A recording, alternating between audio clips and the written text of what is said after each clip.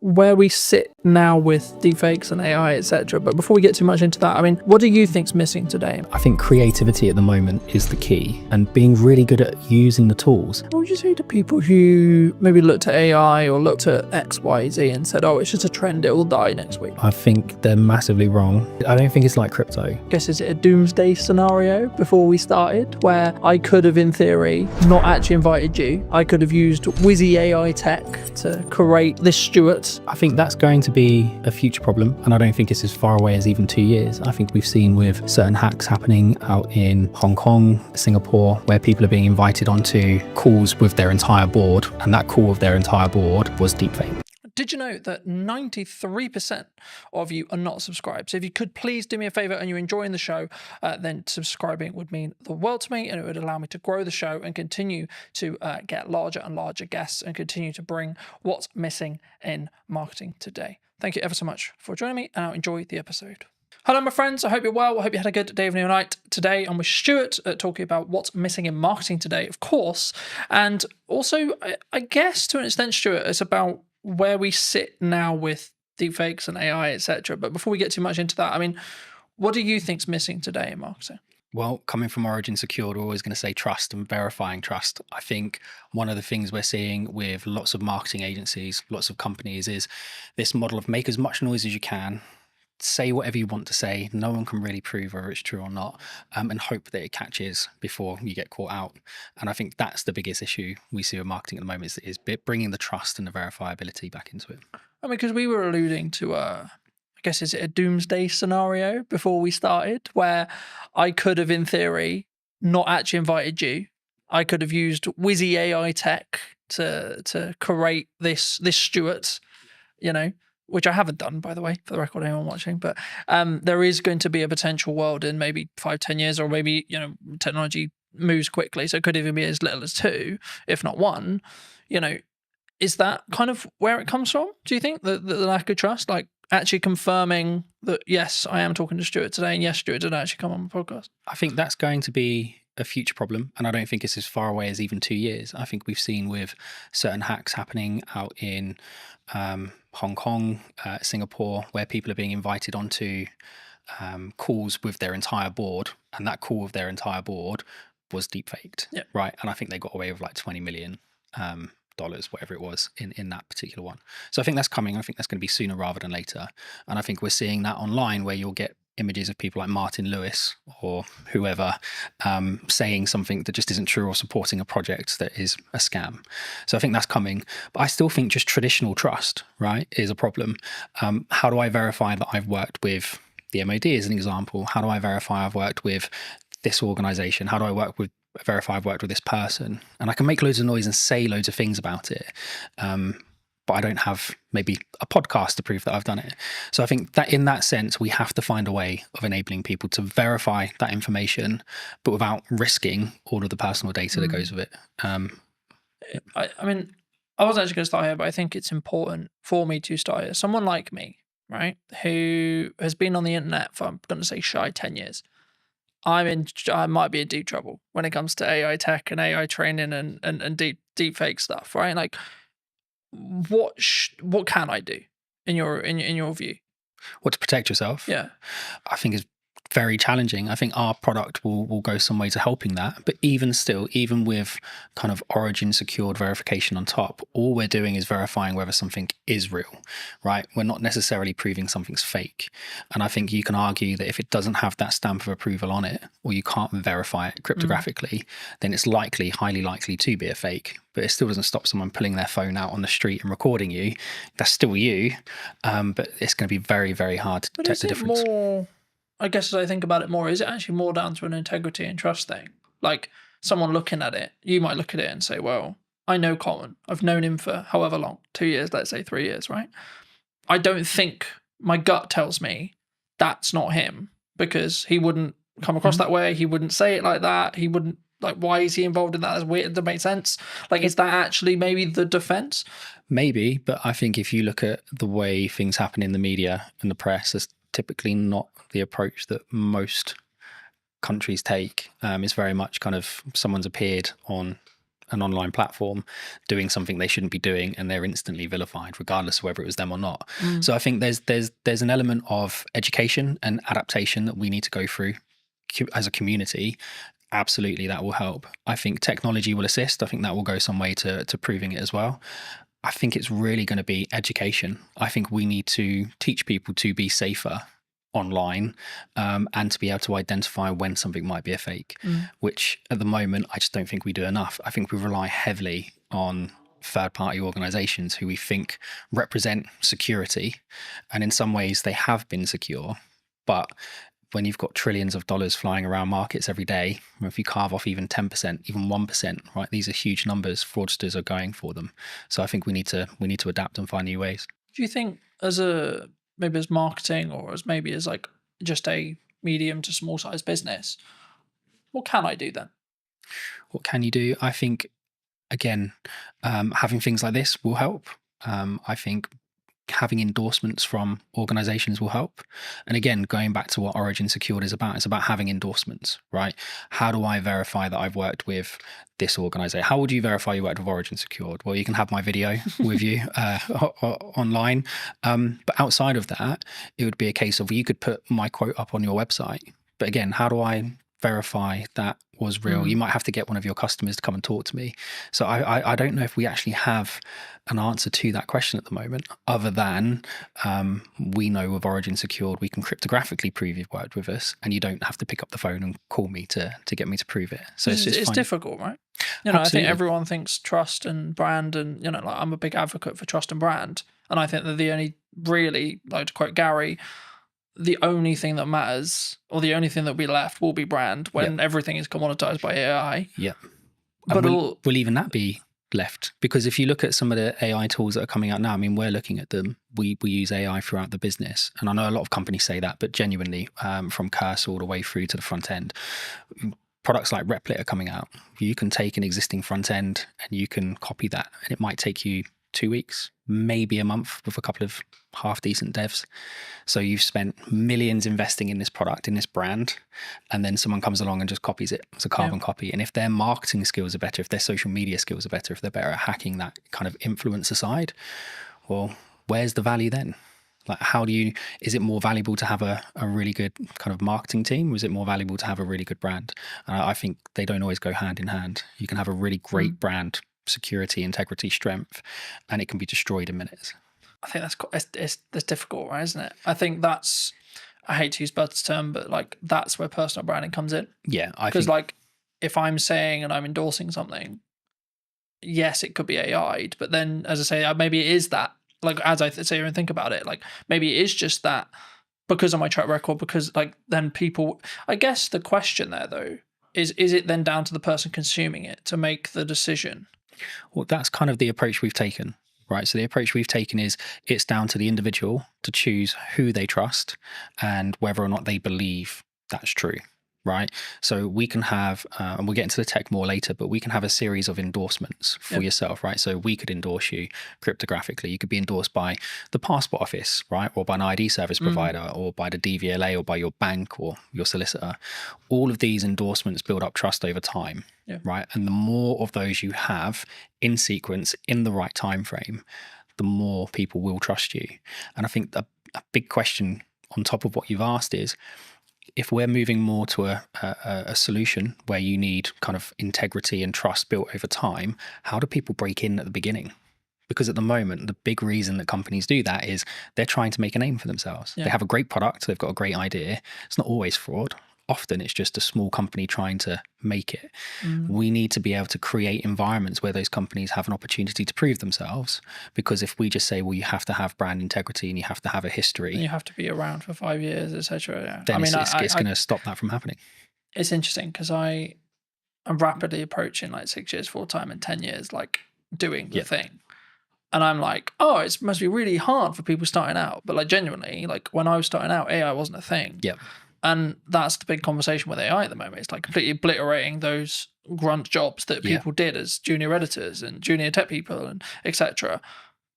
Is it down to us then as providers, like medium and larger, like to say we're going to choose, or is it purely just it's going to get commoditized because it's efficiency?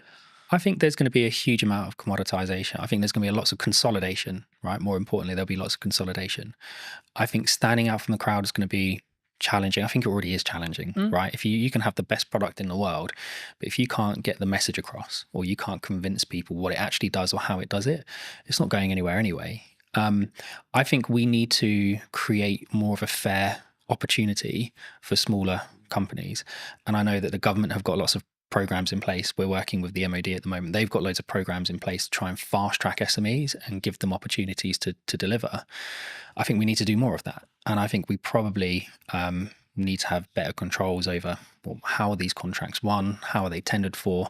Because ultimately they're geared up for companies who have got hundreds of people to spend hours and hours and hours of time building this kind of knowledge up over time, and then you've got a small SME that's run by 3 people with no experience. But also, I guess you could flip it on the other side when you look at AI or things like ChatGPT, large language models, etc., where actually that could be the greatest equalizer that you've got, right? Because someone who's maybe solo or 2-3 people, then arguably, if they're leveraging AI and they're early, they could actually be keeping up with 100 staff in regards to workforce because they're working quite smart. Well, they can, and I think, look, we've certainly benefited from it, right? Lots of smaller companies are benefiting from using AI, but so are the larger companies. And I think if you, I'm going to get in trouble for talking about this, but one of my favorite TV shows is The Wire. And there's a scene in there where one of the characters is out of jail. Cutty, I think his name is. He's sat with this other guy, and they're talking about doing something they shouldn't be doing, and he gets handed a gun, and it's supposed to be a revolver, and he's like, "Oh, I'm used to using a revolver," and he goes, "Yeah, but that doesn't hold 17." And he's, "Oh, the game's changed," and the other guy goes, "No, it hasn't changed. It's just got more fierce." And I think for me, that's what AI is, right? Yes, there's going to be less entry-level jobs. Yes, there's going to be less opportunity for people coming out of university.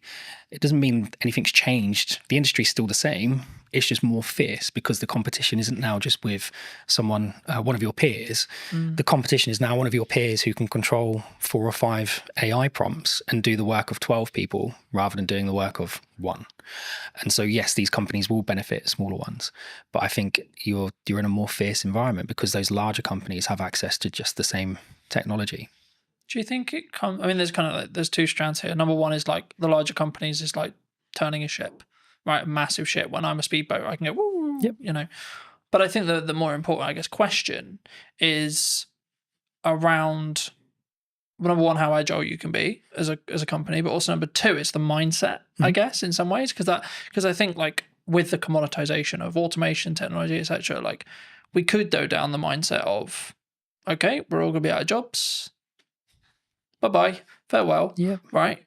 Or we could go, actually, how can I utilize this as a tool? And, you know, I was having a conversation with someone very close to me about another filmmaker the other day, and I was very worried for his model, looking at his business model, because traditionally he's, in this case, brought in as a camera operator for other video production companies. And there's been a large conversation in the space, for those who are listening, about you've kind of got 2 models that you can really like business model-wise that are still profitable and can still work. Massive Hollywood stuff, which big crews, big money, lots of stress, and then the 1 to maybe 2 at most, like production size, right? The issue is, I guess, the middle class filmmaker, you could say, in my realm, could be and potentially is going to be commoditized, especially if they're not utilizing or looking how to use AI, how to do prompts, how to, especially if you look at like the AI generation stuff that's coming out and like Google VO3 and etc. Like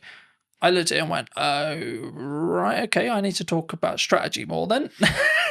Because the idea of filming stuff is going to become less profitable than I think it was.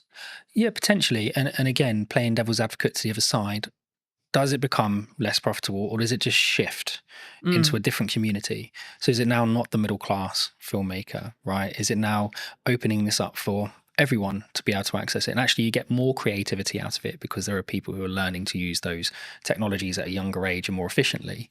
I think my cousin is doing phenomenally well in Sydney at the moment as a filmmaker, right? She's still going through school, but she's done several productions.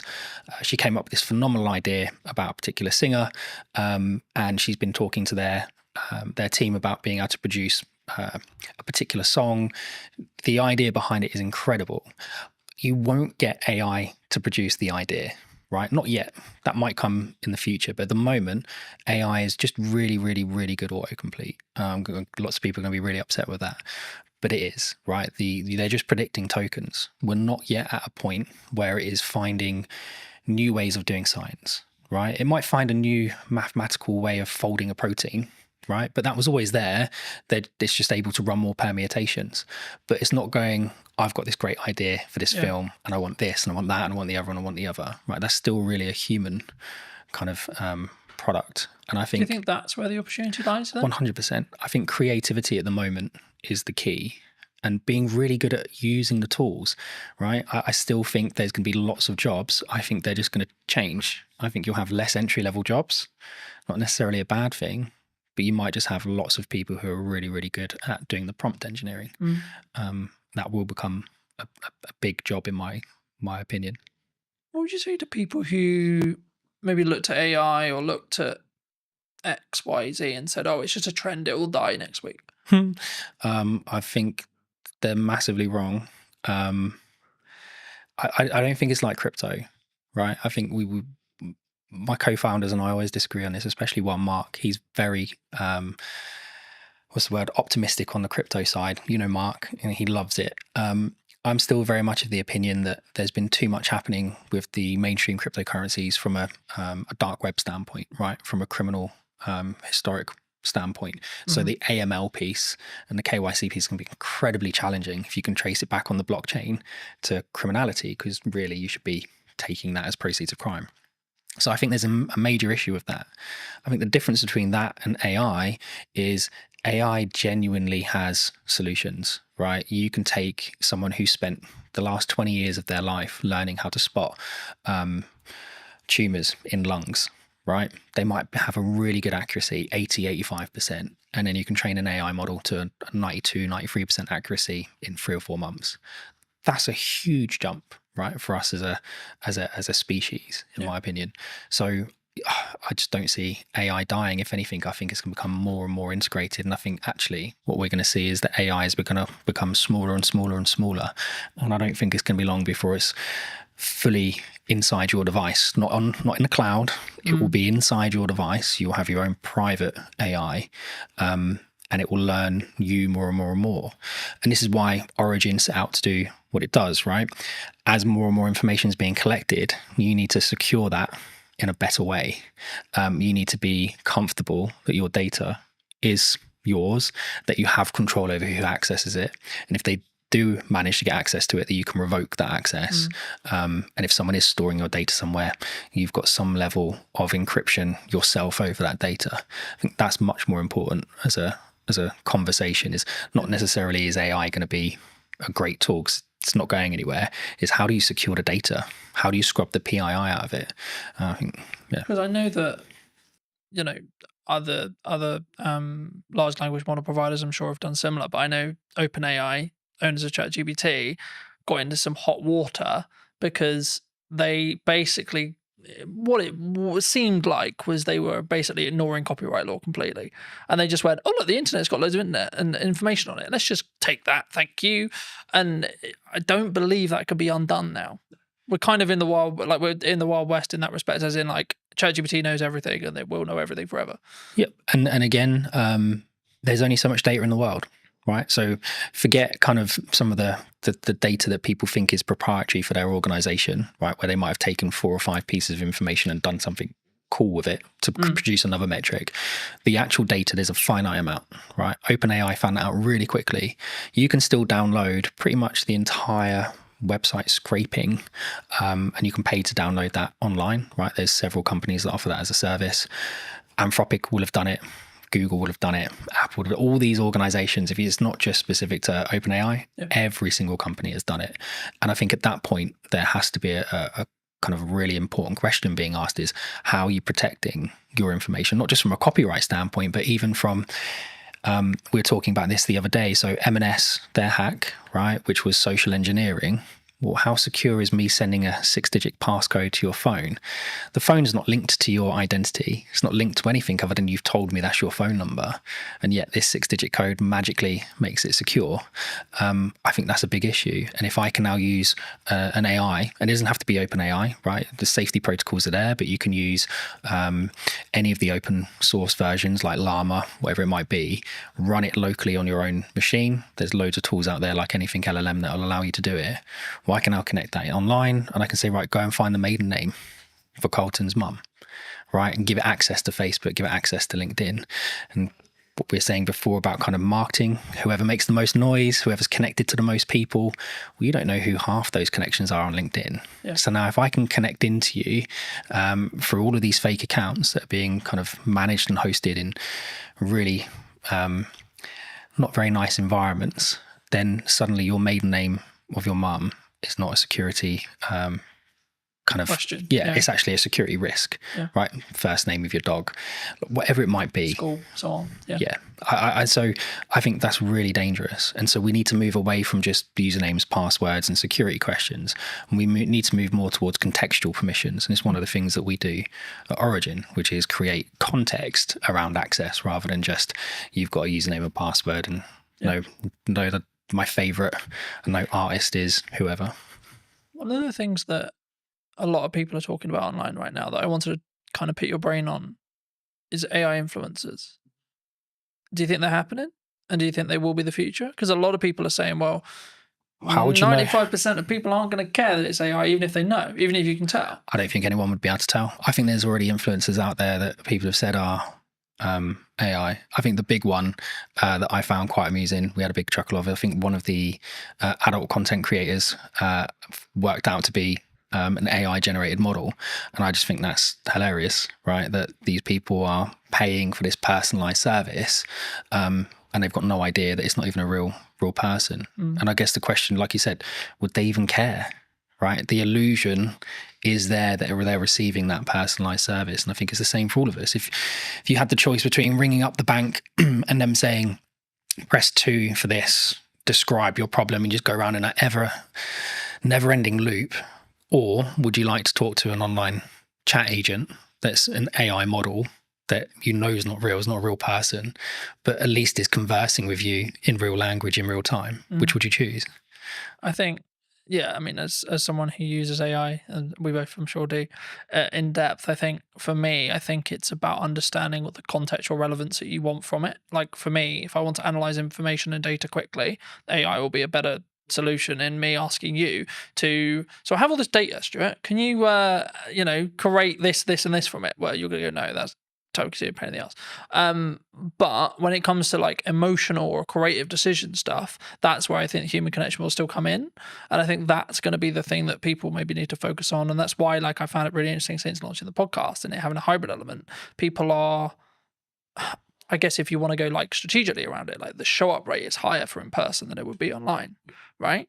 And I think the same is going to be true when it comes to like in-person events and stuff. And I can see kind of this two camp book, which is like people utilizing AI, good idea, but also a constant want and drive to have that human connection, online events, online person, podcasting, online conversations, etc. And actually, from a marketing standpoint, if you don't have a podcast, I would say now is the golden age to have a podcast, because this is the kind of conversation people really want. They don't want you have a conversation with a robot necessarily. Do you think? I think there's a lot there.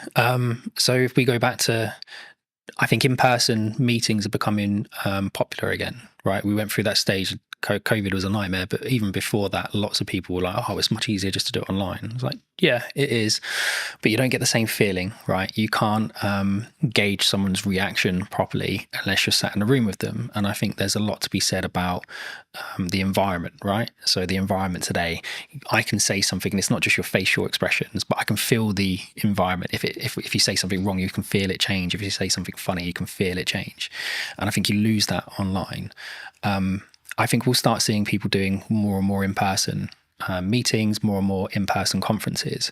I guess the question really I've been asking a lot recently is the younger generation, right? When I was kind of 12, I was out from morning till evening every day doing whatever I was doing. It's not always the right things to be doing, but I was having fun. Whereas my 12-year-old, getting him out of the house is a nightmare. And it's not just because he's on his devices, because we limit his time on his devices. He does lots of exercise. We do Muay Thai together. We train together. We do loads of stuff together. But him and his friends don't go out.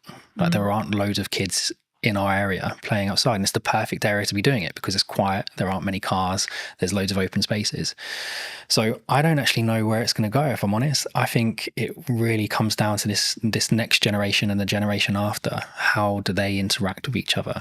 And if we don't keep encouraging people to maintain the social aspect of it, I think it will be an issue. And again, the trust side of it, I can trust you more if I meet you in person most of the time. But even then, you still have people who are really, really good at kind of convincing people of things in person that aren't necessarily true.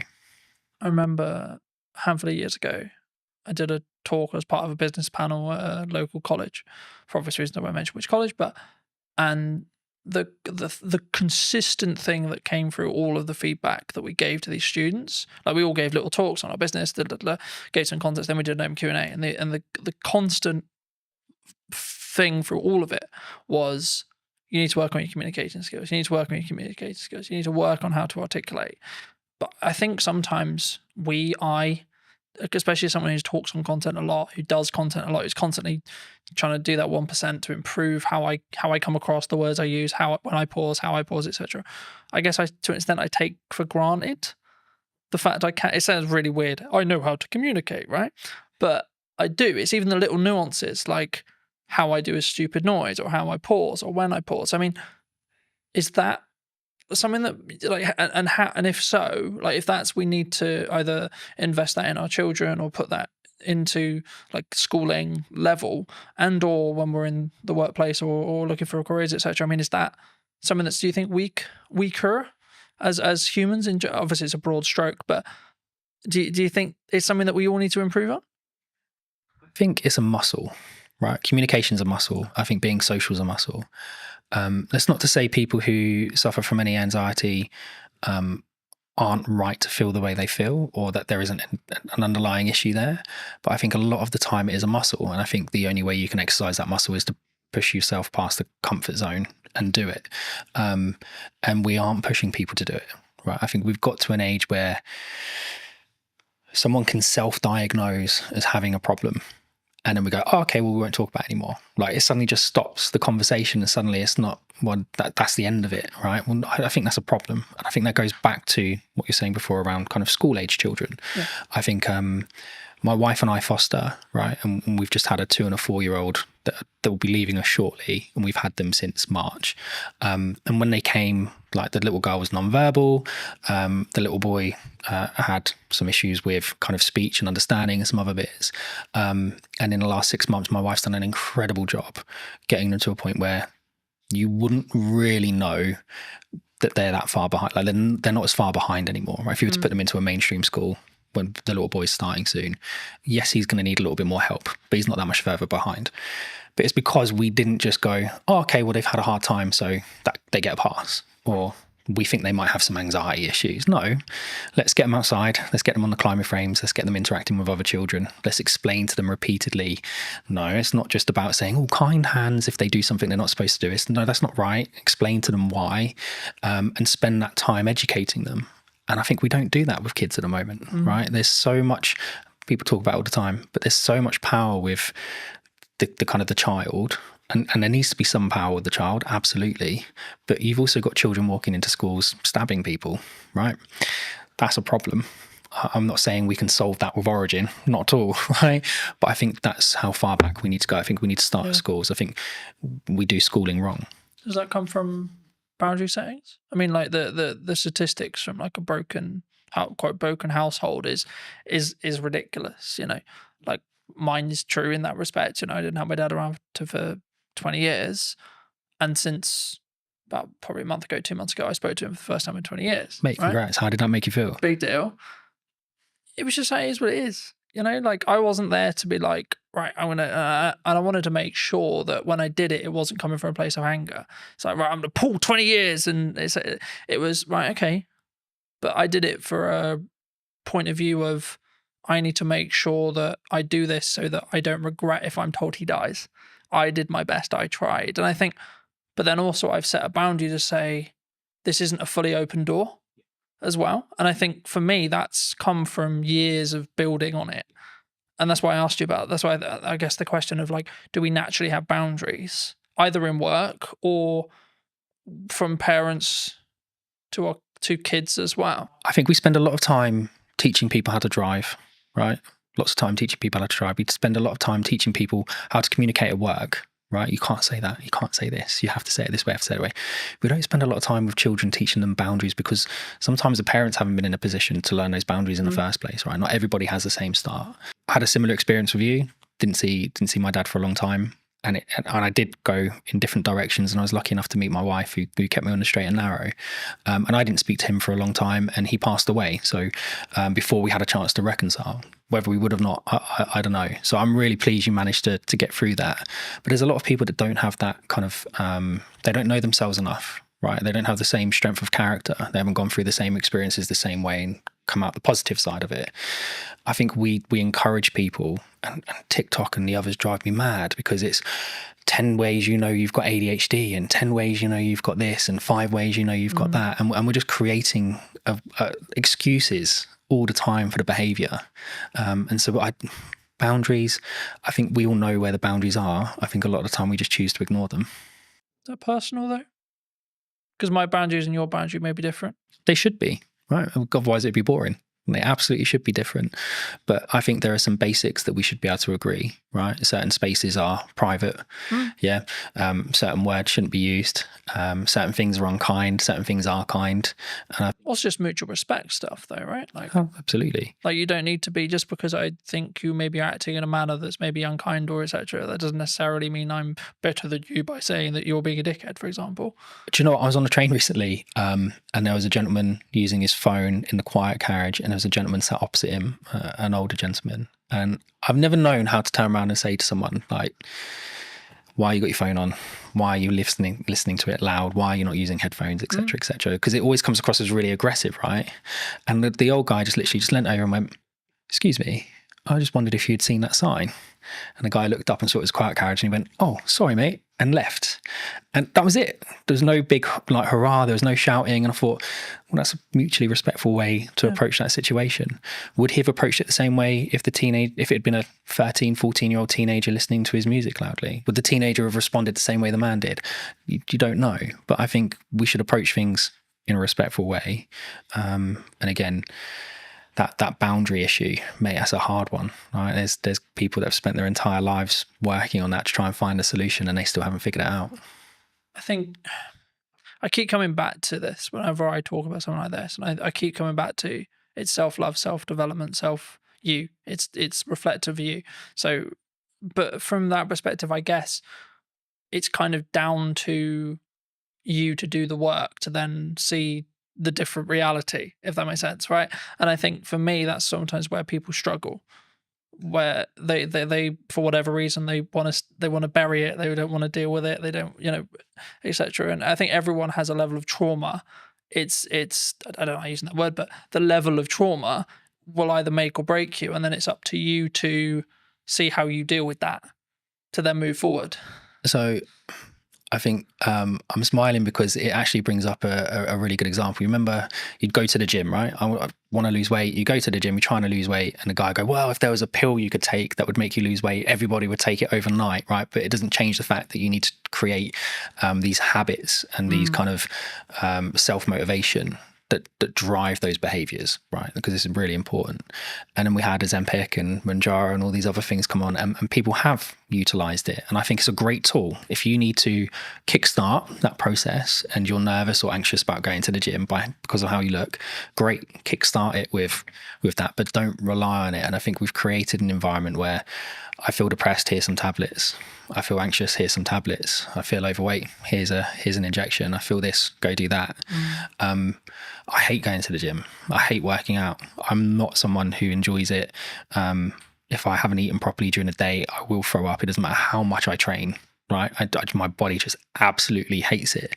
But I push myself to do it because I want my son and my daughter to see me go through those hard things and realize sometimes short-term pain gives you long-term gain.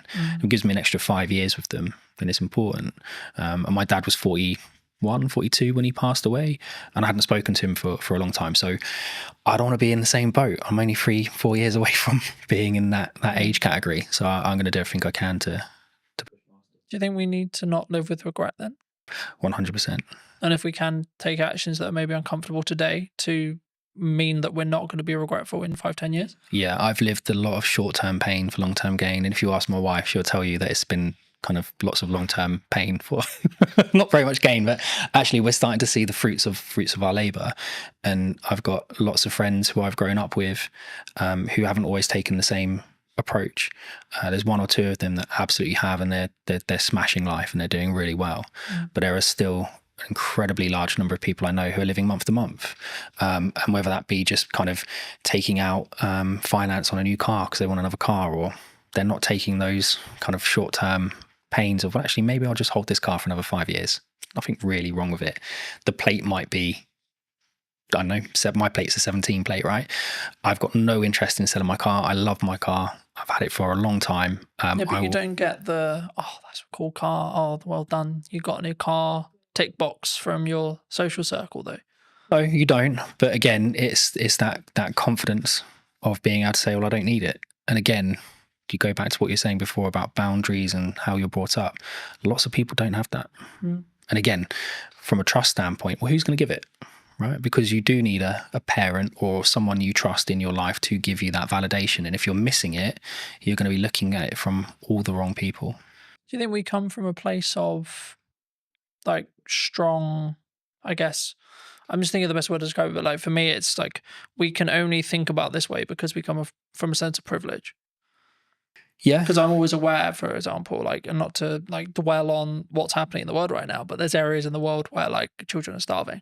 Mate, I look at what is happening in the Middle East, and it fills me with dread that we kind of won. And even then, we still have to struggle. We're in the fortunate position to have the available time, energy, and resources to sit here and have a conversation that we can put on the internet. Well, it's a genetic lottery, right? Like, we just happen to be born in the UK. We just happen to be born into the families we were born into, or the environments we were born into. It doesn't mean that we haven't had to struggle, haven't had to go through interesting times. But it just do we have to frame it in our aspect of when we come up, it is a privilege. We're coming in from a level of passive privilege, because in 95% of cases, yes, there's exceptions to the rule, etc., etc. Everyone has their different story, but in most cases, in the UK especially, or Western culture especially, like, we haven't really need to worry about most of the essentials, either because state looks after us, and or because we come from a family that can look after us, and or we're given the tools to be able to create income that then means we can take those, have those things. Just having the opportunity, right? I think cars aren't exploding next to us. And I think when you can walk down the street and a bomb isn't going to go off, that creates a level of opportunity where you can focus on different things. You can focus on building wealth. You can focus on improving yourself and moving up the social ladder, so to speak. My upbringing, my parents, my mum, my stepdad, everything they could for us, but we still went without certain things. But my dad loved holidays, right? So we did one big family holiday every year, and he loved to travel. He loves politics. He loves history. So we would go all over the place, and we would go and actually really explore the areas we went to. We'd meet locals. We'd understand the history of the place, and that gets you out of your comfort zone, right? Because now you've got the social aspect of it. You've got the verify point, because I'm actually in the country speaking to the people at that location. And I think that kind of shapes you as an individual. Whereas if you spend your entire life just seeing everything on TV, you can just turn it off. And it's not the same. So I think we absolutely are very privileged. Even if you're going through hard times, you're still not necessarily worrying about the same things other people are. But it doesn't mean your story is any less challenging. Though. And I thought that's why I've always, for as long as I can remember, I've always talked about the fact that I don't have to walk 3 miles to get 50-50 chance if I die from drinking the water that I got, like I have clean drinking water, etc. And it sounds slightly ridiculous, but like also just the odds of being alive is 1 in a trillion, right? Yeah. Like, and being alive now, and if you look in this age as well, with this level of opportunity, etc., which is maybe why I can sometimes come across quite brash, because I'm like, I don't have time for people who maybe victimize themselves. I'm like, you don't understand how lucky you are. I feel the same. I've look, I'm not gonna get a violin out. My life hasn't been anywhere near as hard as some people, and some of the children that we've had come into our care. their starts to life have been like horrific, really horrific, and how they are going to shape themselves and cope through life, bouncing around kind of the fostering care system, I dread to think what the outcome is going to be at the end of it, because how can you kind of fix that? But then there are a lot of people who haven't gone through those experiences quite like that, who, like you say, kind of want every excuse under the sun not to be doing something, not to be doing this, not to be doing that. Why can't I just have a pill? Why can't I just have an injection? And I think that's one of the things that AI can't do, right? AI can't solve that. That's a social issue that we need to solve together. And I don't think we're going to solve it by all being in our homes tapping away on AI. We have to be out with people, meeting people and doing it ourselves. Moving back to what you do. That was a bit of a detour. Nice detour. But digital licensing, where does that sit? We've discussed this at length. So one of the key things we wanted to solve of Origin was, how do we verify information about something without revealing the underlying data? And I think a really good social example of that is when police do stop and searches, right? I experienced it quite a lot when I was younger because of the environment I was in. My friends did as well. We'd get stopped and searched by the police lots of times. And sometimes it was okay, and sometimes it was really not a nice experience. And I think it always started with, what's your name, what's your date of birth, what's your address? And even if I give you my name, date of birth, and address, how do you as a police officer verify it, right? Does he have any tattoos? Does he have any markings? Does he, I don't know, look a certain way? But you kind of become generic. Guessing, right? Lots of guesswork, right? And lots of gut feel on the police officer side. Whereas we wanted to try and find something that would, and it wasn't just for this specific reason, but it lends itself really well to it. We wanted to be able to provide technology to the environment, to the world, that kind of removed that friction. So a digital license isn't like an ID card. There isn't a centralized database of all your information in one place. That's ridiculous. If that gets breached, it's going to be horrendous. The fraud will go through the roof. What we've done is we've used kind of a decentralized approach. So we've taken some concepts from blockchain, but removed the blockchain because it's inefficient and doesn't really work for this context. But the idea behind it is, you can have an ID service provider, right? So as a government approved company, verify your identity and give you a cryptographic endorsement that sits on your digital license, which you can carry on your device. It could also be hosted in the cloud, but the idea behind it is you've got control of it.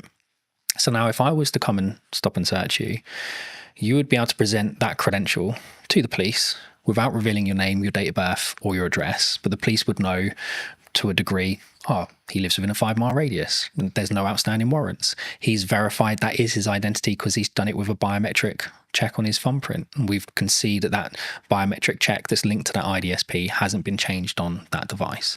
And then we can link it to other credentials. He's got a full-time job with an employer. Don't need to know who the employer is, but he's employed full-time. We can see that he is part of a charity, or he does this, or he does that. There's all these different aspects we can start to build into that check. And it all comes from, I still haven't revealed any of the data underneath it. These are all independent cryptographic proofs coming from third parties. But that police officer is now sure that individual doesn't have anything outstanding.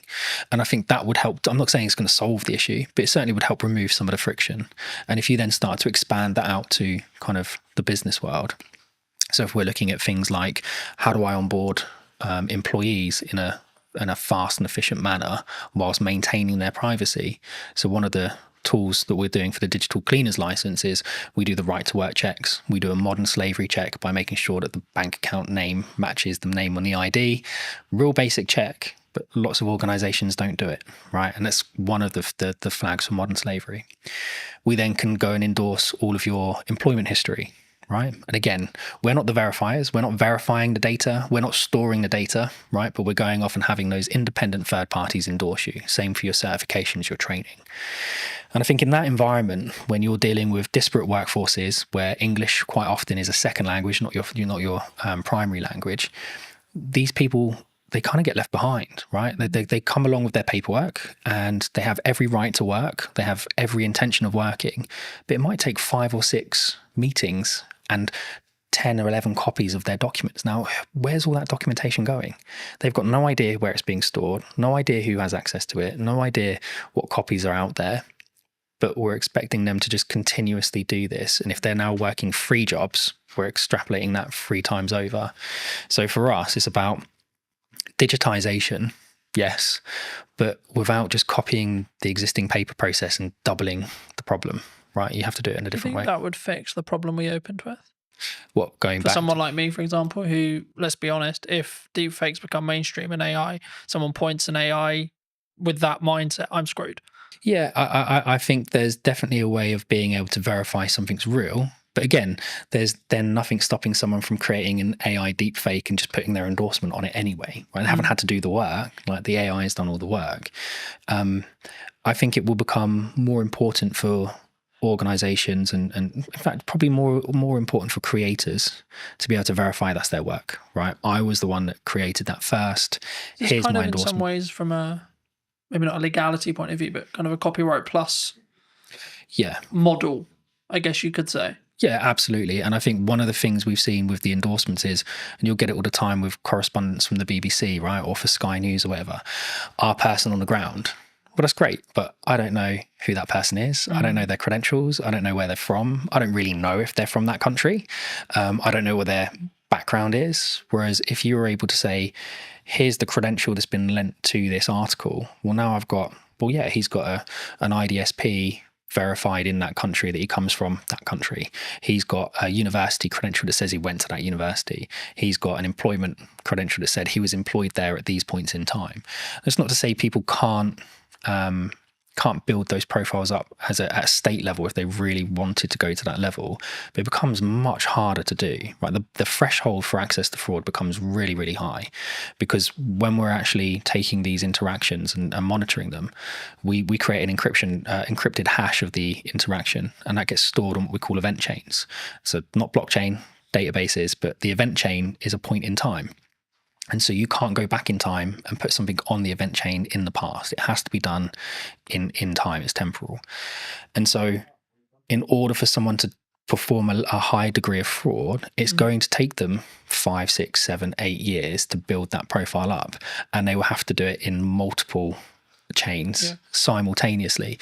And they're just not going to be able to do that. And I guess it comes back to that point, which is like, it sounds horrible whenever you say it, but like, you're making it less likely that you're the one who gets targeted, because the burden of likelihood that your stuff gets stolen, etc., is so much higher than Barry, than Sally, than James, so on, and that's, I hate to say it, because it's like, oh, go and steal their car, not mine, because mine's a pain in the arse to steal, for example. There is that, but again, from our standpoint, I mean, we want to give it to universities for free. Right? We want to give it to schools for free. You have the Online Safety Act that's happening at the moment, and I think you've probably seen some degree of access to adult content reduced. But it's seen VPN usage go through the roof, right? Because we know how people are accessing it, just going around the issue. And I think they had, was it Keir Starmer's driver's license got leaked online, and people using that and a picture of him to be able to skirt around the sides of it. That's the same tech, by the way, we were talking about at the beginning, that some of the retailers are now choosing to use to verify their staff, right? It's not with an IDSP, it's just a localized check that looks right. I guess this was a big conversation like a handful of years ago, and I've covered it in the social media show and etc. But like, there was this big conversation, and lots of jurisdictions across the world have said, below 16, you're not on social media. And that seems to be the future, because it's like, we're now like, half the world has basically got that. How do you verify you're under 16? Exactly. Right. And again, with Origin, it's one of the things we were saying, if we give it away to students for free, you can have a cluster of credentials, right? And so from our standpoint, it's about enabling the verification of a credential to create context. And contextual permissions is something that we've kind of started to patent from using our tech. So the idea behind it is, I can access a system. I don't need a username and password, but I need a credential from an IDSP. I need a credential from my employer. I need a credential for someone linked to that system. I need a credential maybe from a school or university. All of those credentials must confirm specific assertions about myself, right? I'm under 16. I'm a UK citizen. I go to a particular school in a particular area.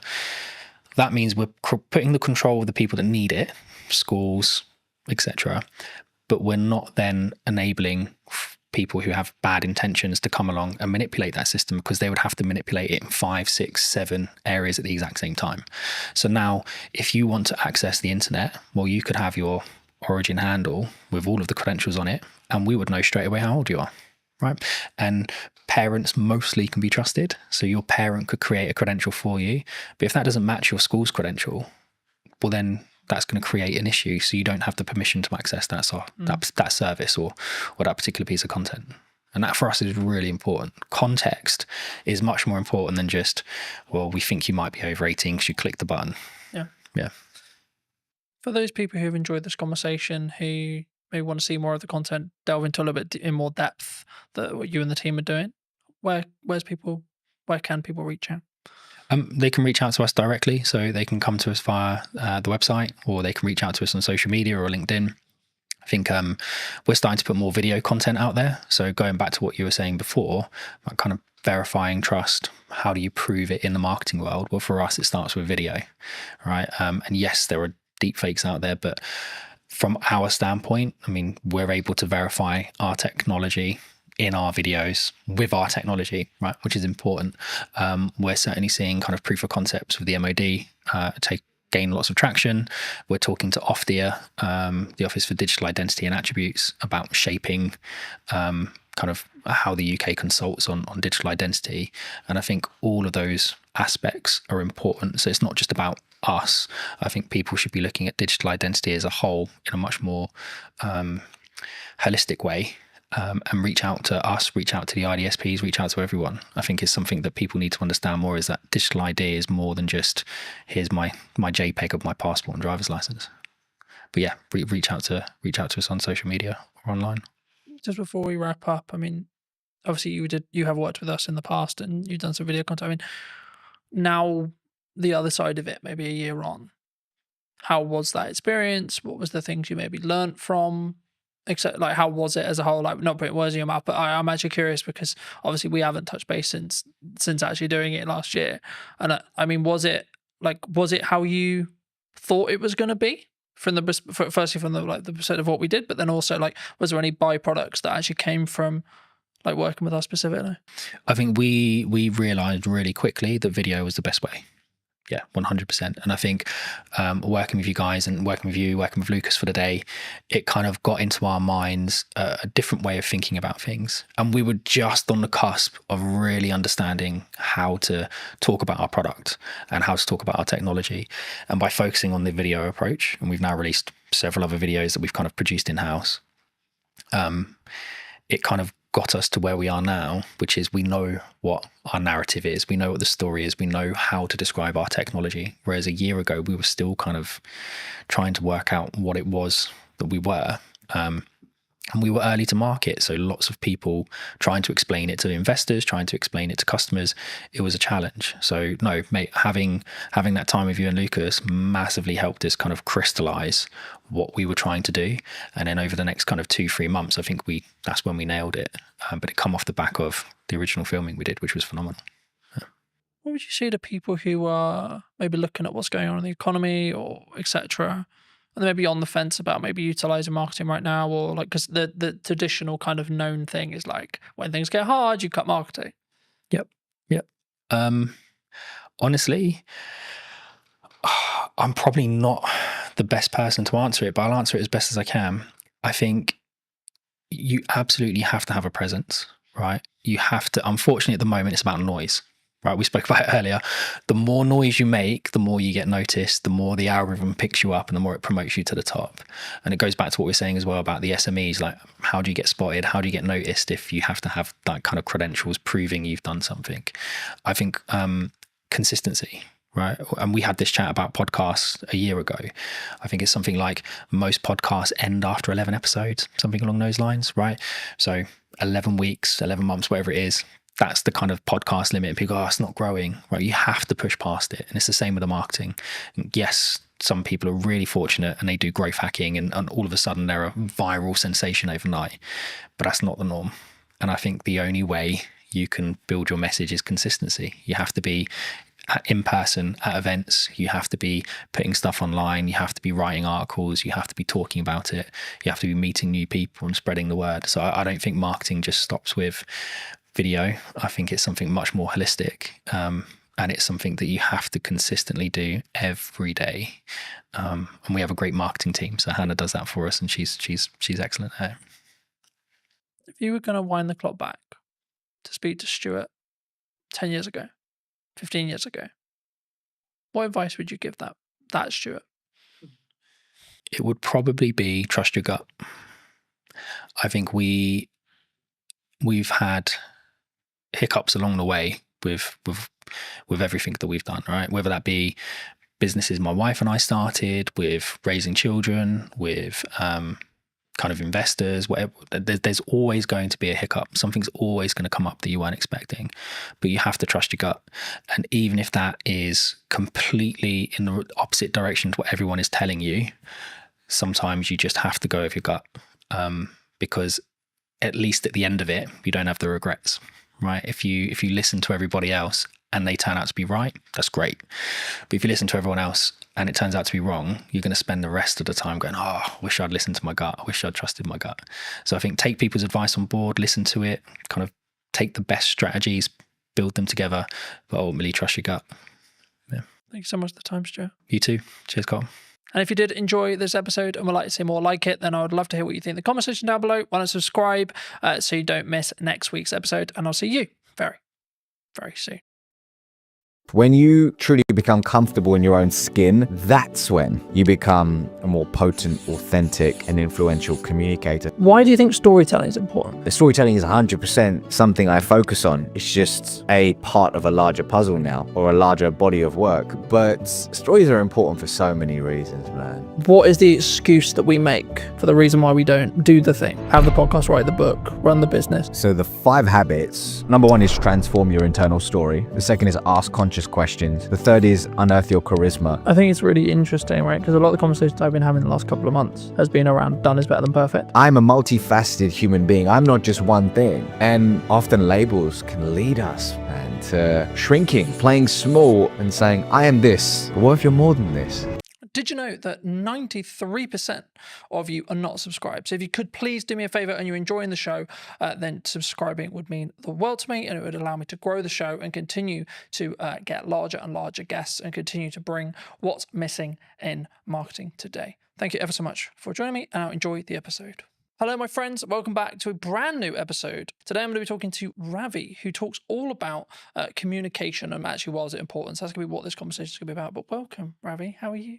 Good, man. I feel like we should have started rolling about 10 minutes ago because we had some good conversation about marketing, communication, books, all that good stuff. But I'm feeling good, man. As I told you in the green room or the coffee area, this has been a minute when it comes to me being on podcasts, given I've been focused on writing my book, being a dad, and all that good stuff. So it feels good to be here, man. It feels good to be here. Well, thanks ever so much for coming down and for the time, of course. I mean, it would be wrong to not open the show with what you feel is missing in marketing today. I mean, we touched on it in the pre-show conversation a bit, but just to reiterate for the audience's sake, I mean, what do you feel is missing today? When you asked me this question beforehand, giving me the material to prepare, I had to sit with this. And I had to sit with this for quite some time because I didn't want to give you a generic answer or one that's been heard before. And the one word that came up for me was intentionality.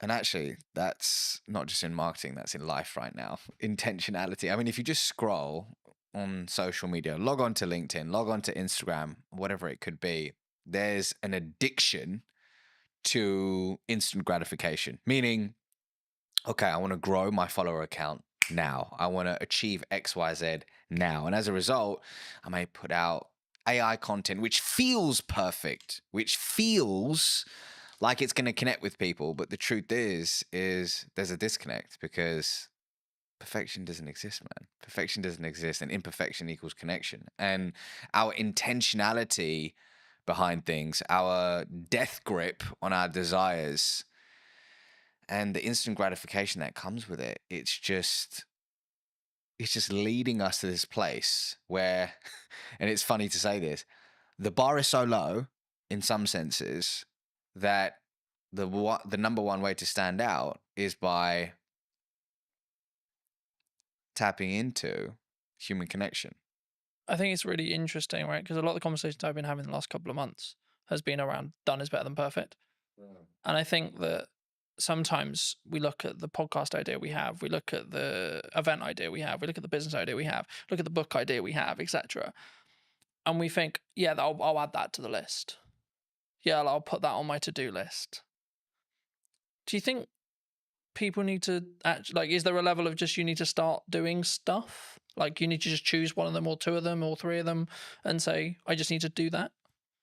Because I think sometimes we put it on we kind of pin it up and we go, yeah, I'll get to that. But then we never maybe do. What's the question behind the question? I'm curious. The core, I think, is do people... So I guess what I'm actually asking there, and this isn't planned, so I've just come off the fly, but I think it's, what is the excuse that we make for the reason why we don't do the thing? Have the podcast, write the book, run the business. Maybe someone's watching this and they're in their 9 to 5 and they're like, I've got that really business idea, I'm really passionate about X. But they don't start working on it in the evenings. They don't start because maybe they're worried about what people think, etc. These are the common answers I get. But is it just that? I'd say it could be many things, and I can't answer it from everyone's perspective. I can only answer it from my lens. And I would say the two things coming up for me are, number one, fear, like we spoke about, where, I'll give you an example. I know of somebody who has a specific idea that they knew in that season of their life was in alignment. But there was always a reason why they couldn't pursue it. There was always, for lack of a better word, an excuse as to why they couldn't pursue it.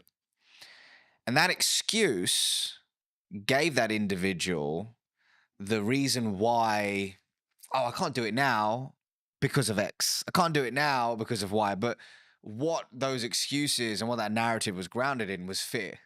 So there is definitely fear. There is definitely fear, but as the old saying goes, fear stands for false evidence appearing real, right? So yes, there's fear behind it. The second thing is, do you actually want the thing that you say you want? Or have you just logged onto Instagram and you've seen that Jamie is doing incredibly well now that she's left her 9 to 5 and is in this job and seems to be crushing it, and actually you like the idea of that, you like the concept of that versus the actual reality? And is it your ego saying, hey, I want a bit of that? Or is it actually your authentic self? Is it driven from your authentic self? I don't know.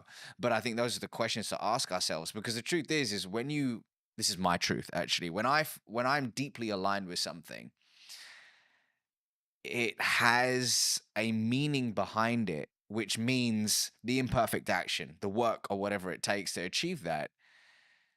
The excuses, the fear, it starts to move to the sidelines because you know that not taking action is going to cost you more.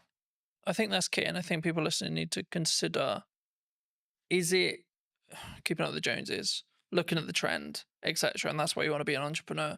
And I'm fortunate where I'm wrongly or rightly rapidly approaching 10 years in business, which is crazy in my head, and I'm looking at it going, right, okay, so the odds here are like, I've kind of done quite well, because the odds are that I think I looked up yesterday, I think about 25% of business, like 25% of businesses don't survive longer than 5 years. Really? Yeah. And I'm just thinking, why? And like, from listening to how you just answered the last question, I think for me, the key is they weren't in line with, like, they weren't true. They weren't willing to die on that hill or put the flag in the sand or etc. I think entrepreneurship before COVID was cool, right?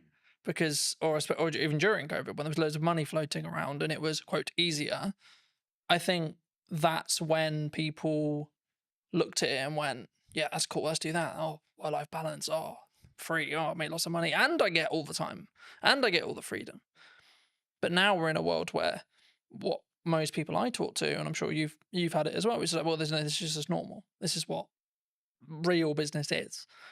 Things are harder, you maybe lose a client, or things are harder in the economy, etc., etc. That's just another day at the office, And I think for me, I think that's where the true entrepreneurs will stand through. What do you think people get wrong, though, in either that step or then how they communicate that step to their friends, their family, maybe the clients they want to work with, the market? Because obviously a lot of what you do is about communication, right? And that's why I want to focus on that, because it is your unique skill of expertise and etc. But I also think it's the most underrated one, because it's like, well, there's not much to it, Colin. You just have a conversation, right? Well, before I answer that, to back it up for a second, you know what was cool when I was growing up was everybody wanted to be an investment banker. Everybody, there was like, everybody would watch the movie Wall Street. Gordon Gekko, greed is good. And they were like, okay. And the movie American Psycho, Patrick Bateman, they're like, okay, I want to be an investment banker. And it's so funny how entrepreneurship is now the thing. Like, I think about my daughter, she's nearly 3. I think at 10, she's probably gonna. A YouTuber won't even be a thing then. I don't know what will be the thing, but it's crazy to think how these things move in seasons and how whatever is flavor of the month, people gravitate towards. The question is it in alignment with you and your goals in this season of your life? Ravi now with 2 kids under 3, married, is very different to Ravi in his 20s. Very different. But in answer to your question, so actually to back it up, is the question, what do people get wrong about communication in business, or have I missed or misunderstood that? What do you think people get wrong when they communicate what they're looking for, either in a personal relationship? Let's start there. And then maybe then going into a business relationship and how we show up and how we communicate.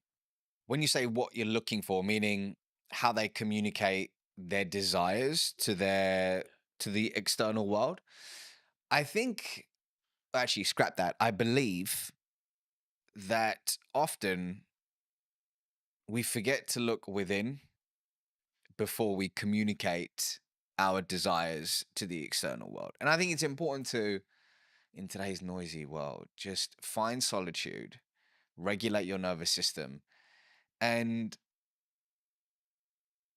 find neutrality so you can really figure out, hey, what is alignment for me? Is the thing that I say I want actually the thing that I truly want? Or is there a path that is more aligned to me in this season of my life? I think that internal communication is super important and really tapping into your unique genius. I believe everybody has a zone of genius. Everybody has a zone of genius. But so much of the time, when we look externally, we say, oh, Colin's doing this thing. Colin's pushing out content 24/7. That looks so dope. That looks so cool. Maybe I should do that. But actually, your zone of genius may not be being in front of the camera. Maybe your zone of genius is writing. And you should go all in on writing. Yet, what looks good is Carlton on video. So you disown your genius and you move towards a path of misalignment. But hey, sometimes we need to have the disconnect to allow for the reconnect, right? And that's a part of the journey. So I think, once again, actually scrap that. I believe that looking inward is a step that is often missed in today's world when it comes to thinking about our desires in business and personally. I think that's really important for people to consider, but also like it made me think of where I was at the early part of my 20s, and now I'm in my later half of my 20s, right? Yeah. And I think the definition of the word success when I was 20 was very different to what it is now. And I find, like, I can say this now, like, in hindsight, but I find that really interesting in how it's developed and changed. And I think that's kind of, to an extent, what some people misunderstand, right? When they look at maybe, I'm going to do this business, and maybe it didn't work. Or maybe they gave their all for 5 years, and then actually they're like, you know what? Yeah, I could, but, like, I'm just going to go get something that is close, but not there, right? And it's a job and it does what I need it to do, but then I can focus on everything else. And they're putting that first.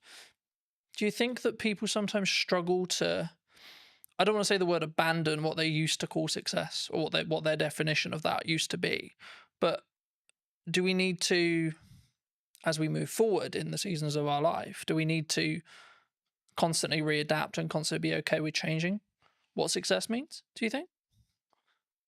It's funny you say that, because if I think about the version of me in my 20s and what I defined as success. So different. So different. And it's wild. But I also needed the 20-year-old version of Ravi to, like, actually, a better way to put it is I acknowledge that younger version of me. I have compassion for that younger version of me. And I know that he did the best he could with the consciousness that he had at the time versus berating that version. You know, some people say, oh, God, man, I was such an idiot. I did So many years. Yeah. actually, we did the best we could in that season of our life with the tools that we had. So I've got to honor that version of me. But when I look back, I'm like, wow, I'm glad I've evolved. I'm glad I've evolved. And I think we do need to be comfortable with not labeling ourselves. We need to be comfortable with labels. I'll give you an example.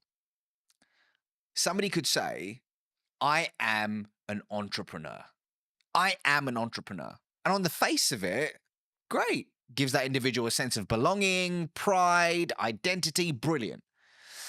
However, let's say that one of their buddies hits them up and says, hey, Jamie, I've got this role at Netflix. It's in the C-suite. I've spoken to people internally. We think you would be incredible for it. But Jamie's like, hold on, but I am an entrepreneur. But actually, it's not working for them in a way that they would have hoped. And actually, being in the C-suite at Netflix could be more expansive and abundant for them, but they reject it. And they say, no, but I'm an entrepreneur. So the labels that we give ourselves can often create these mental cages where we shrink our desires, we play small, and we often reject abundance. Versus, instead of saying I'm an entrepreneur, we could say I'm somebody who runs a business. Instead of saying I'm a podcaster, is I'm somebody who has a podcast. So when we expand our identity, we expand our being, and we allow abundance to organically find us. So, for example, when it came to writing my first book, this was a first for me. I haven't written a book before, so I intentionally thought about embodying the label of I'm a world-class author. I am a world-class author. So I could embody that identity to write something I'm deeply proud of, but quickly switched it to I'm someone who writes books. Because does that mean I say no to speaking? Does it mean I say no to coaching? Does it mean I say no to consulting? No. I'm a multifaceted human being. I'm not just one thing. And often labels can lead us, man, to shrinking, playing small and saying, I am this. But what if you're more than this? I think for me, and what I was thinking of as you were like explaining that as well, I think you can have your definition of success in the correspondence to the season you're in, right, as well. And I think I understand why people would like, I need the X, whatever it is, right? I need the car, I need the house, I need the wife, I need the lifestyle, whatever. But I think you can undo what's possible if you stay true, like if you only solely focused on that, rather than saying, I want to go north. Yeah, but come on, you're not being specific on where north. Okay, but I know I want to go in this direction, and then see what opportunities then arise from there, and then reflect on what happens. So at this moment, yes, I run a marketing company. Sure. Okay. But if you had this same conversation nearly 10 years ago, I would have said, I do video production. Right. And if I had just locked into, no, I only do video production, that's all I do. I work with other video production companies and help them create content. Cool.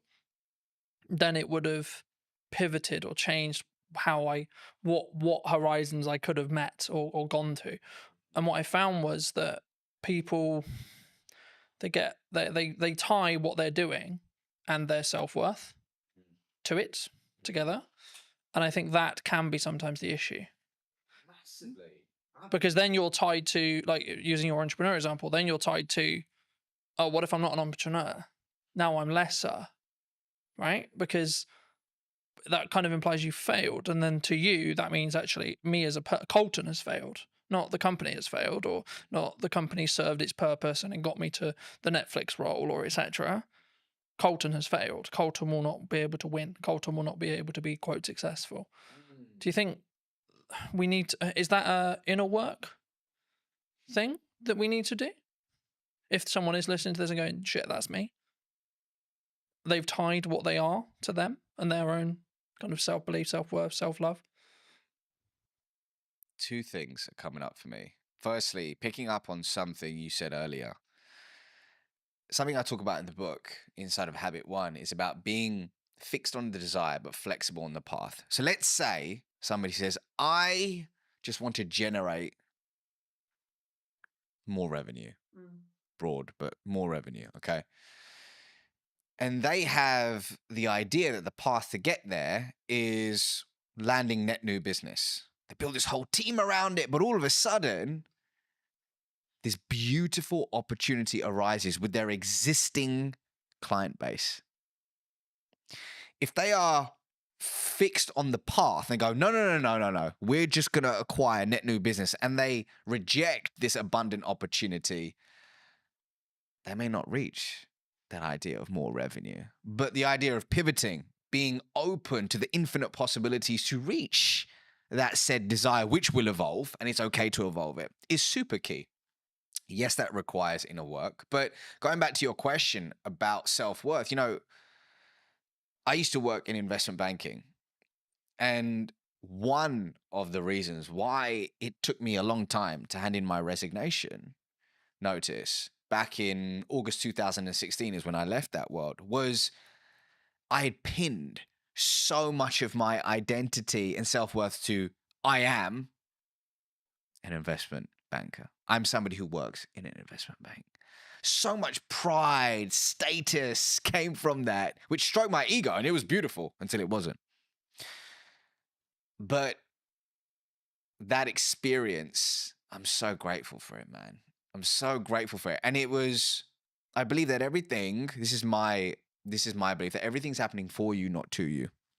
And whatever you're experiencing right now is a lesson that you need to learn to be able to transform your identity into the human being that can receive and sustain their true desires. So somebody listening to this right now may say, man, I'm so annoyed that my team member or my employee just keeps doing this frustrating thing. They keep being late to work, or they keep missing XYZ, and you're getting frustrated. Why can it not be like this? It is not fair, you keep saying. However, you may have requested from the universe, whatever your North Star is, that I want to be an influential leader. Well, you've requested it. So as a result, the people, the projects, the challenging circumstances are coming your way to sharpen you, to expand your being so it can, once again, your identity can be transformed into one that is able to receive and sustain. So whoever's going through, whatever you're going through right now, see it as a gift, an opportunity to transform your identity. So if you are pinning your entire self-worth, over-indexing on career, whatever it could be, see it as an opportunity, right? Does it take looking inward? I believe so. For me, that's the way forward, but you got to figure out the right path for you. I think for me, lacking in the business world, and this is a very broad stroke, there's obviously exceptions to the rule, but I think sometimes is lacking is the self-accountability side of it, right? So whenever I have a project or a podcast or something I'm doing, I'll go, right, even if it went well, cool. Great, it went well. Great, the client's happy. What can I do to make sure that experience was better? What can I do to make sure that that went closer to plan? Where was the issues? And there may not be a lot, but even if I get one thing, that will allow me to then build on it and so on. And this really comes into effect when you have something maybe that didn't go well, or maybe you unfortunately passed ways from clients or etc., which I think, from my perspective anyway, is part of if you're growing, right? If you're adapting and you're changing what you're doing, the clients that you and a client come together and you both want to go north at some point, okay? Then a period of time passes and they may want to then go east because you may have got them to that point. And at that point, of course, you're going to part ways. But I think in business, we sometimes struggle to think about, oh no, I have to have this client because they were my first client, or we idolize that person that we're working with, or the organization we're working for, etc. Especially when you look at like my dream client list when you start out, etc. But the reason why I think it links here is because it's then how you show up. It's then how you communicate. It's then how you communicate, A, in marketing, but then B, when you're having the follow-on sales conversations or continued client care conversations. Actually, do you think we need to take more accountability for that? As in the client needs to, some themselves, but also us as a provider. Accountability for what exactly? You mean that What we've done? Because I think it's very easy to go, oh, it's your fault. When something goes wrong, it's your fault. so just so I understand the question, is it when you're in a client customer relationship, something goes wrong, how does one react to it? Yeah. Or it could be just in general, like when you do, like, I'll give you another example. When you have an idea marketing wise and you go, right, I'm going to give my all to this marketing idea, and it doesn't quite go as well as you planned, for example. Oh, this should be this. And the reason why I never use numbers here is because they're all subjective to you. But, oh, we can keep pushing, we can do this, we can do that, etc. And I think for me, you have to sometimes tie the result from what you're looking to achieve in the respect to the amount of effort, because sometimes that result is lagged by 3-6 months. So everything I've understood in business is I do stuff now for the growth I want to see next year, or the growth I want to see in 3 months or 6 months. And just to frame it back into the question, when you look for the relationships that you want to create and have, either in business or personally, I think they're very similar. Do you look personally, or would you recommend people look personally at looking for people who can take self accountability when things go wrong? Is the crux. So just so I'm receiving that question, it's in business when you're finding strategic relationships, is accountability an important Is thing it that an you look important for? element, do you think, moving forward? I'll give you an example. Inside of my business, something happened in the past 4 or 5 days, and there was a mistake made. And I spoke to a team member about it, saying, can you help me understand what happened with XYZ? Now, they could have got defensive. They could have deflected, and they could have completely disowned the part that they had to play in that situation. But you know what this individual said? They said, I'm really sorry about this mistake. I truly own it.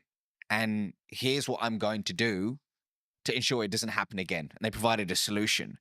Now, here's why I'm telling you this.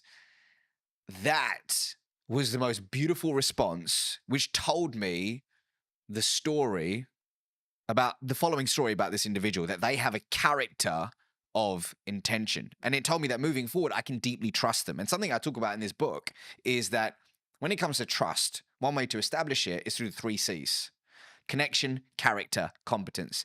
In this imperfect moment, which is a gift, I got the opportunity to learn something about this individual that would have never happened if everything had gone perfectly. I learned that they're self-accountable, and I learned that they're open to owning their mistakes. And they showed up with a character of integrity. It was brilliant. Simultaneously, I had another challenge, or gift, shall I say, in the business that happened about 2 weeks ago with a third party.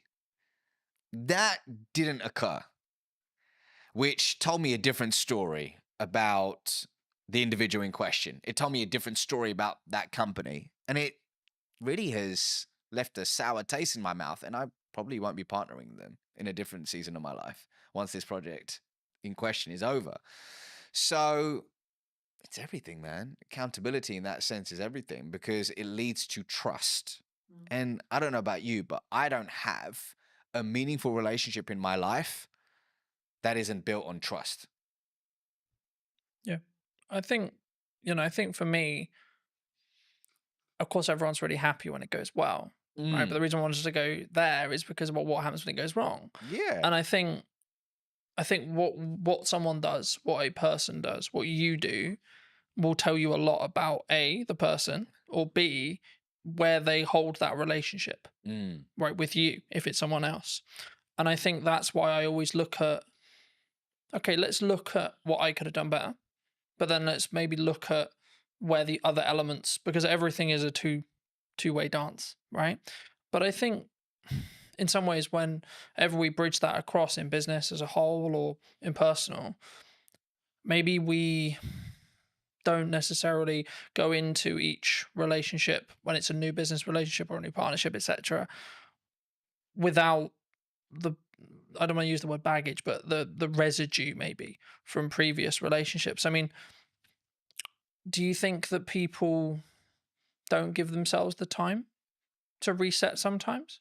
Like when it comes to either like you had a long-term relationship with a client and maybe you've got some other clients, but in that sector that you don't step back and say, okay, well, kind of building off that accountability question, you think sometimes we need to take that time to step away?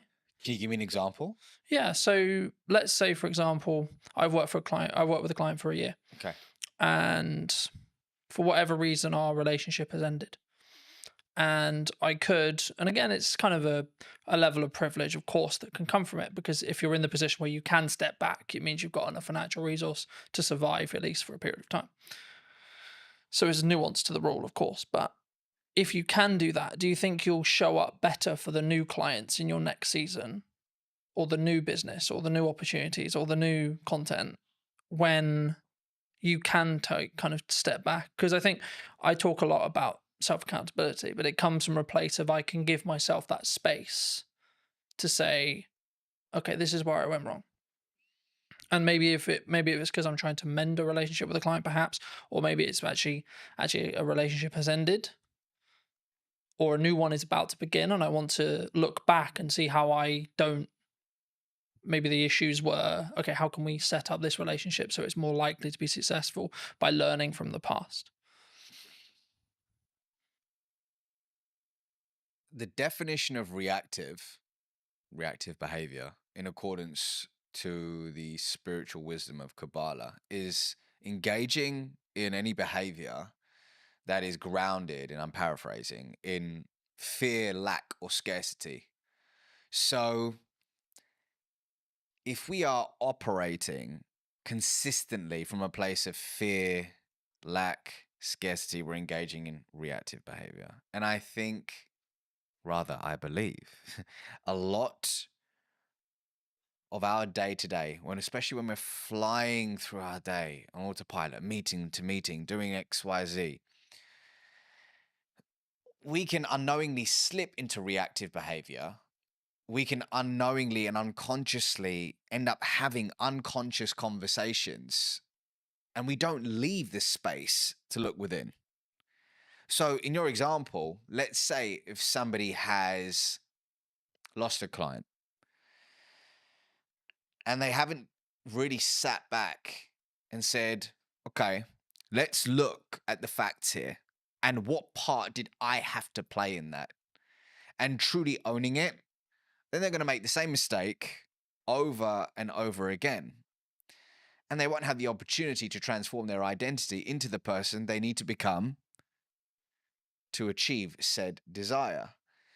So your point about self-accountability is important, but it's all down to the fact that, if your calendar is just, there's zero white space in it, and you don't have a personal practice in the morning or whatever it is in the day to ground yourself, it can lead to this unconscious behavior, which is a problem in today's world. Because in our conversations, one of the biggest problems is engaging in short-term behavior that kills long-term reputation. Do you think that people have too many busy things happening? They take too many meetings. They take too many opportunities. They don't know how to say no. I can't speak for everyone. I can speak for the clients that I've worked with. I can speak for the people in my world and through my lens and expertise. And what I can see in today's world is the addiction to being busy is real. And often work can be a form of escapism to run away from something we're experiencing, something we're feeling, or whatever it could be. However, I believe we've confused being busy with being productive. I believe that often the inability to say no isn't just, oh, I just love working on several things at once. You know, I just love just chasing all these different things. But what's behind it? Is it your inner people pleaser who's struggling to say no? Is it a story that you're telling yourself of I'm not enough, which is triggering, which is a launch pad for these behaviors? What's interesting is I heard a quote a little while ago, which is stop setting yourself on fire to keep others warm. And in a different season of my life, that's what I did. I consistently set myself on fire to keep others warm. And what I mean by that is saying yes to people, projects, and opportunities that were misaligned with who I truly was and my desires, and then saying no to myself, which is a recipe for disaster. The question is, why does somebody struggle to say no? And when an opportunity does come up to say no, how can you do it with warmth? And I'm happy to give you an example of something that I had to do recently to actually say no with warmth. But actually, some people want to say no, but they feel guilty afterwards. What are they going to think of me? They don't want to be not liked. Am I missing out on this? But there is a way to say no with warmth. Do you think that psychologically? Do you think we're naturally more likely to say yes because of that? We want people to like me. I'm going to say yes to you because I want you to like me. If somebody is struggling to say no, on the face of it, people give advice like, okay, well, what is it costing you by saying yes to this? Okay, here's what we're gonna do. We're gonna focus on you figuring out what's aligned with you so you can start saying yes to the right things and no to things which are misaligned. That's great. I mean, an exercise which Dr. Zoe Chance of Yale University does with a lot of her students, she's a senior lecturer over there, is she gets them to say no. She said this on my podcast many years ago. She goes, I get people to say no for 24 hours to everything, as long as it doesn't result in a divorce or anything crazy, right? But get them to say no to everything so they can start flexing that muscle, which is brilliant.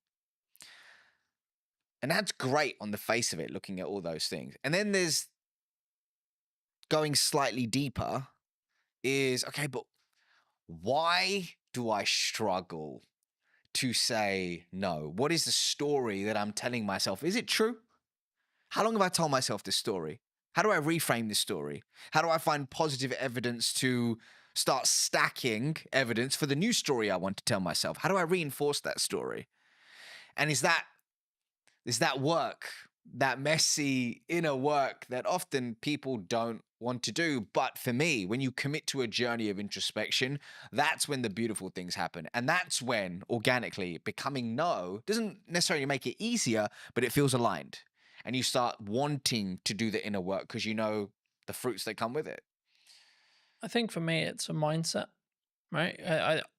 I see it as something I've tried to do is like, I have a certain window of time, let's say 3 months, and I'm only allowed to say yes to one, maybe two things at maximum during that window.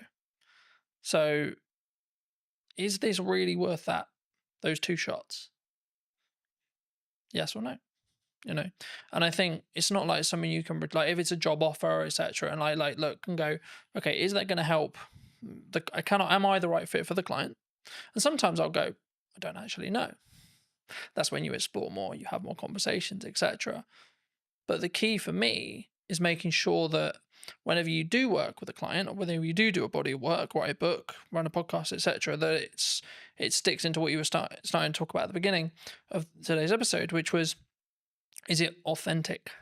Is it connected? And it's kind of I hate using it because it's kind of become a buzzword now, right? Being authentic on social and being authentic in content, but only you know whether you are. And something I did want to talk to you about, and I know it's maybe something you're maybe trying to move away from, and I'd love to hear if that is something you're moving away from, potentially why, but like, why do you think storytelling is important?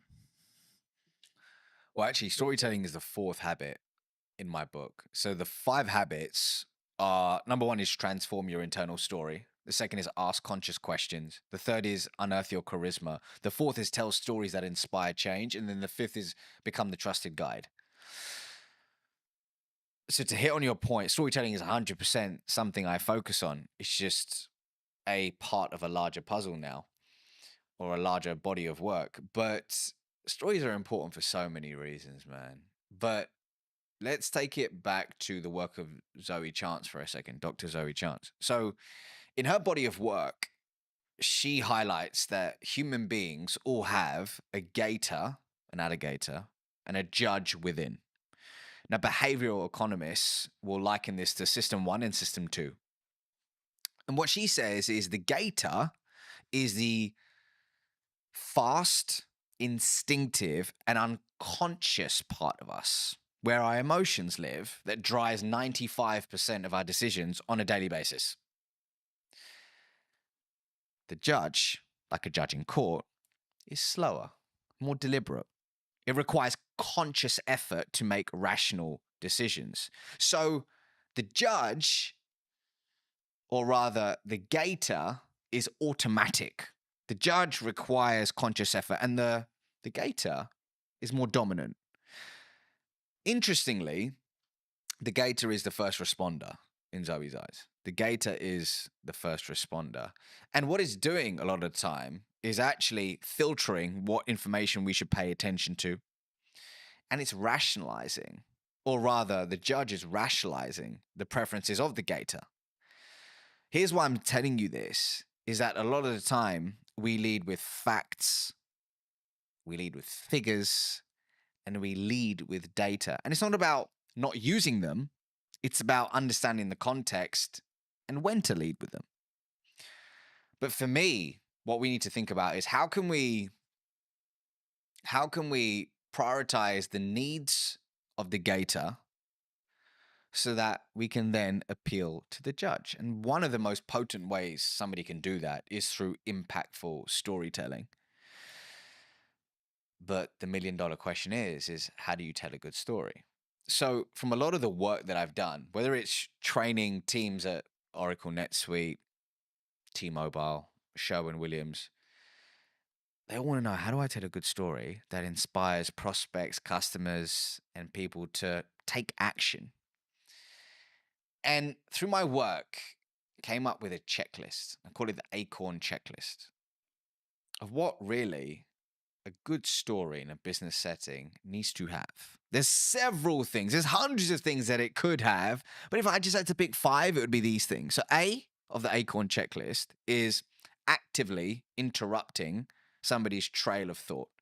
So that's through an effective hook at the start of the story. C is your story should contain a story arc. And the story arc that I traditionally teach is the 4 C's: context, conflict, change, conclusion. And we can talk more about that in a second. O stands for organically adding business value. Does your story organically add business value? Because this isn't this one time at Bandcamp and you're telling a story and it spirals off to Pluto and it adds no business value. It needs relevance. It needs relevance. And then R stands for, does your story revive a 2-way dialogue? Not just talking at somebody, but does it spark a 2-way conversation? And then N, which is very important, does your story naturally, noticeably make the main character the hero, not you? And when you embody these ingredients, it really paves the way for somebody to tell a great story, which moves people. And hey, what are we trying to do when it comes to our prospects, our team members, our customers, our partners or shareholders? We're trying to inspire change, moving them from a current set of series of behaviors, to a new series of behaviors. And change is hard and change is messy, but storytelling can start that process and make it stick. Do you think, because something that I hear from people who are starting out on video a lot is, yeah, that's great, but my story is really boring. My origin story is really boring. My day-to-day is really boring. I'm an accountant. I spend my life looking at spreadsheets. I spend my life looking at tax returns. I spend my life looking at paperwork. Is that true? It might be that person's truth in that specific moment. Is it, we gotta honor that that's their truth. That's their truth in this season of their life. However, is there validity in it? I don't know. I don't think so, right? I'm sure we will be able to find cracks in the story that they're telling themselves. So I was recently speaking at an event called Atomicon. Incredible event, really cool business conference. And at the end of my keynote, this individual came up to me and they said, it's really interesting when you were telling stories about your kids and this and that or the other, there was humor in it. There was fun in it. It wasn't like, oh, I went through this immense pain and this happened and that happened.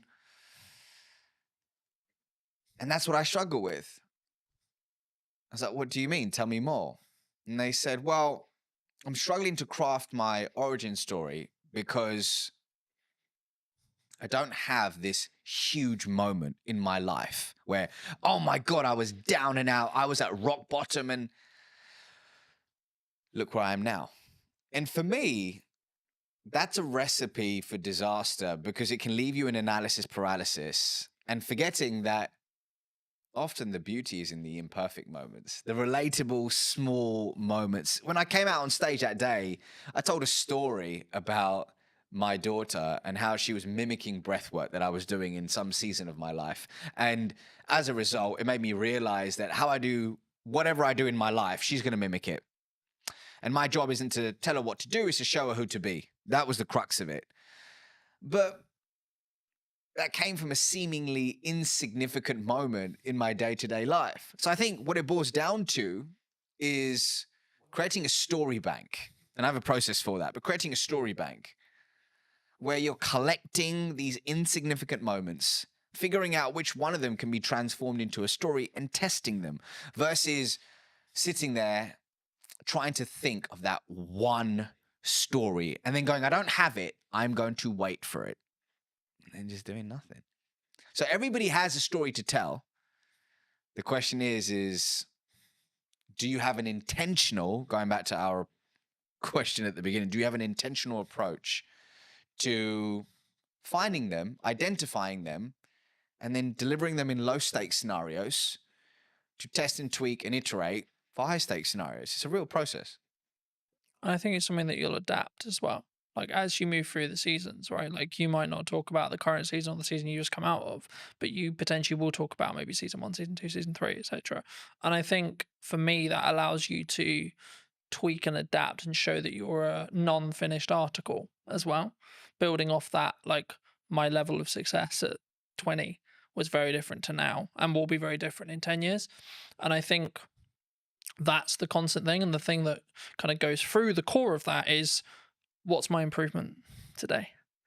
What's the 1% thing I can do? What's maybe the thing I heard from you today, or the thing I picked up whilst watching something, or the key takeaway from the book I just read, or etc. And I think sometimes we don't give ourselves that time. That's why I asked you about the kind of the busy schedule thing. And something that I've tried to do is book less, like put more barriers in the way of those meetings, put more barriers in the way of guests coming on the show or etc. And then have more of a filter of who comes on, why, who am I having a conversation with, why, how can I be present in content, what content am I doing? And the reason why I do that is because then I can be more present and more focused on, and doing less work means I'm more present in the work I'm doing. And it means actually I'll be more transformational, so to speak, to that client, to that customer, to that guest, etc. I hope, I believe, anyway, in that respect. But for those who've really enjoyed this conversation, where's best to reach out to you? Where can they get the book? That kind of thing. Yeah, so if you click the link in the description, I'm sure you'll put it in the description, but you can pre-order my book now, which is available on November 4th, and it's called Relationship Currency. And really what it's about at the core is teaching people in any conversation how to build trust, cultivate authentic relationships, and master the art of communication along the way. So, hey, if this conversation has aligned to you, then pre-order a copy and I'll see you on the other side. But otherwise, I'm on LinkedIn, YouTube, Instagram, TikTok, all the places, just at the Ravi Rajani, and you can find me there. Magic. Thank you so much for coming on. And if you were going to talk to either yourself 5-10 years ago or someone who's your junior, what advice would you give them? About life, about communication, because I could take this so many places. Wherever you want. let's stick to communication. And I would say the following. I would say you can listen to podcasts like this.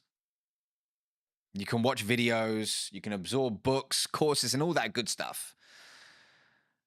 But if you truly want to be able to communicate with influence and with intention, it doesn't begin with that.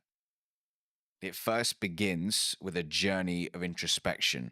And for some people, that can mean seeing a therapist. For some people, that could mean journaling, seeing a coach, or speaking with a friend where you can speak freely and remove the mask. But here's my truth. When you truly become comfortable in your own skin, that's when you become a more potent, authentic, and influential communicator. So start within and then look at all the cool stuff, such as the podcast and the books. But hey, if you can't look within first, there's no hack, gimmick, or trick that will save you.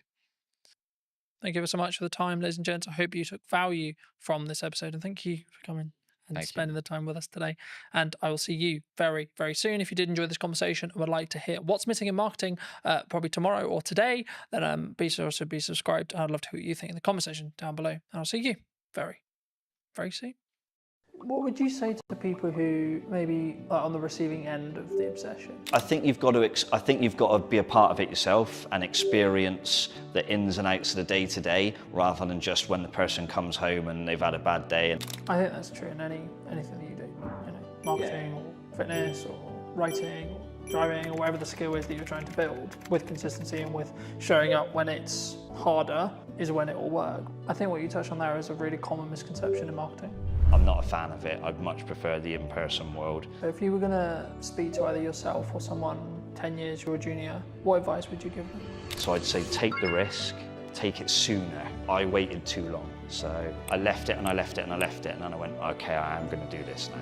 Did you know that 93% of you are not subscribed? So if you could please do me a favor and you're enjoying the show, then subscribing would mean the world to me, and it would allow me to grow the show and continue to get larger and larger guests and continue to bring what's missing in marketing today. Thank you ever so much for joining me, and I'll enjoy the episode. Hello, my friends. I hope you're well. I hope you had a good day, evening, or night. Today, we're filming a brand new podcast, as you have seen, with Matt from Involved Health. Thank you so much for coming on. My pleasure, Colton. Thanks very much for having me. No, you're very well. Good to be back. For those who don't know you, Matt, how did you get to sit in front of me today? I'm sat in front of you today because I've sat in front of you before. We've done some work together before. You've helped with some of my social media marketing. And we had a few of my clients come in and do some testimonial work. So, and obviously I've seen your work with other businesses and other people in and around Salisbury. So, yeah, it's nice to have you back here again. Absolutely. I mean, I think we'll get onto that a bit more in depth later, but how did you, because you're obviously have you always been passionate about like helping people with personal training and fitness as a whole? Yeah. Like, how did you get into this industry? If I think back far enough, the origin story is I loved sport, I loved fitness, I loved playing sport and being involved in fitness and health related activities. I was absolutely rubbish at everything else. So that it was like, how can I make what I enjoy and what I'm half decent at into potentially a job further down the line? So left school, went to college, pissed about in college and sort of experimented in a few different sport and health related activities. And then through pure chance, I ended up working at the University of Bath, sports training village and sports setup that they had at the time. That was back in 1996, I think it was, 1997. So I'd have been about 17 years old, showing my age now.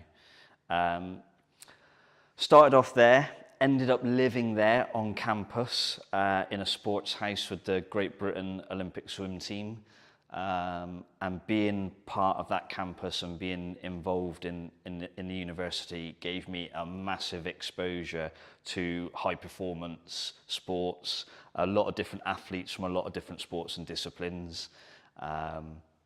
So I got to see how elite level athletes were trained, how they lived, how they recovered, I got to understand what operating a sports facility was all about. Part of my role was making sure that the gym was in operational order, looking after swimming pools, you know, all sorts of different stuff, athletics tracks. So I had quite a broad education, if you like, being at a university, into how that world works, and it just snowballed from there, really.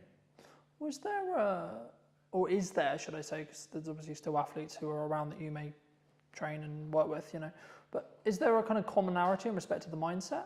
Because I think athletes and high performance people, I think there is some standard traits. Maybe it's like the cliche, wake up at 5 a.m. kind of morning routine stuff, or it's actually their mindset as a whole, would you say? I mean, I couldn't comment for everybody because everyone's got their way of doing things, but I think there's dedication, there's discipline, sometimes obsession, and I think all of those things are quite interesting to me. I feel like I'm a relatively driven person. I work hard. I put in a lot of work over the years in the industry and with this business in particular. Some would say potentially sometimes I might be a little bit obsessed, but I think that's a good thing. But you certainly that's necessary for high achievers. Yeah. You can't be a high achiever and not be obsessed.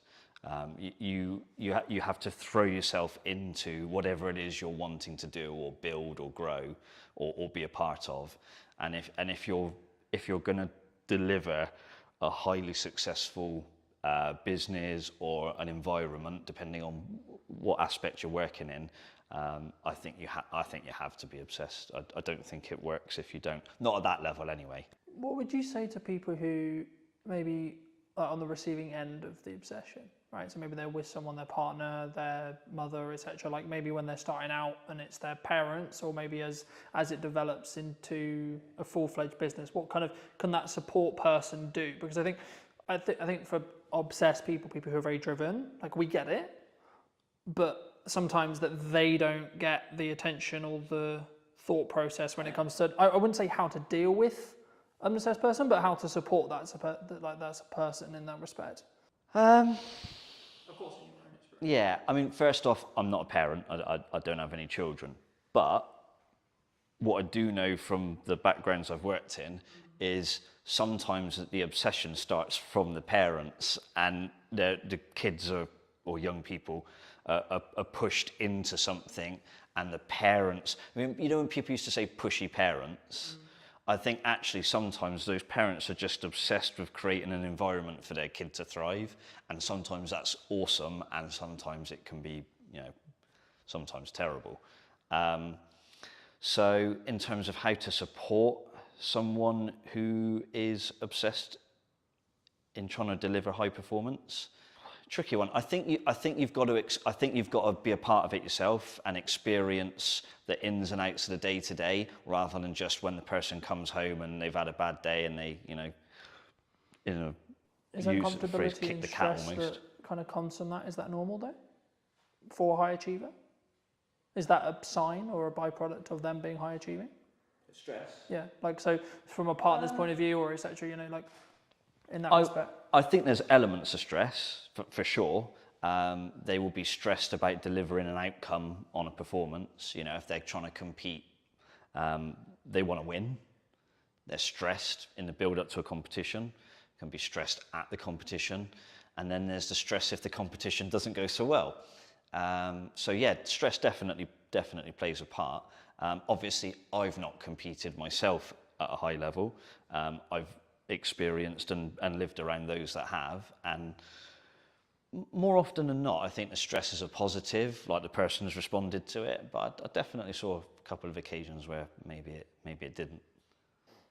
And obviously maybe with high achievers, and especially in athletes, they maybe get knocked or they have an injury or equivalent. I know you do some support in that realm. I mean, how was that kind of a byproduct of what ended up happening as you were learning more about training? And yeah, the manual therapy side of things has come in relatively late in my health and fitness and therapy career. Initially, it was fitness-based provision, be it circuit training. You know, back in the day, it was circuit training classes. Then I got more and more into the personal training side of things. And the therapy aspect for me has probably been the last 10 or so years, 10 to 15 years, I reckon. Whereas I've been in the fitness and PT industry for I've forgotten how old I am, 24, 25 years. So yeah, pretty much since I walked through the doors at Bath University, I've been involved in fitness since, and that's changed, you know, throughout the years. Therapy's become a big part of that. I guess, how was it a natural progression from, so you train Yeah. people and maybe they have injuries and then you saw it as like, actually I can help people here with X injury or Y injury to actually help them with their recovery to get back and train as hard as they actually maybe want to mentally. Yeah, I mean, but certainly their body isn't there yet. Yeah, it was a combination of things really. One, I started to listen to, most of my clientele is Gen Pop, so general population. So it could be business executives, stay-at-home mums, or dads, doesn't matter. But it's across the board, probably age 25, 30 plus, up to my oldest client's 94.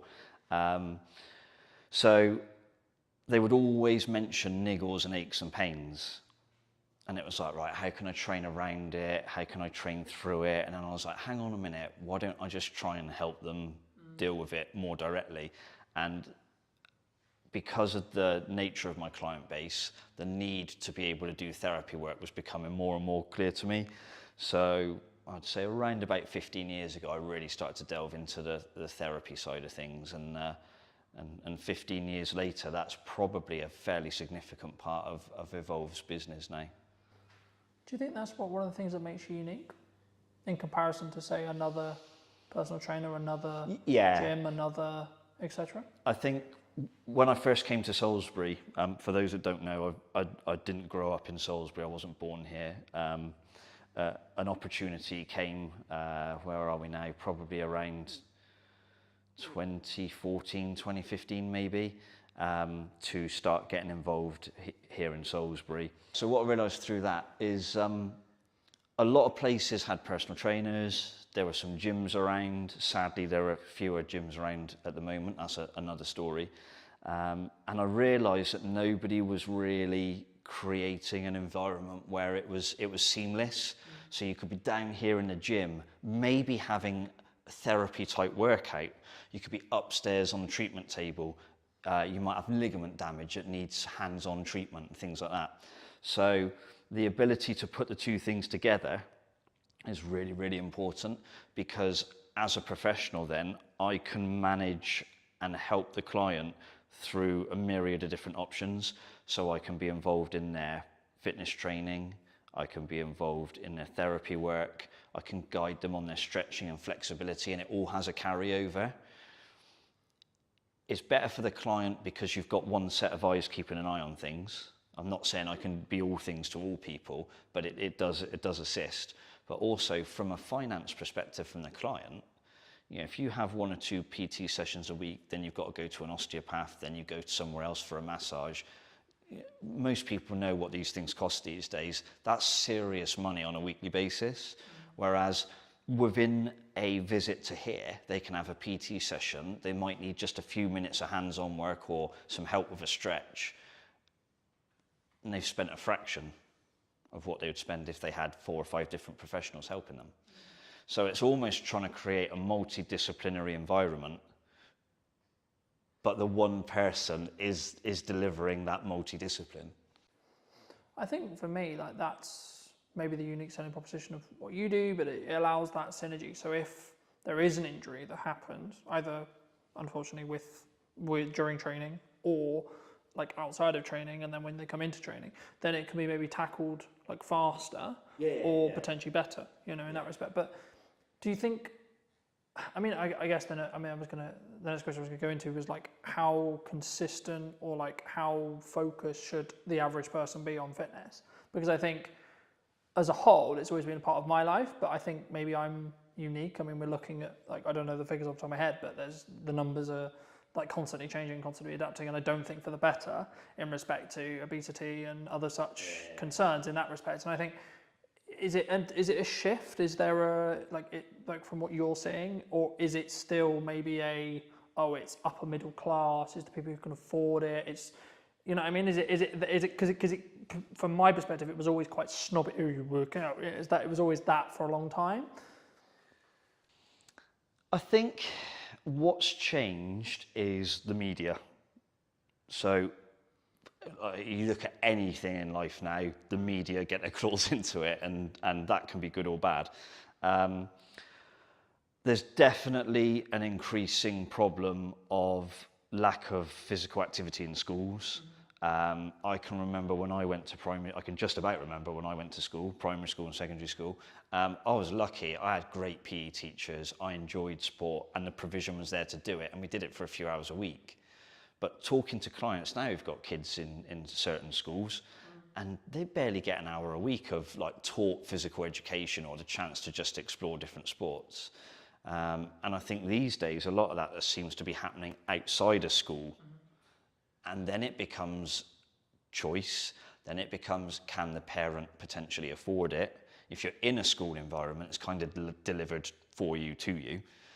But to have to choose to go out and take part in a sport, it's not just the kid's choice, it's parents going, I work 3 jobs, I can't take you to wherever you need to be 3 times a week. Or I can't afford for you potentially to have all the kit you need. I saw some kids walking along, I'm pretty sure it was hockey, and the stuff over their shoulders and what they were carrying and what they were wearing, I'm thinking, if you've got 2 or 3 kids, that is costing you some serious money. So the chances are you are in a slightly higher class. I don't like this class differential that people have, but yeah, it's definitely a problem. And I think, you know, I understand from my perspective what I charge for the work that I do is reasonable, and it certainly isn't affordable to the masses. Do you think the key is the educational piece then? Even if it's just like having resources or having more people talk about bodyweight workouts, calisthenics, etc. I think it's good to get the message out there that exercise is good for you, and sitting on your backside all day eating, you know, chips and whatever else is probably not very good for you. But I think the key thing is the provision of facilities that are free and accessible to anybody.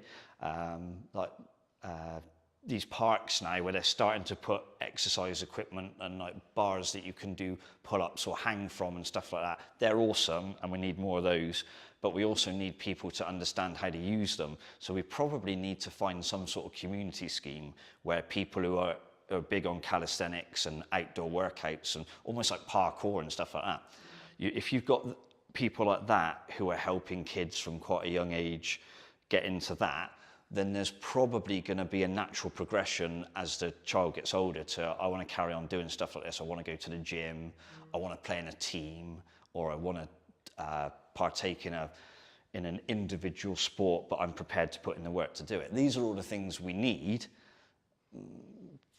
They're not being provided, not at the level they need to be.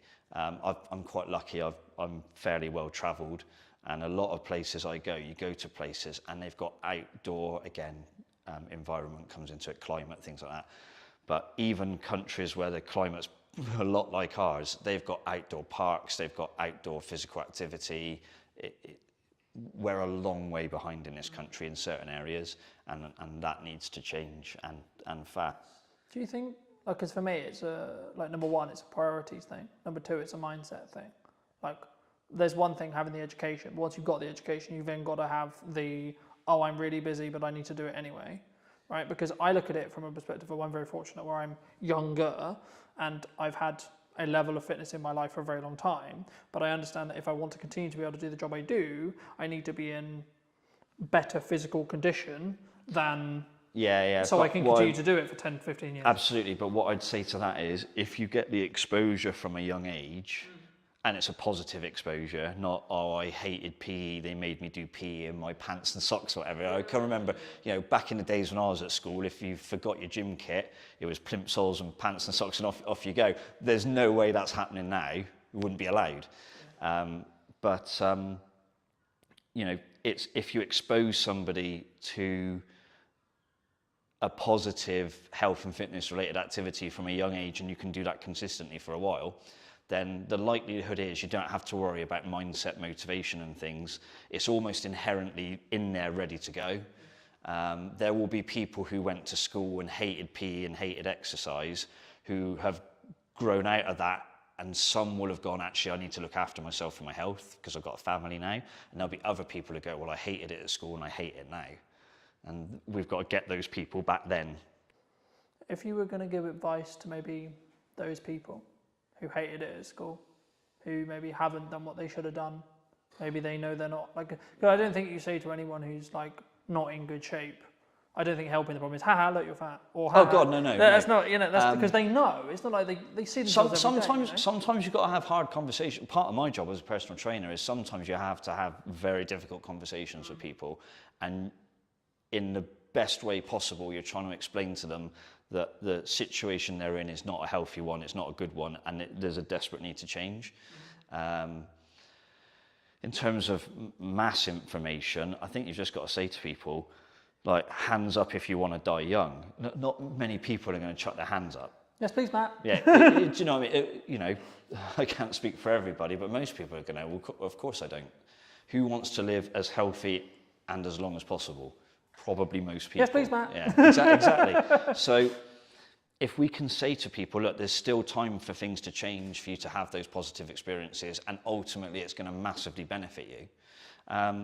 Some of the hardest conversations I've had to have with clients, I remember one guy, I'm still in touch with him now. This is when I used to PT back in Bath. I literally had to sit down and say to him, I know his daughter had got stuck into him. She was not far away from graduating university, had been involved in a relatively long-term relationship, and there was a wedding on the cards. And this particular chap, the girl's father, was not in a good way. Very successful, but very highly stressed executive. He owned a very particular international business, and he was flying all over the world, you know, airports, long hours, eating all the wrong foods, a lot of client hospitality, so a lot of drinking, and he'd got himself into a real mess. And he'd had a heart attack. And the daughter had sort of said to him, look, if you want to A, see me graduate, and B, see me get married, you need to sort yourself out because you're going to die soon.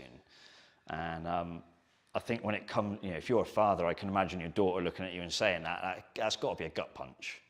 So he came to me and he said, Matt, you know, I need you to help me. And we did a lot of good work. And that was 10, 12 years, probably even 15 years ago. And even now, he's still out running half marathons, going out for big bike rides. It completely changed him. But he said to me, the turning point was his daughter saying those things to him. If he'd read that in a magazine, he said I probably wouldn't have taken a blind bit of notice. But he said, you know, my one and only daughter says that to me, and she's like got tears in her eyes. It's like, I won't use exactly what he said, but he had to sort himself out. So sometimes you've got to be fairly hard on people, and other times it's how you create a different message or a different environment that might encourage people to get involved. Thank you for sharing that. And I think even just through that message, I think I don't want to use the term wake some people up, but hopefully you'll wake some people up to maybe, I mean, my next question was going to be around like age, and I think the science is semi-conclusive, and you feel free to confirm or deny, but like for me, as far as I look at it, like the healthier you are in your 20s, the better your 30s and so on, right? But there is a point where it becomes harder, but I think that could be perceived as, well, I'm not going to bother then. Is it that, or is it actually you just... I mean, there's no doubt that as you get older, things get slightly more difficult to do. Yeah. within reason. It doesn't have to be that way, and it isn't just a linear decline. You know, you were fine in your 20s, not so much in your 30s, 40s are getting bad, 50s onwards, you're bollocks. That's not true. Obviously, if you haven't done anything for a long time, and then you come into a gym environment or a fitness environment, maybe you take up running, you're going to find those things slightly more difficult, slightly more comfortable at first. And if people tell you it's all going to be easy and sunshine and rainbows, you know, no, it's not. And you have to be honest with people about that and set the right expectations. So part of any personal trainer's job, but certainly how I look at it is, you have to set expectations. Sometimes you have to put a limitation in place because sometimes people attack it too hard and they can do themselves damage. And sometimes they can attack it so strongly that it actually becomes less healthy. So it's striking a balance, pretty much like everything in life, really. You want to try and find balance where you can, knowing full well that the perfect balance is not achievable, I don't think, for anything. Sometimes you've got to be a little bit obsessed, like I said earlier. Sometimes you have to rein it in a little bit.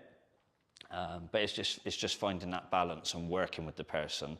And it's building a relationship. So it's not just turn up through these doors and go, hey, Matt, just bark at me or tell me what to do. You have to build a relationship.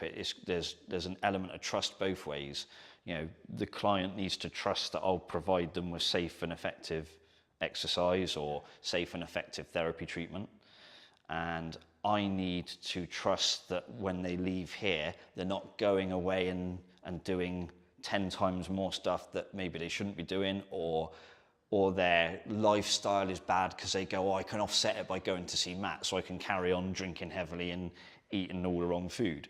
So it's a relationship, and the relationship's built on trust, and that trust comes with me establishing at the start of the process what are their expectations of me and what I expect from them, and it does go both ways. So that's crucial, I think. Do you think some people struggle the long-term mindset of the results? Because fitness is, from how I look at it anyway, it's a compounding thing. Like once you're consistently doing it repeatedly, then the results will compound. But there is, like, I would say probably a month, maybe 2 months, maybe 3 months where you maybe don't see, it's the question analogy of you go to the gym, you do a thing, nothing changes. You go the next day, you do the same thing again, nothing changes. But there is a day where it does start where there's a change. Yeah. It's consistency. I can write the best fitness program, the best strength program, the best flexibility program for somebody. But if they're not consistent, they won't get the result. It doesn't matter how good one session is, it matters how good 20 sessions are. So most of my clients have been coming to see me for years. I mean, I've still got clients who are training with me now that we've opened the doors to 12 years ago when we first opened, and they're still training with me now. That's consistency. And then they very rarely miss, they have the occasional family holiday. We tend to wind down a bit at Christmas as a business and let people go and have a good time and then attack it again in January. But the overall key is consistency. It doesn't matter what one session's like, it matters what 25 sessions are like and whether they are relatively close together. If you do 25 great training sessions but it's spread across 15 years, it's not going to work. But if you're consistent more in week in, week out terms, then ultimately you will be successful. Is that why you would say sometimes, even when on the hard days, like how I look at it is if I can show up on the really hard days where I'm really busy, really tired, etc.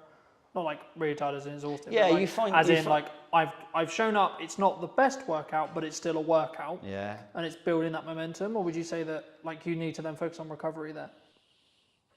You find out most about people when they're having their bad days in any shape of life, or any walk of life. But in terms of training, I get people to walk through the door. I haven't got very many skills, but I'm pretty good at reading people. And one of my things as a personal trainer is when somebody, or a therapist, when somebody walks through the door, I can tell pretty quickly if they're having a shit day. So then you have to say, right, well, the person still turned up, so that's a win. So how do I structure the session now to make sure they go away feeling like they've had a win? Any personal trainer will tell you this, any personal trainer. The number of times someone will say, I didn't feel like coming today, I've had a shit day, but I've finished now and I feel much better for it. Every PT's had that conversation, or every PT's had that text message or WhatsApp message, whatever it happens to be. And that's crucial, like the ability to read the room, if you like, read the person, and still deliver a session and try and give them that encouragement and that consistency, even on the not so good days. That's when you get really good results for people. And if there are PTs watching this, then they're all going to be nodding their head to that. There's not one that won't be. I think that's true in anything that you do. You know, marketing or fitness or writing or driving or whatever the skill is that you're trying to build. I think that's with consistency and with showing up when it's harder is when it will work. But you mentioned at the beginning roughly that obviously we had worked together before today and that was, but I mean, how did you, what, if you can recall, it was a while ago to give the audience some context, but like, what were you looking for when you reached out to me for that project? I think it was, how do I deliver the message of how we can help people, but through the lens of another person? So it's easy for me to say, hey, I do personal training, I do osteoarticular joint pumping for therapy, but most people are going to go, I haven't got a clue what you're talking about, Matt. But you're able to derive answers from people by the way you ask questions, and that's a skill that I haven't got. So I think that was one of the key things, is it developed into a conversation with you and some of my clients, and that conversation brought out some interesting answers. And it was an interesting experience for me, actually, because they said things to you on the camera in the interview that they hadn't said to me. So you get a different perspective on why they're here and what they think of the place and whether I've done a half decent job.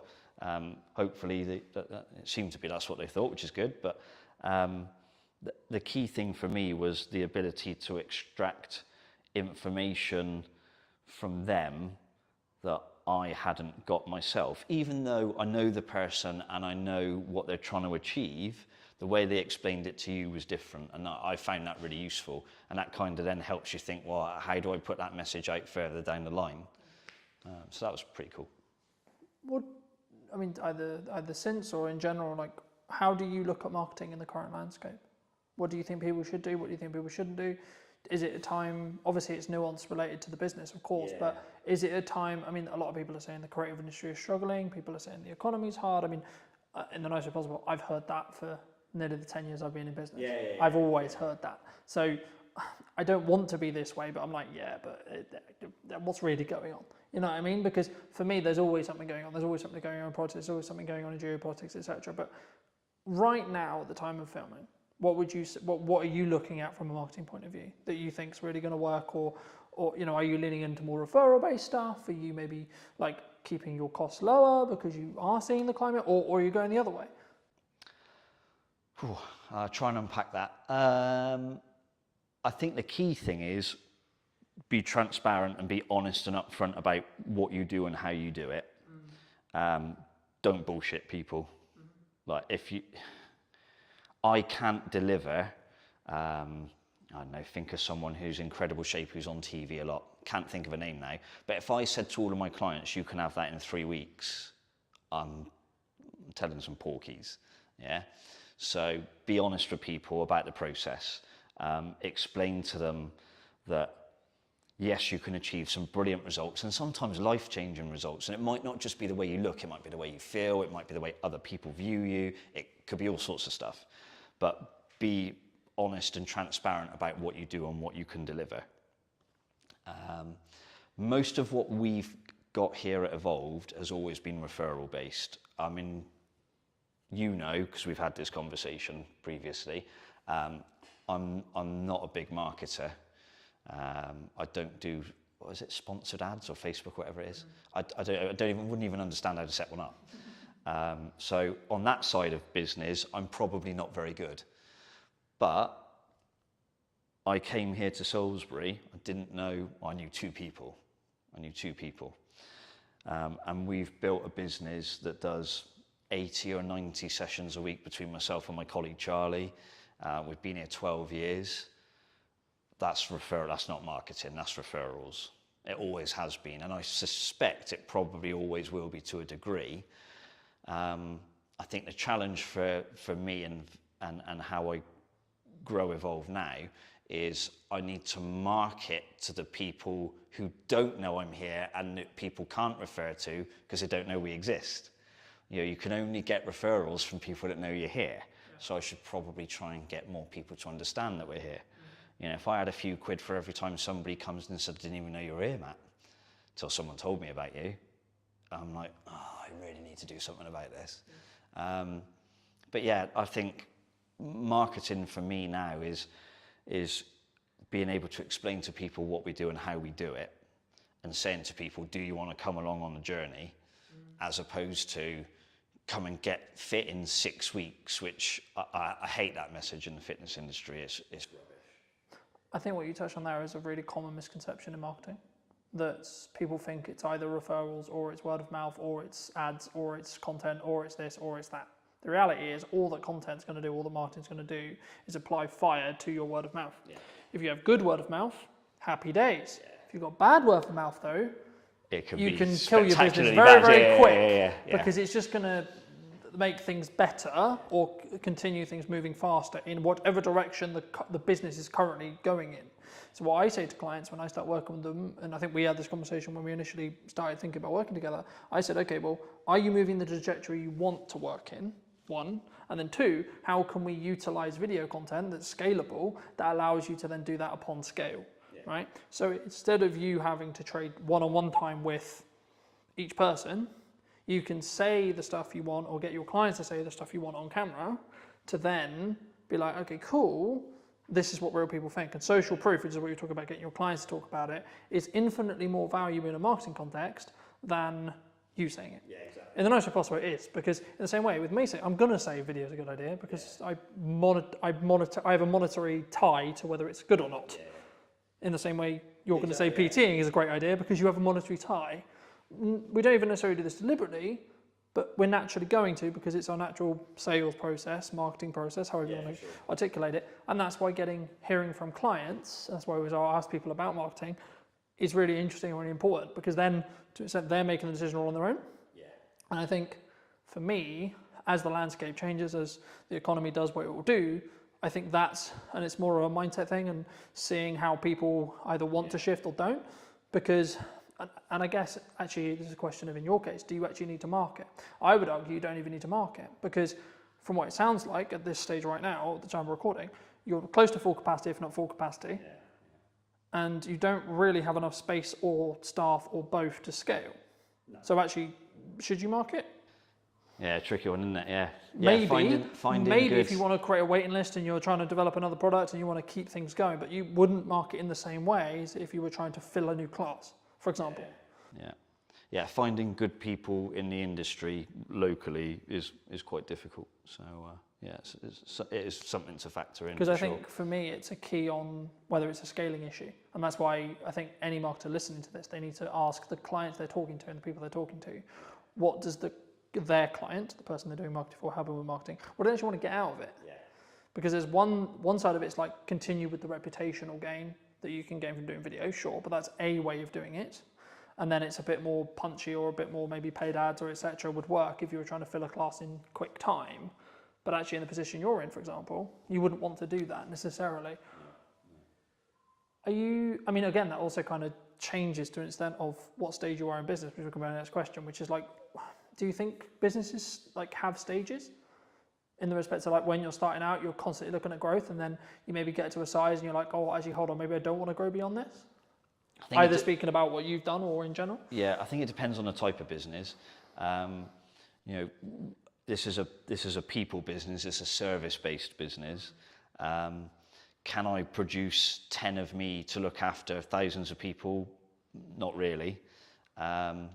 So there's that element of I can only grow to the extent that I am able to deliver sessions for people in some regards. Could I bring other people in? Potentially, yes, but there's challenges with that. Could I go online? Possibly, but I'm not a fan of it. I'd much prefer the in-person world. One of the things that COVID taught me was I don't like Zoom very much. So I would be keen to avoid that. So yeah, it's a tricky one actually. So I think in terms of stages for a business, I think it does depend on the type of business you have and where you want to take it. You know, do I want a franchise evolved? No. Way too much stress, way too much money involved, way too much leverage. What are things about stages and where you are in your life as well, right? Yeah. I mean, I'm 45. Yeah, 45. Do I want to be franchising a business at this stage of my life? Probably not. I've certainly got a fair few years left doing what I do, and I feel good. But I'm not sure I'd want to put that sort of pressure or stress on myself. Yeah, I'm pretty happy with where we are as a business. So in terms of growth for us now, it will be, I think it's improving what we do as opposed to doing more things or trying to be more things to more people. I would like us to go in a slightly more medical direction, and I am looking at maybe bringing a medical professional into the business, whether that's as a part of it or a service that is available to people. I won't go into the exact details of that because I know someone else will just jump on it anyway. Yeah, that's one of the things I might do. But in terms of how businesses grow, I'm not going to pretend that I'm a sort of serial entrepreneur business grower, because I'm not.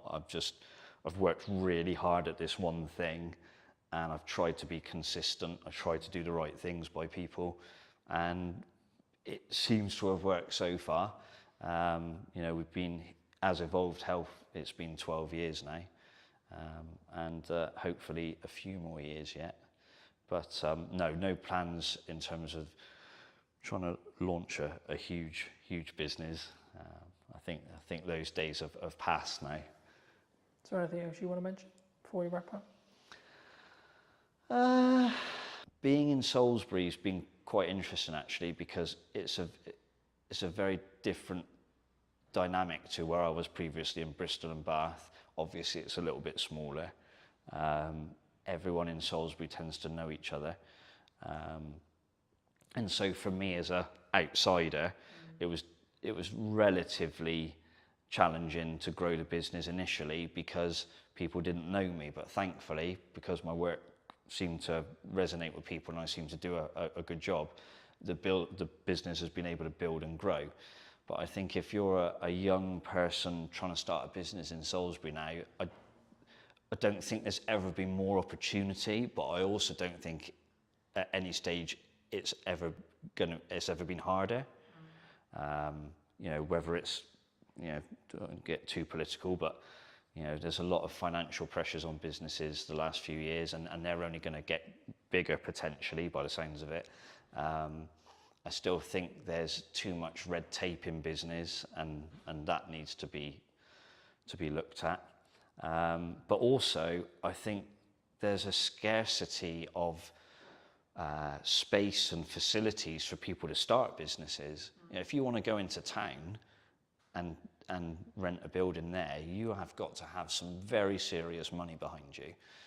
And if you're a young person with a dream trying to start out, sometimes those stories happen and it works, but a lot of the times people are going to fall flat on their face quite quickly. So I think there needs to be some way in which young people who have an idea and something that can really grow are supported locally. I don't just mean by national government, but you know, maybe there are some property landlords who've got a space in town and think, actually, I could divide this building up and people could have, you know, some really cool startup businesses in here and I'll help them. I think that there needs to be things like that, and there's not a lot of that around at the moment. I don't know if there are any groups in Salisbury. I'm sure there's like a small businesses association or group in Salisbury that might be able to, you know, jump in and say, actually, Matt, we do that already. But I think we've got to try and support young people in Salisbury, because one of the things I have seen over the 12 years I've been in Salisbury is that the demographic is getting older and older and older.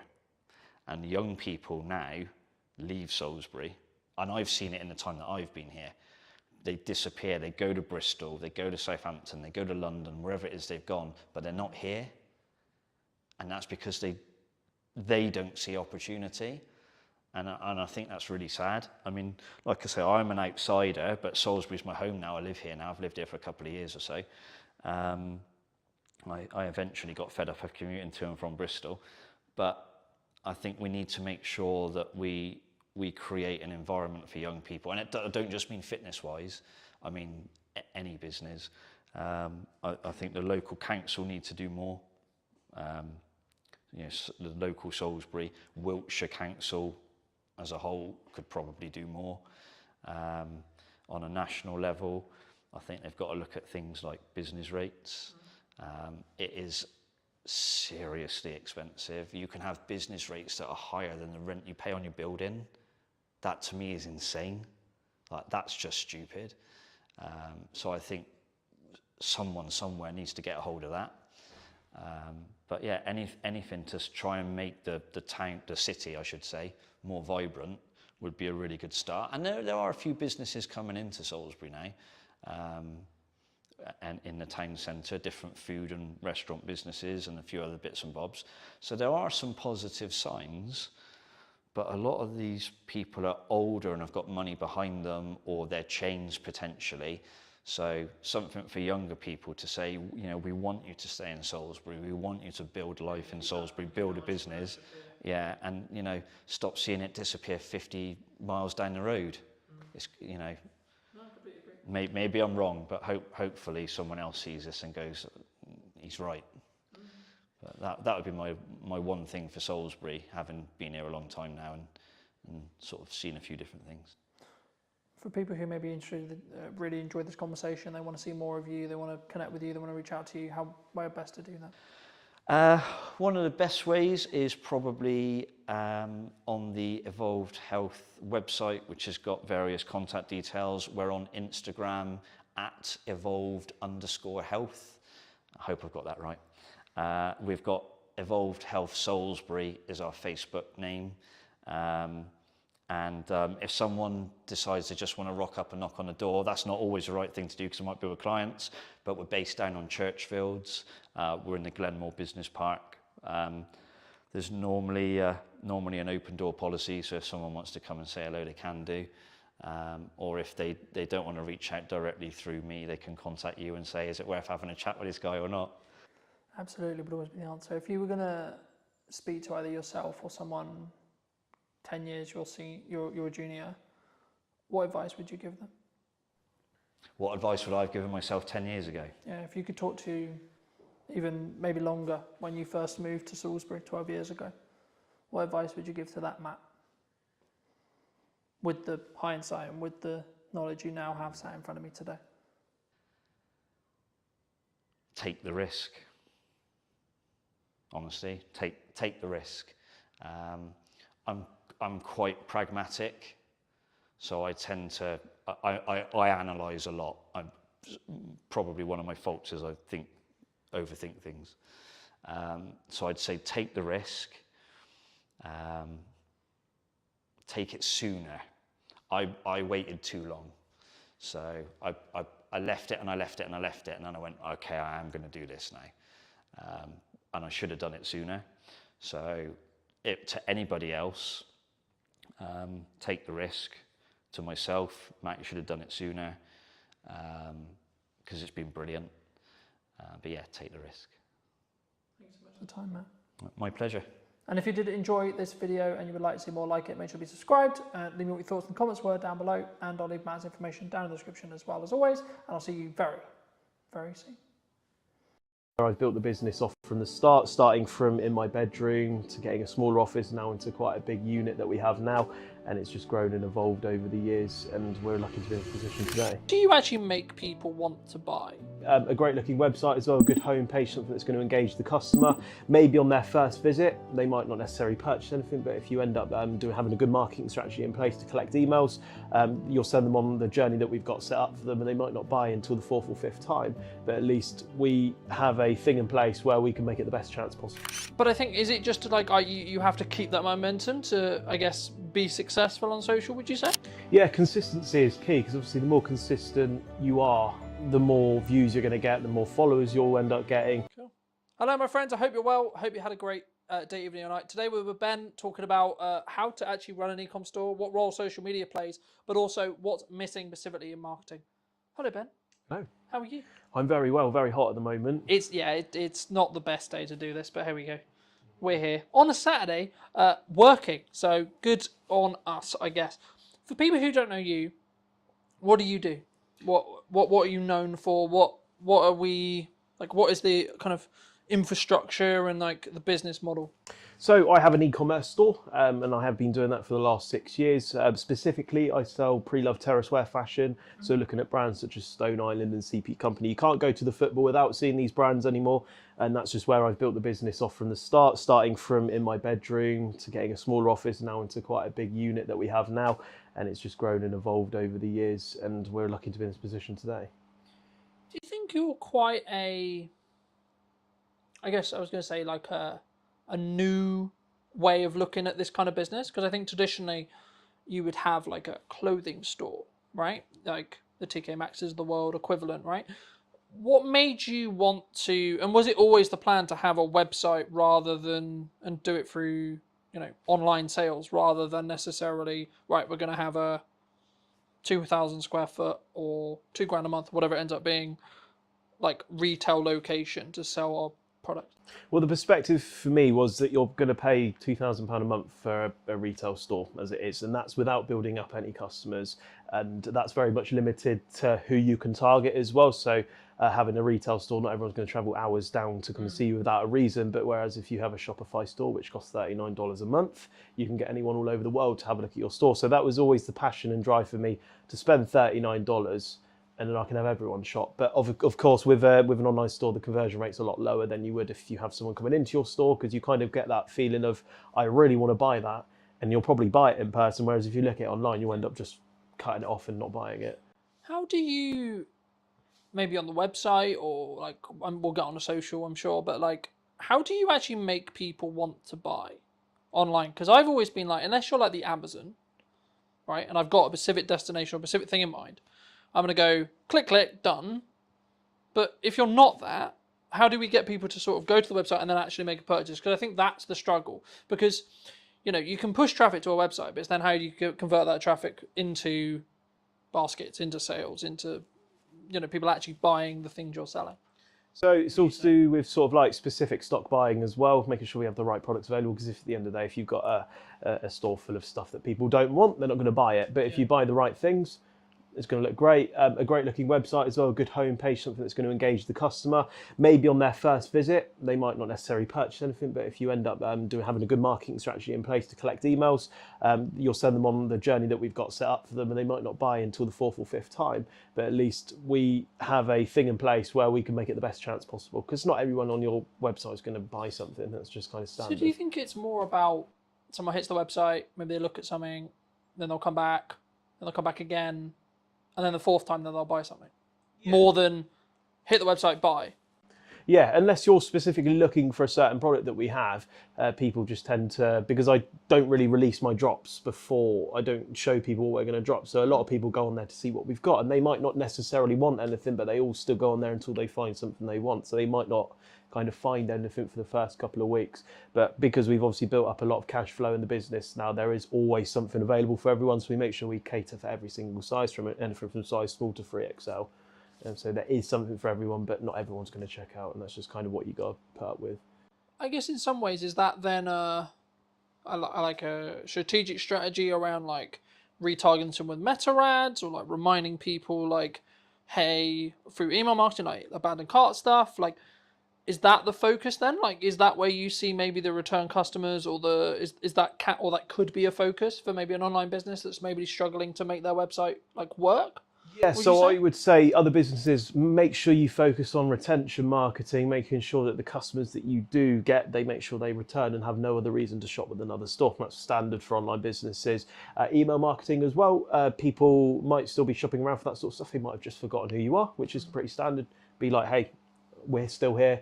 That can drive conversions as well. And it's just making sure that you keep them in that sort of like customer journey and make sure they keep coming back. So we've currently got a 12-month journey set up.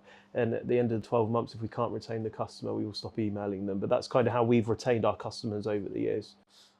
What kind of timeline would you say that? Because I think sometimes email marketing it's a very traditional sense of marketing, but I think sometimes people look at it as we do a sequence, maybe 30 emails, 60 emails across like 2 months, and then I think there's a balance, right? I mean, what would you say? Is it like a daily thing, like in regards to like how you send them and like what you send, and or is it actually like we're going to send you 1 a week or 2 a week? Like, how do you structure that from your perspective? So we don't want to hound the customer, because if you keep daily emailing them, a lot of Chinese companies do it. They just hound you every single day. I bought something from Alibaba. I get an email like 4 or 5 times a day, and that's enough for me to block them. But we kind of just send something to them in like a structure, maybe like one week, and we won't email them for another 6 weeks, and then 12 weeks, and then 6 months, then 9 months, then 12 months. So we don't hound the customer. Also, not hounding the customer and sending loads of spam emails will not make it go into their junk box either. So it's important to look at that as well, and just not absolutely hound them every single day. And what are those emails? Is it just like, hey, we've got a new thing? Like, is it news? Like, how do you structure those? So we've got a load of different sort of email structures for certain customers. So for example, if you bought something, there's always a thank you message that goes out. We've also got stuff maybe a week after they purchase, be like, how did we do? Leave us a review. If they haven't purchased in a 3-month time frame, then we'll send them an email, possibly with like a discount code. We're also looking at making a monthly newsletter as well, because a lot of customers are interested in what we do, what's evolving, what's changed, and to send out a monthly newsletter to be like, hey, we've done a podcast this month, or we've renovated the office, and just little things like that, because a lot has changed in the last 8 weeks, and I would love to tell the customers. So we haven't got that set up yet. So I feel like the customers can also almost feel a part of the business when you start emailing them with these sort of really nice things as well. Do you think that sometimes people either get overwhelmed with the number of channels that people say should market, right? So people who follow the show, they're like, you need to do video content, you need to do a podcast, you need to do email marketing, you need to do social media, you need to do...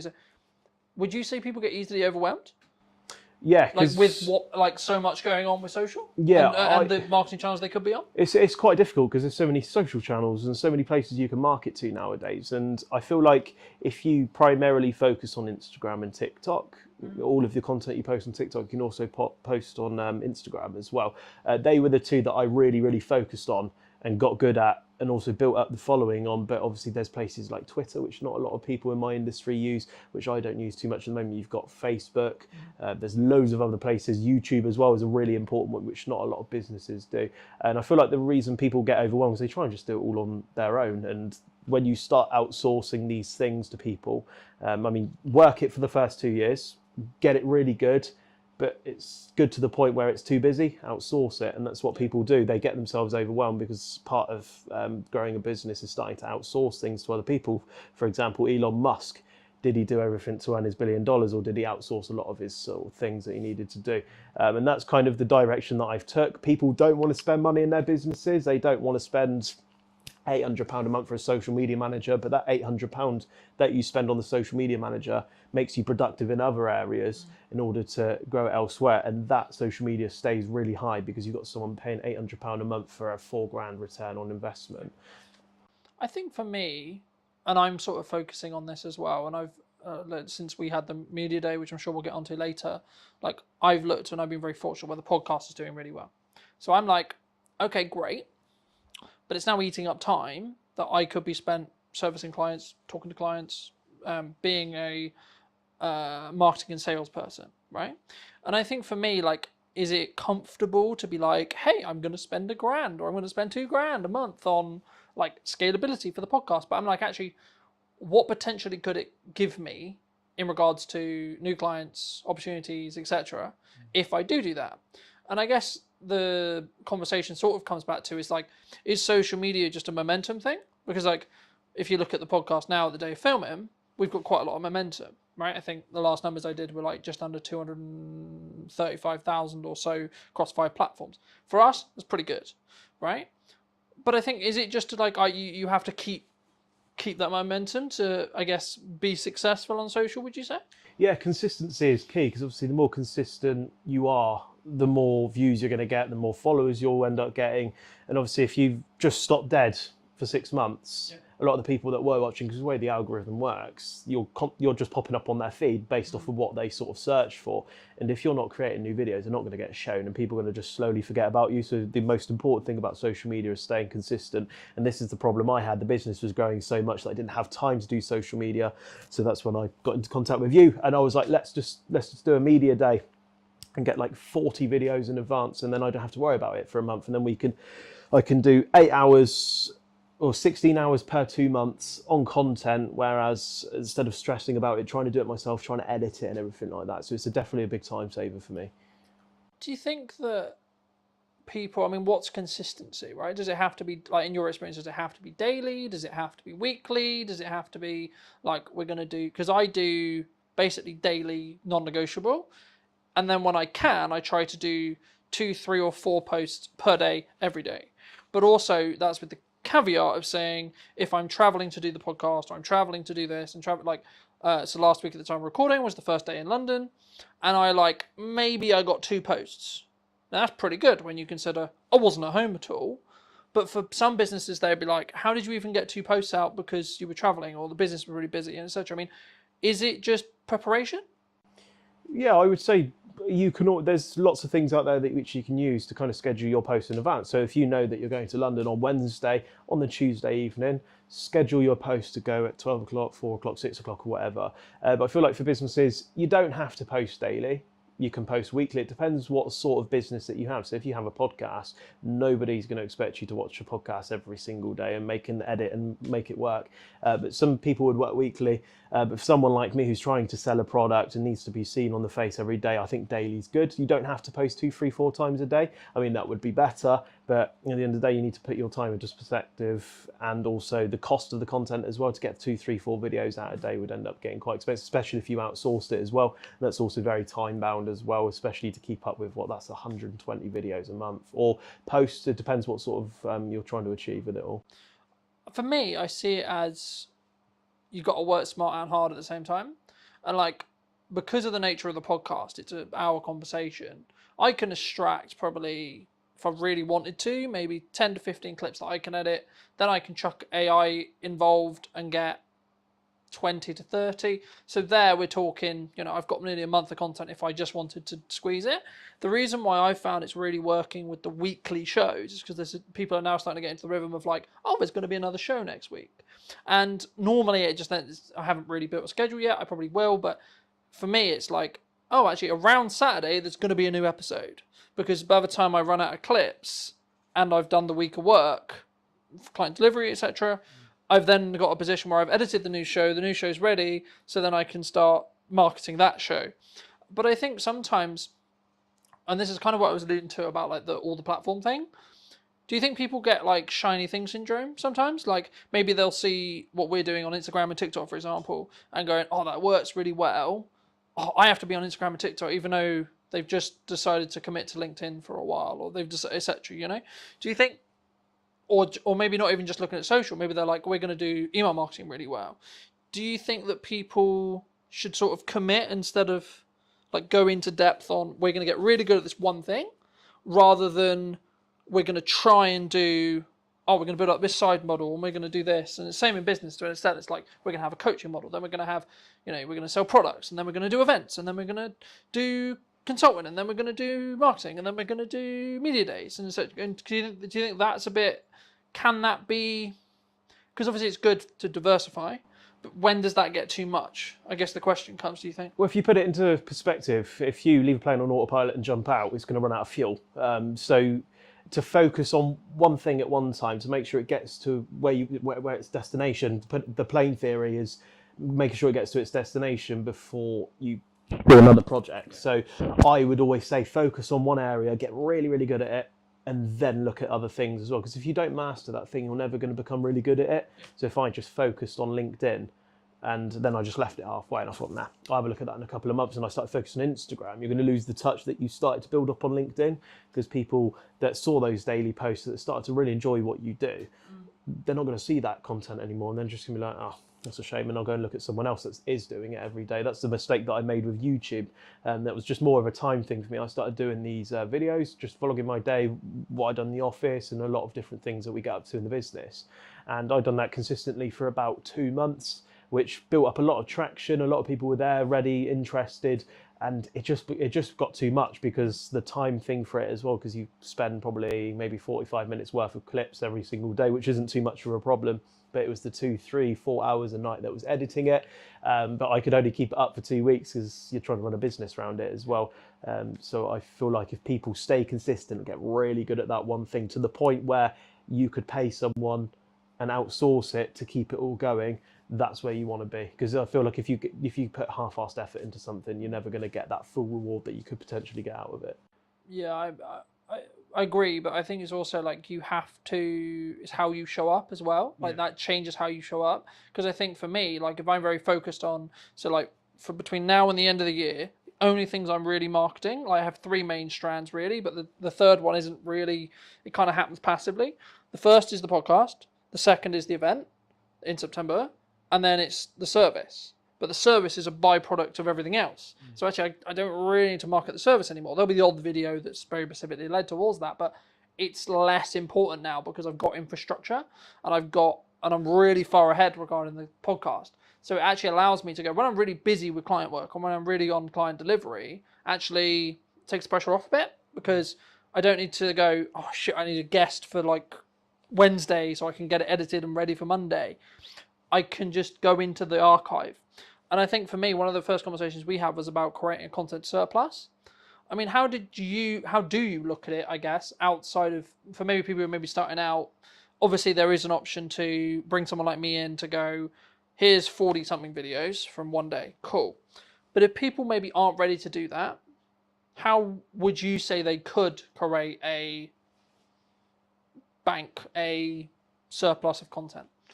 Well, I've learned quite a lot since doing the media day with you, because my social media for the last 2-3 years, where I've been taking it quite seriously, it hits levels of inconsistency sometimes where I don't have time. But I feel like if you have a set day every single month where it's just this pure content day, you don't have to worry about anything else, it's just pure content, you can build a big bank and a surplus of content, and then you're able to dish it out in days and in whatever sort of direction you want it to go in. That's what I wasn't doing. For some reason, I would just film it on the day. I'd be like, right, I've got an idea, I'm going to go film it, edit, put it out at 7 o'clock tonight. And that's not very sustainable. That leads to days where you don't post for a week because you film that video, it does really well, you get loads of orders, a lot of business from it, and then you're like, I don't have time to film more of these sort of things. But if you specifically focus on that day worth of content and then dish it out, that really busy day that you get in that video that spikes and gets you a lot of traffic and attention, you can keep that momentum up as well, which is really, really important for businesses and social media. How did you find the media day as a whole? Because I think we're about maybe 3 weeks-ish out from it, maybe 2 weeks.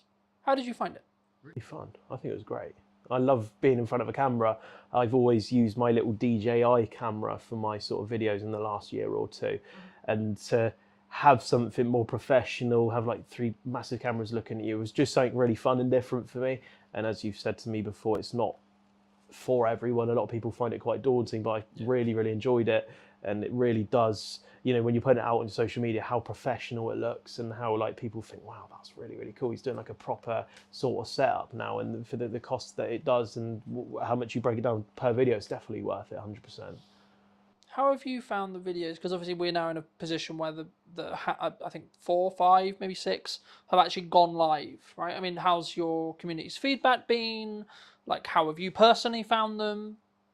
I felt less stressed about social media because I know today, for example, I've got a video that's already gone out today and I don't have to worry about social media, and the algorithm does all the work for me, pushing out to the right people. And yeah, it's really good. Obviously, yeah, it's brilliant. I have nothing more to say other than that it's just I don't have to worry about it anymore, which is an important thing for business as well. Because once you start growing and scaling, you need to make sure you have things in place that, whether that's outsourced, to make sure it gets done.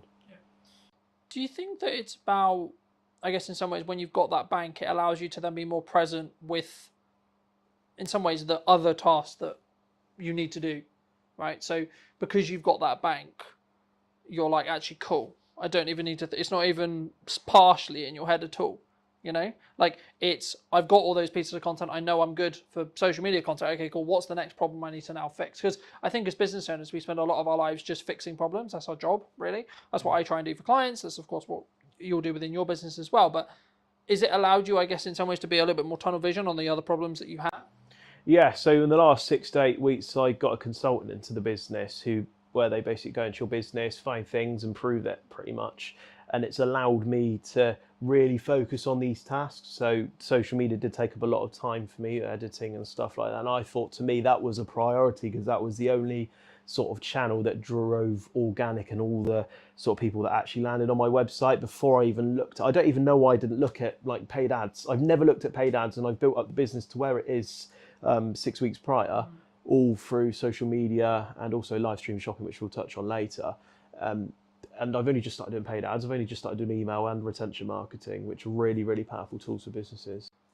Do you think it's just a natural, like, I guess in some ways, natural progression, or like when we start out, we just throw a load of shit against the wall, right? And we see what sticks. Okay, cool. But is it a level of overwhelm, or is it a level of just, I guess in some ways, naivety to be like, why would I do paid ads? That just is burning money, right? Like maybe people don't necessarily appreciate or understand the ROI, and then what time window that ROI, return on investment, is potentially. Yeah, I think the reason why a lot of businesses fail is because it's the money side of it. They don't have it's not the fact they haven't got the idea, it's because they haven't got the money to do it. I've thrown probably in the last 8 weeks, probably thrown about 10, 15 grand into all of this sort of things that I have been doing. And businesses might not be fortunate to have 10 to 15 grand to throw at these sort of things, especially with meta ads as well, because you can't just throw 1,500 quid into your meta ad strategy and expect it to work. And that's why you start doing little tests and stuff. I probably spent maybe £800-900 before we got the right strategy and the right cost per click and make sure that it works. But what people don't understand is that you spend £1,500 on ads, they think, what am I going to get out of that? You've got to measure, for every pound that you spend, I'm going to get X amount back. We're currently, for example, Meta, for every pound we spend, we're getting £5 back. And that's where you want to be with businesses. So it's not the fact that people are spending 1,500 quid. I mean, that's a scary amount of money to spend, but you need to think every pound that I'm spending or every 1,500 quid I'm spending, I'm getting £6 back or 6 grand back. And I feel that's what businesses don't understand, and they don't believe in it, but it's going to be the most powerful way, especially as e-com's growing and growing. There's going to be a lot more competitors for each and every business, and these are going to be the most important channels for people as well. And that's not to mention, you can look at these channels as well, and if they stop performing as well, is if you have a really good detailed dashboard looking at what's working, whether it's got a green light, it's got an orange light, it's got a red light, and if it's got an orange light, you can act on that. But if, for example, social media is in the green, you don't have to worry about social media, but maybe my email marketing is not performing as well. And when it's an orange, we can be like, right, why is it in orange? And we can act and perform on that. So it's important to have a look at those sort of things and definitely read data. Data is very important as well. That's what my consultant has really been driving into me. And I've learned in the last 6 to 8 weeks, absolutely loads of stuff that's so powerful for me to take on and learn and also talk about as well. Yeah. I think sometimes we get maybe intimidated by data, right? Like maybe we'll see a video that gets, I'll use an example for you on your feed. Like maybe you get something that gets 10K views, and then you get the next one that's maybe like 1,100 views. And I think maybe someone would say, oh, the 10K must get you more business. Does it? It's difficult because I've measured this one before, so I don't know if you see a lot of the dress-up sort of videos that I used to do. They used to get millions, like millions, hundreds of thousands of views, lots of traction and followers. But if you really do look into the data, a lot of the millions of views and sort of the traction and the followers, they're all people that were in like the Middle East and sort of countries that haven't sort of got that sort of economy behind it, you know, where these sort of people are earning £200-300 a month, they're not the sort of customers that you're looking for. Whereas that video I might have posted the other week, they got 2,000 views. Read the data, 96% UK, males 18 to 24, and then you end up making 4 conversions, and that only had, what, 2,000 views compared to the one that got 1 million views, which got 0. I think I was obsessed with numbers for quite a long time. How many followers have I got? How many likes did that post get? How many views did that video get? And that's not important. It doesn't matter. If I only got 2,000 views and 10% of people converted on that, that's 200 people. That's amazing. That's people would dream to have that. Whereas if I get 1 million and I got 0 conversions, but a lot of people would look at that and think, oh, that video is better because it got 1 million views, but that's not always necessarily the case. Yeah, and I don't think it's just as simple as like more views is better, but also I don't think it's actually necessarily less views if they're the right views are better either. I think this is where your data has to come in and you have to actually know, to an extent, you kind of need to know your shit. Because, like, I'll give you an example. I track every month, what is the overall views that all of the videos, all the posts, everything that I've done in 4 weeks got. What's that currently last 28-day number? And what was the last 28-day number? Now, if you're following that logic, Cotman cares about views. Okay, but then the next metric I track is how many sales have I made related to that jump, right? So, or how many potential deals or conversations have I had that could lead on to pipeline deals, right? And it's like, actually, then when you look at it that way, you're tracking all 3 metrics that matter. And I think sometimes, especially when people start on social, they just want the million views. They just want the 10 million views. They just want I'm going to gain all the followers in the world, blah, blah, blah. I mean, looking at just interest-based graphs, followers are becoming more and more irrelevant, to be honest. Sorry to say. But they are, because you'll be served content you enjoy. Simple as that, really. Right now, there's a difference between having an email list, because there you kind of own that data, right? And that's, I guess, the benefit of doing email. But we touched on live streaming, and I'm going to sort of tackle it as a live streaming element as a whole. I mean, because I'm looking to live stream the show, right? The podcast in the next couple of weeks at the time of filming. What benefit do you gain from live? So I tackled live stream shopping a couple of years ago, and obviously live stream shopping for people back in the day, maybe if you were born in the 90s or early 2000s, was all tele shopping. And I got introduced to this idea in April of 2023, and I kind of visioned it as in, this idea isn't very modern, if that makes sense. I kind of visioned it as a tele shopping thing, something that's gone out of fashion. But what I didn't notice, a lot of big businesses such as TikTok Shop, everything, a lot of big businesses are getting millions pumped into it for this live stream shopping idea, and it's becoming such a massive idea. So I joined a company called Tilt. Tilt of one of the leading sort of like, they're specifically for live stream shopping. They launched in March of 2023.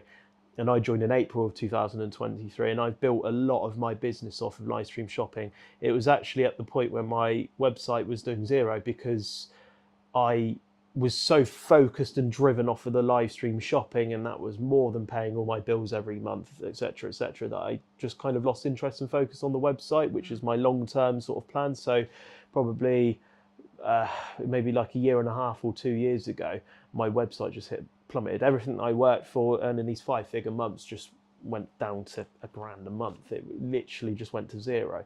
And that's when I decided that the businesses are getting to the size now where I can't do this on my own. It's like there's too much going on. And that's when I brought someone in and I said, right, your job is we get the new stock, you upload it to the website and you look after it, and we'll grow it up again. And now we're at the point where we focused on live stream shopping. Also, the website's up and better than it ever was before. But I always do wonder in the back of my head, if I didn't let go of the website and I'd done that earlier, would my website be 4 or 5 times what it is now? But everything happens for a reason. But sort of live stream shopping is massively powerful. So if you are in that e-com space, especially with what I do as well, it's maybe for like a business like yours, obviously live stream shopping itself might not be the right fit, but for people that sell a product, whether that's jewellery, clothing, new clothing, shoes, anything like that, seems to be a really powerful tool at the moment.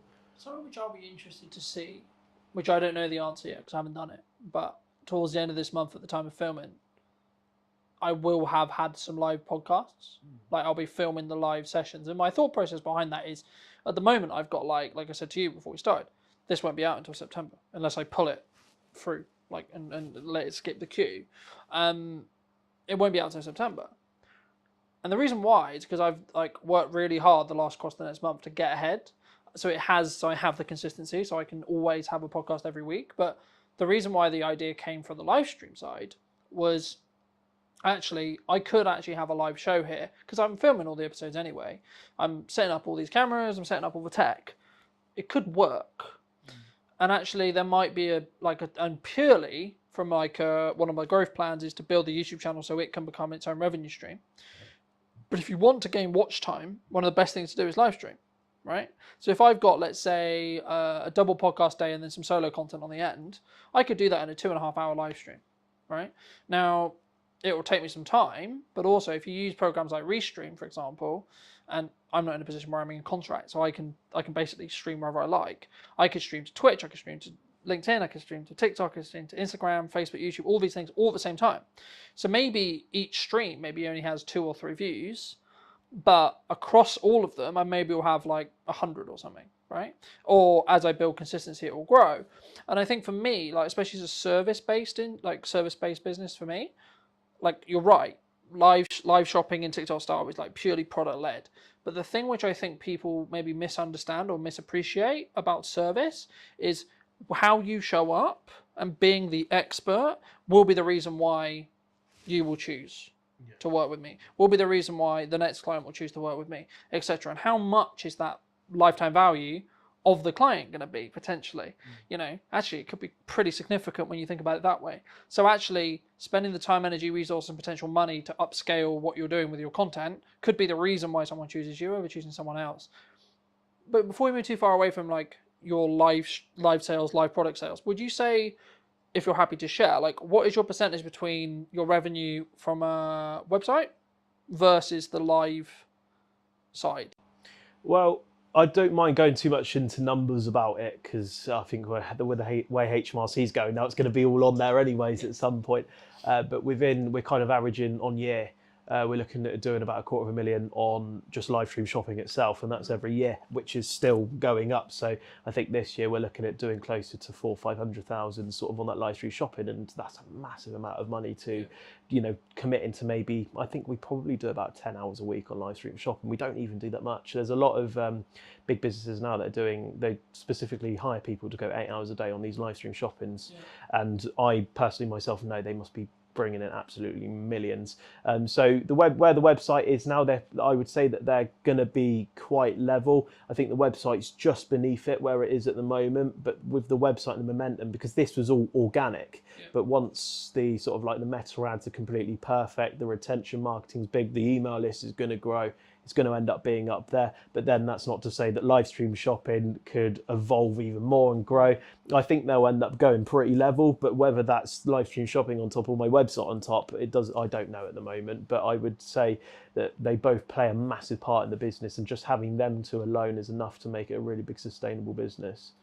Do you think, because obviously in your own right, you're clearly successful, right? I don't know whether you count yourself as successful, but like to the people watching, they would see you as someone who's successful, I would hope, right? Do you think you have maybe lifestyle creep, or like, how do you deal with that yourself? Because I think younger entrepreneurs who have seen success, whether that's the definition of you have freedom over your time, you make good money, you're making the money that you want to make or more, or etc., you've got the office, you've got the staff, whatever your definition is, do you think it can go to people's heads sometimes? Yeah, I think it can create an ego problem with some people, where a lot of influencers start to flash their lifestyles and nice So look cars. at me with my Rolex, look at me with my car, look at me with my house, etc. That's the direction I never want to go in. I never want to be flashy. I never want to kind of like rub it in people's faces. I struggle with this kind of it's called imposter syndrome. If you wanted to Google it, it's basically where you don't feel like what you've achieved you deserve it, sort of thing. I feel like as a 22-year-old, I should kind of be just starting out in a career as opposed to doing what I do. And I kind of look at myself sometimes and I'm just like, wow, what have I done, sort of thing. Well, why don't you deserve it? Because you've worked hard. You've worked hard for a long time. I know your story. We'll give a brief. Do you want to give the audience, my audience, a little bit of a brief synopsis who maybe haven't seen the video we did in your media day about sort of how you got here? Because I think it could be perceived as like, oh, Ben's doing really well, right? As I alluded to before. But how did you get here? Just before we go into a little bit more depth on like the, I guess maybe the insecurity side of it, or like the imposter syndrome side. Because I think for me, it's just a sign you've worked really, really hard and you found something that works and then doubled down on it by taking the risk. But how did you get here? So it all started back in lockdown of 2020. I think that's where a lot of kind of online e-com businesses started to really sort of like kind of drive to an extreme level because no one could go out The shopping. rise of everyone being locked in a house. Yeah, I mean, you couldn't go to the pub. That's a lot of where people spend their money, and people had a lot of disposable income, so they're spending on these stores. So myself, I was working at Sports Direct, earning a very piddly wage, £4.58 an hour. But I was 16, so to me, getting that £200-300 a month was amazing. I could go spend on whatever I wanted. I didn't have anything to pay for. So obviously you got furloughed, so that was an extra £200-300 a month for doing nothing as a 16-year-old. It's the most amazing thing on earth. They then got a job at the One Stop down my local area. That made me earn about another £400-500 a month. So I ended up getting about £700-800 a month. And then to a 16-year-old, that is an astronomical amount of money. I was like, wow, brilliant. I saved up for my first car. I was able to do a lot of things because I was so tied away and stuck at home. I couldn't go out and spend it. I couldn't go to the shops and stuff like that. So it all kind of started from there, really, and I kind of got a bit more of an expensive clothing taste. I've always liked these really cool terrace wear brands such as Stone Island, but could never justify spending 180, 200 quid on a jumper. I thought, what idiot would spend that? My parents still have that attitude, even though I might spend £700-800 on a jumper now.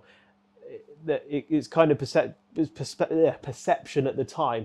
That was a lot of money, and that what drove me to start looking on places such as eBay and Depop. The Vinted was in sort of like the horizon at the time, but it hadn't really grew to what it was today because their business model was amazing. They started doing buyer fees as opposed to seller fees, which drove a lot more people to sell on there. Therefore, a lot more people went on to there. But that's obviously another conversation. But I started shopping on there, and that £200 jumper that I was looking at, I could get it for £80, and I was like, amazing. So even though I was earning better money for my age, I was still being quite sensible with it. I think that's what I've always been quite lucky with, is spending money, but spending it in a sensible way. So if I am going to spend a lot of money, I need to make sure if I spend that 500 quid, I'm going to be spending that 500 quid in the most sensible way possible. And I picked up my first Stone Island jumper, and it was a worn navy Stone Island jumper. The badge had been through a wash a few times, but I picked it up for 70 quid.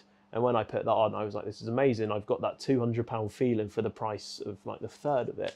And that same jumper, I sold it a couple of months later, even though I must have worn it to death, spilled so much stuff down it, all that sort of stuff. I sold it for 100 quid, and I ended up making 30 quid whilst wearing something that I felt that I got that same experience with. And that led to one another. I bought another jumper. I paid another £70 for it. I sold it for 100 quid again. And that's when I got the bright idea of I'm possibly going to start buying stuff specifically to sell it. And instead, with the profits that I made, instead of wasting it like most 16-year-olds do, I was building up just a bigger pool of money, spending a little bit more. My parents were very controlling over this because they wanted me to save up, to put money away for when I want to move out when I'm older. So they were like, right, 4 or 5 items at a time. Don't buy any more. If you buy any more, we're going to kill you, basically. So I kept doing that, kept buying, making a bit of money, selling, and it wasn't all plain sailing. There was a couple of times where I lost money, but that's just part of the business, and that's where you kind of just learn and develop over time. And then fast forward 5 years later, we're here somehow. Just all happened really quickly. Do you think, like you mentioned the spending a lot of money, do you think like people maybe worry that you're spending, like, let's just use the example that you gave, like 500 quid, right? But they're coming at it from the perspective of, shit, that's like 20% of my monthly income, for example. Right now, but if your monthly income and you're in a fortunate position where you build a business where actually let's just use a number for the sake of it, of like 10 grand is your monthly income, then actually spending 500 quid is like, meh. You know what I mean? Like because it's less of your monthly income, it becomes, I hate to say less important because I'm aware of the climate, right? But it's like in context, right? To someone who makes £1,000, that's 50% of your monthly income. But if you make 10 grand, that's like around 5, maybe less, And And I think for me, it's like actually, especially if you're then going to make money from it, or like you see it as an investment, or you can actually justify, or it is an investment in respect to it. The implication is you're going to spend this money. I'm going to spend this £1,000, £100, whatever it is, and I'm going to get 10x. I'm going to get 5x. I'm going to get etc. Is that the? Do you think that's the reason why, like your parents or like your friends may be like, oh, don't spend this money? Yeah, I think going early days, for me to spend £400-500 was a massive deal. That's a massive amount of money. But as you say, as you grow and develop, the more money you earn, that £400-500 becomes less and less. And it doesn't matter as much as how humble people stay. Your perception of money seems to kind of go out the window a little bit. For me, for example, in the most nice way, humble way possible in front of the camera, for me to spend £1,000 on a new fridge for the office isn't very much of a big deal to me as it was when I would be 16 years old. And that, I think, regardless of how humble you are, wherever your beginnings were, I think that's always something that it's just going to naturally happen. Do you think that also comes because, we've spoken about it before, but I think it's I guess in some ways a lack of understanding that there's an abundance of work. Because like in my industry, people have said to me, the creative industry is really hard. But I'm in a position where I'm like, how do I say this nicely? No. No, it's not. And I'm very cautious when I say that, because for me, I'm aware that it's because of the output. It's aware because of the work that I'm doing.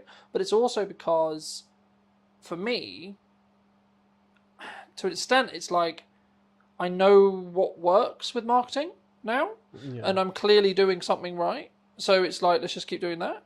But also, as I win more work and as I have more cash, then the pressure comes off a little bit. So I think, is it just a perception thing? And is it just, because I've always said to people who are like, oh, it's really hard or things are really difficult. I'm like, yeah, but when did you last market?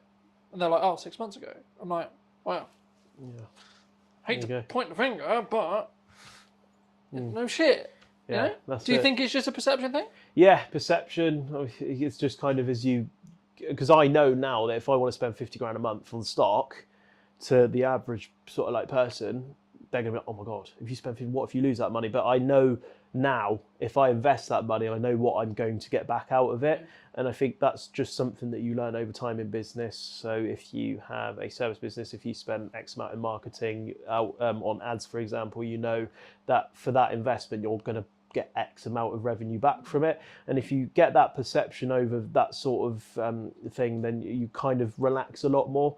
And I think my parents began to sort of relax that sort of like, right, you're not allowed to spend more than £400-500 on stock at a time, because they knew what I was doing was working. I think the biggest fear for them was that I'm going to spend £400-500 and blow the lot. Yeah. And which I don't blame them. They're parents at the end of the day. They care about what you do and want to make sure they have the best for you. So, and now they, if I spend 40-50 grand a month, they're not going to be like, oh my God, you can't do that. You're our son. But they know what I do works. Yeah. And I think that's what businesses need to kind of let go of the fact of just make sure what you do and what you spend works. So don't commit a massive amount of money on ads. So I think, as I said earlier, I spent £800 to £900 a month on my ads to make sure they worked first, and then we up the budget instead of blowing £2,000 a month.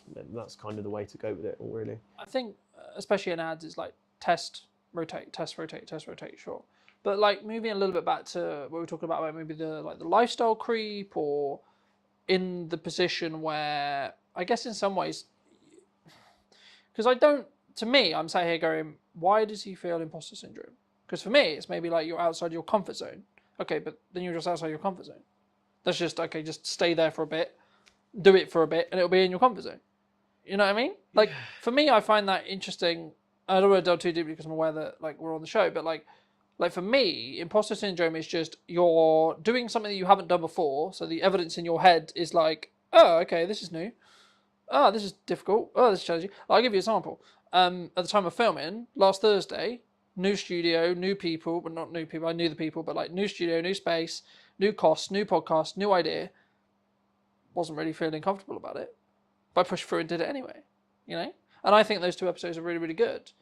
I think they work really, really well. I think the studio in London will be a very different thing to what I do on location, a very different thing in Southampton. And it's not like one is better than the other, right? If you want to go technical, sure.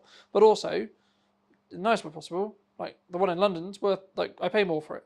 And it's also in London. So I got to travel and it takes more time, etc. So like, and again, it's like also, are we locking in where it is now in respect to, because the one in Southampton, for example, is in a build stage as well. So actually, it could go full production like that, and actually then they would be on the same level. So I think for me, imperfect action is what matters, and I think that once you gain some momentum and you have some success, you could say. I mean, we were talking about when you were driving me back from the media day about like looking at a car as like a maybe not a great investment. But actually, it's the context in which you apply to it, right? Like, for me, if you enjoy that car and that's your, like, treat to yourself that allows you to keep working hard and keep making, let's just put a number on it, an extra £50,000 a year, £100,000 a year, whatever it ends up, wherever your number is, then actually, why shouldn't you spend that money on the car? You know what I mean? Because if it's at what point, I think sometimes as business owners, we don't, for a very long time, I was like, yes, I won, and then straight on to the next thing. I was very, very bad at celebrating the wins. And I think it's kind of the way you counterbalance imposter syndrome, in my view, because it allows you to give the evidence to say, no, actually, you are pretty good. You are actually clearly doing something right, you know, regardless of age. Because I think it's in subjective terms related to, actually, I would say the age is your advantage, because you looked at the business and went, yeah, but someone who's maybe 50 will go, I have to have a retail store. Because that's what they grew up with. That's their perception. Yeah. They can't think, I can make 400 or whatever it is, like nearly $1 million a year, just on live stream shopping and on our website, right? Yeah, no, I agree with all that completely. It's good perception of it all. The imposters sort of thing for me is that I'm so young and I've achieved kind of what I've always wanted to achieve in life so young. And I think for me, I don't deserve to have that at such a young age, because people work all through their lives to get up to the age of 50, 60 before that they get that really good idea. And I think it's just, for me, that's just kind of the sort of person I am. I just don't feel like at that age. I think that's important, to be staying humble. Yeah. Right. And I think that's important in how you show up, and that's important in how you scale, and that's important in, actually, to be honest, how you'll then pay your staff, how you'll then pay the people you work with, how you are with the people you work with. You'll be grounded. But like for me, I was in this like fortunate position where people are like, I want to get to retirement age. I want to retire at 40. I'm like, what would I do in retirement? I know, I would film videos. Yeah. I would have a podcast. I would do this. And I'm like, hold on. So I'm there too. I'm nowhere regarding revenue right there. But like, I've got enough money to pay for what I want to, what I need to pay for, and have a percentage left. Put enough aside to keep for rainy days and put some in investments, and happy days, you know? And then I can save towards a goal of, okay, I want to buy a new camera, or etc. You know? So for me, it's all a perception. Yeah. For me, it's actually control over time, control over what I can do every day, control over who I spend my time with, what clients I have to say I can say yes or no to. So I think for me, I get to an extent why someone in your position or someone listening would potentially feel concerned, imposter syndrome, etc. But for me, that's a sign of growth. Like I was talking to my partner about this and a good friend of his this morning. It was like, the things that used to piss me off a year ago, they don't even scratch the surface now. I was like, that's a sign of growth. That's a sign I've grown. And I think it'll be interesting to see where we both are, but just looking at me personally, where I'm going to be in a year to two's time. Like the things I worry about now, are they even going to be things that I worry about? Probably not, right? But what would you say to people who are maybe on the fence about, they've got that idea, like you had, right? And they're like, yeah, but it's not safe. There's no 100% guarantee the business is going to work. Should they make the leap? Yeah, absolutely. Because let's say the business idea, costs £5,000. You need to put £5,000 in for it to give it a chance to work. But you'll spend £5,000, and that to everyone that's a lot of money, isn't it? To spend £5,000 on an idea. That's £5,000 to £5,000. But you know, people will go and spend £400-500 a month at the pub, and that accumulates over a year as £5,000. So if you save that, stop going to the pub for a year, to people, that's what they enjoy doing. But let's say if you cut that out, put it in a pot, and then at the end of the year, try that idea. And then you'll be able, and if that idea works, you'll be able to do that business, plus go to the pub and still have money left over. So I think try it. But at the end of the day, for businesses to work, you've got to take risks, and take risks important. If you lose £5,000, make that £5,000 back again and try the idea and do something a bit different. Do you think it's worth the lessons that you might learn in that though? Yeah, lessons are like they're priceless. Because like, even if you fail, the way I've looked at it for a long time is like you either are successful or you gain some lessons. You don't really fail. You're like, oh, don't do that again. Yeah, that's it. Yeah, those lessons are priceless for everyone. At the end of the day, if you spend £5,000 in that sort of idea and it doesn't work, you can use that to work out exactly what didn't work. So if you do want to try it again, you make sure you put those things right and see what happens. At the end of the day, not all businesses are going to succeed, and that's just a part of life. If 100% of businesses succeeded, the whole business industry, in every single industry, it would be overwhelmed. It would be like there'll be too many, and there'll be so many also, around. like if you look at the odds, whether it's like gut, whether it's work, whether it's this, whether it's that, whether it's just managing cash flow, managing money, whatever, I think it's like the current statistics roughly when I last checked was like 97 to 95%, depending on where you look, of businesses are going to fail, right? So it's like, yeah, the odds are against you, but actually, if you extrapolate that out to the world, 17 billion people, actually, the odds that you win there are pretty fucking high, right? Now, yeah, maybe the number's like, in comparison to 17 billion people, quite low, but it's still going to be a couple of million people who win, you know?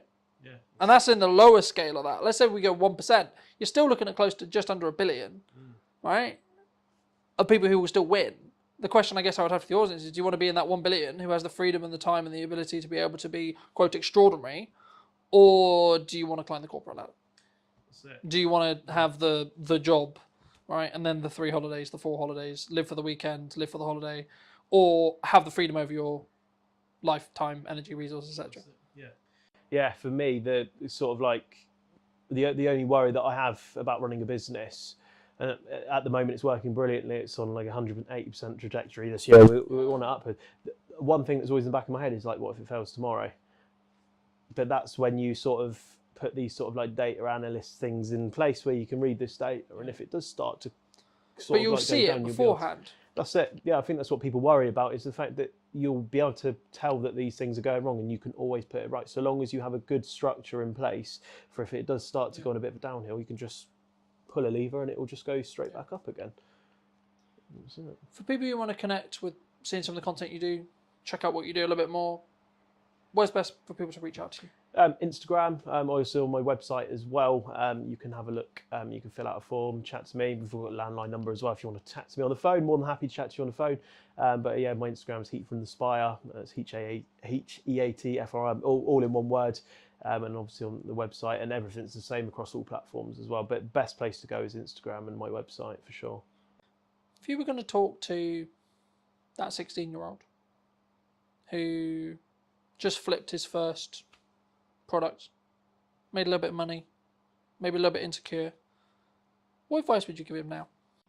I would tell him to keep going, reinvest wisely. I would say, in a sense, don't listen to everyone around you, because if I listened to absolutely everything anyone ever said to me, for example, my parents wanted me to stay in a full-time work. If I listened to that, I might still be laying bricks, and I wouldn't even have this place. I wouldn't have, a nice car that I have and stuff like that. And I would say just be wise about who you listen to. And if you want to take a risk at a young age, absolutely do it, because that is the best time in your life. You don't have a mortgage, you might not have kids and a lot of stuff. So the time to take risks is when you're in your teen years or when you're still living at home. So that's the best time to start a business idea, because it's really hard to maintain and sustain a business, especially when you might be in your mid-20s, you have a mortgage, you have 4 kids, you're getting married next year, a lot of bills going flying out, expensive partners as well that might want to. So yeah, I would say absolutely go for it. And if anyone is young that does watch your videos or watches this from my page, just reach out and I could give you some advice. Thank you so much for watching. If you did enjoy this episode and would like to see more like it, make sure to be subscribed and let me know what you think in the comment section down below. And I'll see you very, very soon. But entering the retail market was a huge step for us. Like how you want to perceive yourself in the market. It was a very difficult time, I think, for the business. Do you think it's changed how you show up as a leader? And it was honestly the most fun thing I've ever done. And it was stressful. What do you think's missing in marketing right now? When somebody rebrands, the general question is, has the company been dissolved? Like you want to, in some ways, make him proud first. I think if you've built brand loyalty, and by that I don't mean you're selling millions of products, but if people trust in you, I think as a person, you'll automatically gain respect within the market. Let's restart everything. Let's replan the business model. Let's replan marketing. Let's replan everything. And then, funny enough, when I executed on those things, things changed. My results changed. Work on yourself. Just work on yourself. Seriously. Like every day. Just be better every day. Hello, my friends. Welcome to a brand new episode of the podcast. Today's going to be a really special one because technically I'm actually interviewing my first client. Now, that sounds a bit weird, nearly 10 years in business now, but it is. So, welcome to me. Welcome back. It's been, I think it's actually been, nearly 4.5 years since we've actually seen each other? The last time I remember, I think we were shooting something on top of a car park in Salisbury. Yes, we did. And yeah, that's got to be about 4.5 years ago at least. So yes, it's great to be back and great to see you after all these years as well. I know. Yeah. Super good. I mean, you were actually under a different brand then. That's right. We were. So our legal entity remains the same, but we have rebranded to Anand, which incidentally is our family surname as well. And that came about through some hard lessons, I think, in business. One of the ones being most probably that you never really stop learning, I think, and when you get to a point where you think you've kind of, worked everything out, there's like this curveball thrown at you. So that was sort of what happened with us as a company. There were some legal obligations that we had to meet, and the old brand no longer resonated or could technically be used moving forward. So I think it all came about because we entered retail as a business. Predominantly we are wholesale and hospitality, but entering the retail market was a huge step for us and sort of at a national airport as well. So when that came about, I mean, it was a huge shock to the system because we had just launched this huge sort of project. There was 2 or 3 in the pipeline, and then all been vetted and all sort of been mustered up with this brand. And then to all of a sudden launch something, and then I think it was about 3 weeks later we had something to say, there were some legal obligations that had to be fulfilled. It was a huge shock to the system. So it was a very difficult time, I think, for the business, because I think being a director, I always say you have huge responsibilities for your staff and your company. And I think I felt at that time that, this was, do or die kind of thing. It was either we really got this going and sort of made the necessary adjustments. And we did. And, Anand was formed off the back of that. So, and it was honestly the most fun thing I've ever done. And it was stressful because, you're running this medium-sized operation. We employ up to 50 people, and all of a sudden you're rebranding, and everyone's question is why. And there's a fine line where you can tell someone why openly and why you can't. And the majority of the reason was, it was just something that we had to do as a business. So the rebrand came as a shock, but honestly, it really taught us a lot of valuable lessons from in there. Because I think off the back of the name, we actually found a voice as a company. I felt for a few years that we didn't really know what we were. And I think that's really weird to say for a company that was fairly well established. I mean, you visited before as well.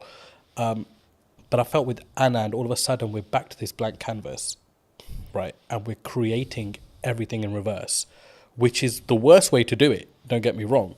But because it had to be done, it kind of forced our hand to look at aspects of business that we never had before.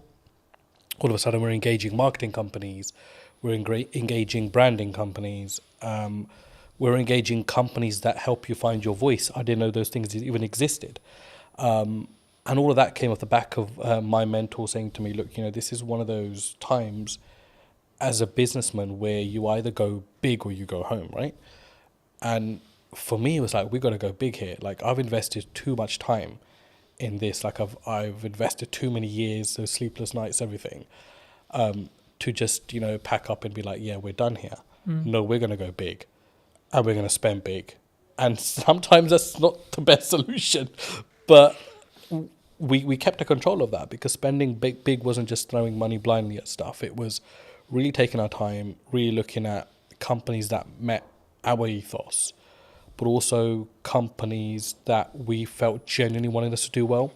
So they didn't make us just feel like a number amongst their client base. And that was hard to narrow down, because we made some mistakes along the way there as well. And in hindsight, it's easy to say, these things happen. But at the time, when you're financially forking out money, it's a huge deal. So, look, it was an amazing journey. And it's been a year since we've rebranded. And I think as a company, we couldn't be any happier than we are at the moment. Do you think that maybe some people are really worried about rebrand? I mean, you were kind of forced into it, but I think maybe people who are listening who are maybe on the fence about what do you gain from a rebrand? Was it just that voice and that that really what I would call depth work when it comes to really understanding what your brand values are and how you want to perceive yourself in the market? Would you say, or is it if that's a disconjointed? Because for some business, I think that can be really disconjointed for some people. I mean, I'd answer that in reverse. So one thing you won't lose is your reputation, which was a huge aspect for us. It was, when somebody rebrands, the general question is, has the company been dissolved, or has something happened? Has the company gone bankrupt? Has there been a huge gross misconduct from somebody?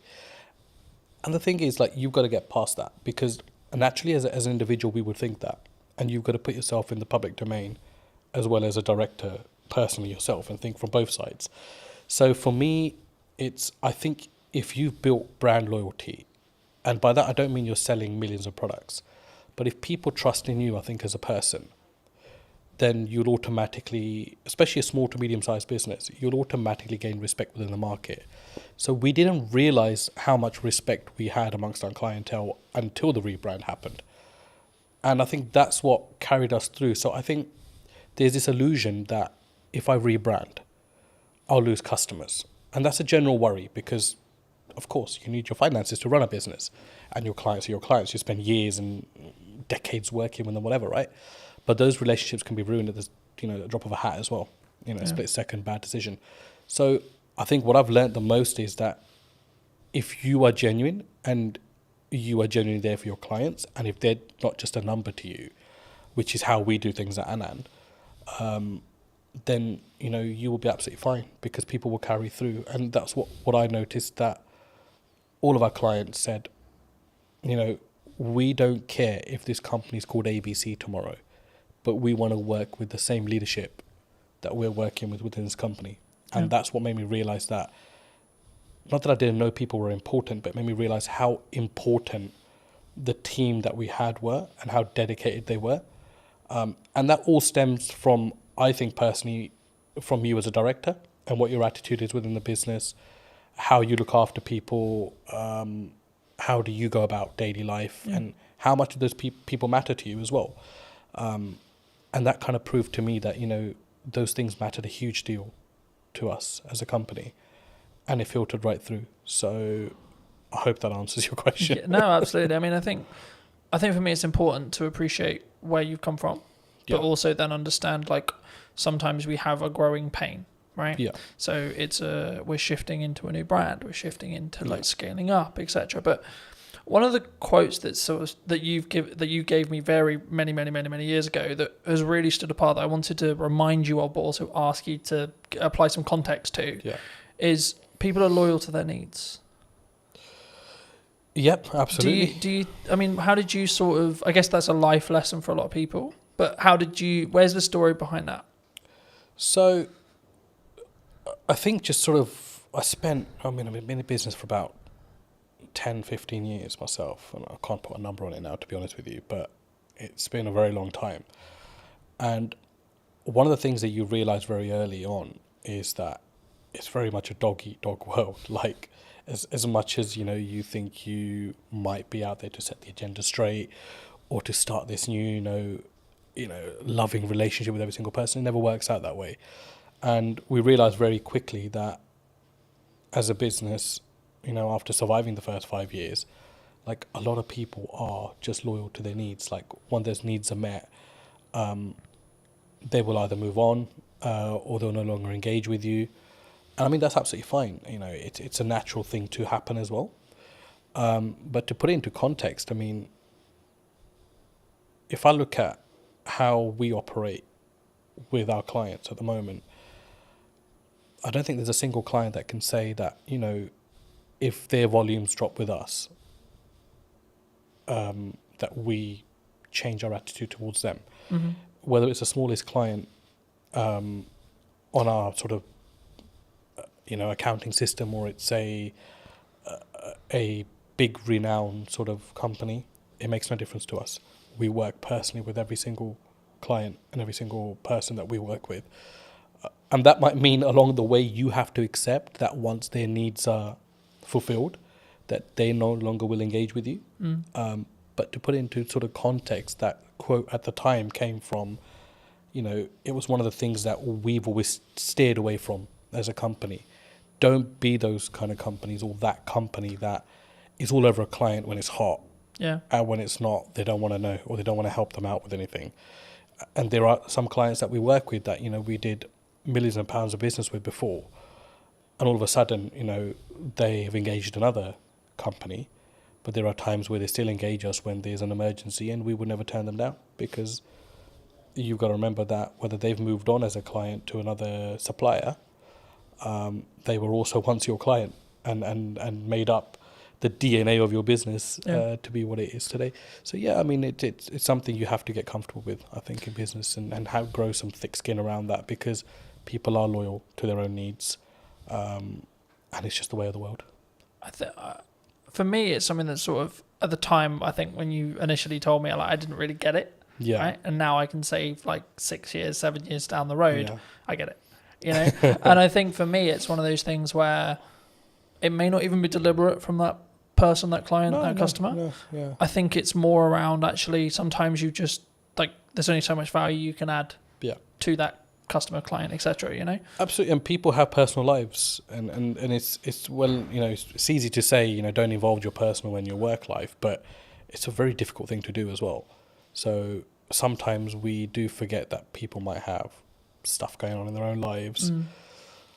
People move on, and all of a sudden a new person comes into that role in the company and doesn't see your business to be as valuable as the previous person. So there are elements of that as well. Yeah. But I think I've always found that there's no use keeping hatred and negativity about somebody moving on. I think you've got to accept that and look and think, you know, how can I learn from this? And how can I get better from this? And there was times that, you know, clients left us on a very bad note, completely unexpected. Some that didn't even pay, you know, the thousands of pounds they racked up in accounts, not to mention any names. And, you know, that didn't mean that we were not going to look at what we could have done better as a company. So I think it always starts with what's going on at home before you look anywhere else. Yeah. Do you think, because I've been fortunate enough to be in business and grow and scale and adapt and be in a position where I think there's always some people who are saying, like, there's something going on in the economy or COVID or et cetera, et cetera. I mean, is it a mindset thing as an entrepreneur, as an owner? Because I've always been of the mind of, like, yes, there's stuff going on, but actually your output can then fix your, like if it's a revenue problem, then there's a solution for it. If it's a marketing problem, you can fix it. You know, it's down to you to fix it, regardless of, like, the economy's in bad shape. You know, a lot of people have said to me, like, the creative space is challenging right now, you know, in comparison to maybe when, like, COVID was really good, for example, where there was loads of money floating around. But it's like, actually, I think for me, you've got to focus on what you're doing. And I think that's the key. But I mean, in your experience, have you, is it kind of a catch-all kind of, oh, they're just saying it because, oh, the economy's hard, or as maybe as an excuse? Look, I mean, there's no doubt the economy is very different to pre-COVID, but then it's also very different to 2009, when there was a huge crash, right? Yeah. So I mean, that's just a constantly sort of evolving, you know, situation. Yes, I do believe it's very difficult now to do business, no matter what field you're in. But there are some fields which feel legislation change particularly, you know, they feel it a lot more. than some businesses. But I think you're right to say you can navigate through anything with a very positive mindset. And I think if you fold as a business, but you've given it your absolute everything, you'll sleep peacefully at night. And that's for me personally, and I felt that in a situation. I mean, 2023 to 2024 financial year was our worst performing year as a business, and it was also the year that we rebranded. And there was a lot of sleepless nights there because revenue was, rock bottom. We'd employed people that year, doubled our workforce because we were looking to go, north, and ended up going south as a business. And naturally along that is a lot of doubt because you think, should I have employed these 6 people? Should I have done this? Should I have done that? And it's easy to say in hindsight that actually I'm worried then, but you generally do worry at that point. So I think it's a mindset and how you navigate. And the thing that got me through was just mindset. I think I am just so resilient, like, to anything. I think right now in my life, where I'm just like. Do you think that Okay. comes from your years of experience in business and knowing that actually sometimes you've just got to, what I would call, grunt it or push for it that you just figure it out? I think it's both of those elements, but I think for me the biggest thing is upbringing. My dad was a very resilient character, hugely resilient. Sorry, not was, is still he's still there. He's an extremely resilient character, and a completely uneducated man, which I must add to this story as well. So to see him, as a migrant in this country with little to no education, he still doesn't speak English fluently. And it was like, this guy struggled, and he struggled so much, but he made it. He made it in his career and in his life. And it was like a lot of that played on my head at that point. And I don't think those things sit well with you, or you don't draw on those things sometimes in life. But when it really matters, those things will come in, and you'll know what your metal's like at that point as well, and how strong you are. Do you think that was like a key in respect to like how well you've now done? Like that, having that upbringing and having that, I guess, those values or what could be described as the correct values being installed into you? Even if it was like an information sponge point, like you as a kid 100%. just taking that information, sort of saying, well, this is the upbringing I had. I mean, 100%. But the thing is, I think I didn't realize that till I was about 35. So there's no like one fit solution to this. It's just when it's going to hit you, and it hit me a couple of years back. The big change came from COVID, to be honest. COVID was a blessing for us as a company. I mean, that's not because we made money off unfortunate situations, but it gave me an opportunity to come out of the operation and be like, pause, because it's not something we could have done the way we were going at that time. We were climbing as a business. There was no structure, there was nothing, and it was just like, this is gonna be a massive train crash one day. And COVID came and just put the brakes on everything, and it allowed us to restructure. So when we came out of COVID, I'd say that's my real journey in business started then. Because all of a sudden now I'm responsible for totally different things. Because now I'm actually acting like a director. I'm not now, stuck in the operation. And there were so many things that were falling off the side. So it was about coming in, containing that, and then restructuring the business through that. And then certainly, obviously, the rebrand came behind it. There is that, and obviously the resilience side. For me, I learned that from my dad, and I have huge admiration for the man. And that's to say, I rub shoulders with a lot of businessmen, but I take my dad's advice very seriously in life. I always have, but I don't think you as a child or as an adolescent at the time, will particularly understand that. But if you're exposed to that environment, and I think it does rub off on you at some point. And for me, you know, I want to be like him. Yeah. Like I look at him and I think, you know, just the way he stands and acts and stuff, right? So huge influence on my life. Yeah. Do you think it's changed how you show up as a leader, as a, or even in your marketing maybe as well? Like that core, like you want to in some ways make him proud first, is what I'm sort of hearing from you. Would you say? I think I don't really think in that way, to be honest. Like for me, it's not about making other people proud. Like I think as long as you know you're on the right journey, I think honesty is very important in business. And I sleep very well at night, no matter what the situation is on the day.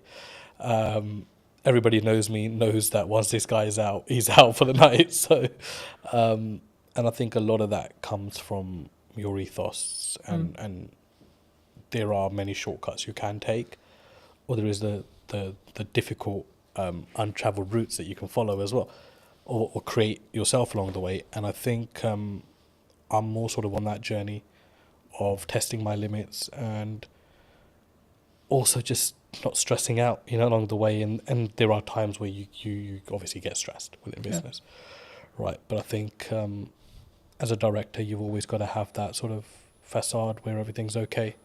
And sometimes it's not, but you need to have that because you know you need to always give your staff and your company the assurance that you've got it under control, because the buck does stop with you, the director. To install that confidence into the team?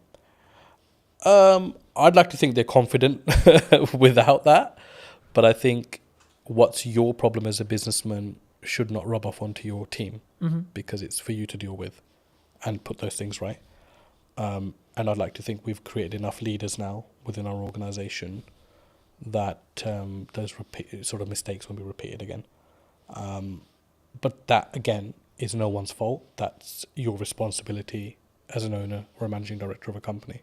As I say, do you think people struggle with taking accountability for themselves? Like when things go wrong in business or when things go wrong, like they're more likely to go, oh, it's your fault, rather than it's my fault and it's what I could have done better. I think it's an easier route these days. And society kind of allows you to get away with that now. Do you know what I mean? But I think in your heart of hearts, you always know when you could have done something better. And I'm that kind of person where even if something has 0% my fault within it, I'd be thinking, what could I have done better? Or what could I have done to negate this issue? Is there anything Do you think I that could have what done? makes you stand out though? Because if you're going to say the culture of maybe the country or like the and on average it's externally. Surely the unique advantage could be, actually it's my fault. How can I do it better? What can I do? I think any great leader, you know, let's go back. I don't consider myself great in any sort of way, I don't think I stand out in any sort of way there. But one thing that I've noted is like great leaders, whether they're, you know, businessmen, politicians, war generals, whatever, there's a lot of accountability. There's a lot of responsibility they take. And I don't think you can really take responsibility unless you hold yourself accountable. I know that might not make sense, but in my head it does. So I think that's really true, and I think that you have to take yourself accountability to what goes wrong, right? Like I've spoken in content quite a lot about last year was really hard, economically, business-wise, etc. Now I could go down the approach of, well, it was a harder year, and it was financially this, and there was political uncertainty, and this and this and this, or I could say, well, what am I doing? Yeah, right. Exactly. Like, how am I showing up? How am I leading with value? Am I leading in the right way? What's my office structure like? What's my business structure like? And then what I did was actually go, okay, right. So clearly something isn't working. Right. So let's go back to basics. Let's restart everything. Let's replan the business model. Let's replan marketing. Let's replan everything. And then, funnily enough, when I executed on those things changed. My results changed. You know. So I think for me, especially something that you can't overly control, right? Like, who's in the government, what the government policy is, etc., etc. That's why you should focus on you. That's why you should focus on what you're doing and what your key is, I guess, in some ways. But what do you think's missing in marketing right now that people maybe don't look at, or like either what you're doing specifically, or maybe what you're seeing as like potential opportunities? What I've seen, because we engaged with a lot of marketing companies before we decided to go with the one we did, it was just like how bad the quality of stuff is out there.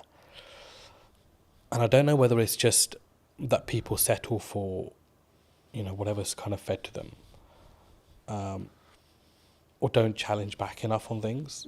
And for us, I was like, no, I don't want to look like a Pret or a Starbucks, because those things are fucking done. Like, I don't want to be that brand. No, I don't care how they're presenting their material. It makes no sense to what we do. And, the comeback from some of the marketing companies was, oh, yeah, but, you're operating in a different domain. Yeah, we're operating in the aviation domain. It's a huge domain to this country. I mean, you saw what happened when aviation shut down with the ash cloud. Yeah. I said, we're operating in a very high marketable area. But I don't need to be another one of these brands. So there's this whole, I think in marketing, they've kind of got these slots in their head. Where, okay, you're in hospitality, so let's just follow the footprint of this company. You're in travel, let's follow the footprint of this. No, it needs to be personal to you as a company. And I think no matter what size you are, I think you've got to have that arrogance, and you've got to have that strength to be like, no, this is shit. I'm sorry. Yes, you might be saying to me this is going to cost me £5,000 a month, but I do not value this at £5,000 a month. Like, this content is shit. And it was until we took that stance, we were able to filter out the companies that we actually wanted to work with. And it ended up actually being a company that had absolutely minimal experience in marketing, had a very strong presence in videography. They did some of our content. We sat down and said, we'd love the opportunity to market for you. And I was sold on the directors of that company. And I think that's a huge valuable lesson, that don't just go out into the market and think, I'll go to the marketing agency that does marketing for X, Y, and Z. No, that will not be the necessary fit for your company. You need to find the necessary fit for your company. So overall, I think it's a huge gap in the market there. If somebody's willing to come in a company and work personally with smaller businesses, I think it's a huge market, because everybody wants to catch the big fish. And big fish will potentially have the budgets just to pay and be like, yeah, the campaign didn't really work out. But as a small business, you can't really afford to do that. Every campaign has to work out. And whether you're small, whether you're a medium-sized business like we are, it has to work, because you're paying a lot of money for that to work. So huge gap in the market. I think there aren't many companies that I would look at and think there's a good reputation there, even though they work with big brands, because they will just consider you a small fish and think that they can pull the wool over your eyes. And I think it's very important, no matter what size you are, that you're the captain of your ship. Yeah. No matter how small it is, how big it is, you've got to lead by example there. And if you have to have the loudest voice, then you've got to have that as well. I'm glad you mentioned video, because I think sometimes people, they're overwhelmed by it, they're concerned by it. Yeah. They're like, well, I mean, why do you use it? Right, was the key, the question there. But like, I think there's so much that there's, like, from my experience, there's psychology around, like, oh my God, I sound like a dick on camera, or like, I don't like the sound of my voice, or this is how I look. But there's also then like the tactics, or like the tech side, right? Now, obviously, if you're bringing in a videographer, you don't need to worry too much about the tech side. But I still think you should, at some principle, you should understand it. I mean, why did you, because you mentioned that you leaned into it. I mean, why did you lean into it? I was obviously introduced to yourself into videography. I didn't have any, we know videos get made, but it wasn't something you ever gave, second thought to. For me, it was just kind of like, okay, I need to stop worrying about how I look or sound on camera. Like, just be genuine to who you are, like what you're talking about. If it produces great content, it does. If it doesn't, whatever. it's not the end of the world. And obviously, it was a changing landscape at the time as well. I think all of a sudden, Instagram changed its algorithms, like videos and reels, and all these new terms are coming out. And I'm like, what the hell's actually going on? And it was just something that came about. And for us, because we're hospitality and retail catering, imagery and videography is a huge aspect of what we do, as part of marketing as well. Of course, you can't just keep marketing with, let me take a picture of this. and just keep sticking on social media. It doesn't really work that way. So for us, it was like, okay, we need to open our horizons here and actually look at things that work, and just keep yourself open-minded in the process. I think it's something that people should always try, and then like see what the data then tells you, right? In whatever the campaign is, whether you're doing short form, long form, etc., etc. But I think it would be important when talking about data to think about like AI, right? We're seeing an AI boom. Do you see it as like we're all maybe in trouble, or like some people, like you're very obviously service based in respect to what you do, so it might not be as relevant, but is there elements of AI in your business? Do you utilize it? Or have you gone the other way and said, actually, no, we're going to lean into the fact that we are doing it ourselves and we're not maybe using it as a utilizational tool? Because I see it as a tool that can be sharpened rather than it replacing you. I mean, there were people in our team that were huge believers in AI. And there are elements of it that we use, no doubt. But I feel with what we do, if we invest too much into or rely too much on AI, I think it will stop your mind from working. And I think it's very important that you're engaged consistently. From just a cognitive ability. Cognitive ability. And I think you don't want to get into a situation where, you know, you're relying on technology to tell you what to do, because then all of a sudden you're not problem solving yourself. Or, you know, use it where you can, don't get me wrong, if you're stuck or whatever. But I just think that there are certain aspects of business, old school values, that no matter, they've tested all elements of time and survived. So technology important, AI important, but I don't think it's do all and end all.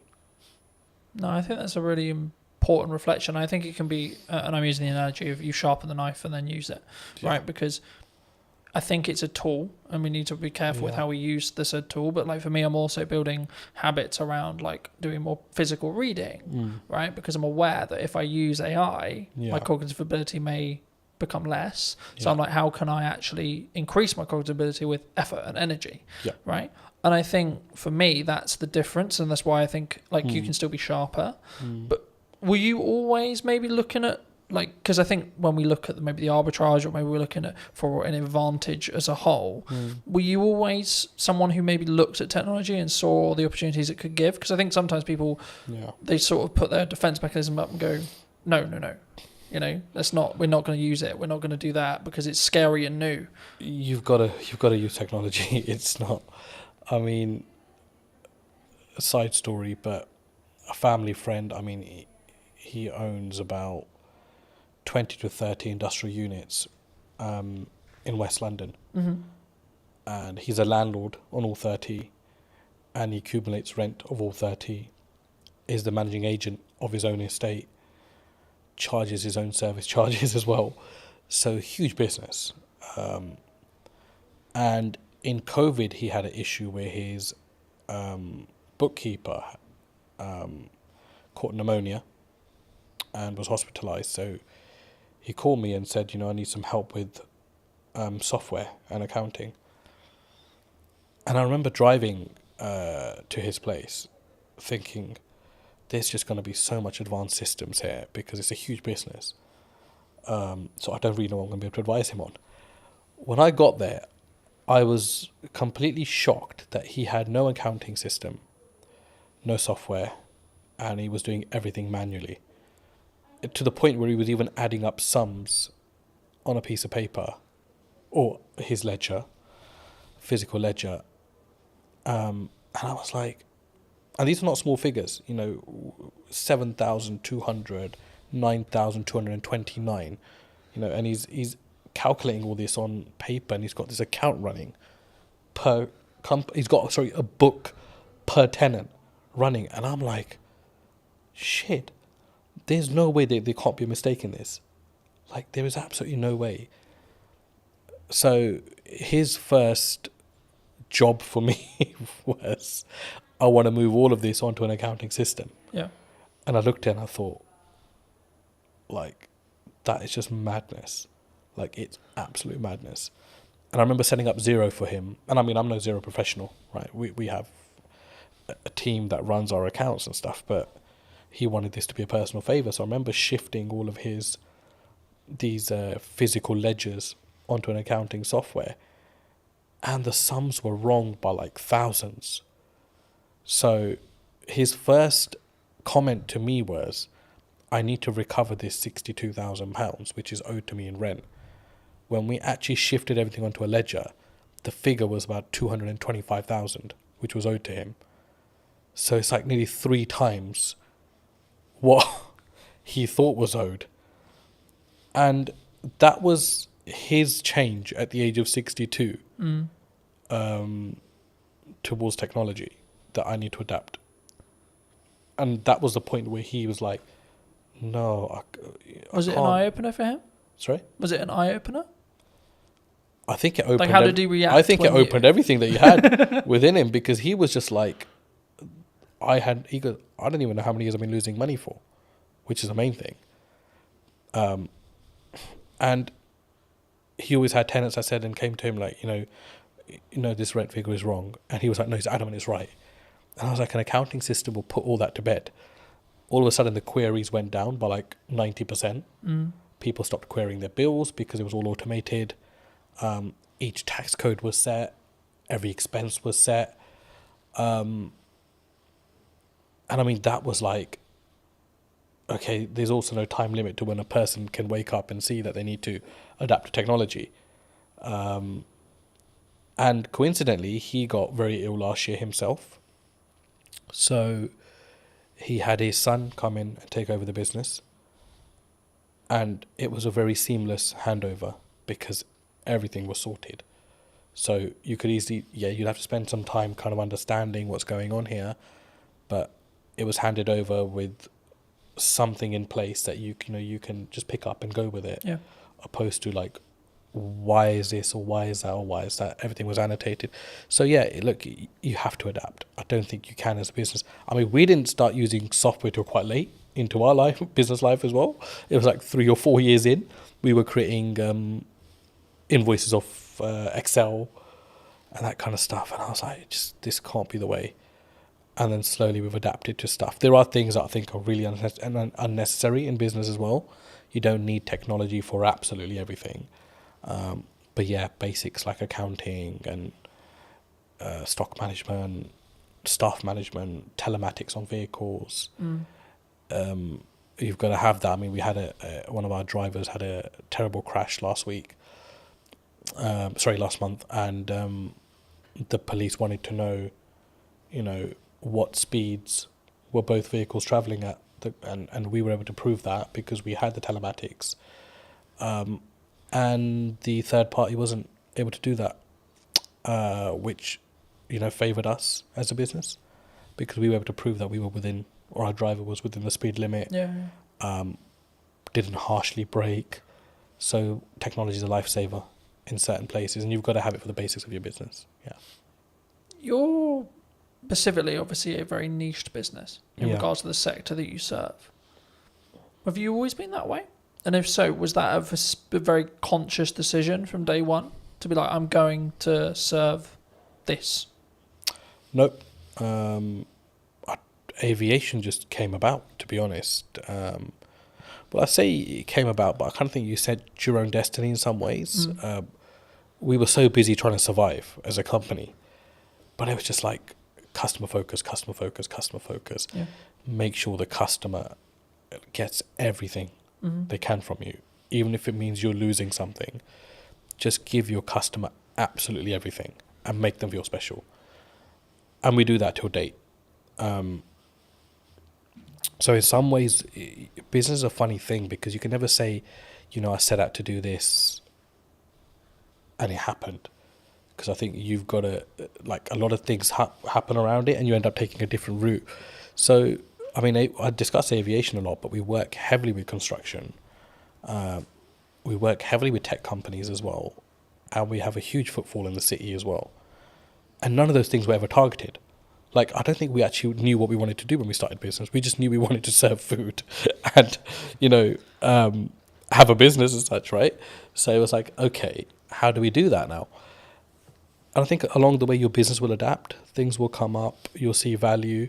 For us, it was about understanding our niche. And I don't think we understood our niche until post-COVID, which is scary because that was like 10 years into the business. 10 years, 7, 8, sorry, maybe 8 years into the business. But it was like, what is our niche? Our niche is not aviation. Yeah. Because there's a hell of a lot of companies that operate within that. Our niche is short lead times. You get hold of anybody at any time of the day or night. We will solve your problems. And if we don't, we will make sure we've done everything possible to try to solve that problem for you as a client. Now, there are some clients that have my number specifically, and they will only call me in situations because although I'm the director of the company and we have an amazing workforce, I've built that relationship with them personally when I was building the company out. And I can understand why they only want to come through to me. I totally get that. But my attitude towards them doesn't change irrespective of my position in the company. And we distill that like through our staff, completely distill it through our staff, that nobody's bigger than the company. We help a client in any given situation that we can. If we are closed for the day and something comes up for somebody, we will do everything we can to make sure that we solve that problem for them. And we've become that. I think that's been our niche. Our niche is we are problem solvers. And that's helped us like also recruit the right people. And people don't come to this company thinking, I'll just spend 9 to 5 behind a desk and I'm done. They're problem solvers. And we make sure they become problem solvers. And our retention rate's amazing. I mean, we've had one staff member leave in the last 2 years, which is incredible. It's absolutely incredible. I mean, there are obviously niggles. There are obviously things that, staff feels management can do better or management feels ownership can do better. But I think that's a healthy relationship and it's good to have that open dialogue. But it's so important to treat your staff well. And that doesn't mean just money or pay. I think just an attitude, sometimes just asking people how they are, talking about the football or having a normal conversation makes people realise that actually you're a normal person yourself. Yeah. I was going to say, I mean, I guess in a business your size, is there a level of all the directors are in today kind of like, oh, it's really scary? And then if so, how do you either defuse that or lead with empathy to be like, hey, I'm a human too? I think because I've never really come in like wanting to feel important. I think because I was, working the fields, as you can say, when I first started. I've kept the same attitude now.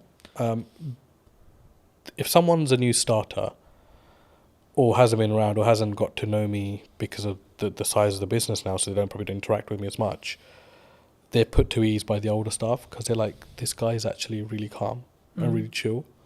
Like he'll come in and be like, let's order some pizza. Or did anybody watch the football or the cricket or whatever? I mean, it's like we have our company WhatsApp groups, and I was at the cricket India-England the other day, and I'm sending in the group chat, a photo of myself at cricket, but that helps people just feel like, I'm not intentionally doing that. I'm just doing that because I've always done these kind of things. And there are staff that say, they don't feel like sometimes that I'm the owner of this company just by how I act, how I am. I'm very relaxed. Mistakes are fine. I think we've always said that, look, it's fine to make a mistake, but don't let it become a repetitive mistake and we're not learning from. So it's that yin and yang. I think you've got to find the balance. For me, it's very hard to be serious with people, especially my day-to-day staff, because I think their life is serious enough without me having to add to it. Our work is serious enough without me having to add to it. So I try to, just be chill around them. If there's problems, I'll take that up with my higher management, and we will deal with it away from our team. But I think it's very important to have that balance as well. Do you think as a founder, as a director, as a leader, that maybe not you specifically, but those people in the question, leadership founders, they maybe have an ego problem? And if so, like, is that maybe their undoing sometimes? Like they have a massive ego, they care about the car, they care about the house, they're keeping up with the Joneses, but they don't necessarily lead with maybe the correct, what I would describe at least as the correct values? Yeah. And do you think that has a strong impact as from a leader, from a founder, from a kind of how you show up for your staff, your employees, your higher management, etc.? I think so. I mean, the people with, if you've got the nice car, the big house, you've made it in some elements in life, and that's amazing for you as a person. I'm really happy for people that are able to do that. But do you think it comes from an insecurity sometimes? From insecurity, did you Like say? they're doing it. Like, I've got the car because I don't maybe love myself as much, or like I'm trying to fill a hole potentially in their own self. I think everyone's trying to fill a hole in some way within themselves. I think we all have that. I mean, there isn't a perfect person out there. No, of course. Let's start with that. We all have our blemishes. End of the day, and there are things that we can always improve on. But I've been in business long enough to see both aspects. I've seen people that feel like they need to show their hard work or remind people how hard they've worked by showing possessions. Yeah. And they do that more for others opposed to themselves, which is sad. I think it's quite sad. And I don't mean that in a horrible way, but I genuinely think like I'd hate to be in that position myself as a person. Starting out younger, I was obviously the general perception around business. One day I'll have a really nice car, and I'll wear those clothes, and I'll wear, I'll buy this and I'll buy that. But I think once you're fully invested in your business, all those things would just not matter anymore. Like, for me, it doesn't matter right now that I'm wearing discounted Next Aspidrills, or I'm wearing a certain branded top. It matters nothing to me whatsoever.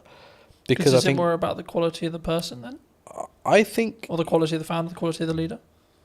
It's like, what's your higher purpose? Like, you've got to think, that's what you've got to think of. And I think if your purpose goes beyond materials, you've got a bigger purpose in life. You're not thinking... I mean, I get absolutely no joy. I mean, I love my car. Don't get me wrong, I love sitting in my car. But if I get a phone call, the problems are still as bad as they would be on a bus or on a train. Yeah. So all of a sudden, that materialistic thing matters in no way. Yeah. Right? So for me, I think it's like, you've got to be like, okay, why am I in this? But what am I about as well as a person? And people lose one of those two aspects somewhere along in the business. They either forget why they're doing what they're doing, or they'll forget who they are. And for me, I can't do that, because I grew up eating dinner on the floor. I never sat on a dining table, because traditionally, my dad grew up, there was no dining tables, in his household in 1960, whatever it was, in India, because he was from a very poor background, post-partition of India, Pakistan. So they grew up sitting on floors and eating. So he distilled that in us. And there are times where we're just out and about and we're having a working lunch, and I'll just sit on the curbside, because I'm totally happy with that. Like, because I don't need to change as a person, I feel, to show my status or to show who I am. Like, for me, I'm another person in this world. Do you think by having that level of humility, that like humbleness, will keep you, I guess, in some ways empathetic or like connected with every layer of your company in respect to management and the people and the staff, and gives you more, I guess, humanity in respect to how you lead? Absolutely, because you'll be a human before you're anything else. A human that actually feels other people's pain and their situations, opposed to just your own consistently. Yeah. But it's very important for your personal life as well, because I've got 2 young kids. I was at sports day yesterday with them, and my he's just four now, and he's starting school in September. So yesterday was his sports day, and today's his last day at school. And the parents were all sitting together, and we're talking about schools, and we talked about, where he's going to be schooling and where they're going to be schooling. And it was just like an amazing conversation, because no one's judging anyone, because everyone's on the same footing at this moment in time. Yeah. But you start to get a feel, as life goes on, as you grow older, that it becomes, who's going to the independent school? Who's going to the state school? Oh no, they must have so much money because his or her son's going to the independent, or his or her daughter's going to the independent school. But it matters nothing if you as a person still have humility, I think. And it doesn't matter whether you're sending your kids to a certain aspect or spending X amount on yourself. It's how you are as a person, how you treat people. I think it's hugely important, and even more so when you know that the person you are treating well can't give you as much value back as you can give them. I think that's a huge aspect of you as a character. Yeah. I think also it's a pay it forward mentality to an extent, right? Like I think what you output will also reflect back on you in 3 months, 6 months, 12 months, etc. At some point, it will definitely reflect back on you. Whether you believe in karma, whether etc. Right? Whether maybe don't go about our belief system, but like whatever your belief system is, there's always a crossover there. And I think, especially when we go back to business, I think that's true in marketing as well. Yeah. Right. A lot of the work I'm doing at the moment is actually how can I scale out what I'm doing and then build systems so that it allows me to be more present for clients. So then in turn I can do a better job, which in turn means then when I take on new clients, I can ensure that the quality is the same, right? And actually, I think partly because I will say no to certain projects or certain clients or certain things. Do you look at that when you potentially look at a client or working with a customer, etc.? Do you say no sometimes? And if so, where does that mindset come from to be able to have the humility, I guess, or the confidence to say, actually, no, you're not the right fit for us? I think as a leader, you're responsible for a lot within your organization. And I think you realize that the more you grow as a business. It's something which is easy enough to ignore if you're stagnant or if you're growing through, the growing pains, right? And it's a very painful area when you're growing as a business. And I mean, by no means is Anand a multinational business, but I feel the pain of it every day when we grow. And majority of the time it's financial pain, because the bigger you become, the more restraints you get on your cash flow. And there's times you're thinking, I just want to be small again. I just want to be that business that everything was done on account, payment on receipt or whatever, right? But all of a sudden now we've got payment terms. There's clients that rack up huge bills, but we know we're not going to get the money for 60 days or 30 days.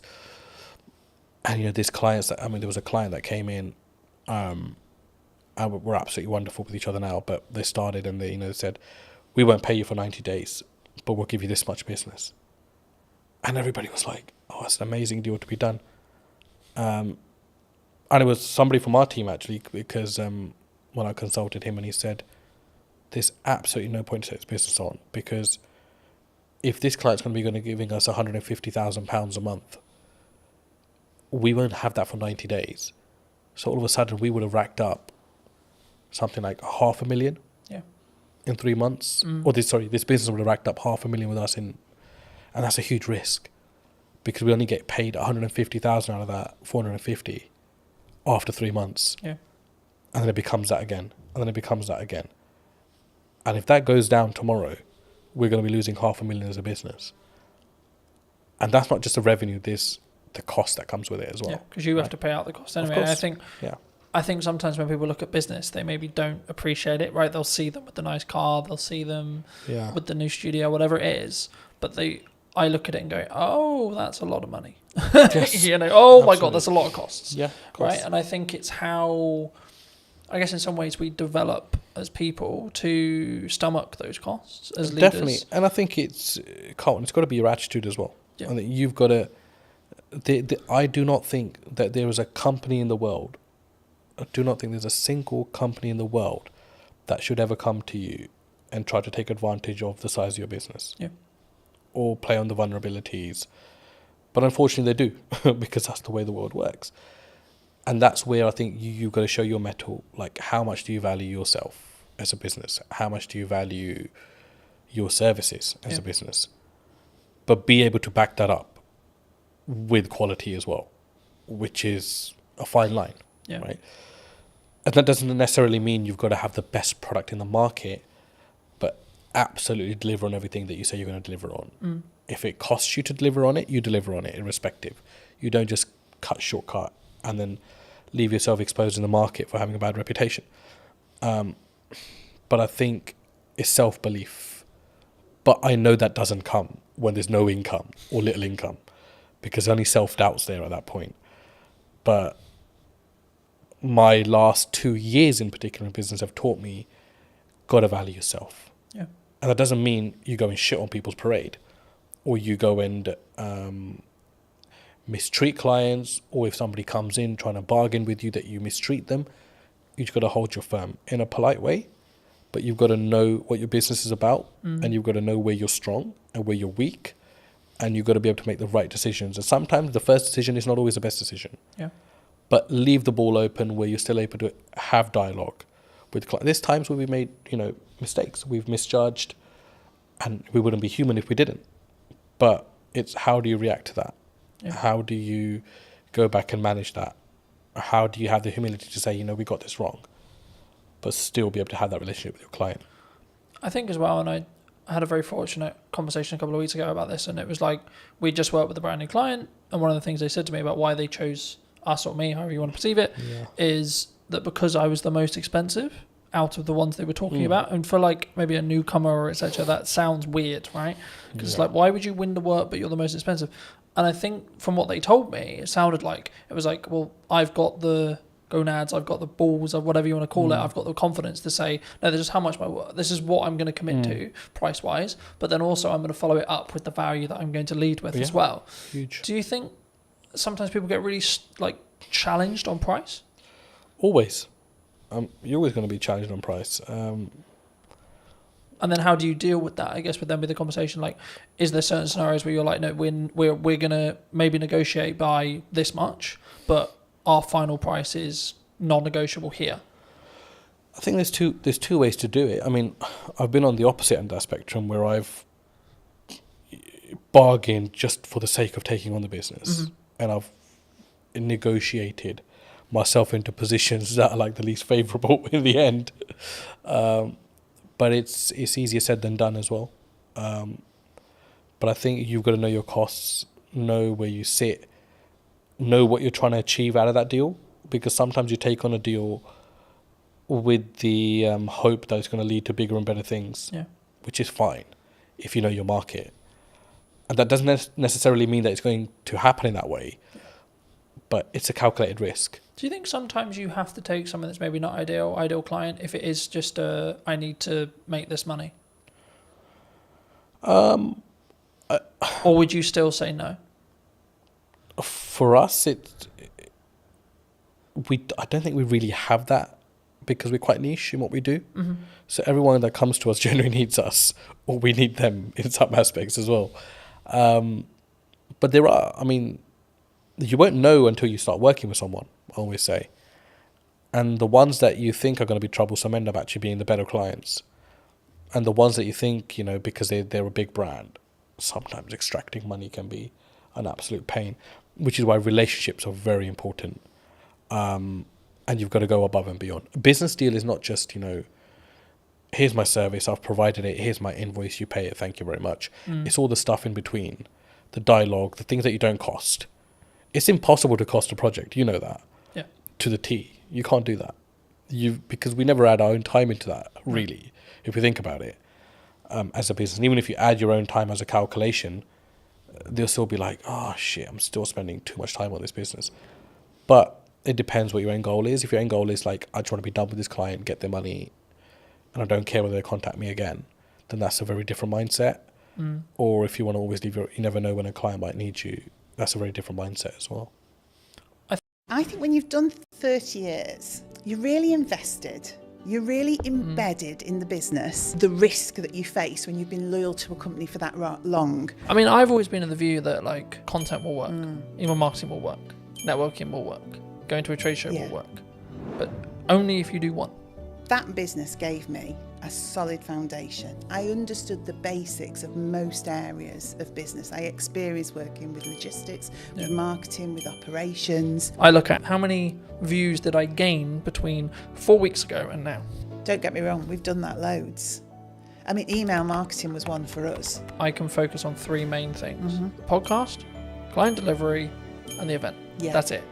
I think AI is the assistant and we're the leaders of that. Hello, my friends. Welcome to a brand new episode of the podcast, this time in London. Today we're going to be with Michelle from, I guess it's from Eden now, but it was, as you'll find out briefly, from I'm going to go with corporation that no longer exists. Sadly so, yes. So, no longer on the high street. It kind of does, but not in the same way. It exists under another name, yes.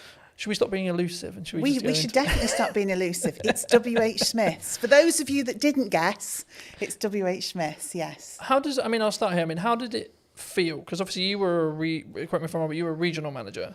Yeah, so I looked after the north of the country for W.H. Smith's, yeah. I mean, I was with them for 30 years, so I grew from being a Saturday girl on the till to that position of looking after all the stores in the north. But yeah, at the point I finished, I looked after about 304 stores in the north.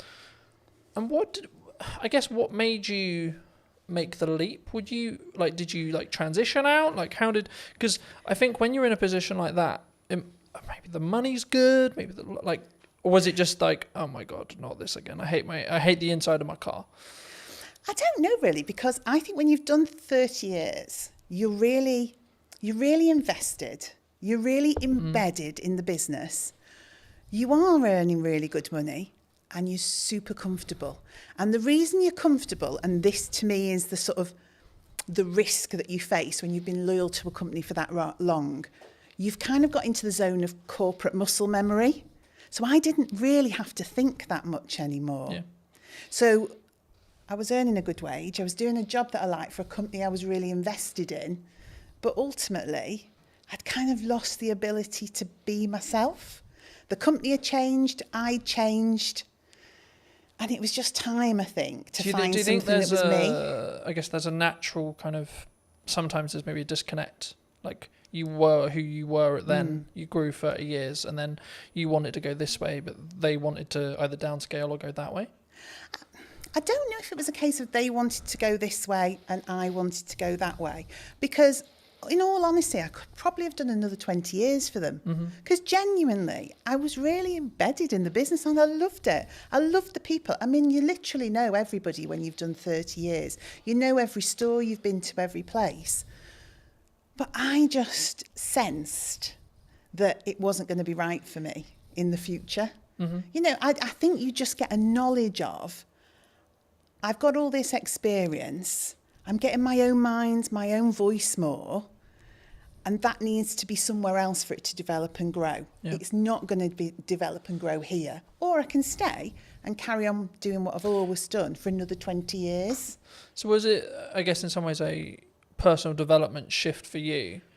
Because we were talking just while we were setting up about, you know, the difference that you now have with where you are with Eden. Yeah, I didn't know it at the time. I honestly didn't know it at the time. So it was a leap of faith moment, really. And then the weird thing for me was COVID literally happened on the Friday of the week that I left. So I gardened for about 12 months. So in that period, I really did start to think, well, what's going to work for me now? And do you know what? It is not an easy thing. I now see people going through that same process of leaving something really big and corporate that they know well and then trying to find their way. It's difficult. Do you think that it comes with because we were talking before we started, that I'm going to find it very hard to go into corporate now because I've got the freedom of self-employed. I guess you could say I know what works marketing-wise, especially right now. Yeah. And I would have to fit perfectly into a team culture-wise for it to work. It would depend what you'd want that for. For me, that business gave me a solid foundation. I understood the basics of most areas of business. I experienced working with logistics, with marketing, with operations. It taught me to be resilient. You know, they were a company that was adaptable. I mean, they survived on the high street. So it did give me an understanding of how you support a business to survive, to protect its people, to protect the brand, etc. But yeah, on the other side of it, the thing that you're talking about, having your own voice, that freedom to shape a culture, shape a business, shape the dynamics of what the team are doing. For me, that didn't exist in that type of business because I think they have to have really clear communication, real clear clarity of message. Yeah. And if you're someone who wants to divert or disrupt that can be very regardless difficult. Of maybe how good the idea is. Regardless of how good because the idea is. Because it is a triangle in that respect. You know, you have to follow the top. And I always found I was always in a box. I think so. And as well, and you can have, and also it's the ability to push that idea through, because some ideas do make it through. But what do they say? It's like steering an oil tanker, not a speedboat. Yeah. So it's the perseverance, it's that just ability to doggedly slog through with that idea till somebody says, yeah, we can make that work, and you get people behind you. But you learn so much from that. So I could see you going into corporate and learning a ton of stuff. But because I know you, I can't imagine you there, because you're more entrepreneurial. Yeah. You shape things, you do things that you believe are right, not what people tell you is the right thing to do. So Smiths was all about just execute, and deliver. Whereas now I get to shape and change and mould and mentor and support elements of that in a business like WH Smiths, but now with a lot more heart and my own voice behind it. Do you think, I mean, obviously, for those who don't know, you've moved into Chief Strategy Officer. This is the first time I've heard of it. I mean, in a nutshell, what is that? What is it? What does actually your day-to-day look like and feel like? I guess it's about, ultimately, it's having the long-term plan and strategy for that business, so the growth plan. So looking at quick wins, middle term, long term. So saying, where is Eden as a business going? But then from that, understanding, I guess, some of the fundamental change. So what are the operational and robust things we need to put in place to get it there? But also having the freedom to be inventive, to work with the team, to generate ideas. So I would say I'm the person who knows the long term, but I'm also the person that wants to generate all the bits in between that move us in that direction. And some of it is quite simple. Some of it is really quite complex. It's about building teams. It's about building roles and responsibilities and processes. But then it's about looking at innovation, deciding what we want to do, NPD, all the fun side. And I think for somewhere like Eden, Chief Strategy Officer is because we want to scale up and grow the business, but we don't fundamentally, well, I don't believe fundamentally we can lose the heart of what Eden is. It started in somebody's house with the founder and his partner and a couple of people working for him. And it's grown now into its own HQ, its own warehousing, employing 26 people. There are loyal customers who've been with that brand for that whole 12 years. So we've got to scale it up because we want more people to join the organisation and more customers to experience the brand. But we don't want to lose the heart of what Eden's all about. And I think it's my job to make the scale up happen, but make sure Eden remains Eden. Do you think it's difficult? Because by proxy of scale, you have to somehow, like I'm in this, as we were discussing before, I'm in this struggle at the moment where actually things have gone like a lot better than planned. Happy days. Which is brilliant. Right, great place to be, grateful place to be. But it's also like a legitimate issue in the respect to actually now I've got to like, how do I duplicate myself? Because that's potentially the position I'm in, especially when it comes to like continuing the next step now, which is actually continuing with what I feel is working. But sort of, I guess, because I'll never be able to replace me sat here in front of a camera. No. Right? I can outsource everything else. But the only bit I'll never be able to, especially if a client is very tied to, I want Colton on the production, I want Colton on the marketing, etc. It's going to be difficult. I mean, did the team at Eden find that as well? I think because obviously you sell a product, right? But the essence is still there. Yeah, I mean, ultimately our main product, it's dog food. I mean, that's what we produce and sell, premium quality dog food. I think when I came in to that business, it was difficult because it was change.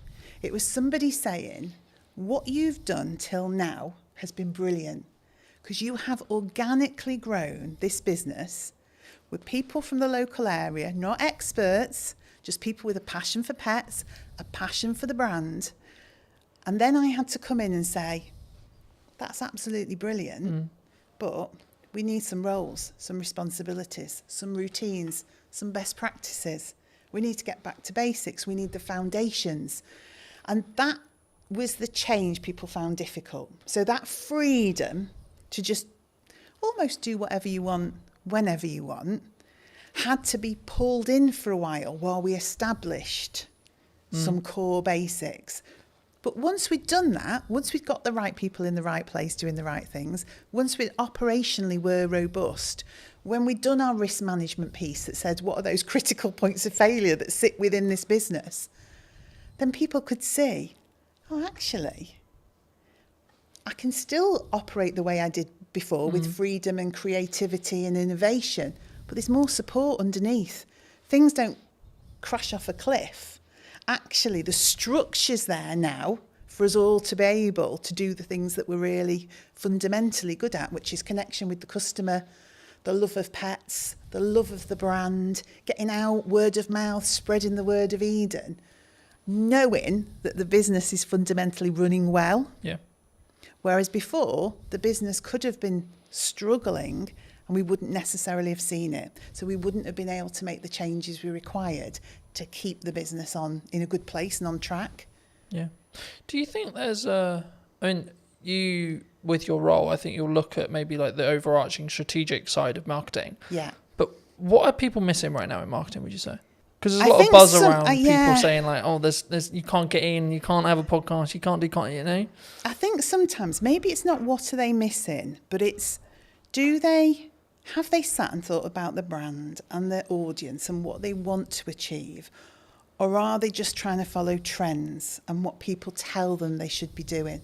So I think everything from your TikTok through to email marketing, etc., is all valuable and valid. But it is up to the business to understand, is that right for them? And maybe it's not right for me today, but it might be right for me in a month's time. Yeah. Or maybe something I've always done, I'm going to stop doing so much of that now because I want to change. So I think you have to consider everything in the marketing sphere, but it doesn't mean you should do everything. Because if you do it without authenticity, I've seen many TikToks where I just think I could literally crawl under a rock with embarrassment. Now, I'm sure some of that actually works sometimes. But if you're just doing it because you think you have to, I don't think it works.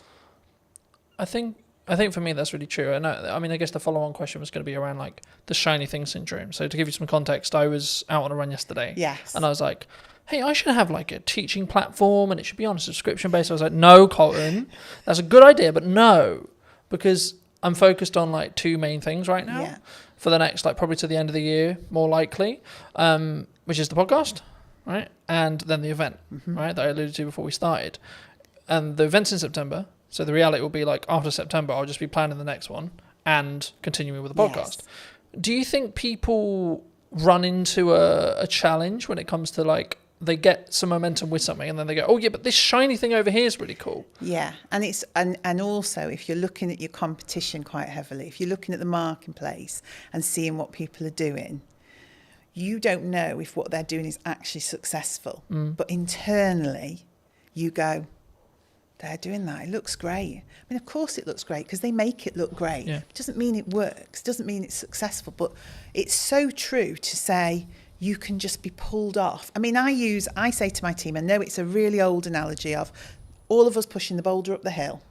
If we all run off in different directions, we're going nowhere and probably going to get squashed. Yeah, who's going to get squished? Who's going to get squished? And that's what I say. Look, we've got some key pillars. Let's stay focused on that. Let's consider the opportunities, but don't run off and do it and just leave this hanging over here. And don't get me wrong, we've done that loads. I mean, email marketing was one for us. We wanted to do it. We should have been doing it. We kept running off and doing shows and events and sparkly fun things, never actually nailing some of the fundamentals, because it's more appealing, isn't it, to go to Crufts and meet dogs. Do you think there's a level of ego that comes from that? Like either from a founder or from a team? I don't know whether it's ego or it's what personally turns you on, what your own drive is, what do you fundamentally want to do? People do gravitate towards the things that do it for them, don't they? Yeah. I mean, I've always been of the view that like, so for example, content will work, email marketing will work, networking will work, going to a trade show will work, but only if you do one. Okay. In my view. right? From what I've found personally. Yeah, when I've interesting. really focused in just depth on how do I make the podcast as best as it possibly can, Yeah. from a viewer's experience point of view. That might be how it looks, how it sounds, how I come across. Can I outsource it? I've got a balance, so because it doesn't directly make me money, but actually the marketing collateral that I get from it will make me money. Okay, cool. So then it becomes a game of we're keeping those costs and balancing those costs, sure, but actually how can I focus on the viewer experience? Yes. And then when I look at maybe something like the event, it's like, okay, how can I make this client experience incredible for the people coming, even if there's only 5 people in the first event, right? Yeah. And I think sometimes we get, and that's why I mentioned ego, I think sometimes we go, but I'm only going to sell 5 tickets. It might be the possibility that I sell 20 tickets or 30 tickets, but like, what if I only sell 2? I get that. And it's interesting, isn't it? The business that yourself is in with you, and obviously you're looking to scale up and maybe employ, etc. Whereas now I'm sat with a team of 26. And so we've got the opportunity to do so much more. Yeah. But again, it is that decision on what's really valuable. I mean, and you just touched on something actually that I thought was really interesting. Doing things really well, making sure that the experience for the customer is, well, I mean, we were in a whole cycle of wanting to be perfect and never actually doing. So we had 20 things we should have been doing. So we were going to a show, we were doing email marketing, we're creating a newsletter for B2B, but actually all of those things had to be, to us, absolutely flawless. Yeah. And we were not delivering anything. So now I'm in the world of accept 80% sometimes, but execute and get it out there for the customer and do it consistently. Because I think sometimes, and maybe it is a bit of ego, you want to look at a piece of work you've done or something that you've done that the customers see and comment on. And when you're getting all the praise and, oh, that's so beautiful and that looks amazing and your brand is absolutely, but you've achieved very little, it's not really worth anything. Yeah. All that praise and adulation about something when you could have delivered on 20 things but done them at 80%. No, I completely agree. And there's a very quick psychology study. I've done longer videos on it, but like just a very quick synopsis here. There was 2 groups. Sometimes it's pottery, sometimes it's painting, sometimes it's sculpturing, etc. The lecturer says one half can only create one piece across a window of time. Sometimes it's 2 weeks, sometimes it's a month. And the other half can create as many pieces as they like, whatever the metric is, so pottery, painting, etc. And the result of the study was that the group that could repeatedly create something had a better piece objectively than the group that had only that window of time to create the one thing. Completely agree. And that's where done better than perfect is better. Yes. And when I say I'm looking at, I think it's a focus point for me on how can I create the journey or the viewer's experience or the customer's experience or the client's experience as a whole to be better across a year, not per episode, not per event, it's the overarching strategy. So I don't look at this reel got 1,000 views. I look at how many views did I gain between 4 weeks ago and now, right? That's the metric I track, not what when I go into what's working. Sure, I'll look at specific videos, but on average, I won't. I just focus on the output and then focus on how can I build each one to be 1% better than the one before. Yeah, and I think we do similar. I would say we start to look at consistency of communication. Are we building a community? Do people feel like we're engaged with them and so that they're engaged with us? So it's a similar sort of metric but in a different way, because if you're brilliant once, those people soon just disappear. But if you're constantly there talking to people, engaging with them, they're able, you're responding to them, then over time that just builds into we call it a community. We're trying to create a community. And we're always trying to draw people in to that community. So the end result is growth. But I think we sometimes get into the world of we need it all to happen in one day, 2 days, 3 days, 4 days, 10 days, etc. That's me sometimes. But actually, in reality, if we just focused on, I can't remember the exact quote, but something along the lines of, we underestimate what we can do in a week, but we completely over-egg what we can do what we can over-egg in a week, but what we can do in a year is really underrepresented mostly. And I think for me, actually focusing on that 1% is what that matters overall. Yeah, Because then you're building that compounding effect. You're pushing the snowball down the hill a little bit faster, a little bit faster, a little bit faster, a little bit faster. yeah. And also, I think people can understand more. So if you are constantly jumping from one thing to another, your team just cannot grasp where we're going. They can't grasp the brand. What is the message? What is the strategy? So that continued delivery, that momentum that builds, you onboard the team. And by onboarding the team, you onboard the customer. And particularly in our business, because we've got customers and consumers. So the dog's the consumer. It's the dog we're trying to get to, but it's via that customer. And so it's almost like the baby food world, isn't it? Yeah. The baby's eating the food, but the parent's choosing which of the brands to buy. Same in our world. The dog's eating the food, the customer's choosing. A lot of that comes through trust. So that consistency, that slow momentum, is people don't trust people that flip from one thing to another, and they cannot understand what they're doing, and they can't see the message. So that repetitive, consistent approach. Oh, right, I know what Eden's about. I can see what the team's about. And because we're so accessible as well, a team of 26, we're all working in Stoke-on-Trent. You speak to one person, that understanding of the brand, you'll speak to the next person, you'll get that same message, you'll get that same education piece. So people start to think, this business knows what they're doing. And I think that's the same for yourself. When I see you online, when I see you doing what you're doing, I think that guy knows what he's doing. I also think it removes the pressure of being perfect every time, like building off the like done is better than perfect thing. Yeah. Because as long as I'm authentic to me, then it doesn't necessarily, you know what I mean? It doesn't matter in the same way, because I'm not like, oh no, that's not, as long as it's on brand and on piece and still me, then I'm like, actually, that's cool, you know? But talking about that to its extent, I mean, we're in a world where AI's like risen, right? Are we all going to lose our jobs? No, we're definitely not going to lose Is it all doomed? I think AI is the assistant and we're the leaders of that. And so you can use AI fundamentally to change your business. You can use it for insights, you can use it for planning, you can use it for content support, but ultimately it's the assistant to the business. It's not the business creative, it's not the founder. You know, the people are the heart of your business, but you can deliver fabulously elevated results if you work out how to use it in the right way. So no, it's not scary. And I did something funny at work the other day to show the team not to be fearful. It was just something really small. I took a picture we'd taken and I said to AI, you know, give this picture some movement. And it did this crazy thing. I mean, we're pirouetting around the stage on this picture. I think one of us had claws for hands or something ludicrous. But then I gave it real instruction, my voice and the heart of the brand, and explained what I wanted. What it created was amazing. But it needed that voice, that human voice, that human interaction, that brand understanding. So we shouldn't be afraid. I've used the analogy recently of you need to sharpen the knife before you use it.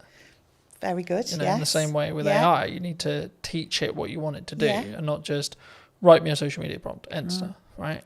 It's about actually understanding it as a tool and not just seeing it as a fix-all, right? It's the company assistant. It's like your PA. It's part of the business. It's part of your business. It's a tool of the business. But it hasn't become the business. And I would hope some of the more routine tasks that it will support people then to be able to drive more creativity and innovation because they've got the capacity and the space to do that. You know what business is like. Sometimes it's incredibly busy just getting tasks done, just executing things. And then you end up working in the business all the time doing. And you don't step away and think, right, okay, let me listen to the customers. Let me look at what's happening in the marketplace. Let me analyse some of the insights. And when you stop and do that, and I hope AI gives us that, so we can stand back and go, do you know what? This is what we need to do. Because I've had time to think about it because AI is my assistant. something that I found really interesting, and I'll be curious on your thoughts as I'm bringing it up here. I mean, I'm rapidly approaching the end of Mel Robbins' the 5-second rule. Okay. I don't know if you know it, but it came out a handful of years ago, and the crux of one of the things I read on the way here was procrastination is actually a reaction to stress management. It's nothing to do with like not getting the work done. It's how we cognitively distract ourselves and have that stress break. And it kind of links to the AI thing, because I think the performance, you could say that, especially when you're in C-suite or you're, you know, a chief marketing officer or a chief exec officer or a chief strategic officer, etc., we can be so do. How do you personally balance it, but also allow yourself to have that time to, I guess, think up the more creative ideas, or like have that more synergized approach in respect to actually, no, I'm going to step back now and say, let's look at the problems I may be facing and how I can like strategically fix them, but not with the pressure on having to fix the answer today. And sometimes I'm really bad at it. So if I'm overly excited about stuff, then I'm just do, just as you describe, really. There'll be days that fly by and I'm not quite sure what that day was about. I think there's a point in business there where you have to do that, right? Probably, yeah. Well, you do it because it's necessary, in the moment. But then what I also find, I like to be planned and organised. We were talking about this. I like my notebook. I like to think ahead because I like to show up in the right way. Yeah. I am myself. I'm always the same, but I do give thought to how do I need to show up tomorrow? What are the things that I need to achieve? Am I planned and organised around that? And when I am, that gives me those periods of time to step away with people. Do that for people in the business as well. Say, hang on a minute, let's just stop. Should we just go and grab a coffee, or should we go for a walk? Because we probably just need to think this through a little bit. Is that an environment thing, do you think, as well? Like you need to physically remove yourself from the office, the home, to get a change of scenery? For me it is. And I probably use that with other people. Now, whether that's everyone's reality, I don't know. But I am one of those, when I got home and walked the dogs at the end of the day, that's where things would come together. So all the strands from the day that all seemed very sort of disparate and all over the place would come together, and I'd think, right, that's what we need to do. But we talked about this in work the other day, actually, creating space, going for walks, having hours of the day where people put down their keyboards, they put down and we do something different. And whether you want to call that a team exercise or just chilling out and having a coffee, but forcing people in a way to have space. Because your natural reaction is you're being paid to do a job. You see yourself as, I must be productive. I need to be able to demonstrate the things that I've done. But that's not the case. What you need to be able to demonstrate is an understanding of what the most important and priority things that we should be doing. Not that you've done 100 things, that you picked the 10 most important things and did those. And do those well. And do them well, yeah. But don't do, like we said before, don't do them so well you don't actually deliver on anything. But, do them well. I think you need to personally ask yourself, I mean, I'm looking at it as I say, like, I can focus on 3 main things, right? And that's why I'm really leaning into across 3 months, 3 things. Yes. Right? And it's like, right, the podcast, client delivery, and the event. Yeah. That's it. You've got nothing else. You can't add anything else. And it's not that I don't have other ideas. I do. Yes. But it's actually, if I'm going to get what I want from this and I'm going to make this 1% improvements, I have to focus on those 3 things. So how do you, because to me it's capturing the ideas, isn't it? And that, I think, is the strategically important bit. I think you can, and I believe part of my role is to help people focus on the key things, because I think you are in control of your role and your business, and we've got 26 people there, and one of my jobs is to help them prioritise what we need to be looking at and when. But capturing the creativity, not allowing ideas to disappear because we're busy, always making space to go back to things, to reconsider them. And even if in 6 months' time it still isn't right, to reconsider them again. Because what do they say? There isn't any bad ideas. No, it's just about timing. Yeah. And, you know, I mean, the simple answer of like, how do I do it? I have a set of like what I call my command notes or like top end notes. Okay. Whenever I have an idea, I put it down. don't care how I'm going to use it, don't know where I'm going to use it, etc. I'm like, I don't have the time to focus on how to build that out yet, but I don't want to lose it. Yeah. The other way, building off the AI side, is utilize chats in ChatGPT, for example, especially if you have a conversation in that chat, it will be able to, as in physical conversation, as in you're typing, or actual conversation, you'll be able to then refer back to it. So if you say, hey, ChatGPT, for the next 3 months, I can't really focus on this thing, but actually it's a really good idea. I'm going to come back to you in the future. Can you kind of make a highlight list or make a reel or etc., or make a summary of like my thought process now? And so when I actually have the time to give the focus, I can then do that. And then what you do is you just brain dump. And I love that, because I am a notebook. You see my notebook there? I am a notebook girl. If you ask anybody in the office, I mean, I have strategically coloured notebooks. I lost my orange notebook the other day. I thought the business was going to completely go off a cliff because I'd lost the orange notebook. But that's me. I love to capture those notes. I sit in meetings, I listen to people. I'm thinking, oh, good point, good message, good. But I have started using the chat GPT to do just that. So I just sit and chat to it. I say, so-and-so thought of this today. Yeah. In terms of and it seems bizarre at the time. I mean, I did think I was losing my marbles a bit that I'd found this new best friend of ChatGPT. But I did. And I systematically would go through and think, right, idea. Don't lose it. So now I'm developing a combination of my old way of thinking, get it down on paper because that really works for me. But now capture it somewhere where it can't be lost. Yeah. And I think as well, like if you are capturing it either written wise, like some people are really into writing, there's a couple of things I would say, like get a tablet with a pen so you can just write it and it can digitally transcribe it for you, or just get into the habit of taking photos of those pages, because if you give those to ChatGPT, it's probably nearly smart enough from what I've found to actually be able to capture that information and then convert it into like a text format or whatever you want it to do, or even just capture it inside the chat's memory. I like that, because I'm a paper and pen girl. I really am. It's meaningful to me to put words on paper. But that might be actually that's how your brain's wired. Yes. And actually that might be your good idea. Yeah. And that's where your ideas flow. But then like in the result where you do lose your notebook, if you're also backing it up through ChatGPT's like chat memory, like you could just have one called idea dump, for example, right? And every single time you write a page in your notebook, take a picture of it. Yeah. And then tell ChatGPT, I'm going to refer back to whatever the note is. Can you bring this content forward whenever I ask for it? And it's how you then, and this is an example of like how to leverage AI rather than being scared of it. Yeah, and I think that is just it. And it's funny that naturally using ChatGPT in that way worked for me. And also that ability then for me to create patterns, trends and insights from it, because I will go back and say, are there any common themes? And I didn't know if it would work or not. You never know if these things are going to work. So can you see any patterns, any common themes, anything that's coming together as one cohesive idea? And it's so good at that in terms of analysing and pulling out insights. Because I would go back, I mean, and this was an arduous task, I'd go back notebook, highlighting things in different colours, pulling strands together, generating one idea from 20 thoughts. AI is really good for that. Yeah.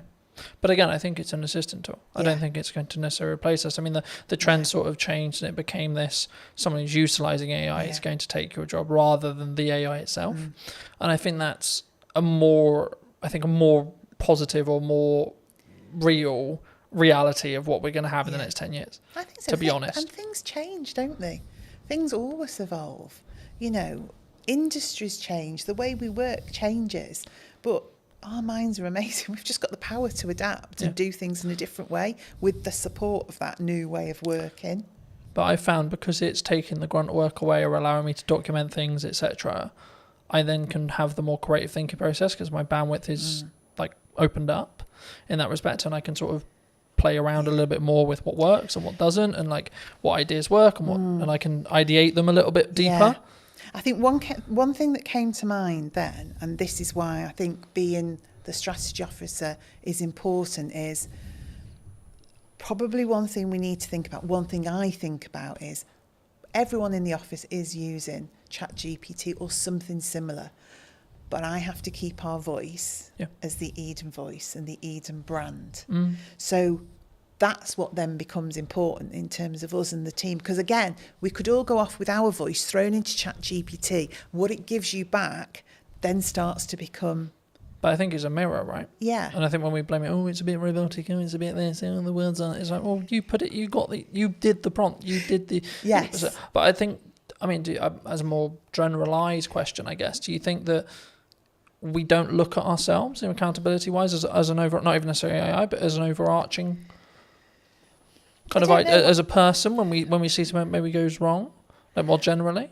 Like, what, that people as a whole we don't take accountability themselves, or do you think that's rarer?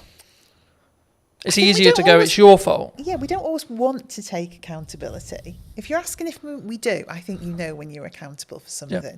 That doesn't mean you don't try and deflect that accountability. But normally, if you work it through with somebody, you can get to a place where you understand what role you had in that. And again, that's something I have to do, because I think part of my role is clarity.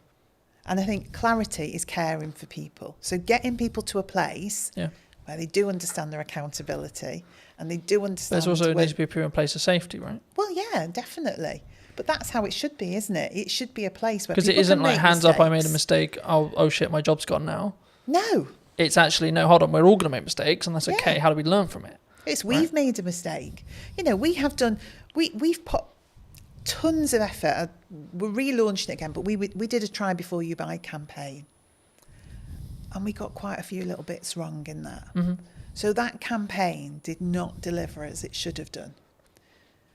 Now we've learnt from that and we're relaunching it, but at the time, nobody wanted to hands up where the. So I just said, we've made a mistake.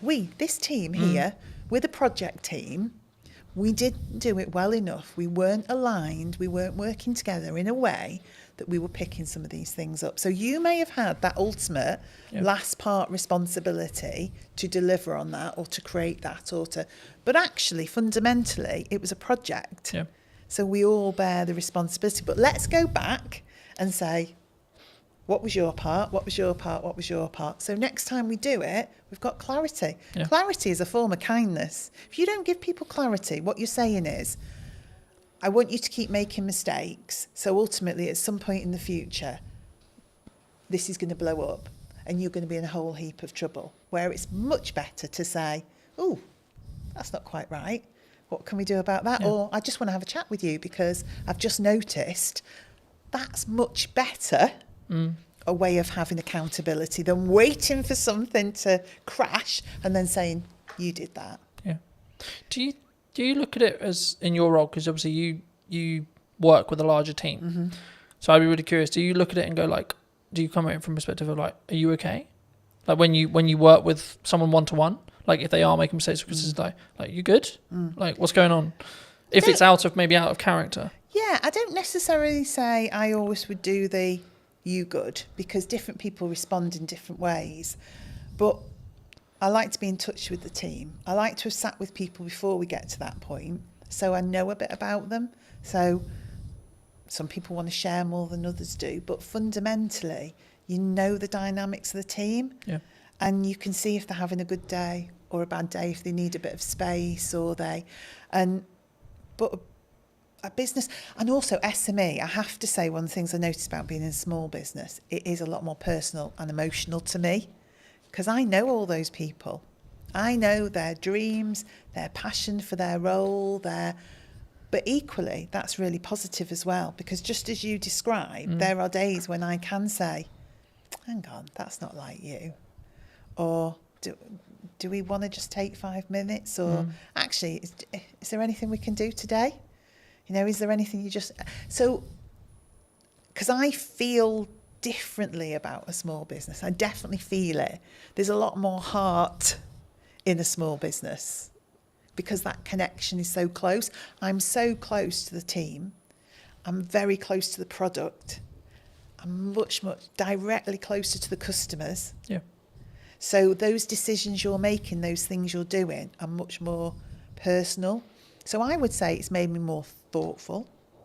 I use my own voice more. I use my own judgment more, and I deal with things in different ways at different times, rather than a blanket approach because I just need to get things done. Yeah. Do you think that do you need to, I guess, lead with empathy as a leader in some scenarios? Definitely. I mean, I would say for me, what has always been important to me in the roles I've had, outside of the things you need for life, like your money and all the rest of it, Absolutely. is building a strong team and a strong set of people and individuals. So, yeah, you've got to have empathy for that. You've got to have some kindness for that. You've also got to be you want to drive people. So motivationally, you do want to stretch and challenge people. So it's equal hands of empathy, kindness and support, but drive and challenge and creating a buzz in people where they can see a future and they can start to really push themselves forward. So I think it's in equal measure, really. Yeah.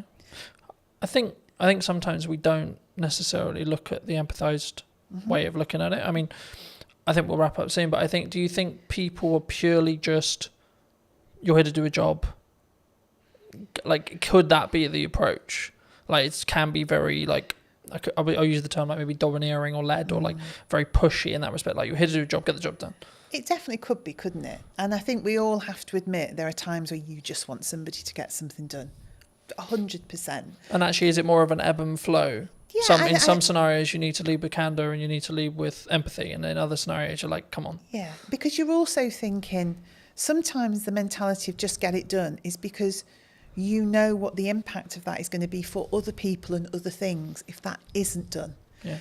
So it is empathetic, but in a different way, because you can see the end result of that not happening. So say we get something wrong. We've got someone who's relying on our food, getting to them on a certain day for their pet, who's always set their food, has a health condition, and logistically we get something wrong. My view is I have to help that person. So in that moment, you just need to get that done. Because we really need to care for that customer, that pet. We have to do the right thing for them. Then we'll stop and say, right, okay, could we have done that differently so we didn't have to get to that point where we had to drive somebody to get that done? Yeah. But there are moments where it's right, but most of the time that's a result of not having done the hard slog in the first place, that you got there. Yeah. For people who may be interested in connecting with you, seeing more of your work, seeing what you're doing at Eden, where's best for people to connect with you? I guess I would say social media, Eden-wise, and then message me via there. So if you go onto Instagram, Eden, throw a message out. Because we're all in the office together, I will pick that up and see it. We're so easy to contact. I am on LinkedIn. I have to say it's not my favourite forum. So I'm much happier to see messages come through on that social media platform, and then I'll be in touch. Fabulous. If you were going to talk to the person who was in corporate maybe 10 years ago, 15 years ago, and you give them this advice today, what would you say to them? Gosh. As a final thought. Allow people to have a voice. We all care about business at whatever level we work and are operating in that moment, and let that individual have a voice. That would be my message. Thank you so much for watching. If you did enjoy this episode and would like to see more like it, make sure to be subscribed. Let me know in the comment section down below if you enjoyed it and what your clear takeaway was, and I'll see you very, very soon. Hello my friends, I hope you're well. Welcome to the Old Mill, and today we're going to be doing a brand new podcast talking to Johnny from Taste World and just kind of the Old Mill. Hello Johnny, how are you? How are you? I'm very well, absolutely. I was going to think about where to start, but I mean, we're sat in the Old Mill restaurant, right? And I think a lot of people who are local to Salisbury will obviously know the Old Mill in Harnham. You've just acquired it maybe, 6 months ago? 3. 3 months ago? Okay. Yeah. Why here? Why did you choose here specifically? It was just a building that had come to our attention for a kind of friend when I think a poster went up in the window saying, due to change of ownership, we'll be closing. And I thought, we need to come and look at this site when I was told how beautiful it was by the friend. And we came straight here, and within, I think, 15 seconds of pulling up in the car park, we decided it was something we needed to pursue. And we actually agreed the terms to take it kind of out of the grasp of the person that was meant to be taking it without even stepping foot inside. We literally saw your video, strangely on YouTube, that I think you filmed a couple of years back, and the visual impact it had from the outside. And that was the decision we made. It was just something we almost kind of fell in love with. It's not something I normally do, to be fair. I normally think with my brain, not my heart, but I just fell in love with it. And then when we came inside, it was actually better than we'd imagined, which is always a good thing when you've already made a decision like that. But yeah. So, I mean, we were talking just before we started about the ebbs and flows of hospitality, maybe the ebbs and flows of any business. I mean, in your experience, how have you looked to target, how have you looked to frame creating a business that can be sustained through winter, through slower months, rather than, like, how do you look at that from a hospital? Because hospitality, in my experience at least, is known for do really well in the summer, do really well at Christmas, but then you have those other areas where it's maybe tipped down a bit. I mean, how do you look at it in your other venues as well, which I'm sure we'll get onto, but either here or in general, how did you strategically think about it? How do you sort of create that demand throughout the year in respect to the sustained revenue? How do you see it? Because I think that's like, if you can do that with a business, then it will continue to, you'll make more money overall because you're more consistently creating that consistent revenue. Absolutely. And I think the big thing, you just actually used the word there, we talk about a lot in our business, is consistency. Delivering product consistently to the customer, giving consistent service. That helps to kind of get people to come to you more regularly, which obviously helps stem that kind of peaks and troughs you're talking about. Now, obviously with a site like this, I would say we have the best beer garden, cocktail garden, cider garden, whatever you want to describe it as, sat 100 feet from us currently. It is a beautiful spot down by the river, and we get a lot of passing trade from people walking from Harnham obviously into Salisbury. We also get a lot of trade come from Salisbury up just to come to our beer garden. Now, that is something that we aren't going to be able to change necessarily, but what we can do is pivot on that garden and not just make it into a garden. So come September, we are completely covering it over, and it's going to become an event space for probably the next 6 months after that. So all the way through till April. So we've got a Halloween kind of pumpkin picking experience thing lined up. There's a Santa's Grotto, a pre-bar ready to go in November time that will go all the way through to December. We'll probably have a quiet downtime in January just because the team are going to work really, really hard. And then come February, we're going to do a really cool Valentine's themed month out there. Really cool stuff. Again, we'll share all this on socials when it's finalised. I'm being tentative what I'm saying, not to kind of ruin the marketing spiel when it comes out. But then coming into kind of March, April time, we're going to have obviously a big space where we put Mother's Day out there. So we'll maximise the real peak moments. Mother's Day obviously being the busiest single day in the calendar year. We'll have a potential extra 130 covers out there to what we would normally have. And then we'll have an Easter experience out there. And then we're back ready for the summer. Again, with kind of how we bring people into this space, the beautiful restaurant we're sat in with the river flowing there behind me. I'm sure you can probably pick that up on the mic. It really is a stunning feature of the building. We really want to drive people to want to come here for an experience. So that will come through kind of the level of food that we're trying to aim for, using sustainable local produce. And the big USP is the fact that we are either already or can be 100% gluten-free.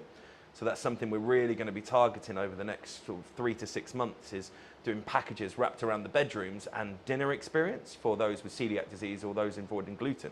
Now, the figures on that at the minute in the UK is around 6 million. So it's about 10% of the population are either actively avoiding or for medical reasons cannot consume gluten. Now, these people have birthdays every single day of the year, right? So 365 days a year, I've got a potential celiac that I can target with some marketing, go, come and stay at the Old Mill, have an amazing stay in our beautiful bedrooms, and by the way, we can do dinner for you as well, which is celiac safe. So that's something that we really will be pushing hard. As soon as we get the main kind of summer bulk out of the way, wasn't the best time to take a pub like this, kind of going into the busy period already, should we say. So we're very mindful of not trying to overload ourselves. So layers to a cake, layers to an onion, however you want to look at it, we kind of stack on top. When we get one thing right, we'll do the next thing, the next thing, the next thing. So we're hoping if I sat here this time next year, I'd be able to say to you everything I've just said, we've done it, and it's great. So, do you think there's, I mean, you mentioned like that being one of your unique selling propositions, but do you think that's one of the reasons why maybe your locations will be successful in comparison to someone else's who maybe isn't thinking that forward ahead, isn't doing those outdoor events, turning in their beer garden into things? Because I think people sometimes they look, because you've got to spend quite a bit of money to do the beer garden stuff, right? It can't be cheap to convert the beer garden semi-consistently and then convert it back, and then I imagine if it works, you'll do it the following year and you'll flip and you'll continue to rotate it. I mean, Is that just the nature of the business, would you say? Yeah, I think the age-old sayings, innovate or evaporate, speculate to accumulate. I'm very much on the leading edge of wanting to use tech, for instance. We're using more tech in our business, and we look forward, not backwards. We don't look at why things are bad, we look at how we can be better, and that's something across the whole group. Our senior team, that's all I'm talking about. I'm not cutting wages, I'm increasing sales. I'm not saying how do we get rid of people because times are hard. I'm saying how do we bring more people in for different reasons. What we're also really good at, and if anyone on here is listening is a hospitality owner or manager, we are very good at getting brand deals. So all the cool stuff I've just spoke about, we'll be approaching brands. And so the pre-bar, for instance, will be selling a shed load of Bailey's hot chocolates, I'm sure. So I'll approach Bailey's and say, look, I want some support. They will give you money to support their brands with the right streams and for the right events, similar to your festivals. When you see the big festival bars and stuff like that going on, that's got brand support behind it. And it's having those conversations that really help us, and we're very good at that, to be fair. We've got great relationships with all of our suppliers, both local, national and international, to kind of help with that. Not just the financial costs, but they've got years and years and years of expertise doing similar events, so why would you not lean upon them to kind of help? It might be a supplier they use that can cut some costs that we didn't know about, or just simply going, have you thought about this? Like we had an event a couple of weeks ago that we used Thatcher's, a very local company, obviously from Somerset, but they are fantastic, just gone to #1 cider brand in the UK actually last week, that was announced, and they supported fully. They paid for the live music, and they came down, gave us a load of free stock, and had people down here giving out samples. That was just because they wanted their brand to be seen in a beautiful pub like the Old Mill. Yeah. So it works both ways, I guess. Thatcher's has got exposure from being able to use us as kind of a staging post, and we've also got kind of the use of their kind of expertise as well as paying for our live music. So yeah, I think that's a really important thing, and a lot of what I'm hearing about that is a very modernised touch, right? And I think the concern with some, would it be, I don't know, I don't like saying like, oh, it's this person's fault or etc. But there's a lot of people in my industry, like I had a conversation yesterday that was around like the creative industry struggling, right? And I've been very honest and very fortunate where actually I'm in a very different place. I'm in a very fortunate place with the kind of work I'm doing and how I'm doing it. And like actually like looking at the bottom line of my business, it's actually doing really well, right? Yeah. So I'm not feeling that, oh, it's difficult, right? Do you think in your experience, has there been like always something going on? Because I always see it as like, there's always something happening in geopolitics. There's always something happening in the economy. There's always a concern related to the up and coming budget or the up and coming changes or etc., which of course changes things for businesses. Of course it does, right? But is there a perspective, I think, because obviously a lot of your group, a lot of how you work could be perceived as you're very successful, right? You're clearly very good at taking on some sites, making them make money, and then continuing to repeat that process. Is that from a mindset from yourself specifically and the rest of your exec team of we've got to keep being aggressive, we've got to keep moving forward, regardless of what the doom and gloom is, would you say? I think absolutely. What we talk about a lot is that age is on our side. I mean, myself and my exec team are on the right side of 40, shall we say. Apologies to any older listeners listening. So we're there, we've got bags of energy. Now, a lot of the sites that we look at now have had kind of historic landlords, tenants for a long period of time. They're just tired. They don't know where to look. Social media, they don't get it. When I'm saying, why are you not on TikTok? They're like, oh, no, I don't want to do that. They just don't understand that TikTok isn't just for young people now, right? We have spent 0 pennies on paid for advertising, okay? Obviously, we brought you in, you made some amazing content for us, but we've paid absolutely nothing to do it with. We've done all organic. That's because we understand what we're doing. We've been pretty much fully booked here in our rooms and our restaurant and our garden for the last 6 weeks because we understand where to put our energy and our time. We don't put energy and time into something that's not going to give us back reward. So if a conversation starts happening, even at kind of management level within here, I'm like, is that going to actually affect my bottom line? No, stop talking about it then. Because you've got to be so fixated on the numbers that it's almost autistic. I mean, there is definitely traits of autism in me, but sometimes I wake up in the middle of the night and all I'm doing is thinking about those numbers, how we can trim 1-2% on this cost base, how can we then put that money to work in increasing sales. I think the old saying is the good places, the good people will always do well. Doesn't matter what the economy does. I think without blowing your ego too much. The reason you're doing well is because your content's bloody brilliant. There is plenty of people out there doing similar stuff to you that are probably complaining, moaning, it's not great. And you look at the quality of their work and it's just not there. They haven't got the adaptability, for instance, without throwing anyone under the bus. We dealt with another content creator doing very similar to yourself. And they were just so slow to react to us. Whereas yourself, Colton, this is what we need to do. Can you be a bit more flexible? Yeah, cool, perfect. We can do this, we can do that. And you said yes more than you said no. And that's very much what we talk about in our business. If we can, we will. And I think the customers react to that, right? Yeah. We're not perfect, never perfect. It's not a real word, right? Perfection. I think you can pursue it, but you'll never get there. I think, well, just building off that, I mean, I've always followed the motto of done is better than perfect, because your concept of perfection will always change, right? Yeah. Because if you're growing personally and as a business, your definition of that word will then change by proxy. So you should never hit perfection, so to speak. And that's why I think execution is better to focus on. And that's, I think, why we synergize so well, because I do focus on execution, but also I focus on strong ROI. I'm so glad you mentioned TikTok, because so many people think it's what it was when it was Musical.ly, right? Which was dances. Dancing for kids. You know, kids are social. But I think it's more around the attracting of attention to then make the byproduct be sales, right?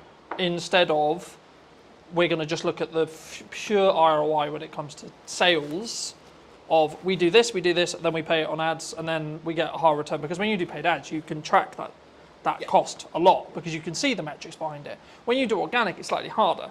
I mean, how do you look at either TikTok or your content strategy? Because one of the first things we talked about was actually like you're really strong at marketing, right? So I was like, okay, absolutely fabulous. How can I then add value on top of that? Because I wasn't then going to have you need to post on social media. I wasn't going to, because it was like you had it. I didn't need to have that conversation. With some clients I need to because they're new to social and we need to get them up to speed. But with you, it was like, okay, cool, what do you want? What do you want us to do? Yeah. I mean, is it just TikTok? Is it just Instagram? Is it socials? Like, how do you tackle marketing from your perspective? I mean, we approach each venue with different purpose. So we've got a competitive gaming venue, for instance. So targeted 21 to 35-year-olds that want to go out and play interactive darts, shuffleboards, that kind of thing. Now, our marketing strategy there, very different to here. We actually use Snapchat still, believe it or not, because we get good, positive interaction on that. We use a lot of TikTok, we use a lot of Instagram, we use a lot of Facebook. Don't do any paid for stuff there, really.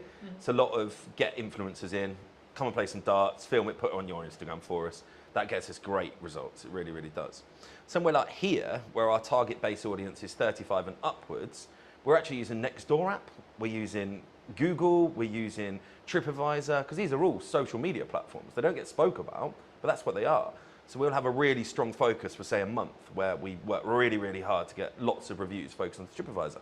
Not by any other means other than giving great service and just going, guys, really appreciate it. Just leave us a good review. Or a review, sorry. You never tell them what review to leave, of course. An honest review. And yeah, that works really, really well. So then people searching for places to go in Salisbury, we're up there, right? Yeah. The biggest thing we do, I think, is getting the team on board. So we're not a single person marketing company. I am head of marketing, if you want to call myself that, as well as obviously CEO.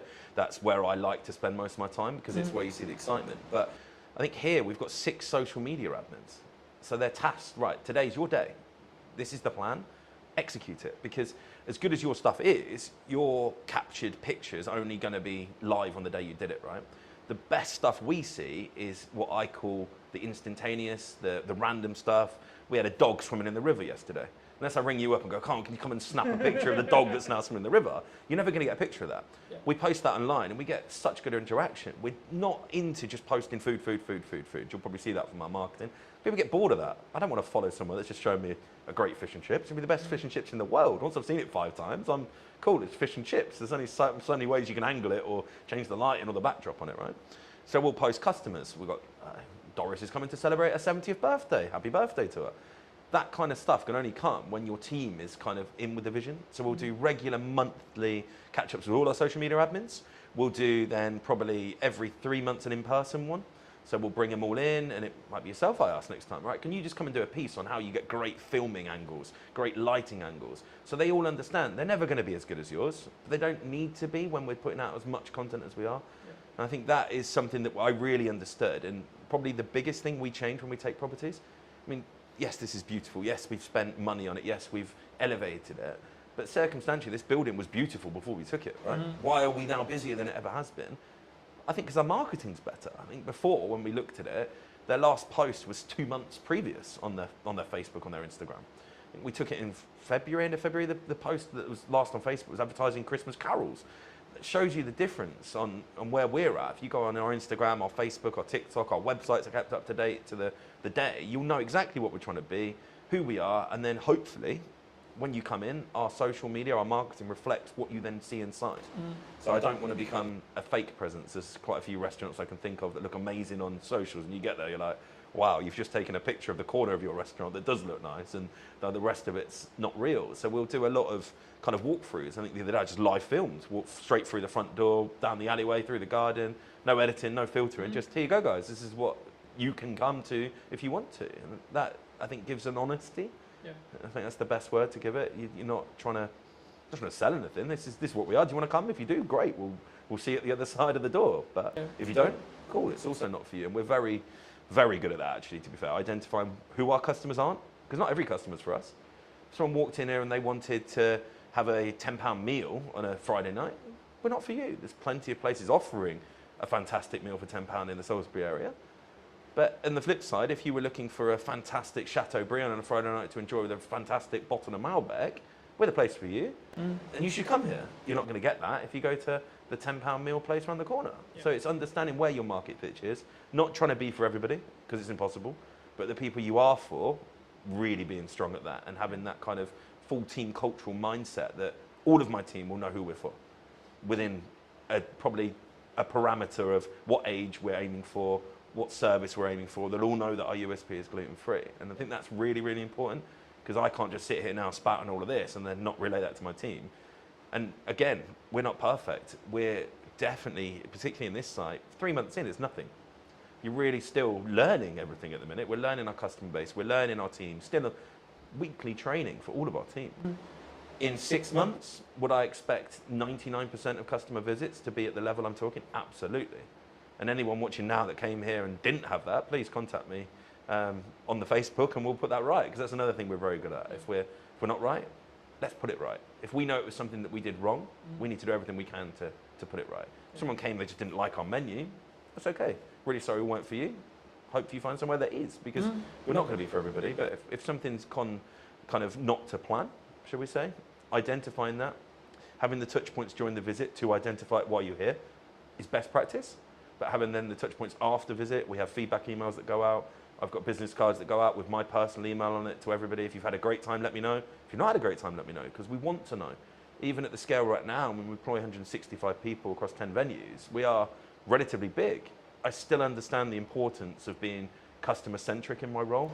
And that comes through marketing, coming back to your kind of original question, I guess. That is all part of it, right? Marketing is understanding why something went wrong and how you fix it. Yeah? That is marketing, yeah. Do you think there's and this is more general, like broad business question, or like it could be your business, it could be my business, it could be any business. Do you think some people, because I've always followed the own up to if you made a mistake and it's your fault, or if God forbid something went wrong on a video, I'll be like, look, I made a mistake, hands up, right? And I think that put, in my view, from client feedback and etc. that I've got, that puts me apart from other people who are going to sit on their morals and go, well, actually, no, it was because of it. You know, I don't sit. It's not about necessarily making an excuse. I don't like to use that term, but it's more the question I was going to ask right now is: do you feel that one of the reasons why you're quote unquote successful is because of how in touch you are with the marketing, with the customers, with the honest? The key question there is honesty when it comes to, look, we're potentially going to get it wrong, but actually, this is how we're going to try and fix it for you. 100%. There is a lot of restaurant owners out there that I know of, both personally and I've seen online, and the first thing they do is blame the customer.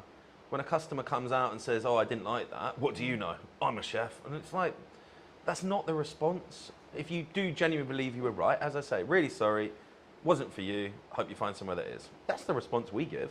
I don't try and get into a debate with someone, whether they were right, wrong, or indifferent. It's fairly obvious when you're wrong. Someone comes in and could be an item missing from the menu. Chefs are humans, right? And there's not enough conversation around in hospitality. It's a human-centric business, right? If you went into an office and you had 20 workers, in a week period, how many office workers would make mistakes? The problem is no one ever knows about them because it's not generally a customer focus basis, right? But you come to hospitality, a slight small error from, could be a 17, 18-year-old that's first job potentially, becomes a huge thing for the customer. Rightfully so. We should be able to execute a meal, but we're not going to all the time. But the first thing you do, as you said, is accept it. Yeah, that is not the standard that we work to. Apologise. What can we do to make that right for you? Yeah. And if you follow those three things, then I don't think you can go far wrong. Now, out of all of the complaints that we get across the group in a year period, let's call it 100. I would say 99 of them have returned and love what we are about. So that's 100 people potentially that would never step foot in the business again that we've managed to rectify, use their not so great experience to learn, made changes to SOPs or systems and processes, and then reflected on it and gone, okay, that happened. Let's not let it happen again. How can we improve as a group? Can we learn something that happened here and go, actually, we can stop that happening anywhere else, not just here? Because even now, I mean, I'm 20 years into the game now, there's still stuff happens. I'm like, wow, wasn't expecting that. How did that happen? What can we do to stop that happening again? So it's a learning day all the time. Even for someone at my level, my experience, you might think, oh, I know everything. I don't. I'm pretty good. I know most things, but the game's changing. Every single week, I'm like, okay, that's different. 10 years ago, did I think that I'd be talking about being a gluten-free centric company? Absolutely not. Now, it's our USP. That's our single biggest drive force. Because most places don't want to do it. And I think that's identifying what you can do to set yourself apart. Whether that's you can be cheaper. Don't like doing that. I think that's the easy way up, being cheaper. Being better, what quantifies better. But if you're totally unique and you're the only place in the market doing something, then you're always going to have a market for that. And riches in niches is another saying I like to use, right? We're in a niche that's not even that small. It's quite large, 6 million people. But it is a niche in this area because in Salisbury, we're one of the only places. Probably the only places. Can be 100%.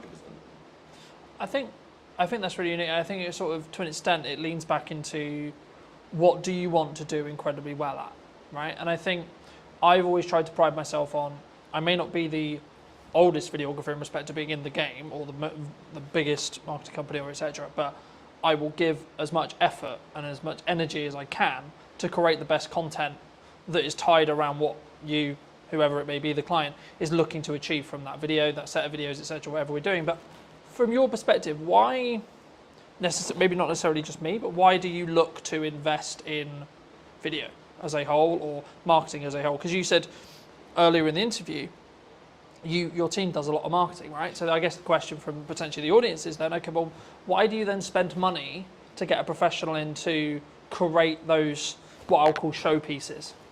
So it's long form. Stuff that's going to be around for a long time, I will always invest to make it professional. I think it makes you stand out from the crowd. So our long form content will live on YouTube. Our long form content will be housed on our website. Our long form content will be posted to the top of our grid, pinned to our grid, technical term there, on our Instagram. So some lands on our Old Mill Salisbury Instagram. Right at the top there will be a pinned post of, oh, okay, that's what that's about, really professional. And I just think it adds to that level of experience. The customer sees, oh, okay, that's a serious place. And I think that's why we do it across our group. From probably the second or third month, we'll get it in. Once we know we're right, we'll get a videographer, a photographer in, and we'll get everything kind of framed up, and then we add it onto our websites, and we've got then a bank portfolio of stuff, like the stuff you've done, we'll cut that down. We'll do 10-second clips every now and again. It just kind of helps remind people that we are, okay, these guys are serious. They might be posting a dog swimming in the lake, but actually, cool. Look how nice that restaurant is. Look how cool that video shot of the garden and the pizzas is. So I think it's so important. You can't have a website with a phone taken, a photo taken on an iPhone. It just doesn't look right. If you landed on a website and you had a choice of, particularly for our hotel rooms, I guess, a choice of hotels, and the first one you landed on had a phone taken photo, and then the next one you was like really nice professional photos, where are you going to book? If everything else is the same, you just feel more qualified to take that booking, I guess. I think it's I think what we talk about there was a perception thing, right? A lot of when people maybe start out in business or they want a hero video for their website, or especially if they're service-based, they maybe want to give their best foot forward. right? And I think that's the perception. And of course, it has to be backed up with the sales. It has to be backed up with everything else. But I think we also sort of what we touched on earlier about the volume of marketing. I mean, we're in a world where AI is a thing, and etc. I was going to ask you a little bit about that as well. But I mean, what role do you think volume in regards to output from a marketing point of view actually has? Because a lot of people say to me, "Oh, you output like too much," right? Now, I can tell you categorically, sat here today, I've won 3 or 4 jobs in the last 4 months related to the fact that I am actually one of the only people who posts for 3 to 4 times a day, 7 days a week. You know, so I know it works because I can show the ROI behind it because I've won jobs solely off the back of the client telling me you won the job because you're always on I always see you, you know, in that respect. But just to reiterate the question, what role do you think volume has on marketing as a whole in your industry or in general? It's ever present. As long as That's it's what we go good, for. it should be online. So we don't wait for perfection, we wait for good. So if you take a photo and you go, yep, that's good, so 6, 7 out of 10 quality, it can go online. Now, that, I think people get stuck in, oh, not many people liked it. Now, likes don't pay your bills, okay? And I think that needs to be spoke about so much in our industry particularly, because I hear it all the time. Oh, if I post once a week, I get 100 likes. And if I post 10 times a week, we get 10 on each, so it's the same likes, and I only have to do I'm like, but you're not looking at who's seen it. You're not looking at what that then does. Now, I think we can tell how good our marketing is because we're busy, right? I look at my diary and I go, we're full, right? That tells me that we're doing something. We sold out our garden for a cider and sausage festival by posting 7 times on social media. I didn't do anything else. There was not a single poster printed outside the front of this pub, right? I didn't do a banner, I didn't do any flyers, I didn't go to the newspaper, I didn't do anything. So social media is working because there's people coming through the door. I don't get fixated on how many people like my posts or how many followers I've got, because I could have 1,000 followers. If all 1,000 of those come to my pub, I've got good marketing. I could have 20,000 and only 500 of them come to my pub. Yeah. Have I got better marketing just because I've got 20,000 followers? You've got to understand what your marketing's for. Who do you want to see it? Are they going to do something useful with it? Building that community online through volume. Yeah. So I look at some of the best creators that you look at, right? You follow them because they're putting out volume content. If you only had one video from a creator to watch every week, you wouldn't subscribe to them. You wouldn't follow them. And consistency as well. If you follow someone and then all of a sudden for a week they haven't posted, you kind of forget about them, right? You switch off. If you're always ever present, now we get people unfollow us. That's fine. I don't worry about that. It's like sending out an email marketing, right? Without kind of jumping around too much. We do a lot of email marketing. I had one of the managers go, well, 300 people unsubscribed last week. It's like, yeah, I have 15,000. So that means that 14,700 are still reading my email, right?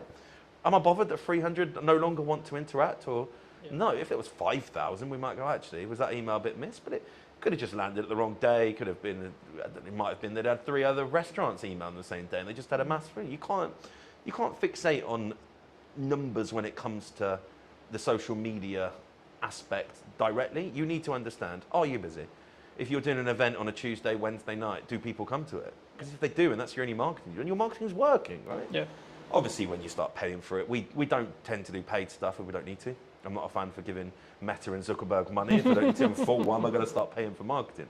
But I'm also aware that you can't just dwell on that. So there will be a point where I know, and I'm like, okay, we need to start doing some paid ads now. For here, it'll probably be August. August, I'll probably start hammering home some paid ads, ready to start picking up the September. My events we've spoke about, they'll start coming online.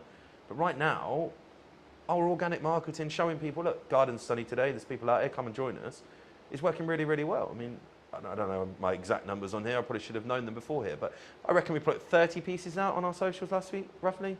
So 3-4 a day, plus 60 or 70 on the stories. There have been 5 or 6 TikToks. We actually did one at the weekend that worked really well, the Jet 2 meme one, where it comes up with the Jet 2, book your holiday now. There's a couple of the staff in the cellar lying on top of the beer barrels where it's obviously 14 degrees, having a cocktail. And it just flew. Like, we got hundreds of thousands of views on that. And that's something that took, I think, 30 seconds, maybe a minute for them to film. And it's not advertising anything, but people are going to see that and go, oh, they've got a sense of humour. They're real people, right? We do a lot behind the scenes stuff, particularly with our kind of restaurants. We want to show prep. We want to put that out. If we've just had a beautiful piece of fish delivered, why would we not show someone what that looked like when it arrived, what we did to it, and now what it looks like when you get to eat it? Because I think it gives that authenticity. Now, if you weren't doing volume, you couldn't do that. Because it looked really weird if I hadn't posted for 2 weeks and all of a sudden I got a tuna But bit it's skinned. fish. Like, what Yeah. the hell? But people expect it from us because we're there all the time. But, oh yeah, old Mel posted, cool. What's that? Oh, they're prepping a fish. Yeah. It kind of it makes sense. Like, it's not sporadic. It's not random. I think it doesn't take people by surprise because that's not a good thing, right? No one wants to be surprised on social media. I think so many people, they don't. Well, I would say if I was going to go down the nuts and bolts of it, they don't optimize for the lurkers, right? Because the lurkers, the people who don't actually interact, the people who actually don't comment, the people who don't, etc.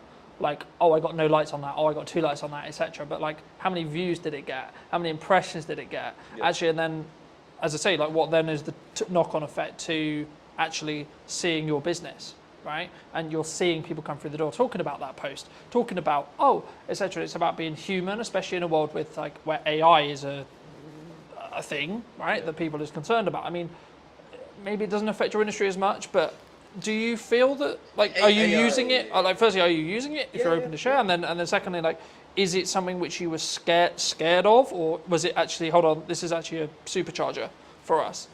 So I went to an event called EMC. Big shout out to Matt Wilson. If he watches this, I'm sure he will. An incredible event, 500, 600 plus entrepreneurs that are all there because they are the owners of their business or senior team in their business, but they are the marketeer. They want to generate sales through social media or Google online, digital marketing, right? And this was 2022, and there was a spiel on AI. And everyone in the room looked at each other and went, holy crap, this is real, right? 2022, the average Joe had no idea what AI was really. Artificial intelligence, yeah, cool, that's something that That's does nerd. that, That's right? a nerd thing. Yeah, yeah. ChatGPT was mentioned. I got on it pretty much within 3 months of that conversation. So I've been using ChatGPT when it was a bit rubbish. Now, every single one of my social media admins, every single one of my senior team has it on their phones with the pro version. Okay? Now, we write our posts, we put them into ChatGPT, and we tell them to optimize for our audience. So it knows our audience, it knows what we want to write like. So you end up with a post. If you really knew the marketing like we do, you can kind of tell, but the average person has no idea that's what we're doing because it feels personable. What we don't do is go, ChatGPT, write me a post to advertise Cider Sausage Festival. We don't do that. We'll write into it. What it does is proofread. So you don't end up with posts going out with spelling mistakes. Can't get my words out today. Spelling mistakes. You don't get posts going out that aren't in the right context for the right platform. What we also do is we'll get it to do one for Instagram, one for Facebook. Very different. I don't think people understand that. The wording that goes on Instagram has very different impact to what goes on Facebook. On Instagram, you need big chunky headlines because many people don't read the blurbs on Instagram. It's, okay, what's that picture? What does that mean? Whereas Facebook, people get drawn in and they want longer form reading content. So you have to give more wordy stuff to it, less big headlines, because Facebook looks a bit spammy when you put big chunky headlines. That's something we get ChatGPT to do for us, right? Yeah. Costs, it's about £9 a month. It's not a lot of money when it does what it does for you. And it saves so much time. Now, AI in our industry at the minute where it's gone the wrong way, I think, is AI food. Now, there is lots of restaurants, chefs that I know of, that they're posting amazing looking dishes and they're AI. Literally AI generated. And that's the scary part. I think we're going to get to a point where you turn up to a restaurant and you're going to think, oh wow, look at all this food.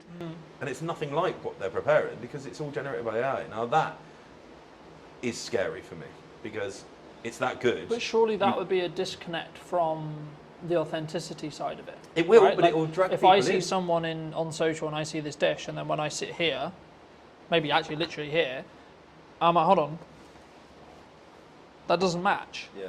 You know, like, is that because would that be the, or do you think it's gonna get so good that actually people, by the time they've sat down, they're like, shit, I'm kind of in now. Already, I know it's getting that good. Now, visually, you can't tell, but if you save it and throw it back through ChatGPT and say, is this AI? It will say yes. Yeah. So you know it's AI, but it doesn't look like it's AI. It's that good. It looks like a really good dish of food. There's one particular chef, and I think his last 70 posts, 50 of them have been AI. But it's like really deceiving almost. I mean, video AI, let's not get started on that. I think that's very scary. I'm sure at some point I'm going to be able to CGI Channing Tatum walking through my front door, taking his top off, having a cocktail at the bar, and people will think he's actually at my bar, right? I think that's the scary part, where the authenticity is going to lie with that. You're almost going to be able to, if you got really good at it, simulate a fake restaurant where celebrities hang out and none of them have ever been there. And You know what celebrities do when you put their name to restaurants? It's interesting how it's going to play out. I'm sure some of the big boys have already started doing similar things. I mean, there's a lot of talk in the marketing space about like what AI influencers was kind of what you were hinting at potentially. You know, these are completely artificially generated people that are developing an audience, right? And I think it's about, to an extent, from my view at least, yeah, you can run a business that way, but then you're not trying to be an authentic person behind the business, right? Yeah. I utilize AI to help with editing, to help with scripting, with help with posts, etc., in a similar way to you, but I'm still the one sat here talking to you today. Yeah. So it allows me to do the other things that actually I have to tangibly do. Yeah. Right? Regardless of how big the business is, you're still going to work with me. You know, I'm still going to be the one who has the conversation related to what we're doing with marketing, potentially what you're looking to achieve, how you're looking to achieve it, etc. But you saved 2 hours last night. But I saved 2 exactly. Write out, well, without jumping off marketing, job descriptions. Yeah. You can go onto ChatGPT now and say, can you write me out a job description for my new assistant manager that I've just employed? Please use all relevant sources online to give me a relevant job description. It will then send it to me. All you have to do is then read it through, make sure that you are happy with it, and then you've got a job description. Yeah. 5 years ago, it had taken me 3 hours to write out an assistant manager's job description. We're doing it now in 10 minutes. Yeah. Like, that's the big thing, I think. We're probably slightly more protected as well. Sorry to jump in again, but in hospitality, if you are really good at hospitality, you're never going to replace that with AI. There will be a point in some fast casual food dining settings, a robot will serve you. It won't be long. It's already happening. We went to Japan for my honeymoon last year, and a robot served us. Really odd. I didn't see the human the whole time I was there.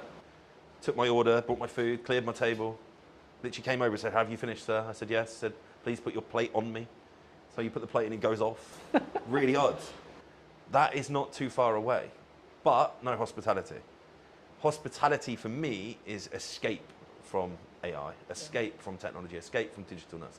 If we go out for a meal, myself and my wife both have very high profile jobs, working very hard. We want to get away from our phones, get away from our laptops, and go and connect, go and have a human, have a conversation, see someone, do something different, not be served by a robot. So it's certainly not something that everybody's going to do, but you're going to end up with this real kind of interesting space where those that are in the mid sector to low sector will get gobbled up by the big boys because they'll just put robots on play, right? Our biggest cost in this industry is wage, by a long way. 5-6% more than what we spend on food and drink is spent on a wage on a weekly basis. Yeah. So if I could have loads of robots running around and I felt it wouldn't affect my business, then of course I'm going to do that. I spend 10 grand on a robot. It never phones in sick. Never tells me he's got a hangover. Never tells me he can't come to work today because his child's had to come off school, right? That's going to have a big benefit for some of the big boys. But then that's going to leave a really interesting space for people like ourselves that will never go down that route to be the personal touch to the industry. And really have that as kind of a hyper differentiation to the main kind of norm is actually, I don't want to be served by a robot today. Let's go to the old mill and we're going to have a human service.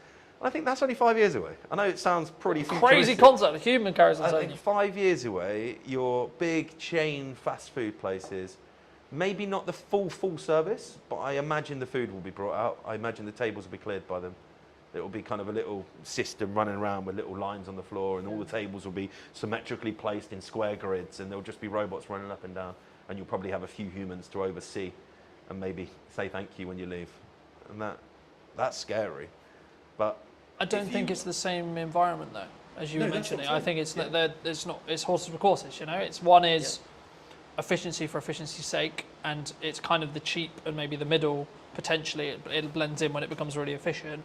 Right, but if you're still the experience, the entertainment, a lot more reasons than just necessarily the dining. Of course, the dining, but also then the extra stuff that we've already discussed in this episode alone. Then you're still going to be there.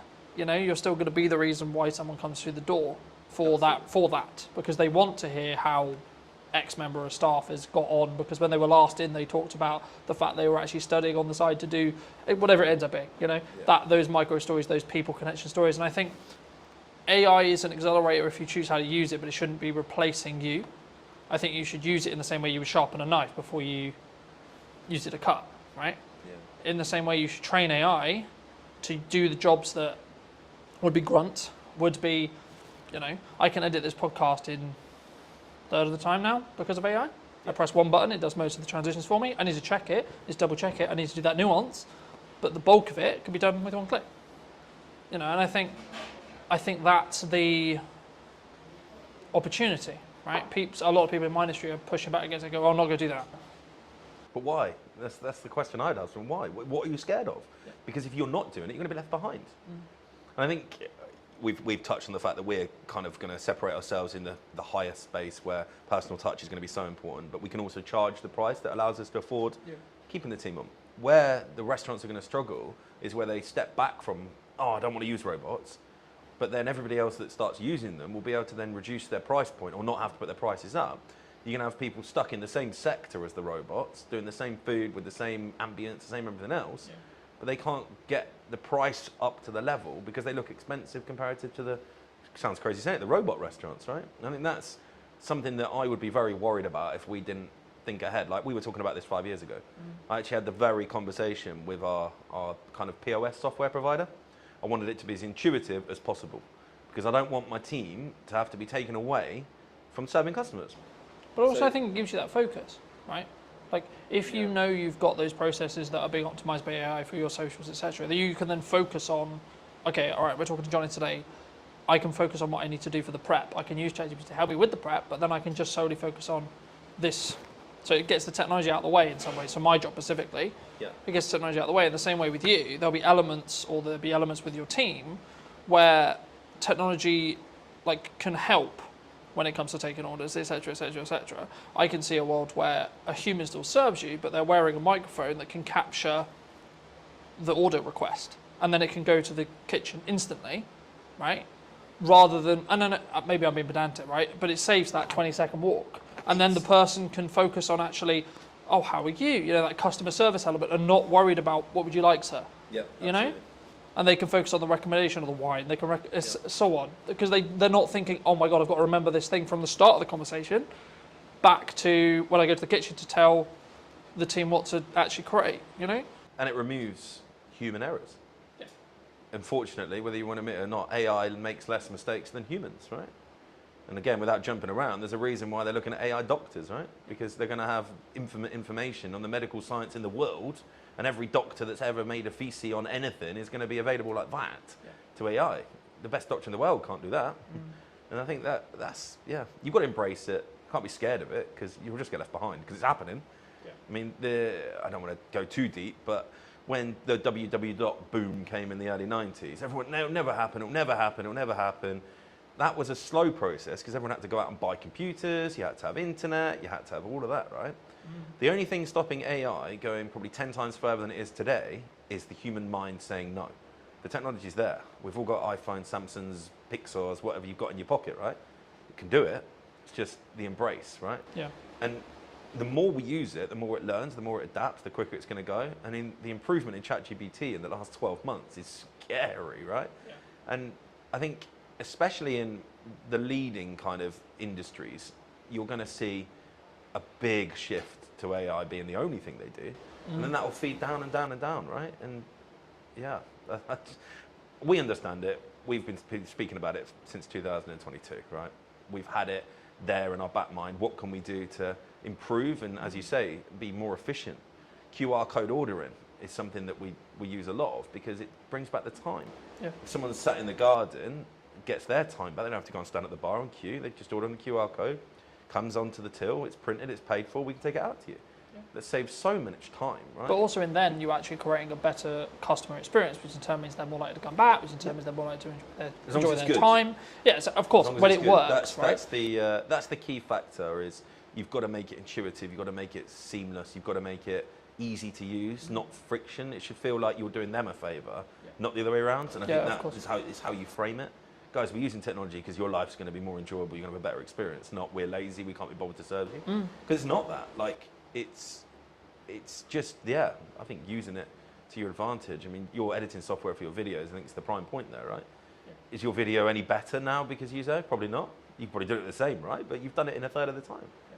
So now you can do 3 times the work, right? Yeah. You can edit 3 videos in the same period. Yeah, exactly. You know, I'm not in a position where it's a choice of I can do this or this. I can now do this, this, and this because each section takes less time. Yeah. The product is identical. pretty much, because I'm still going to go through it, I'm still going to tweak that nuance, etc. It's not that I'm not editing it, it's just the grunt work of, okay, camera 1, camera 2, camera 3, camera 4, camera 1, all the way through, is done in 20 seconds. You know, that used to take me 2 hours. So I'm cutting 2 hours to 20 seconds. Yeah. So it allows me to then, focus on, okay, actually, technically you're talking, but my reaction was really good there. Okay, so let's swap back to me, even though you're still talking, right? So I can then focus on that nuance, because also I'm not, in my head, I'm also not creatively kind of fatiguing, because I've been looking, oh my God, I've been looking at this interview 2 hours, right? Yeah. And I think it's also like you can focus on the other elements, and then also you can just increase your volume, because it's an efficiency thing as well. But let's cover everything I wanted to cover. I mean, is there anything specifically you wanted to talk about or shout out, etc.? No, I don't think so. I think it's been a really great chat, to be fair. I think those that are in business will know that it is hard at the minute. But I don't know a single person that's talking like we've spoke today that's complaining. Because that's the kind of the key, I think. If you're complaining, you're not thinking, you're not changing, right? You're complaining. Stop bloody complaining and just look what you can change in your own business, in your own life to be better, because it's not going to change in the macro, right?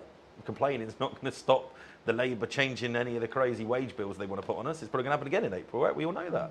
But we're already factoring that in. We're like, okay, what can we do different in 12 months? What can we do different in 6 months, 3 months, 2 months? Not, oh, it's happened. What am I going to do now? Because it's just too late then, right?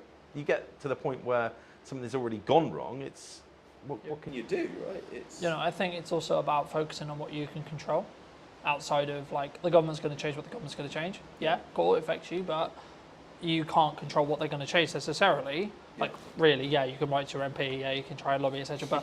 But like tangibly day to day, all you can do is focus on your output, focus on your marketing, and focus on your costs and your sales. Right, they're the four sectors of business that you should focus on, and you should continue to focus on those. Right? Yeah. How can you provide more value to your customers or your clients? How can you increase the likelihood that you're going to get more clients or customers?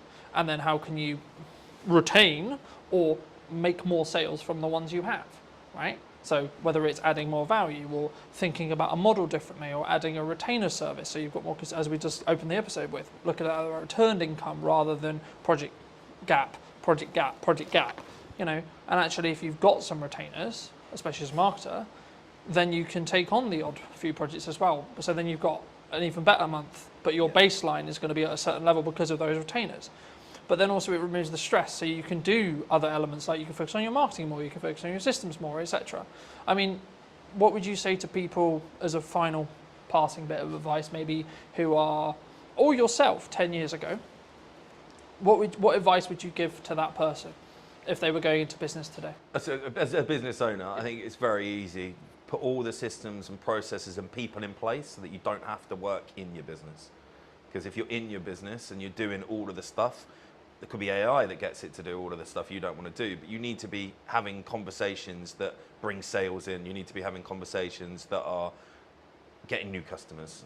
If you're not doing that as a business owner, you've got a job. You're not in the business. That's, yeah, I think my biggest advice, and something I've been able to do in the last few years, and why I think we're where we are now. I don't pour pints. I don't cook. I know how to. I don't. I've got people that do that, because as soon as I start pulling pints or I'm in the kitchen, I'm not marketing, I'm not growing, I'm not out there looking at what we can do to be better in the future. It's a lot easier to find a chef than it is to find someone that can do all the stuff that I know I'm brilliant at. And most business owners are going to be the best salesperson in their business, the best marketeer, because they know it inside out, right? Yeah. But they just get so tied up, and I get it. You're a one-man band plumber, but you're only ever going to be that level. If you've got aspirations of being a full-on business owner that can be on a beach 4 or 5 times a year and not having to be worrying you've got income coming in while you sleep, which is the dream for everybody, right? You've got to put the people to do the job that you are currently doing, and then focus on how you bring customers and sales in to pay their wage. If you do that, game changing. Easier to say when you run a pub, because you have to employ people, right? Yeah. I think the biggest challenge, even for yourself probably, I don't know where your growth map sits, like, it is the biggest challenge for most people, is the mindset, oh, I'm going to employ someone, I've got to find their wages every single month. Yeah. But that's ultimately what makes you a business owner. I think that was a real kind of shift change for me, that brought an ops manager in, brought an exec chef in, brought a head of marketing in, brought all of these people in. I went, wow, I can now concentrate on the stuff I really enjoy doing. Yeah. I'm not having to sit there and get like fixated on the pot washer didn't turn up on Tuesday night. although it is my problem, ultimately it's not my problem. You need to make it someone else's problem, those little minute details. But then again, it's that focus, right? It comes back to that focus. And I think you have to build financial stability within yourself in answer to what my growth plan is. Build financial stability for me, then scale it to the point where it has financial stability for someone else and 2 other people. Yeah. And then look at, okay, how can I allocate those resources to potentially replace me in this role, and this role, so then I can then open up to do 4 podcasts a week, 6 podcasts a week, whatever it ends up being, because the only thing I will never be able to outsource is me sat here today. Correct. I can get 2 camera operators in today to run the cameras. That's not what's happening, but I could have done, right? Yeah. That would have cost me something. Cool. But then I don't even have to think about, is the camera recording, etc., etc. Yeah. But then I can focus on our interview, right? So it's about removing those hats when you can, but building them, in my view, especially as a creative industry that's very this and always been this, and it's been very you're always very fortunate and should be very grateful to be able to work in the creative industry as a full-time career. It's not a obligation or a thing you can do. And I remember a YouTube video saying, for a long time, especially during COVID, when there was a really strong boom and there was lots of creative work going, everyone was very entitled about being, oh, I'm a creative and I do this and they do all the pay my day rate, whatever it was. But followers on TikTok. Yeah, but now it's actually, I'm grateful to be able to do this for a living, and it's a privilege to be able to do so, not necessarily a thing that is likely, in that respect. Or if you could only do it part-time, okay, cool, be great if you could do it part-time, or etc. And I think it's about your work ethic. It's about how do you control those levers regarding sales. Actually, when you make money, how much do you keep and then hold on to, so you have that financial safety net. So if you are project to project, do you have enough to cover 2 months, 3 months, 4 months, 6 months, 12 months, etc. And then once you've got that, then you can develop another financial pot equivalent to go, okay, cool, I can now outsource for 3 months, 4 months, 5 months, 6 months, 12 months, etc. And then you can then say, okay, well, how's best to spend that money to get strong ROI, strong marketing, and what's your timeline on that? That's just my view. But thank you so much for coming. I mean, if people who don't know, what do you want to shout out? What do you want to link to? I think if you haven't been to the go? mill and you're local to Salisbury, it'd be great to see you down here, see what we've done. And yeah, it's been a pleasure. Thank you so much. And if you did enjoy this episode and you would like to see more like it, then make sure to be subscribed. Obviously, if you're looking to potentially up what you're doing with content, I would love to hear from you. I'll leave my information somewhere around this video, and I'll see you very, very soon. The reason a podcast is valuable is the trust building element to it. I don't think any other format builds trust in the same way that a podcast does. Sometimes done is better than perfect. If it's a barrier, talking to people about their own personal relationship with money. How do you break that down? You will know this better than anyone. You need a hook to get people in. It's not glamorified. It's not you put out a video, it got 1 million hits, and then you get 20 phone calls. Right? Absolutely not. No one's calling me at this stage. Definitely not. The super niche stuff is a super niche audience. What content can you create on a consistent schedule? So now I'm like, how can I best spend today? And how can I be as efficient as I can? Hello, my friends. I hope you're well. I hope you had a good day, evening, or night. Today we're talking to John all about podcasting. Hi, John. Hello. Yeah, good. Thanks. Yourself? Yes, super well. We were fortunate enough to meet through James, whose space we're in today. Studio man. And I was debating about how to start this, because I think sometimes like podcasting can be a really challenging thing, right? And I think for me, why should someone actually have a show like this as a whole? But then because I think there's a psychology kind of hurdle in the respect of creating content, but especially in a podcast environment. But also then, like, what is the ROI, I guess? Yeah.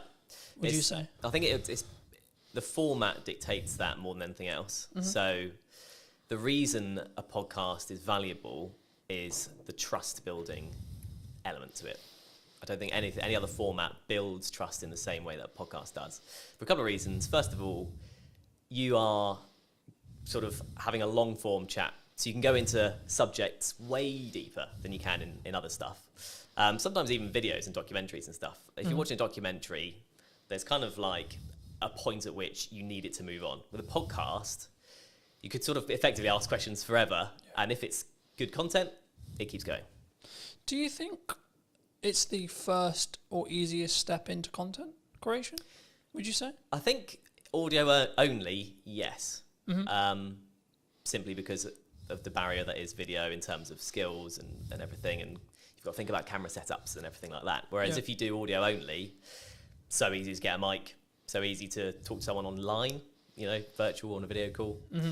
That's so accessible that actually, it's quite an easy first step into it, I'd say.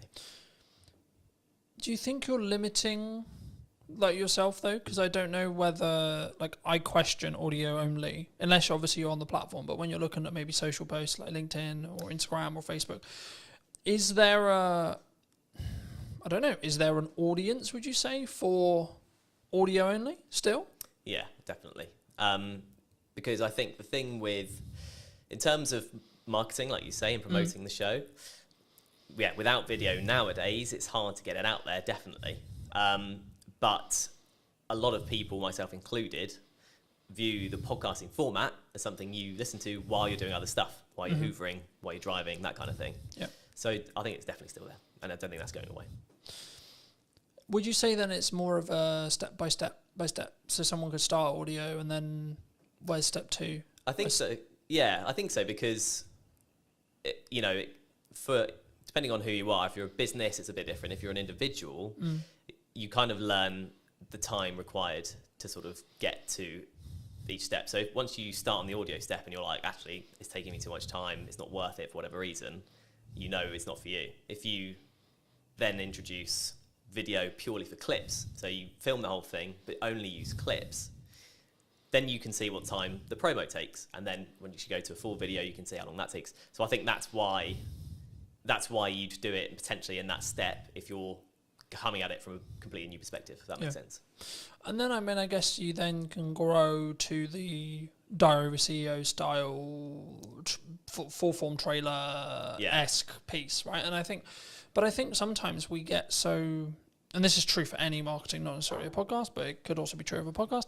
I think we get so hemmed in I need it to be Diary of a CEO quality instantly, right? Yeah. And I think that we struggle with the idea of, I'm going to take one step, make a 1% improvement, next step, 1% improvement, 1 step, so on, right?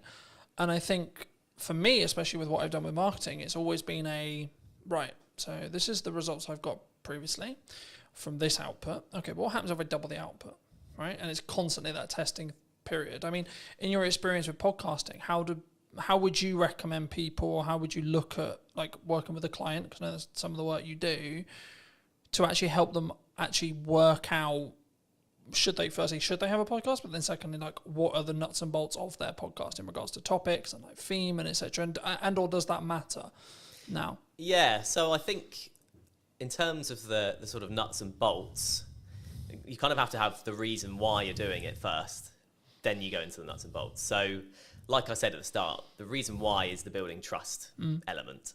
I think you need, if that's what you want to achieve, and you have, say you're selling a particular service or a product that can be gone into in depth, then it's worth doing from the start. Then the nuts and bolts from there all depends on how you want to package that, I guess, to be unique or to kind of be the same, because everyone is kind of getting used to this kind of format.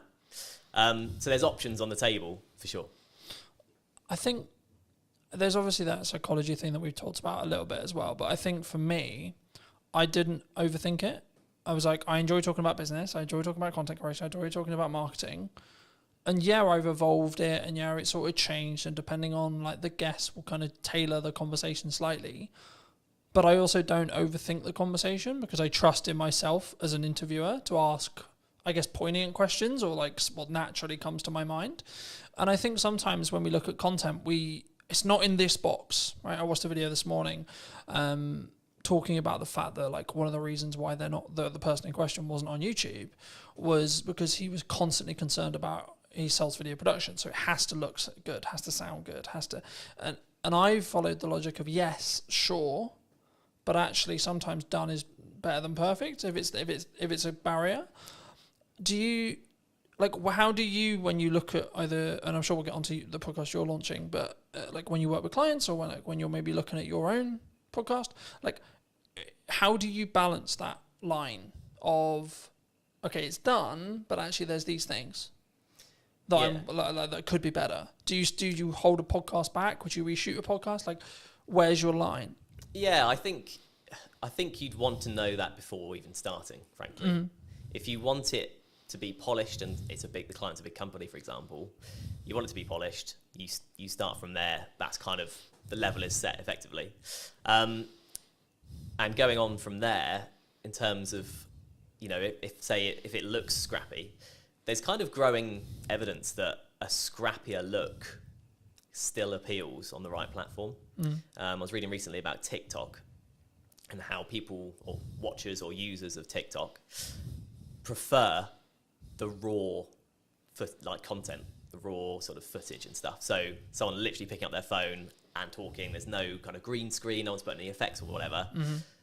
If the content looks like that on TikTok, it sells on TikTok. Yeah. Whereas on YouTube, like you were saying, people kind of expect a bit more of a polished thing. But I think authenticity is quite a big thing these days when it comes to content. And like you were saying with your questions and it's just coming off the dome and stuff, that's in some ways kind of seen as a more better or nicer to watch compared with a completely polished, you've gone through 20 questions with a fine-tooth comb and you're only asking 10 because they're like the best ones only. It doesn't, conversations don't work like that, and that's ultimately what podcasts are. I think that's an important point. I think that there is obviously a line when it comes to the quality of especially if it's what you sell, like what I sell is video production. So there is a line, but I also think that there's an opportunity cost of refilming a conversation that isn't the first one, for example, Absolutely. right? So to give you some context, last week or so, I filmed a podcast with my mum, and that post, me announcing the fact I did it, did really well, which kind of doesn't surprise me to an extent. It doesn't, but there's actually a tech challenge with that podcast because one of the cameras isn't in focus. So my camera isn't in focus. So I was in a position last week, and I think I pretty much made the decision I'm just going to work around it. But I'm in a position where I'm the episode is really strong in regards to the content, but it's not perfect video production wise. Do I reshoot it with the potential opportunity that it will feel different and the conversation will maybe come across differently? Or do I work around the fact I've got multiple cameras and I fix it that way? Or do I just go with, okay, it's out of focus. It's not far out of focus. It's maybe an inch, a tiny amount. But is that an approach some people should take? Do you think they should get out of the way of the content sometimes? Because I could really sit here and lose my shit over the fact that one angle's out of focus, but it is what it is. Yeah. I think the content is what matters most. I think if you try to reshoot it, it's never getting anywhere near the same, especially if it was a good episode. Yeah. And it's your mum, right? So it's personal to you, and it's like an emotional element to it. Yeah. And I know what you mean. You're coming at it kind of from an editor's perspective, and it's just going to annoy you forever. But the average watcher probably won't bother them that much, yeah. I'd say. So actually, if the content's really good, I guess like you say, you could in theory refilm your bits of you could pretend you're there again. Yeah. But unless you're a particularly good actor, it's it's not gonna work. Yeah. So I would say no. I'd say take the hit on the because slightly also, blurry but I image. also look at it from a perspective, from my point of view at least, by saying, okay, well, in the grand scheme of all the episodes I've got in production, that's one episode out of 20, right? This week, I think I'm filming 9 or 10, right? Total.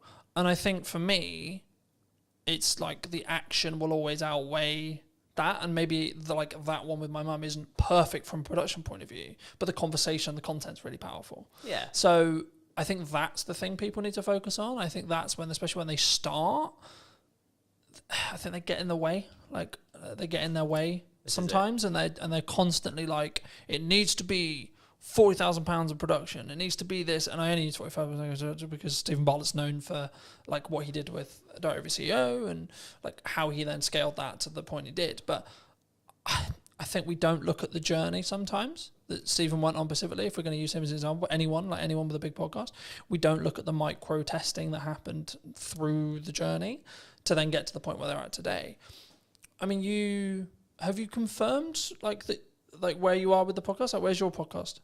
So yeah, yet to officially launch, but all the stuff's going on in the background basically at this point. I've got first bunch of guests booked, got the studio booked, and yeah, in terms of the the background work, in terms of questions and what I'm thinking of asking and how I want it to look, that's all sort of down in my head. Yeah. So it's just I've got to start it now. I've got the dates booked in, so it's just a case of starting when it starts. Happy days. That's super exciting. I mean, for people who may be interested, I mean, how did you come up with the idea? What is the idea? Like, what are you going to be talking about? Like, where's that? And I think it's really important to also highlight, and something I try to do is like collaborate with other people rather than, because some maybe will be watching this and go, but Colton, that could be like technically you're a competitor in some ways, right? Yeah. But I'm like, no, actually, because I think we can both work together to actually create a better show as a whole, right? And lean into each other's skills where it makes sense. But I mean, just to reiterate the question, I mean, where, what, and how is your podcast going to be about?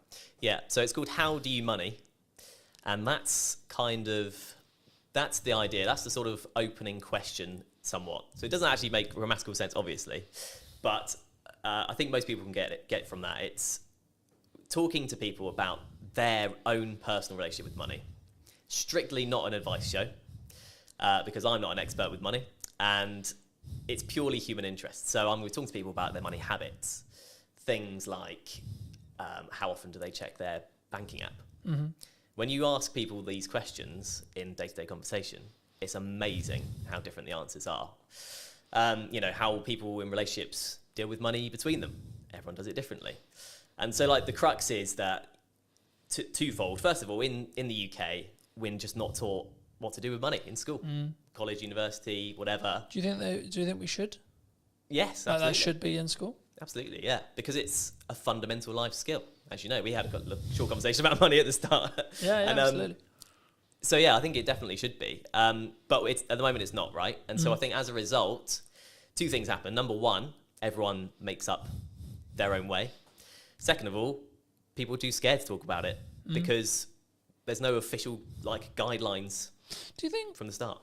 Do you think that's insecurity? Do you think like if I say that I nearly lost the business in 2024 or previously, that you're going to judge me? Do you think it comes from that? Absolutely, yeah. Do you think that I'm going to think that you think I'm a failure? I think that's a big part of it, definitely. And then let's flip it. Do you? Absolutely not. No. And I don't think anyone would, because, well, the main thing being everyone else will have their own story along the same guidelines, because we're not taught about what to do, because life is a challenge anyway with money, because there are so many ways you can trip up with money. So it's very much the sort of low budget psychoanalysis of money, and it's kind of an accumulative thing. So no, it's not about the one episode or one particular episode or what one person says. My idea about it is looking back at the first 10 episodes and seeing all the different answers. I've got a killer question that I ask at the start of this podcast that everyone will definitely have a different answer. It's a one-word question. Okay. One-word answer. And I hope that kind of sets the tone for how the rest of it is going to be. Yeah. I mean, looking at your planning stage then for your show, I'm curious because obviously I plan mine in the way I do it. How have you looked to plan it? Do you completely pre-plan it? Do you have an idea or questions in your head? Obviously, you've already said you have the opening question there. I mean, what do you have the rest of it? Like, just break most of the audience's case, but also I'm curious as well. I mean, like, how do you break that down? Like, how have you broken that down? So I have kind of set it into 3 or 4 kind of different sets of questions that relate to specific things. So like I'll have 4 main topics, let's say, and then questions that come underneath that. One of my sections is clickbait questions. Okay, fair enough. Just being really honest about it. But are you doing that for the clip that you're going to extract from the show? So partly to do with that, yeah, okay. Absolutely. You will know this better than anyone. You need a hook to get people in. Yeah. That's just the reality. Yeah. 100%. But as well as that, those questions often come up with the best answers. There's a reason they're clickbait questions, because they're the big questions. But it can't just be all of that, because it's like me going to you, what's the biggest mistake you've ever made with money? What's the best thing you've ever done with money? What's the worst problem you've ever got? Do you know what I mean? It doesn't, that's not a podcast. It doesn't work as a format in any interview or anything. So that's one section, for example. But in terms of the process, I just thought of the questions based on normal conversations with people, and then I've sort of categorized them, you know, chopped a few out. Yeah. The clickbait thing was only a recent idea, really, so I've added some of those in. And yeah, in terms of a format, it's conversational, right? So I don't have to hit every question. If I ask the second question and that lasts a good chunk of the podcast, so be it. It's quite loose because I want the content to be real. I think that's important, right? Because I think sometimes, and we were talking a little bit while I was setting up, about why people don't post or why people don't like show up or why they don't talk about their money, or, you know, there's loads of the kind of from a psychology point of view or like a coming across point of view, it's the same. And I think that for me, I've been very fortunate that I've always sort of taught publicly or built in public. And it was interesting because about a month or two ago, I think, I personally, so I don't know when the trend started, but the trend of building in public really started taking momentum. I mean, have you, because I know we in our one-to-one, we talked about the fact that you were 6 months-ish like into freelance. I mean, how was your journey from like, okay, I'm going to do this thing, I'm going to go freelance? I mean, was it forced on you? Was it 50%? Okay. Yeah. I took voluntary redundancy basically from my previous job. But to be honest, I'd come to a point where I felt like I wasn't going anywhere in that job, if that makes sense. And yeah, it was a bold decision because I was also 3 months away from my first child being born. So I've since had a conversation with a friend who was like, "You're mad. Why have you gone and done this at this exact time?" But yeah, a lot of things felt right about it. I did seek advice about it from people about, you know, rates and how much work is available, just a few people that I knew. And it just seemed like the way to go, and it has been the way to go up until this point. So it's a bit like that freelance, and you'll know as a business owner, you're just sort of going, okay, I've got through this month, go to the next one. I was definitely like that at the start. Right, I've been very fortunate. I've talked quite openly about the fact that 2024 was quite rough, but I blame myself on why it was quite rough. Yeah, because I wasn't showing up as it's in the correct marketing to actually get the output I wanted, but also in volume, I don't think. Yeah. I think if now I look in hindsight about what I was doing and like what went wrong, quote unquote, and I could sit in the respect of maybe a victimized mentality of saying, well, the economy was hard and there was this issue and then etc. But like as we were discussing before, I think you're an example of this at 6 months in, but I'm maybe an example of this year. You have to have a strong business model. Something that I've tweaked in the business model now is a more recurring revenue model. So we'll work with people on a monthly returning like payment plan. Nice. Or like, and it's not like that's not the only thing I do, but I still do project work. But like for me, it was always a matter of, from looking at a business point of view, of how do I squish those troughs, right? And also squish those peaks in proxy to an extent. But it's basically having a flat line. I know categorically I'm going to have X amount coming in, and then how do I design a business that allows me to do that? But then also, what marketing does that business need to then show to other clients that I know I'm talking about? And I think when we look at actions, and this was going to be on to the next question, which was around like, is it just the reason why you're busy is because of your output? Because I think sometimes we sit here and go, oh, things are quiet, or like, you know, we both kind of alluded to it already, but business owning, freelancing is difficult, right? And I've had times where it's really, really hard, where I know I've got to hit a certain amount every month, and I'm like, I don't fucking know where that money's coming from. But how do you look at it when you were looking at either going full time or like now, in respect to like keeping your pipeline full? If you don't, because I'm in a quite privileged position where I've got that residual revenue, so actually I don't need to worry too much at the moment as it sits right now, because I've got that residual revenue. Of course, I'm still pushing, I'm still looking for projects, etc. But I don't need to worry in the same way as if I didn't have that income. Yeah. So for people who are maybe in the position closer to that, where they're just project to project, and maybe they don't have a pot of money and they don't have like money management, how do you look at it? How do you create a strong pipeline, I guess, is the question. There's a magic wand called LinkedIn these days. And it basically, I've just utilised that. So you can find companies that do what you do, or companies that you want to work for in a freelance capacity. Then there's a tab that says people, and you can directly speak to the people at these businesses that you want to work at. That's all I've done. And the first 6 months, I'm thinking about 10 months in now, but the first 6 months for me, 100% of the work I got was through LinkedIn. Okay. So, and was that through what I would call in the trenches hand-to-hand DMing? Right. Yeah, absolutely. There's a strategy I call it. It's like cold DMing, cold outreach, cold warming. It's not glamorified. It's not you put out a video, it got 1 million hits, and then you get 20 phone calls. Right? Absolutely not. No one's calling me at this stage. Definitely not. But yeah, it kind of just through messaging people. Sometimes people I knew, and that led to work. Often most of the time, people I didn't know, and that led to work. And it's you often hear in sort of success stories. It's like a lucky break or a sort of lucky thing. And I kind of did have that with my first job. But it was because I made that approach and I said, oh, hi, you do these kind of podcasts. I've done these for this number of years. I'd love to do more. At that time, they happened to need someone because they wanted to do something new. Yeah. And I got the work because of that. And it's one of those things, isn't it? I think the quote is, luck is where time and preparation. Preparation meets opportunity. That's it. Preparation meets opportunity. It's luck. That's all luck is. Yeah. You're prepared for an opportunity to come, and then you continue to keep yourself prepared and keep yourself ready.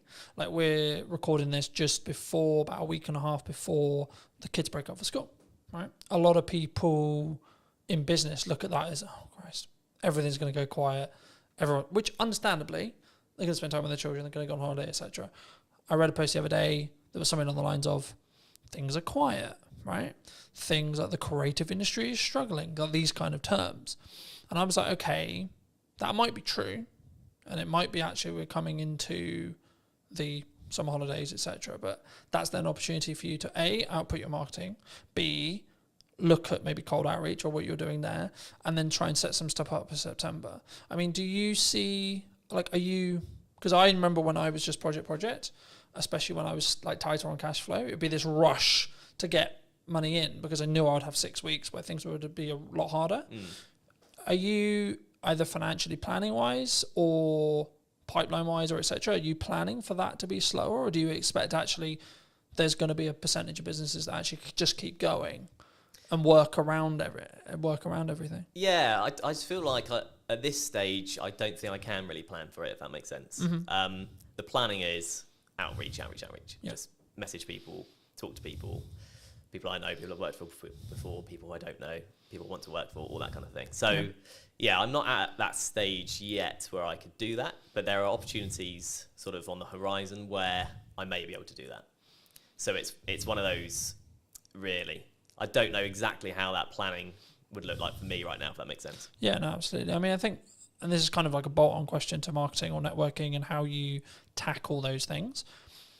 For a long time, people have always looked at maybe traditional marketers as, I'm going to go to an event, I'm going to network in the room, and I'm trying to get work from that room. What I've always understood is it's networking through that room, right? But nowadays, because of time and because of what I do less of the in the room having a conversation stuff, but I'm still leveraging either the network that I have and then their connections that they're making potentially, or you as an example, or I'm actually just trying to utilize the network I already have to then lean into either creating more content or creating opportunities to have conversations in one-to-ones with very targeted people. And I think sometimes, especially at the beginning, and I look at it as phases in business, right? So I'll use you as an example. The phase you're in freelancing as a whole is you've got to do a lot of hand-to-hand, you've got to do a lot of time investment, you've got to do a lot of network events, you've got to, like, I think the term would be like kiss a lot of frogs before you get your prince or princess, right? And I think for me, it's then about like maybe looking at scaling. You may not have thought about this yet, but like how would you then look at, say, you're 3 years down the line, 4 years down the line, and actually you've got, like, not that you don't have a reputation now, but you've got more of an established reputation. How would you then like say to a person or a client or a friend that maybe was looking to scale? Because the issue is when you're trading time like that, it's not as scalable, right? You can scale the unscalable by just working really hard and working smart, sure. But would you look to do content? Like how would you look at it from your perspective, and or what are you planning to do? In terms of content, how do you mean in terms of content? In respect to like, would you continue to network, and would you continue to lean into your own podcast and see that, because I expect what will end up happening, of course we don't know, it hasn't launched yet, but I expect what will end up happening is you'll get inquiries solely because you have a podcast, right? That's kind of, yeah, and that's part of the strategy, frankly. Yeah. You know, an ultimate goal for the podcast would be sponsorship eventually, right? Mm-hmm. Very hard to get, notoriously, very long time to get there. So I'm not particularly holding my hopes up for that at this point, but that's kind of my best bet in terms of something like you say that isn't just working and getting paid for the work, if you know what I mean. Yeah. You are getting paid to do the podcast, but it's not directly, I do this hour, I get this pay. Yeah, absolutely. I mean, I'm glad you mentioned sponsorship, because I think it's something which people really struggle with. Do you think, because normally it's audience size based, right? Yeah. But I would actually say it's value. To an extent, it's audience size, but also it depends on who you're asking to sponsor it. Okay, Yeah. If you're trying to get Coca-Cola to sponsor it, you probably should be pulling like a couple of million, right? If you're not trying to go for Coca-Cola, you can probably do it on a lesser scale. I mean, at what point would you, from your experience, would you say that even entertaining the idea of a sponsorship is a good idea? From a business's perspective. Yeah, from from the sponsor. Yeah. Coming into looking for shows, and or if you have a show, at what stage should you then be like, hey, we've got sponsorship opportunities? Oh, I see, okay. Well, from the sponsor's perspective, there's a lot more talk these days about the power of niche podcasts, basically. Mine isn't very niche, so maybe I've missed the mark there and I have to relook at it. But the super niche stuff is a super niche audience, and super niche stuff brings a super dedicated audience in a lot of cases. Because if you love barefoot shoes, I'm particularly interested in them, you're looking about barefoot shoe stuff all the time. People look about, how to strengthen your feet, what to do with toe spaces. You can go into mad detail and mad depth. And if you're a barefoot shoe brand and there's a podcast with 1,000 dedicated fans, you can put yourself in front of 1,000 dedicated fans. It doesn't sound like huge fry, compared to small fry, but it's dedicated people that if they like your brand will keep coming back. So it's kind of like a repeat customer concept. And also it's super niche. So if you're a barefoot brand and you go on the biggest podcast that's out there, you'll get lost among the noise of, the big brands like Coca-Cola. Yeah. So I feel like it's for a business, you want to look at the niche communities that you want to target. And then once you're in there, you're in there. As a show then? As a show, I think you have to know what you are able to do with the show. If you're committed to it week in, week out, because I think sort of weekly is what you need to be doing really for it to be worth sponsoring, maybe bi-weekly. Yeah, you could go for it from day one. I could be chasing it now, but I haven't got anything to show. I can't say, here's the podcast. I can say, here's the idea. Yeah. I think if you have something that it looks good and sounds good and the content is good and a community are reacting to it or people are reacting to it or you're getting a good amount of, if there's a value proposition in there, you're ready to sort of offer it up as long as you're committed to keep it going. Because then otherwise there isn't a sponsorable thing, right? Yeah. Do you think, I'm glad you mentioned like rhythm is what I call rhythm of shows. Do you think that you kind of alluded to it, maybe weekly or bi-weekly, like, because I know there's some people who may be listening who are like, I can only do once a month. Yeah. Right? Would you say that would stop them doing a show, or do they need to organise filming in such a way or producing in such a way where when they launch, they've actually got enough to do weekly, for example? Yeah, I think it kind of probably depends on the content, what the podcast is about. There's a lot of complicated algorithm stuff with YouTube and stuff. You definitely know more than me about that. But that kind of dictates that you need things to be weekly or you get lost. That's what I've sort of read. I think the buzzword we could use here would be you have to be consistent, right? You have to commit to what you're saying. For me, I do weekly because it can work. And how I do that behind the curtain-esque is I just film a shit ton. Yeah. So then I've constantly got content, right? So for me, I've kind of got content buckets. Like, so I'll have stuff that's just me involved. For that, I'm about 6 weeks ahead of schedule in Nice. respect to like what I'm editing, in respect to what I'm filming. And then from a podcast point of view, as I alluded to earlier, I'm filming 7 episodes this week, but Nice. 7 episodes won't go live this week. No, Right? of course not. In the first week, when I relaunched the show, yeah, 7 episodes, like close to 7 episodes did go live, but that was a deliberate marketing plan that was, we're going to push the podcast really hard.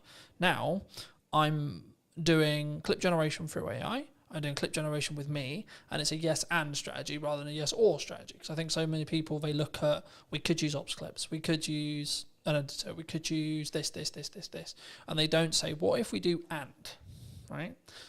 How do you look at it from a post-production point of view? Should someone, when they want to start doing a podcast, I guess it's audience-based, and it's the person, right? Whether they've got resources to throw at it, etc. But should someone who's starting a podcast, maybe a corporate or a medium-sized business, and they want to do a podcast, should they get into the trenches first and start? Or should they just pay someone like us to come in and help them with it from day one, would you say? Yeah, I think if you're taking it seriously, you need a producer of some kind, an editor of some kind, realistically, to do that exact strategy, as you mentioned, have X amount ready to go. Yeah. And then it just kind of mitigates against all kind of problems coming up. You know, the studio isn't ready, available. Studio isn't available, someone doesn't show up. Someone's sick. Yeah. You like, for me, there's client delivery weeks where I cannot fit it in. Yeah. Physically, there's no gap in my calendar, it doesn't happen. Yeah. Right? But then I also have the week after, the 2 weeks after, where I'm like, this is podcast filming week. Yeah. Then I'll have a month where I don't have that, but because I've got a load of bank, and that's why I constantly try and bank as much content as I can when I can film it, that I can then be in a position where actually it's fine, right? So if I do fortunately get really busy with work, which is a nice problem to have, I guess, right? Which is actually the reality I'm now in, because I have an abundance of content, an abundance of, I guess in some ways it's a mindset thing around like, I don't need the work. So to an extent, actually the work's more there because I'm showing up differently, I think. But I think for me, like, especially as I'm doing a clip strategy as well as the YouTube, like the YouTube is a focus, sure. But for me, and just quickly as we're talking algorithms very quickly, the way YouTube's algorithm currently works, basically, in a nutshell, is you'll be served a piece of content that you like when you open the platform. So it'll pull, not push, it'll pull the content for you. And what will happen is when a piece of content goes live, so I put a new podcast out, I put ours out, etc., it will send it to a specific audience sector, okay? And then it will say, okay, cool, this audience sector watched X amount, Y amount, it got number of views, etc. If that is, and the threshold changes, right, and it's the unknown bit of the algorithm, but if it hits above a certain threshold, it will then be served to a similar sized new audience. Then it will check the threshold again and repeat. So when something goes, quote, viral, what's happening is the watch time, the likes, the views, whatever it is, whatever metric they're waiting on at the time, is basically scaling repeatedly into new audiences, and the reaction from every new audience is great. So it's greater than the next one. So it then serves it to a larger audience and so on. That's how it gains momentum. But even virality videos will lose momentum eventually. Yeah. Just because it will be oversaturated to the market. It will go into a different part of the audience, etc., etc. TikTok's known for this. And then people will start clicking off or not watching it, and then you'll just watch it sort of drop off. Right. You know? But then there's also the reason why like YouTube's so powerful. So you can have a video that's been it's got 5 views. 6 months, 12 months time, for whatever reason, triggered by the algorithm, 1,000 views. Right? I've watched it happen. I'm sure you have as well. And I think for me, it's not necessarily about looking at what the algorithm is rewarding or isn't rewarding. It's more about what content can you create on a consistent schedule that you're passionate about, that you can speak from, that puts you in a position to put your best foot forward. When you look at working with people, are you quite picky and choosy? Or are you in a fortunate position where you can be picky and choosy when you work with people on their podcasts? In terms of clients? In terms of clients, in terms of people you collaborate with, in terms of people you work with. Because I'm always curious whether it's just the nature of the beast in some ways. Like, as I said, I sort of explained the makeup of my business this year. I'm now in a position where I'm very protective of my time. And that's not like I don't want to talk to you. It's just I only have a certain amount of time, and that's the only barrier, and that's my hurdle now. Because actually I'm okay on cash flow pretty much all the time because of my retainers. I'm okay because of project delivery. I've got a strong pipeline, and I'm good on content because I've got a large pile. So now I'm like, how can I best spend today? And how can I be as efficient as I can, in that respect? So is that, I guess the question, I'll re-ask it, but like, is it something you personally do? And if so, and or if it isn't, is it something that you think you'll adapt to as your business scales and grows in that respect? Yeah, I think it's a stage thing. So at this stage, I'm picking up what I can, where I can, effectively. If there's something I particularly don't want to do, I'm not going to do it. I was just saying, is there still a line? There's still a line, I think. Yeah. There's a line in terms of the day rate, frankly. If that's not up to scratch, there's a line in terms of what the actual work is. Sometimes. Do you think people struggle with? So I've said no to certain clients just on like, not necessarily political ideology, but their approach, how they come across, whether they respect my time, things like that. And I think people, they sometimes worry, what if I say no? What if there's, like, do you think that's the it comes from I'm aware that I'm overusing the word insecurity, but I can't think of another way to describe it. Is it an insecurity of like, there isn't going to be more work down the road for me? Yeah, well, it's the biggest insecurity, isn't it? Because money is security these days, really. Yeah. Yeah, absolutely. It is, I think, in terms of people saying yes to literally everything. Yeah,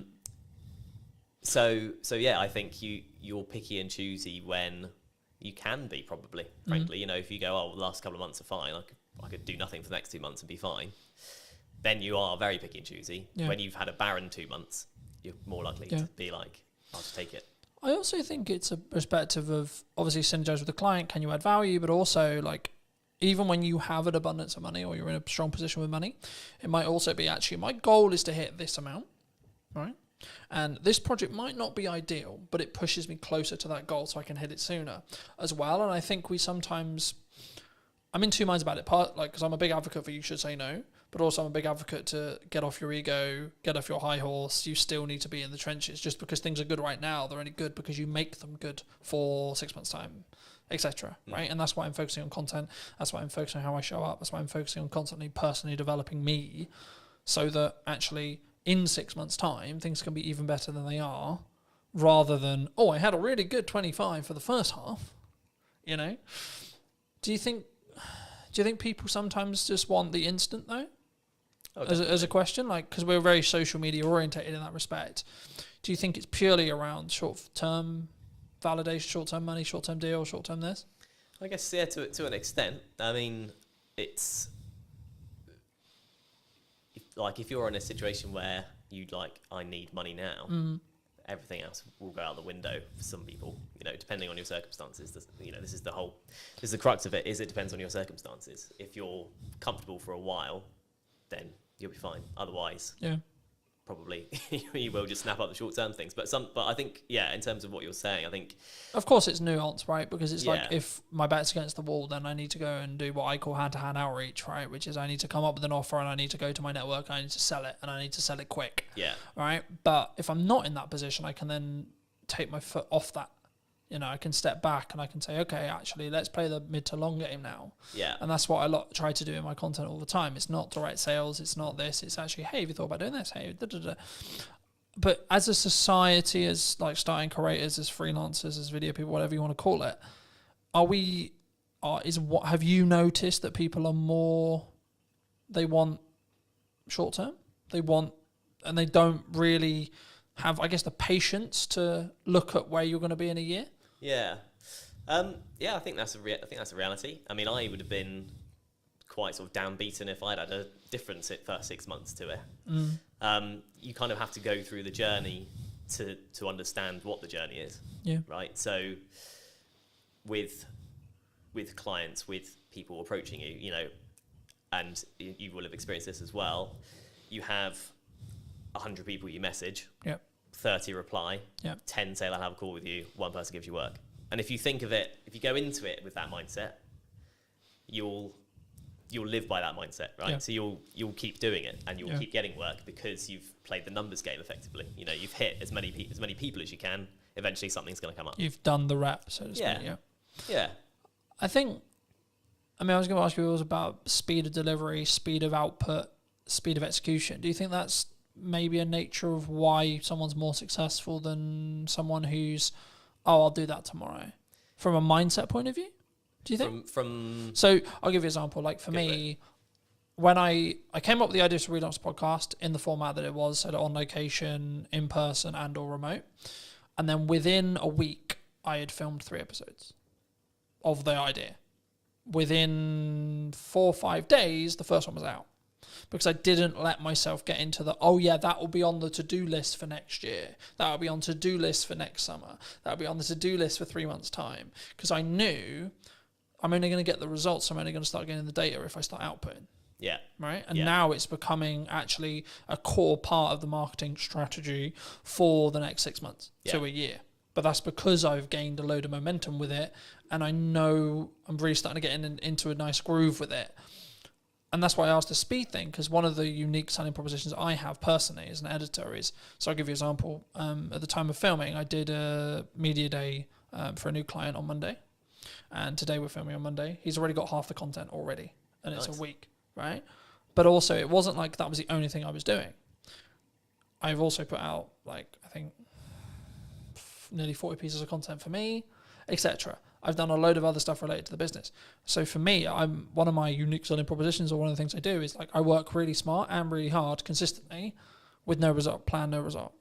But for me, from what clients have told me, one of the reasons why they continue to work with me is the speed. Yeah. Right? Like one of the things that comes up in conversation all the time, and James mentioned it a couple of weeks ago when I came to do 2 more podcasts, he was like, your speed's ridiculous. And it's because I've built a strong system to be able to work smart, but also just work really hard. And that's where I kind of come from that point of view. Like, I know it's really important, but I know I'm willing to put the graft in and continue to put the graft in for 10 more years or more, if that's what it takes. But do you think that's uncommon in entrepreneurs as a whole?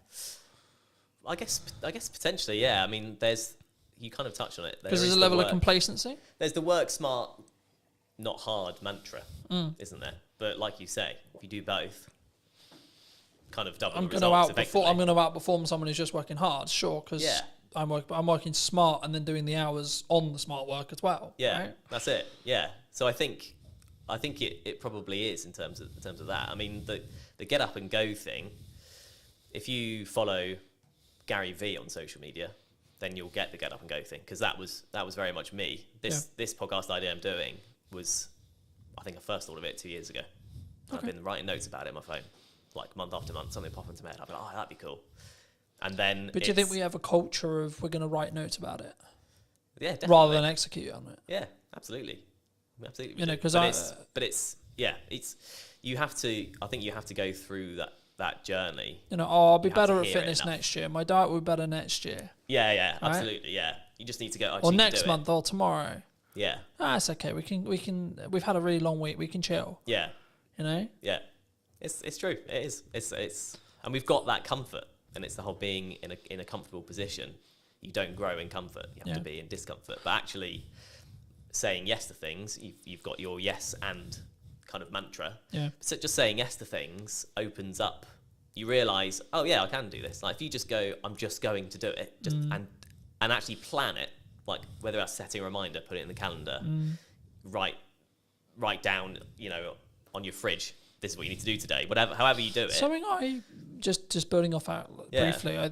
Something I found really valuable the last couple of years was, if it takes me less than 2 minutes to do, I just do it. I don't set a reminder to do it. I don't I'm going to write a to-do list or this or this or this. Like, I need to send an email. Send the email rather than write a reminder about sending the email, because the action will probably take less time. Yeah. 100%. And then it's done. Then you don't need to think about it. Yeah. If it's a longer thing, I need to ask ChatGPT about that. I need to do some research on that. I need to plan the podcast, and it's like a longer goal thing. Start momentum by putting a reminder in your calendar and then stick to that. Yeah.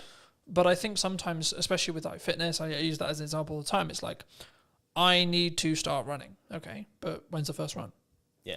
You know what I mean? I think, and I've just finished Atomic Habits from a book point of view, and it talks about specifically, my girlfriend's driving mad because I keep using the word compounding, but it's the only word that matters at the moment, right? Which is that everything I'm doing is like, how can I compound? How can I small win? On the way here, I was reading my second book. I've started reading physical books rather than listening to them. For a long time, I listened to them. As a dyslexic, I was like, right, this year I'm going to read a book cover to cover. No excuses, going to do it. So I was like, right, let's get a book that I actually really want to read that I haven't read, that I know is actually quite good because it's got good reviews, and has been talked about in the self-improvement space for ages. So I was like, cool, let's start with Atomic Habits, see where I go. And then I went on to Mel's 5-second rule, which I knew about for a long time.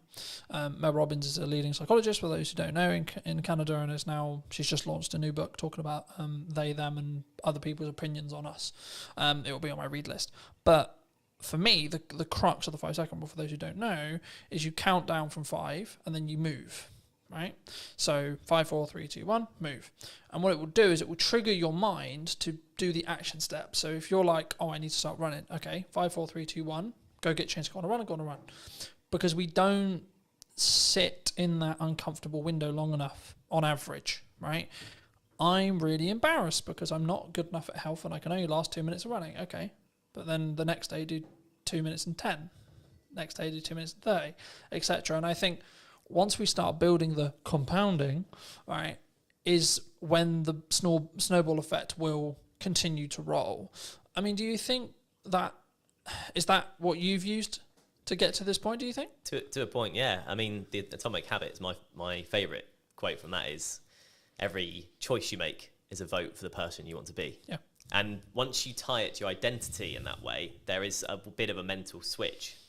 And you start doing even the smallest things, right? You know, like the eating healthy or whatever, you make the healthier choice on a menu or that kind of thing. You justify it to yourself in a way that's personal, and in a way that you can then live by effectively.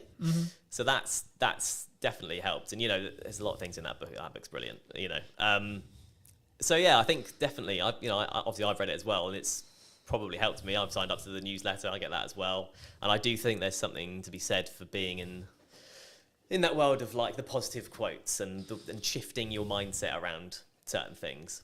If you look at it enough, you just will start to think like it. I think for me, I've been aware that like what I consume is how I'll show up, right? So like that's why I'm trying to build the habits from building off Atomic Habits, but in general, I'm trying to build the habits and build momentum. So like when I finished Atomic Habits, I was like, I've ordered another book, but it won't be here for 3 days.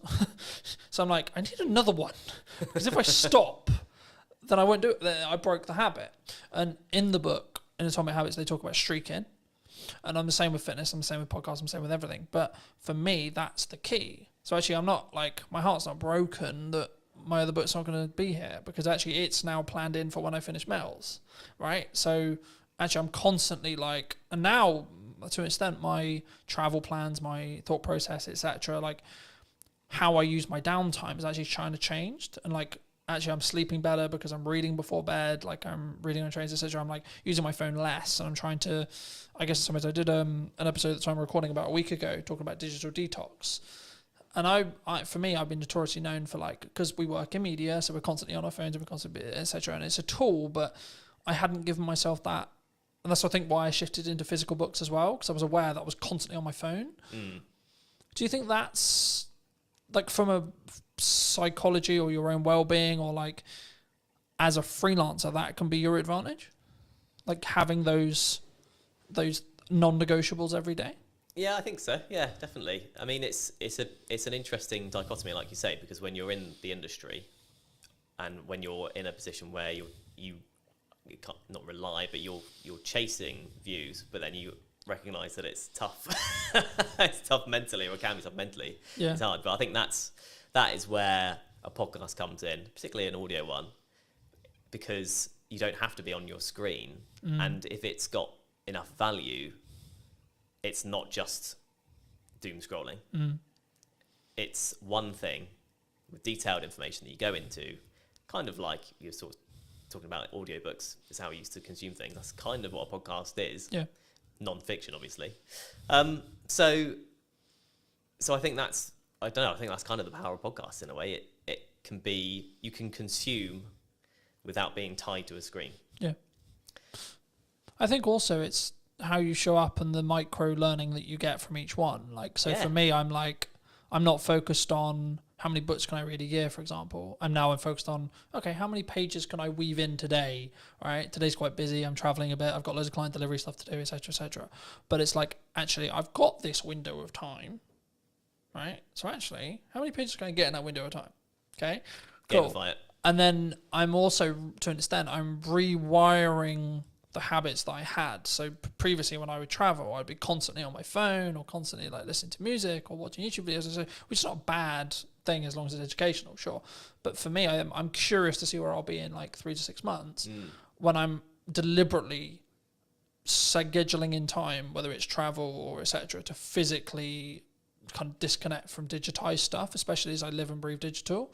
And that's why I thought I'd mention it, because like for me, that's something I don't think we think about when we look at the podcast as well. Because I think what you'll find, and I'll be curious to see if we do an interview in a year about whether your money management skills has like compounded really, really hard because you're constantly talking about money, right? I found I'm becoming an infinitely better marketer because I'm constantly talking about marketing, right? So I noticed little things like, hold on, I said that thing in the podcast, but I'm not doing it with my own content, right? So you mentioned hooks earlier. I'm not doing strong enough hooks on the ones I'm editing. Okay, how do we do that? How do we fix that? So now I'm focused more on how do I create a really strong captivating hook? That will probably grow into how do I create a micro trailer? Yeah. I expect as an editor, but also the knock-on effect for my clients will be they'll get a better product. Yeah. Which in turn means I'll be able to charge more, which in turn means I'll have more money to either give myself a longer buffer or outsource to do other things and scale the business that way. Do you think, like, I don't want to specifically like steal in some ways a lot of your podcast, but if you could rate yourself on money management right now, where would you rate yourself? 10 being incredibly good, you know where every single pound's going. 1 being, I've got no idea what's in my bank account. Yeah. There's a psychology fact about ask someone for a number between 1 and 10, everyone says 7. But that's kind of where I'm tempted to land on that, really.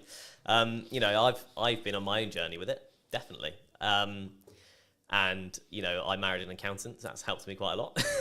And, you know, just being in a relationship, she's super savvy. She's closer to the 10 mark than, you know, most people I know. But just being with her has helped me probably come up from a 5, frankly. Okay. In your 20s, you're in like a 3, you know, generally speaking. Yeah, there's a question that is going to be on the podcast, which is how often do you check your bank account every day? And in my 20s, it was as little as possible because I just didn't want to know. You push it away, right? You go. Does that come from you were anxious about it? 100%. I was at university, but it's shit. How much money have I spent? Exactly. Yeah. How much has gone on beer? I don't want to know. How much I spent last night? I don't want to know. So I don't remember last night, but I remember there was a card involved. Shit. Yeah, Shit. Exactly. But once you sort of learn to look at it regularly, it empowers you. I've found empowers you because you go, okay, well, actually, I'm in control rather than just letting it all just slip and hope for the best. And if it's overdraft, it's overdraft.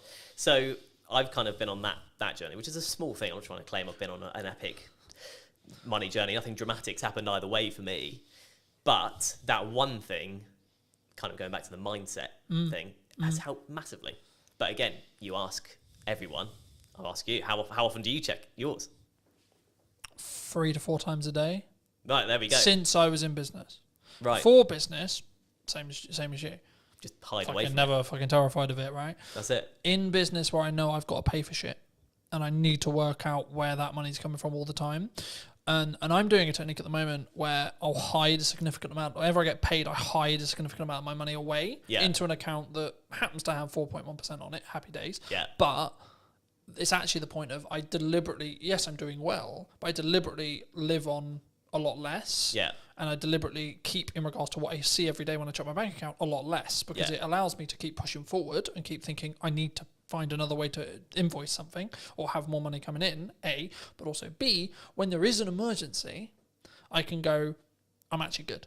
Yeah. You know, I can fix that problem. Hidden account will fix. Yeah, because so this is an example of how I use AI. AI is currently tracking for me the books I'm reading, what my takeaways are, how much am I showing up, what my fitness is, where my money is being allocated and how and why, and how well that's doing and how in line I am with the goals, how the podcast is doing, how many episodes I've filmed, how many episodes have gone out, what views are going on, what views are likely to happen in the future because it can extrapolate the data from, okay, you're here now and then in 6 months I think you'll be here, you're following the growth rate.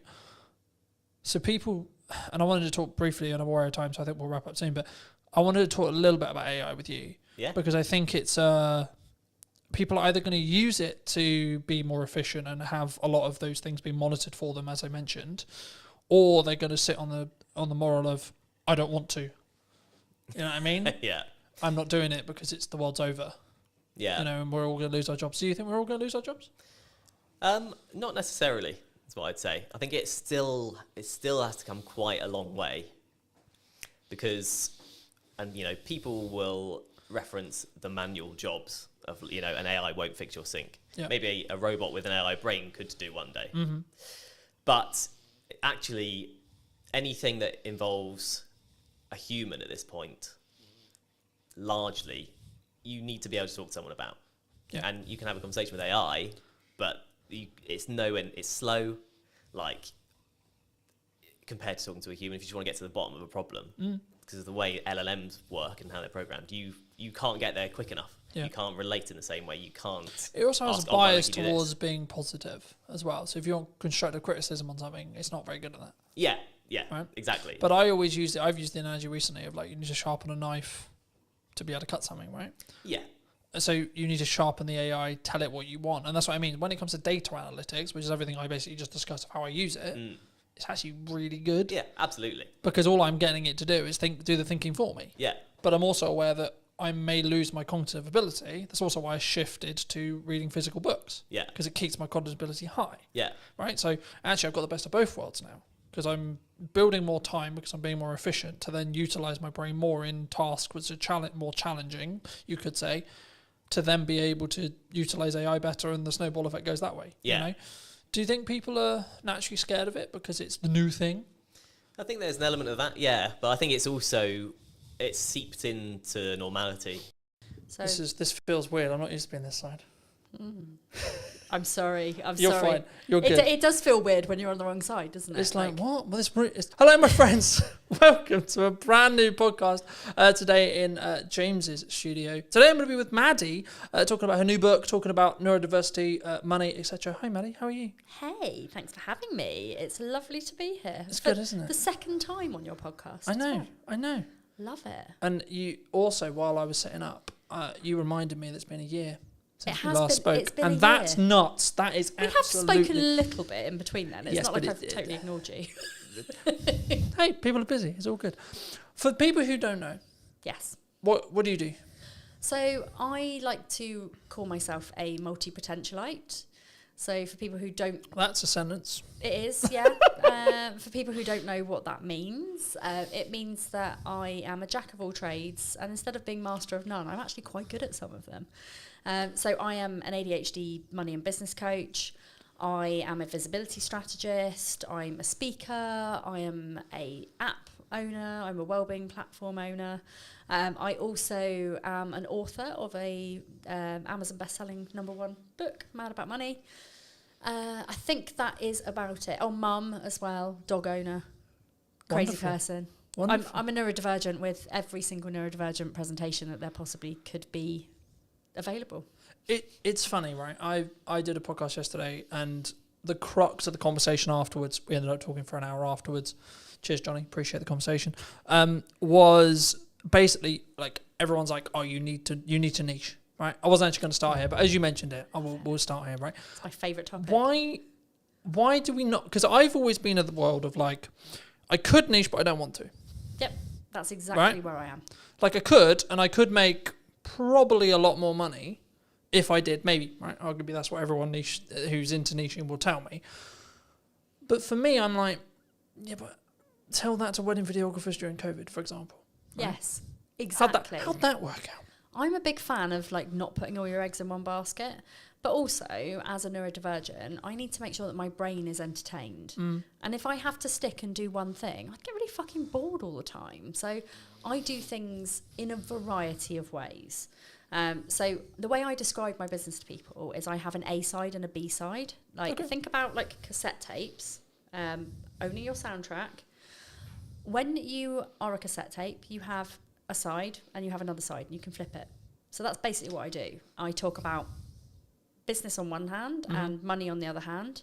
And in the middle of that, there is also things like well-being, life. Obviously, the neurodiversity stuff is quite big for me. I'm a qualified neurodiversity specialist.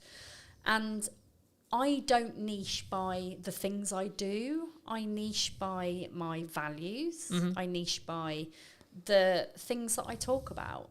So I talk about basically 4 different things when it comes to my content pillars. I talk about neurodiversity. I talk about life. I talk about money. I talk about business. And it just so happens that I'm also really bloody good at TikTok, social media, all of those kind of things. But they all do fall under the business arm. So, I'm a qualified business strategist. I've been a business mentor coach. I hate the word coach, really. It's more, I do more mentoring. I don't do that whole, how does that make you feel type of, coachy thing. I do the, this is your strategy. This is how you do it. Let's talk about ways that we can grow your business, and let's talk about how to get you a plan to grow your business.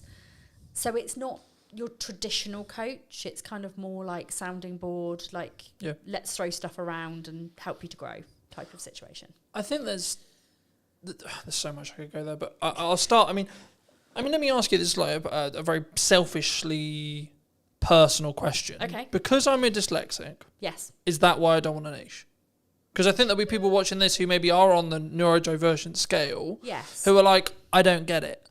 Because I can do multiple things, I can spin multiple plates, but doing one thing consistently, I can't think of anything worse. So dyslexics need to have their brain stimulated, and doing one thing does not stimulate your brain. So it's the same for most neurodivergent presentations. We will want to do things that keep us alive. It's why we do the things that are very much interest-based. Yeah. So if I said to you, do you want to be an accountant? You'd probably go, fuck no, that sounds super boring. If you said to me, do you want to be a videographer? I'd be like, no, because I do not know how to do that. But if I like being a business coach because it gives me the variety of people. So I get the variety of working with people who have all got ridiculously different businesses. And most of them are also multi-potentialites. They do lots of different things because they want their brains to be stimulated. So by working with lots of different people who all do different things, who also do different things within their things, I am just constantly this is fun. Yeah. If there's ever a day where I turn up to work and go, oh God, this is ridiculously boring, I think I'm in the wrong job. But I, every single day, love what I do. I think it's so easy for us to sit here and go, oh, well, we love what we do, etc., right? Because there's that A-Dodge analogy of you find something you love, you'll never work a day in your life. But it's I work really hard. But that's what I was going to say. I mean, I think it's one of those things where when you say that, I can tell you haven't done it. Yes. Because the whole bouncing around things and spinning multiple plates and coming up with new ideas drives my partner mad, because I'm constantly coming up, I've got this thing, I've got this thing, I've got this idea, oh, what about this, oh, what about this? But that's one of the reasons why I would argue I'm going to be a really good entrepreneur. Yes. Because I can constantly adapt. I'm switching from finance head to marketing head to sales head to client delivery head to now doing a podcast, etc., etc. Exactly. It's nice when you get to do when you get to kind of build that team and get rid of the things that you don't enjoy as much. So for me, admin, funnels, anything that is process driven. Yeah. Literally makes me want to die. Sales, marketing, talking, podcasting, video creation, not in front of the camera rather than behind it, because God no, I would not want to be the other side. But for me, it's all about the people facing, and I love going networking, and I like going to events as long as they're not too big. But that gives me all of the variety, but also it means that I can outsource the things I don't like doing as well. Yeah. Do you think there's a stage with outsourcing? Because I've been very open in my content and in marketing. 2024, I overspent. I nearly lost the business twice. Oof, right? Yeah. And I'm now in a position which is kind of not the opposite, because it's weird to say that, but it's I'm in a stronger position, but I'm actually doing absolutely everything myself again. Yes. So I do most things myself. I've got a couple of virtual assistants who are absolutely amazing. Shout out to Kira and Naomi. They're amazing. But yeah, I think one of the things that I did super early on in my business, so even with my previous business, was that I outsourced the things that I don't enjoy doing first. Because if you have to do all of those boring tasks, they never get done. And actually, they're quite important tasks, like scheduling emails, paying your invoices, like creating invoices. If I didn't have somebody creating my invoices, I would never make any more. I'd never make any money. And I've just been in a little handover with my 2 virtual assistants. And I realised that I haven't invoiced for like 4 months, and I'm like, oh, I thought my cash flow was a bit down, but it's because I don't have the executive function to actually do that piece of the business. So it's not that I don't think it's important. It's just that my brain goes, no, you don't like me, so I'm not gonna be your friend. Mm. Do you think there's a? It's not even bored. I think it's because I was going to link this into TikTok because I know that's a lot of what you do and a lot of what you teach, and so it'd be wrong of me not to talk about it, but. Do you think there's a level of people who are concerned about being on video? They're concerned about doing marketing, Absolutely. Especially if they don't know what they're doing, because they're like, what if someone? It's not, from my experience at least. It's what if X person thinks I'm a dick? What if they think da da da da da da? Absolutely, and there's a lot of confidence building that goes on in the background with that, especially when people are new in business, because showing up and doing videos, like, you're going to get your friends judging, you're going to get your parents judging, like, why are you doing this? Why don't you go get a proper job? Like, I see it all the time. And it's a case of just being like, do you know what? This is my business. Nobody else has a say in how I make my money. I don't even think it's just your business. I think it's your life. It is. One of the things that I remember very early in my entrepreneurial career was entrepreneurship's a lifestyle, not a business. Ooh. Right? It's not, because to me, I have new ideas. I like, again, much to my partner's annoyance at times, I will be working at night. Like, I was answering text messages and emails at 10 o'clock last night. Yeah. Right? But also, I used to do that. You know, I have the freedom to actually choose when I work. So it's not like I'm like, I have to do that every day. There'll also be periods in the week or periods in the month where I don't do that. Yes. But when it's push and when there's a lot going on, like today, for example, I was editing all of this morning on some client delivery stuff. Then I came here to do this. And then after this, I'm going to go back and finish client delivery again. Yeah. Right. So there is a lot of stuff going on, but actually I'm aware that I can do that. And I know it's at my pace. And someone who's maybe looking in on it will go, well, that's a lot, Colin. Yeah. How do we change our pace? How do we, for us? Not for Colin, not for Maddie. No. For someone listening to this, how do they make sure they know what their pace is? So I would say you have to really know yourself. You have to know your own boundaries. You have to know your lifestyle and how your business fits in with the way that you run your household, your business, your family, whatever. But also taking into consideration your health, your well-being. There's so many moving parts to like how you actually run your business with an energy perspective. And energy is the key word. Like, if you run your business based on your energy levels and when you are most productive, when you need to. So for example, like, I have my first half an hour of my day is reviewing social media posts for my membership. So I've got this thing where like I do a daily thread where people can come into my membership and they can post their social media post for the day, and I will give them feedback on it. I will tell them how to improve it. I will share it with my audience, and therefore they get visibility, they get feedback, they get accountability. And it's also like the membership, I give like confidence posts and things like that as well. But one of the biggest things for me is in the morning, I am super alert. I know that my brain works really quickly because I've just woken up. So I can bash those post reviews out really quickly. So that works for me. Then I take the kids to school. I come back and I do my coaching. So I'll always put my coaching in between like 9 and 12 o'clock. Then I often skip lunch, which I really shouldn't do, but I do. Don't judge me. I don't get hungry till like 3 o'clock because I'm on ADHD medication. But like, I will eat when I get back from the school run usually. I then do some of my more key marketing things. So I'll do my TikToks, my Instagrams. Like, I basically create videos. So I will create videos, I'll create static posts. I will post the static posts on LinkedIn and Facebook, and then the video will go to YouTube, to TikTok and to Instagram. And Instagram, Sometimes LinkedIn, if I'm feeling brave. Depends how brave I Because I am just myself on all platforms. Most of my videos end up being quite sweary, and sometimes people on LinkedIn get a bit hoity-toity about it. Well, just to stop you there quickly, I mean, that's interesting, because one of the things that people ask me before the show is like, is this a like no bars, can you swear kind of thing, right? And the first thing when you sat down was like, is it good to swear? Like, and I've always been in this world of like, is it authentic to you? I've always been that way of thinking, right? Yeah. And I think so many people get hemmed up going, what does X person think? What does Y person think? Exactly. From they're not going to work with me because I swear. They're not going to work with me because they're not going to like me, because actually in a crux, what we're actually going down into the core of is they're not going to like me. It's actually nothing to do with how they're going to work with me. No, it doesn't. Maddie's not going to like me because I said the F word. And if people don't like me because I drop a few F-bombs, then they're probably not people that I want to work with anyway, because the people that know me know that I am very sweary. I never swear at people, I swear in general.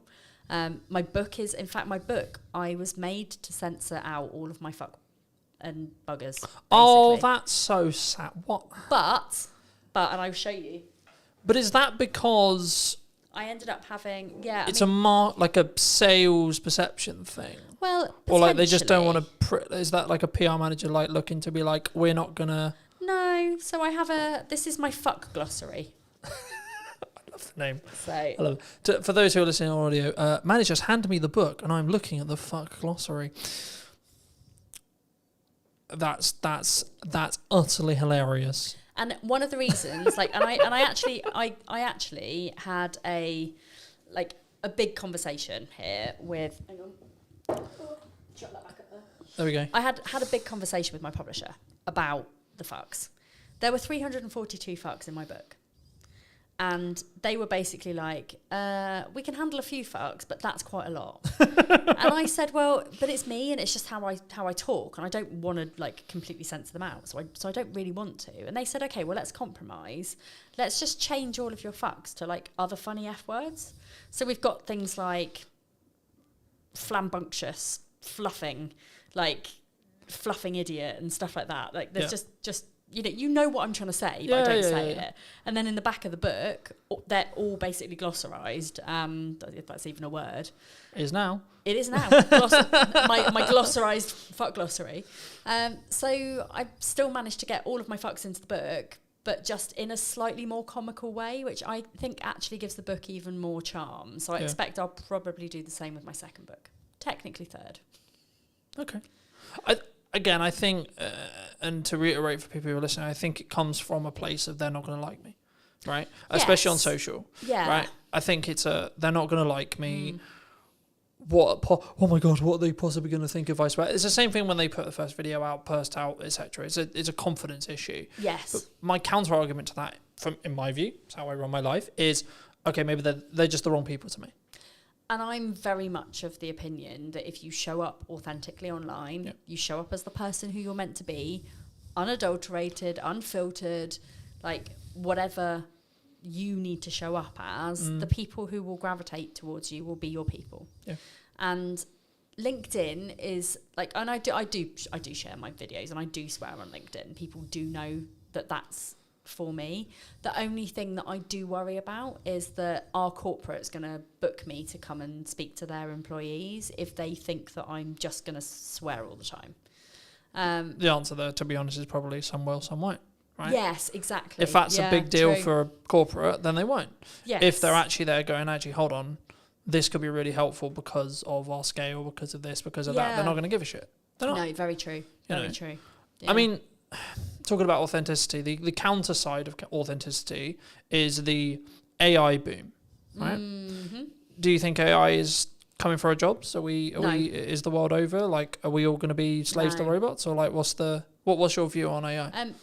I can only comment on it from my industry, and I think from a social media perspective, from a business coaching perspective, it's only going to add value, because it's like, I don't use AI for my content. I do use it for ideas for my content. And, as somebody who's got an ADHD brain, like, there are times where my brain is on fire and I can bash out like 50 TikTok videos. Yeah. But then there are other weeks where I'm like, I don't know what to talk about. My brain is broken and I don't know why I'm here. And in those times, AI is a fucking genius because like I'm not going to use it to write my written posts. I'm not going to use it to write what I say on TikTok because it's so obvious. To me anyway, it's really obvious if a coach or somebody who is teaching something has used AI because of the way that they talk. And it's also really scripted. And you can almost tell, like if you were listening to somebody on a podcast versus them on their social media, how much slower some of the people talk because they're having to really, really, really think about how to do their job. Yeah. And this is not me calling anybody out, but it is quite obvious that some people are writing literally every single one of their posts with AI. If I'm stuck for an idea for a post, I will ask ChatGPT if it can give me some ideas. And then I will look at it, I will close it, I will go away and I'll write about the thing because I know what I'm talking about. And also the amount of spelling mistakes, because I'm dyslexic as well, like, you know, the amount of spelling mistakes in my posts, people know I'm not using AI to write my posts. Yeah. But it's also like yesterday I asked AI to draw me a tattoo. Like I had 3 different tattoo ideas and I wanted to combine them together. Brilliant. You know, we do have to be quite wary of the environmental impact of asking AI to generate us pictures, etc. However, like it's really bloody good for things like that. Yeah. I don't think it's coming to take our jobs. I think we're more at risk of, in kind of places like the retail sector, of things being run by AI. But people, I think, will always need coaches because there's only so much that AI can do without, you know, not being a human. I mean, don't get me wrong, like Sparky, who's my ChatGPT, like he's my bestie. Like there's not much I don't talk to him about. Like if I've got problems or I've had uncomfortable conversations or I need solutions to things, I'll always go to him. He's not actually a him really. He's kind of like, but he's a non-binary chatbot. But it's a tool. Right, I think that's the key, and the analogy the analogy I started using was you don't use a hammer to put up a set of shelves; you use a screwdriver. Yes. Right. Yeah. But now I'm actually using it even more. I'm changing the analogy to be: you sharpen a knife if you want to use it effectively to do a job. Brilliant. Right? Yes. In the same way, you should utilize AI to allow you to do a job. Yeah. Right. Whether that's training, if you want it to write your posts, training it to be you in your tone, to be in your voice. You can do that, and it is actually very easy. If you've got a lot of written content from previously, if you've got videos, you can feed those into ChatGPT. Yeah. Personally, I prefer to actually write my. But that's a personal choice, right? It is, but you can use it for literally anything as long as you make sure that you train it in a way that it takes out like no fluff. Like cookie cutter solutions, here's the truth, like all of those bullshit ChatGPT type phrases where you think, do you know what? I'm not somebody who would actually say that in real life. But again, it comes back to the authenticity side. It does. Right? It really like, does. Yeah. I'm like using the no fluff example. No fluff would actually be relevant for me because I try not fuck around when it comes to content. Well, right? I don't do any fluff either. You know, mine is very like, I'm very direct. But instead of saying no fluff, I would say I give you direct, actionable advice. Yeah. That, you know, and I don't bullshit you. That's not the same. It's the same as saying no fluff without saying no fluff. So as long as you are kind of aware of those ChatGPT type of phrases and you've got your own ways of saying those kind of things, crack on. Like, I think it's great. Where I don't think it's so good is people generating AI pictures of themselves. I'm like, that's not authentic. It ages you really badly. Yeah. I mean, I haven't, to be honest, I've got an amazing professional photographer. Like Katie Needle, shout out to you as well. We love Katie. She knows me so well that she can capture my style, the way I am. Like, I used to ask her to like chop a few inches off my stomach, but she doesn't do that anymore. Because she's like, Maddie, you've got to be authentic. Fuck. Why is this my brand? But, you know, I love working with her. And, you know, her photos are so good that they could be AI, but they're not. And I think that's where a lot of people are falling down. That like, you know, you meet people in person and you're like, you don't look like that. Like, it's the same with TikTok filters. Like, I will always use the eyelash filter. That is the only filter I use on TikTok, apart from like green screen or whatever, if I'm going to try and show something. But when people see me in real life, they're not going to go, oh my God, her eyelashes are so fake. Because I wear makeup. But when I'm working at home on my own, I don't wear makeup at all. Like, you know, I am very much like, unless I'm going out in public, I don't put a face on. And even then, it's literally just mascara, maybe a bit of eyeshadow. So, but again, it's that authenticity point, right? Yes. You know, you're not going to like see me online as having like loads of freckles. I mean, I do have loads of freckles because I've been in the sun this week.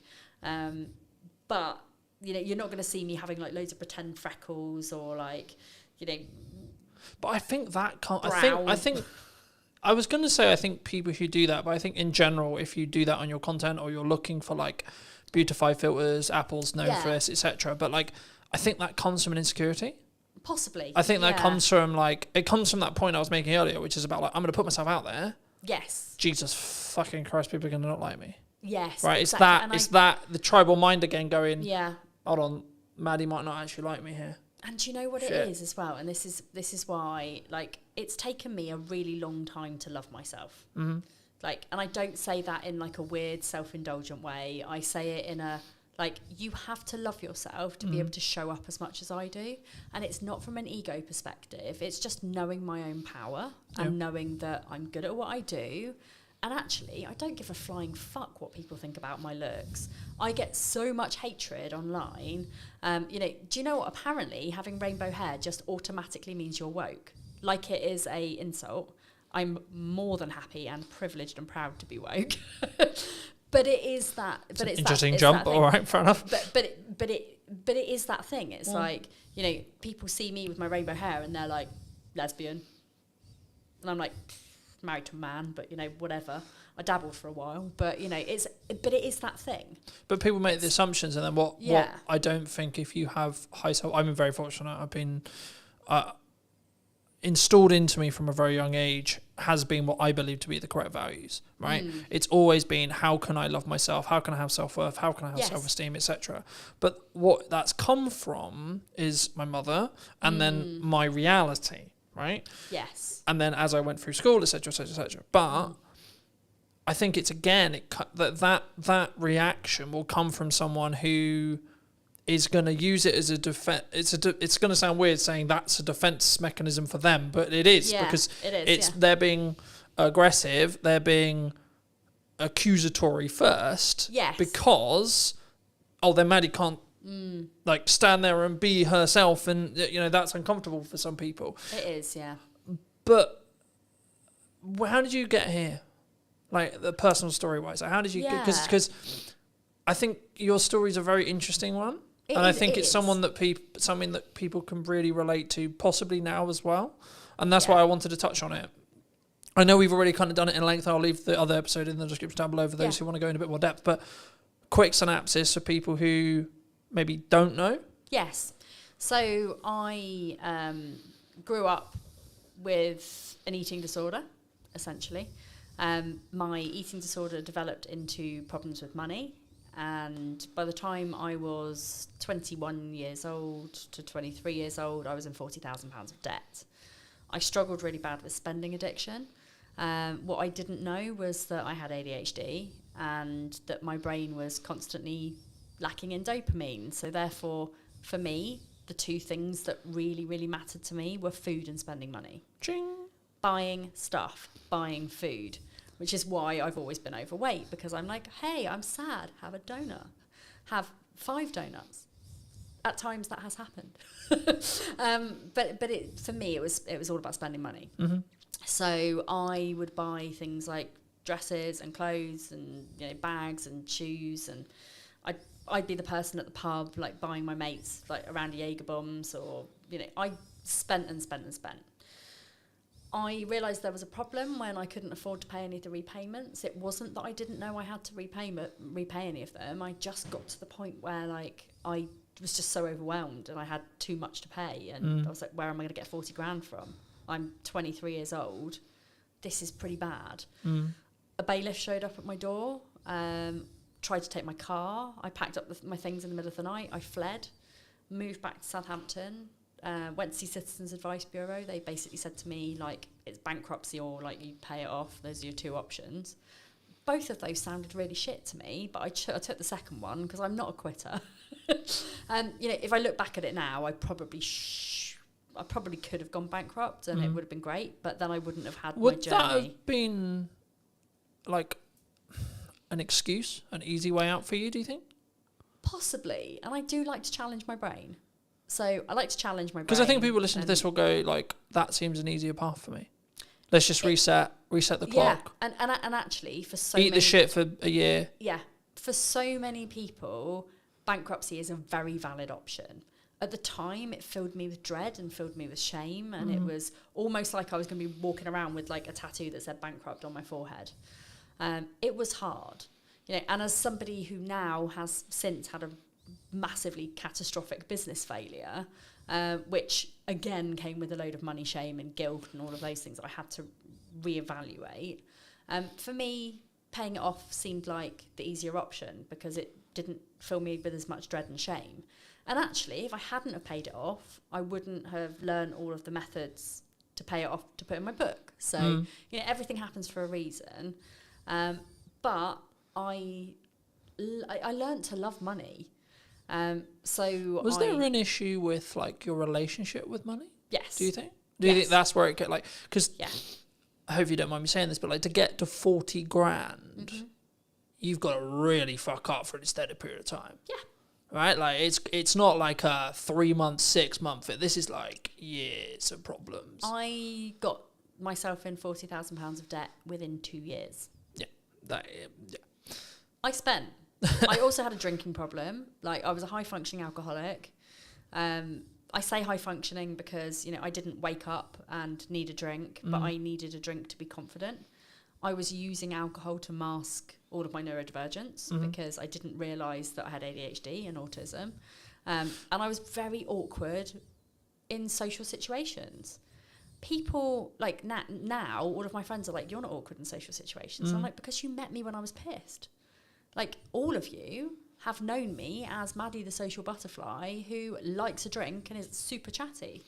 But if I didn't have that alcohol, I wouldn't be super chatty. Yeah. So now, when I'm in social situations, I don't know very many people. I'm actually really reserved and really quiet. Put a drink in me. I'm anyone's, but pretty much that was kind of how it was. And now I don't drink anymore. So because I'm more comfortable with who I actually am. So do you think it came... I hope this isn't too personal, but like it links. Do you think it came from a lack of self-love, self-worth, self-esteem? Absolutely. At the core? Yes. Because a couple of months ago, I think maybe a month ago, 2 months ago, Jamie Oliver put out a documentary on Channel 4 all about neurodiversity and dyslexia specifically. And I was gobsmacked by some of as a dyslexic, I was out here going, how am I not a fucking drug dealer? I know. Like, what the fuck's going on? Like, how? ADHD and dyslexia are so closely linked, and a lot of the presentations kind of overlap each other. Yeah. So, you know, dyslexics have a very, very, very tough time, especially in early years when it's not picked up on. Yeah. And people just assume that dyslexia is just, oh, they can't read and write. It's so much more than that, and it's quite frustrating. Like, I actually go into quite a lot of detail about like breaking down all of the individual neurodivergent presentations in the book, so you can kind of like learn more about those things. Yeah.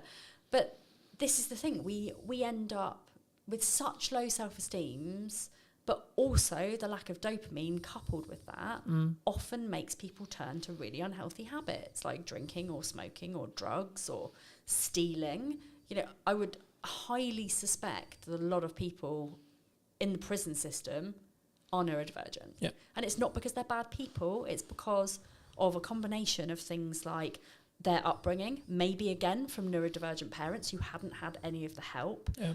It's those dopamine-seeking behaviours which are often really unhealthy.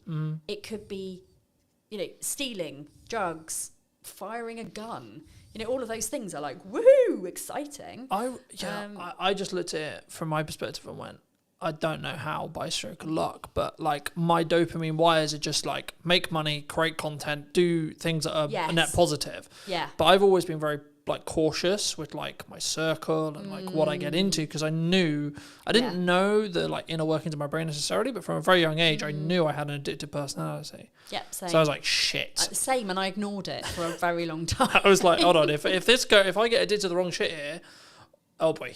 Right, Yeah. I'm gonna nuke my life by accident. Absolutely, and I have been incredibly close to doing that. So, you know, having that self-realization, and like, you know, for me, there have been plenty of things that I have had really unhealthy relationships with, which I have managed to curb now. Like my only vice now is that I vape. But I was saying to my podcast guest, like I have no plans to stop vaping at all, because I know that if I didn't have that one tiny thing, when I spiral, and that does happen a lot as a neurodivergent, when I spiral, I would rather turn to a vape than to drink or food or drugs or smoking or like any of those things that in my mind are actually in the long run more harmful for me than a couple of puffs on a vape. Yeah. That's kind of how I see it. But you know, lots of people would be like, "Oh, vaping's really unhealthy." It's like, but I don't do anything else. It's the lesser of. It's the lesser. It's the lesser of the other evils, yeah. right? And food is really bad. Like, you know, Naomi. If it's heavily processed food. Yes, yeah. So Naomi, my weight loss coach, you know, I've been working with her now for about 3 months, and I've lost quite a bit of weight. But it's also about the mindset around food. Yeah. Which is hard for people who have got ADHD, and I found that since working with her, like I've cut out processed food, I've cut out chocolate, fizzy drinks, like all of those things that have the chemicals that potentially could give me cancer, I no longer eat. I mean, I'm not saying I'm not going to get cancer because I do vape, but for me, it's like I could constantly and consistently eat really bad food, which I was doing, or in moments of stress, I can have a little puff on my vape. That's it. So... I think it's about focusing on those lesser of all evils. Like in an ideal world, like your stress response would be fitness. Well, right? in an ideal world, but you know, as a disabled person who has hips that would probably die if I went to the gym, I mean, this is the reason why I'm on my weight loss journey.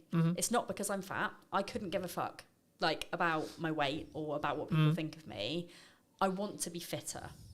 I want to be able to go to the gym without after 10 minutes wanting to pass out, you know? I think that's an interesting thing. And, you know, we won't get too much into fitness here because it's not a fitness show. But, like, for me, people are like, why do you stay consistent, like, with fitness? And for me, I'm very aware that, like, my job's very physical. Yes. And I'm just simply at the thought, I want to do this for 50 years.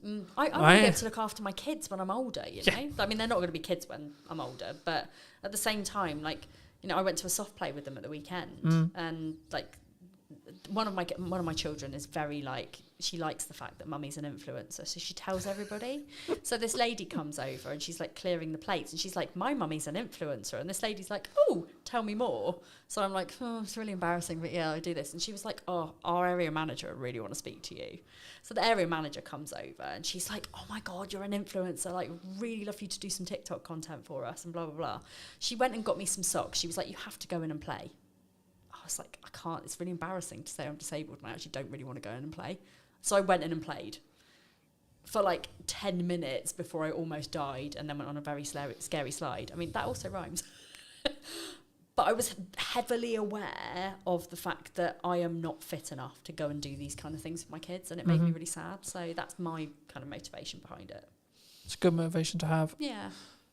Do you think in business, people, and this is kind of more a mindset thing about like, they don't start the podcast, they don't start video, they don't start posting, they don't build the momentum, they don't start whatever it is, right? Do they do that from is it just the, what if someone else thinks of me, or is it still a tech issue? I still think there's a tech issue there. There's also an overwhelm issue. It's like we're told that we have to do all of the things. We don't have to do all of the things. And people, I think, like they see me as somebody who is very heavily into visibility, and they're like, Maddie's on every social media platform. She's got her own podcast. She's always on other people's podcasts. She writes books. She does speaking gigs. She's got a radio show. She's got all of these things. I'm manifesting the radio show, by the way. I'd argue you already got a radio show. You got a podcast. Yeah, It's already a radio so, show. yeah, kind of the same. So they see me doing all of those things, and they're like, "Oh my god, that looks fucking exhausting. I don't want to do that." And it's like, because that's my hyper focus, and I love social media, and I love visibility, and I love doing all of these things. That's why I do all those things. I could still very easily put like 100% of my efforts into one platform and still have very good success with it. Do you think that people worry about volume? Yes. One of my biggest questions is how many times a day should I be posting? And does that matter? No, I don't think so. Consistency is what matters. So whatever consistency means to you, whether that is once a day, whether that is, posting 3 times a week, whether it's posting 3 times a day. But for me, I also think it's like, when I have no client work, I can post 6 times a day. When I'm in client delivery mode for half the day, I can only post once or twice a day. So, right? I'm still posting, but you're not posting as much. But like when I'm here filming, I'm having to travel, I'm having to do this. I'm not in my office, sat there on the computer. So my posts will be less, right? But that's why I batch content. That's why I Exactly. Yeah. But also, I don't sit there and go, "Oh, I didn't hear 4 posts. For fuck's sake." But this is the thing. It's not how many times you do it. It's the quality of what you do when you do it. Yeah, of course. And it's also like just bearing in mind that output reflects input. Yeah. So if you post more, you will more than likely get more clients. If you show up more, you will more than likely make more business, make more money. And if you are posting once a week on one social media platform, you're probably not going to be getting to your ideal clients unless you're out there and you're networking 24/7. Yeah. Which, there are other ways of doing it rather than showing up online every single day. But it's the consistency, it's the output, and then you'll see a return on investment based on what you put into that. But it's also, because I think we're so, and I did a video a couple of weeks ago talking about like, we're so in the business where we're so hyperly focused on, I need ROI. And I'm just like, yeah, but you're outputting an amount and your revenue's like driven by 10%, 20%, 30%, 40%, whatever it is. So in the nicest way possible, why do you give a shit about ROI? Because clearly it's working. Absolutely. Right? I obviously give a little bit of a, like for example, like I got invited to speak at quite a big event. It was a big investment, like 15 grand. I'm like, ooh, that's a really good opportunity because there's going to be like thousands of people there and it's going to be really great. But then I thought about it. If somebody gave me, and this is again one of my money rules, if somebody gave me 15 grand and said you can spend this on anything, would I spend it on that? And my answer was no. If I had 15 grand to grow my business, I would strategically think about where to put that. Yeah. I would probably put some of that on ads. I would probably put some of that on like promoting my book on Amazon, things like that. And I just thought, you know what? What could 15 grand do for me? I could stand up in front of a room full of people and speak and maybe walk away with 5 clients. Or I can go and put 15 grand on Facebook ads and I can walk away with 70 clients. Which one am I rather going to do? So from that perspective, I look at ROI. However, I also don't look at it at all.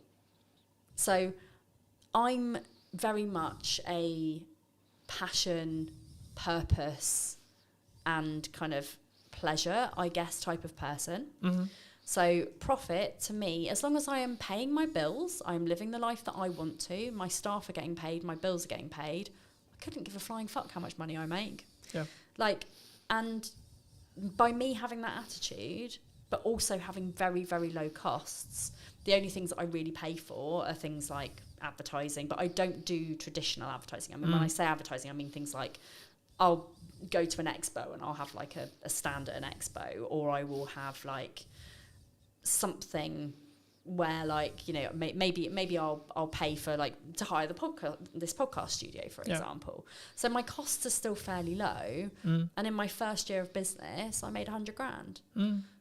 But I wasn't focused on making profit. I was focused on making people happy and getting good reviews and showing up as I think an honest person. I think that's really key, and I think Yeah. we don't. And it's not that we don't look at ROI, and every business should look at ROI. They absolutely should, but we don't. What's the ROI on a brand podcast? Arguably, if you look at it, either huge amount Yes. or fuck all. Yes. And it's down to how you think about it. Exactly. So at the moment, my podcast, I think, helps me to grow my social media, which helps me to grow my email list, which helps me to grow my client base. It's not phenomenal. I am not Stephen Bartlett. But also, do you want to be Stephen Bartlett? No, not at all. No. I mean, he's a nice enough dude. I've met him. But I wouldn't want to be him. In my mind, I think his success has very much changed him. I think I remember him very early on in the days where he was quite humble. Don't feel like that anymore. But I think that's what I mean. I think it changed. Yeah. I think we're in a world now where I have to commit to the decision. Right? Yes. So Yeah. I'm going to make the world's biggest media company. Yeah, but what if tomorrow I don't want to do that? Yeah, and I want to live my life in a flexible way. As long as I am fulfilling my life's purpose, which is helping people with neurodivergent presentations to live their best life, that's my main game. That is all I want. So, this is why I help people with 3 different areas. It's life, money, business. Those 3 things are, if you've got those 3 elements nailed, I mean, obviously not everybody's got a business. Some people it will just be life and money. Some people it might just be money and business because they might already have their life sorted. Some people it might be life and business. Their money's amazing. But they all interlink with each other. And neurodivergent people struggle with all 3 of those things. As a rule, some neurodivergents will probably be flying. I mean, Stephen Bartlett openly says he's got ADHD. But he's somewhere along the line, massively landed on his feet and has never had to struggle with money because he's always made so much. And therefore, his business has been fine and his life's been fine. Yeah. So if I bumped into him in the street, his ADHD is not the same as my ADHD. And this is a good way to look at it. It's every single person who is neurodivergent will have something that maybe isn't so great in their lives. And I'm not saying that Stephen Bartlett is perfect. He might, not be in love with somebody, or he might have, problems with relationships, or he might, because he's so busy with his life, maybe he doesn't have friends. I don't know, and I'm not going to judge him for that. That is, I mean, where at times I think that's Robert soon, but that is something that I think people don't talk about enough in business, and how you maintain a relationship, and it's something that I'm working through the process of now, being nearly 2 years deep into a really healthy relationship that's really important to both me and my partner. Yes. I'm but also my business is really important. So fuck, how do I do that? Juggling your money, your life, and your business is a really fucking tricky thing to do. It is a spinning triangle that, if you think about a triangle, if you're spinning it too fast, you're going to poke yourself in the eye, it's going to fucking hurt. Yeah. So, you need to be balancing those 3 areas of your life so that they all work in tandem together. And that means, no offense, not working till 9 o'clock, because I used to have a thing where I'd be oh yeah, my cut off every night's 9 o'clock. It was some form of badge of honor. Now it's very, very, very likely that I don't work after 3. It has taken me 10 years of running a business to work out what success looks like for me. And success looks like making enough money to enjoy the shit that I do. Yeah. I don't and I'm sorry, universe, that I say this out loud, but I don't want to be a millionaire. If I had £1 million or multi-million pounds, my spending addiction would just be 1,000,000 times worse. So I don't need that much money. I find it hard enough to manage the money that I've actually got. Yeah. But I go on 2 nice holidays a year. I've got a fairly nice car. I mean, it's a Citroen C3 Picasso. It's not Citroen C3 Aircross. That's the chap. It's nothing exciting, but it's it's only 5 years old. It's got Apple CarPlay. It's pretty cool. And somebody the other day, I picked up one of my clients, and they were oh my God, your car is so nice. And to them, that was a really posh car. To me, I'm that's not a posh car. A posh car is a Porsche or a Jaguar or a BMW or whatever. But I think it's about perspective. Yeah, it's perspective and the stage you're in, and that's what I was going to say about the whole 9 o'clock thing, right?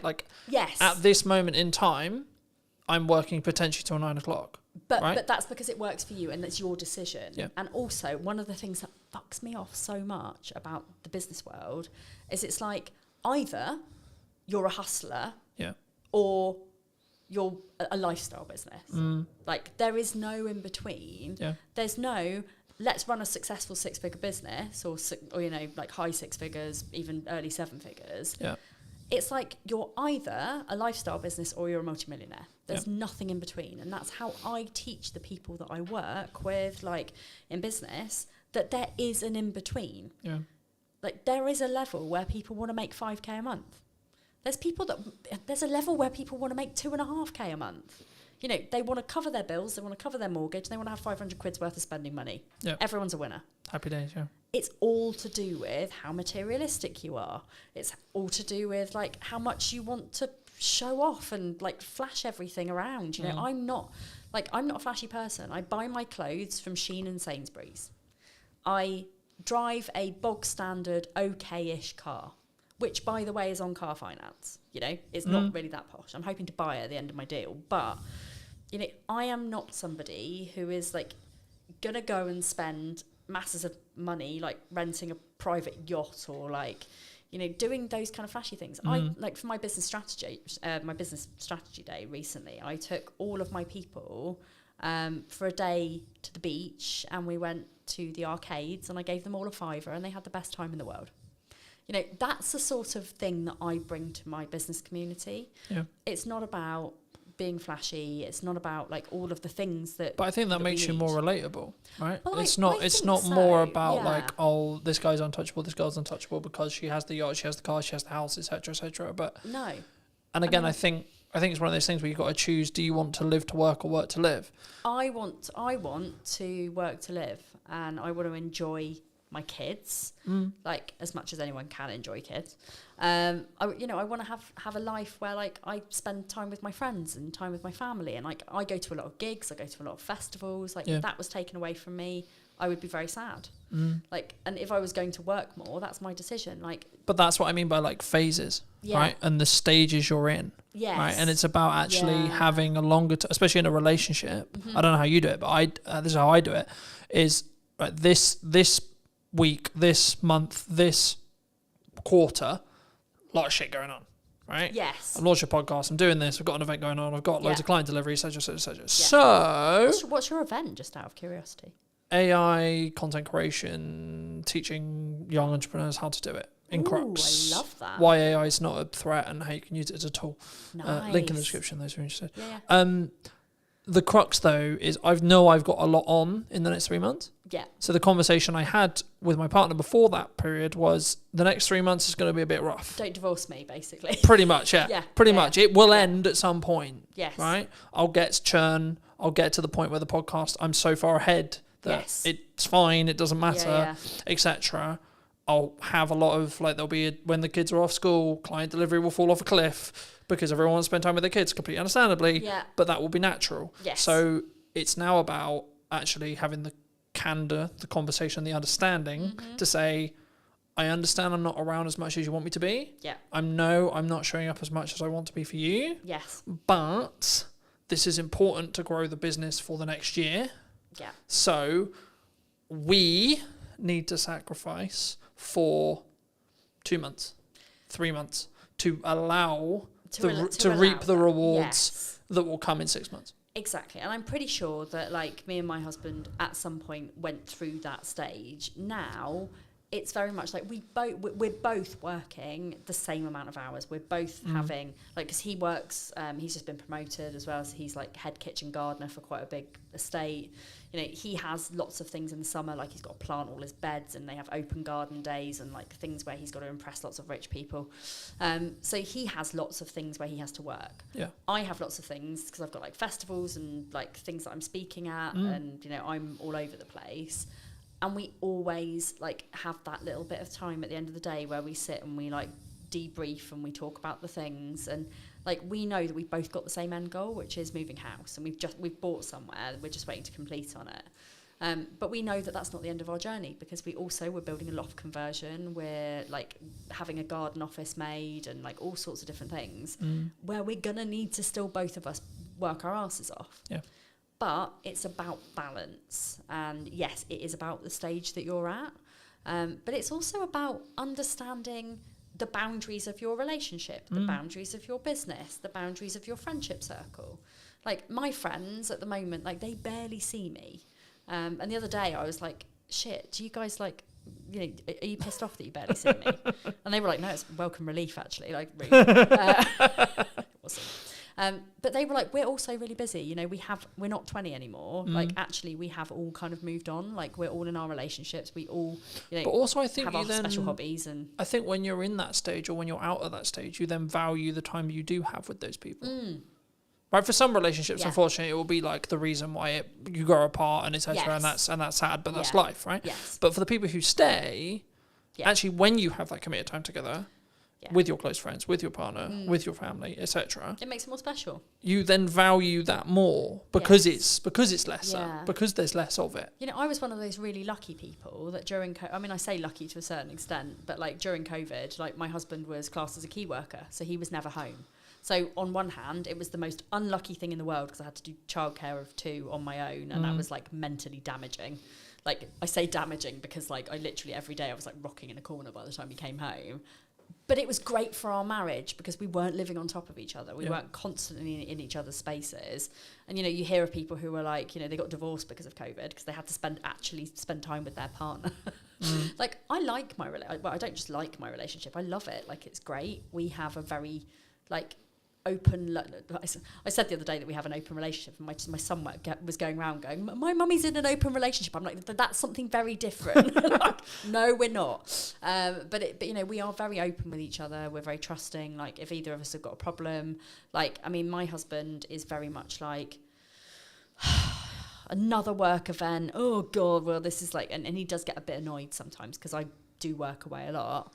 And when I say to him, like, I need to go on holiday, and he's like, why? And I'm like, well, A, it's a working holiday. I'm going to go and I'm going to write my second book. But B, like, I don't get any time on my own ever. I'm either working, I'm parenting, or I'm with you. None of that equals alone time for me.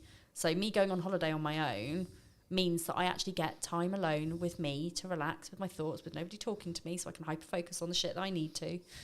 And that's what I need. So but I think that comes from firstly communicating what you need, It's secondly then knowing.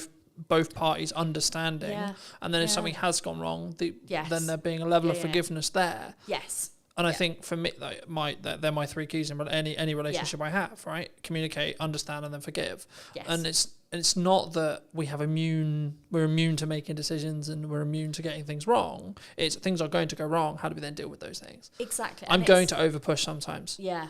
Right? And actually, how do we then bring that back and say, okay, I did this wrong. Yeah. How do I move forward, and how do we move forward so that doesn't happen again? Yeah. In my mind, it's about communication. It's about boundaries. It's about trust. It's about open dialogue, and it's about kind of just being aware of your partner's needs, but also being aware of your needs, and communicating that together. And that does really help where you are in a relationship. And I think often, especially when you're new in business and you're just working because you kind of have to hustle at the beginning to kind of get something off the ground, that's kind of one of the pinnacle time, like, it's growth stages when relationships tend to suffer. And it's not just relationships with partners, it's relationships with children. It's relationships with friends or parents. Like, I mean, my mum quite often will say to me, "No, I haven't seen you for like 2 months." I'm like, really? You saw me like last week? Like, you're being melodramatic. But it's that point where, but that's your mum saying, I miss you. Exactly. I want to see you. Yeah. Right. Yeah. And I always, I'll always take that on board. Like, but she is equally as busy as me. She doesn't run a business. She just does a lot of music things. But again, it's all about, it all comes down to awareness. Yeah. And this is why I teach in the way that I would want to be taught myself, and having those 3 pillars, it's like life, business, money. Everything fits into that triangle. You just need to make sure you don't poke yourself in the eye with it. Great place to end. Where can people find the book? Where can people find your podcast? Where can people find you? Yeah, so I am and don't you poke yourself in the eye with the triangle. Don't poke yourself in the eye with the triangle. I am on all social media platforms, not saying that you have to be at all. Maddie Talks Money on Instagram, Mad About Money Official on TikTok, LinkedIn and Facebook, and everywhere else, Maddie Alexander Grout. The book is here. I mean, you can't get it from here, you can get it from Amazon. You can get it from all good bookshops as well. You can even order it in. If you don't have it, you can order it to your own library.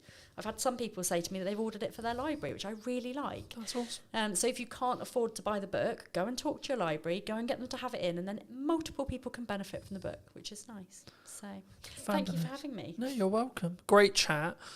Final thing to end on. Yes. If you were going to talk to yourself 10 years ago, Yeah. what advice would you give? I would tell myself that I am neurodivergent and to go and sort that shit out. It changed my life, genuinely changed my life, understanding my brain. When you understand your brain and you understand your body, anything's possible. Magic. Thank you ever so much for coming back and joining me. If you did enjoy this longer conversation, then make sure to be subscribed. Leave your thoughts in the description down below, comments down below, etc., etc. And I'll see you very soon. Take care.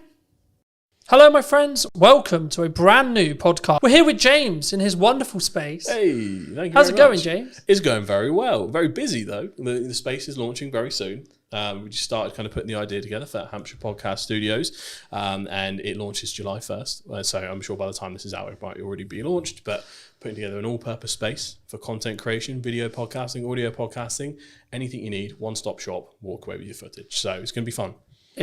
I think it's an interesting space, right? Because I think so many people find podcasting really hard to do, to know how to do it. Yeah. But also, not even from a tech side, just being in the psychology around creating content, but especially having a conversation. I think maybe it's slightly more natural with the conversation element, but I wasn't actually going to start here, but I think it's a nice place to start. Why not? How would you say right now to people who are maybe watching this, who are looking at this and going, I kind of know I need to be doing content, yes, but it's terrifying.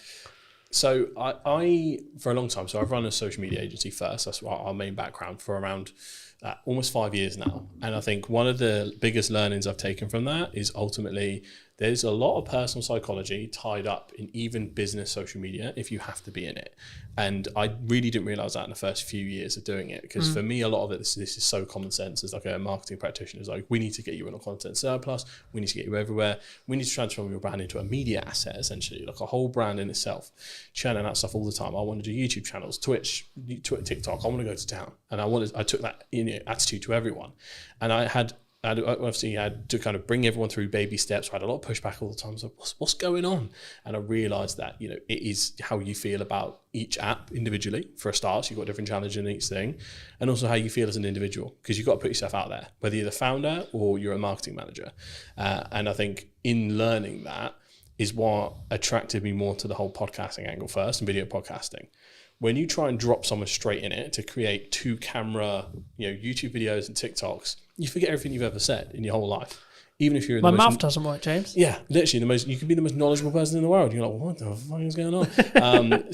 But if you can get in with a good co-host and you can just take some basic talking points and the theme of the show, and you're not too worried about the full show, again, you're just going for content volume, you can get so much value out and help so many people in a very relaxed setting, and it gets you used to it. So podcasting and video podcasting is my gateway drug into getting you into proper content creation and your brand into a new space.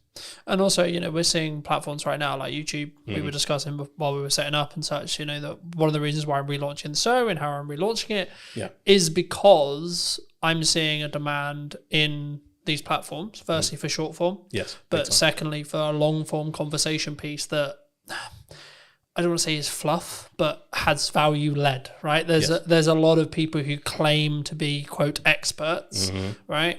And are they? Hard to prove these days. It's to an extent I think it can be subjective, of course, right? Yeah, and how much expertise is actually valued. It actually does depend on the market a little bit, but from the amount of misinformation we see online, I think it's more about the trust and the brand of the individual as opposed to their knowledge base sometimes, which has its good and bad points. I mean, we're both in, unfortunately, potentially soon, a commoditized market due to AI, right? And I think having a podcast, having a conversation, having brand, having personal brand, buzzword, authenticity, buzzword, community, buzzword, right? Yeah. is the reason why you'll be in business in 20 years. Yeah. Right. I mean, where do you see AI? Its point right now, because we like one of the USPs of Hampshire Podcast Studios is human-led AI enabled, right? We've kind of created a unique workflow where using like 3 or 4 different softwares, we can kick out a really good service much more quickly than it was ever possible before, depending on how fussy you are with shooting settings and all that kind of stuff. So it's right now it's beautiful for grunt work. It's beautiful for getting out of the way some of the things that were actually quite tedious.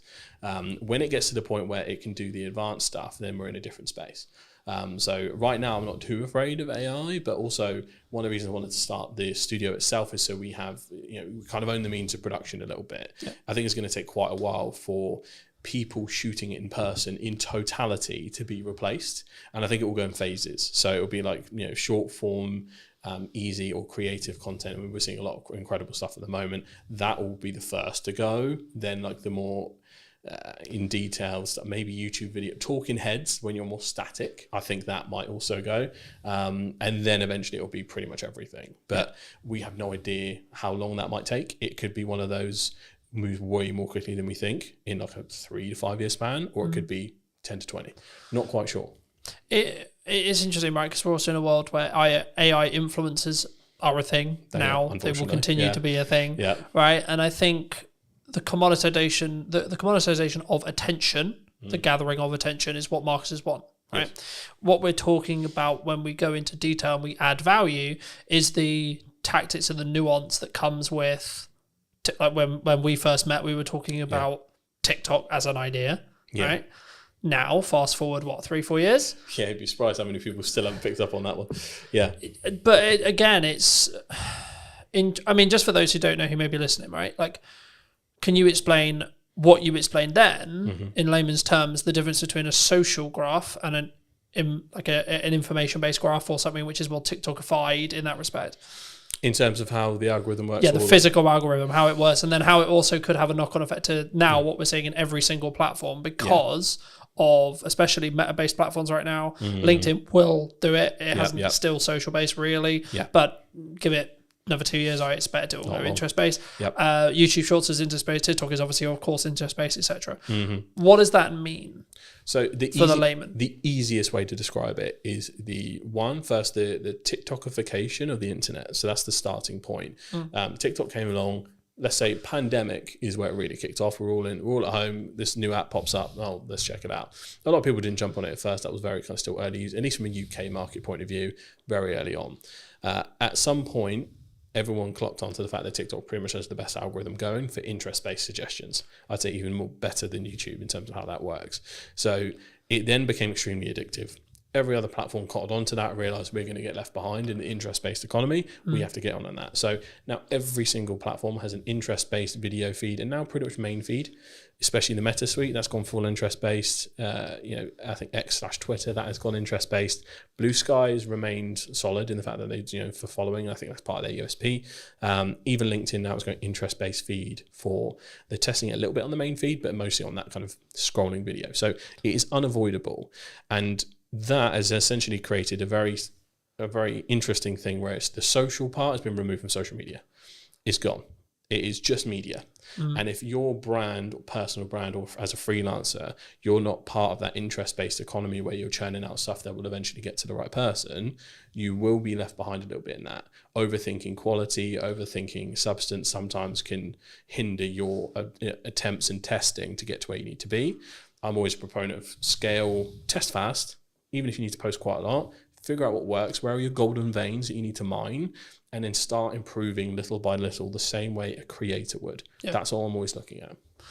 I think it's interesting, right? Because when we first got here, we were talking about the difference in scale versus perceived quality or quality, right? And I think that so many people worry about what is the judgment of X partner, friends, colleagues, so on, dog is equivalent, right? What are the, I'm going to spam them, right? What I'm going to post too much is part of knowing what works. Volume, would you say? Yeah, well, you need a certain amount of volume to test, and at what point does it become spammy? This will differ per platform, and some platforms is pretty much impossible to spam. So you got to think about user behavior. So if we take TikTok, 70% of content, I think still, or probably more now, is digested on the For You page instead of the following. So people have to make an intentional step to head over to get everything in the chronological order of the people that they follow. That is where maybe all of your videos appear quite a lot. And you're like, okay, weird. But if not, it's just going out into the ocean.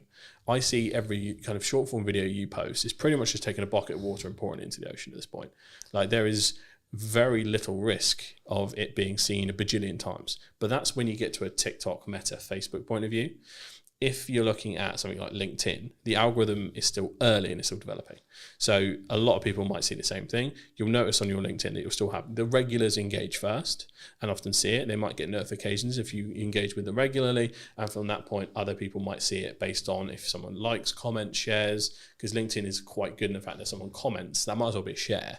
That's quite handy in terms of how that works. So per platform, it does change slightly. However, even someone with an extremely engaged following like me and you, we could probably post 3 videos a day and it won't bother anyone, or they might see one, they might see none, but they might see all 3 on Tuesday next week. Yeah. You can't quite tell where that is at. So I'm of the opinion that you're never going to lose out by posting more often. What most likely is going to happen is someone's going to go, bloody hell, you're everywhere, mate. That's the place I want to be. I'd rather be top of mind and someone be slightly miffed. I'd rather take that risk. I was going to say, because that's the main trap for me. Like, you're probably the 5th person, 6th person I've met this week in person. Yep. And every single one of them's first reaction when they first meet me is, you're fucking everywhere. That's the way. Right? Yeah. And for me, I'm like, that means I'm doing something right. Yeah, because it means you're seeing me. Now, it might not mean necessarily you're consuming 100% of that video, that one video, but then my heart isn't, oh my God, James didn't watch my whole video. Yeah. Because ultimately, if you start knowing that, and especially that there is a massive silent lurkers user behavior on LinkedIn, I think goes underestimated. There is a large percentage, and I'm not sure the specific number, of people that watch video without sound, that just kind of watch it without checking in. Yep. Now, if you don't click that video, I don't think it actually classes as an official like engagement. I think after a certain point in watch time, without kind of clicking the unmute button, that will then class as a view. But you'll have a lot of lurkers, which means your actual statistics won't show the true success of what you're doing. So this is where like you get into the debate between reach and impression numbers and which one you should really focus on. I'm quite focused on views at the moment. Views and watch time are basically the most essential KPIs now. But in terms of how you need to look at LinkedIn specifically, yeah, I think you just go nuts. But if you're going to make those slight improvements to really focus on the quality element, again, quality is subjective. For a lot of people, our content will be quality because we have good equipment, good knowledge. And a lot of people within our industry will look at quality as how good's the edit? What are the things that grab back attention? So there are nuances to the game, and it does depend on your audience. So I often just optimize for the silent watcher. Title that lingers for like the first 5 to 10 seconds, put the best bit at the front, and then let the rest of the story play out. Because you still got to manage your own resource. Even if you have a team behind you, they've still got to manage their resource. You can't do a full Diary of a CEO trailer for everything. And often, if you're not already quite big or have a large following, we have catching up to do compared to others. So different spaces for different places. I think, again, and it's one of those things where I think this should be a yes and not a yes or. Right? So for me, I'm like, that's a good idea. Let's do that. And a podcast, and short form, and talks, and in-person events, best, right? and this, and that, and that. Because I don't then worry or care about this specific video has got X amount of views. I have absolutely no interest, to be honest, in what that standalone video does. What my views are as a whole across Meta, across Instagram, across LinkedIn, across... So, yes. Yeah. Okay. As a whole. Yep. Specific video, don't care. Yeah. Because I don't know what's going to go well or hit. The only way you can do that is test it, right? Yeah. Test and it something and look at which the spikes on your graph. Yeah, and something when you're specifically creating content around a targeted event like an in-person event or a service you're trying to sell, etc. Yep. A strategy that's worked for me in the past and will work now is put out a load of short form stuff, see what happens, see what works, and then media buy, ad, Meta, placement, etc. against the stuff you already know works because you've already got the viewership, you've already got the metrics. And that way you're not then potentially wasting pounds or dollars figuring out going, is this good? Now, this is one of those things where you might want to tweak the copy slightly because it's an ad and not a post, etc. Things like that. But overall, it's going to work because you already know the creative's good, you know? Absolutely. And the thing is, for me, I think people, they use the I'm trying to create one polished video on LinkedIn as an excuse not to be working. Yeah, because a lot of people will take that out. Again, this is where we come back to the personal psychology point. We know we're supposed to go to the gym. Do we all go all the time? Some people do. Most people don't. That's just the reality of it.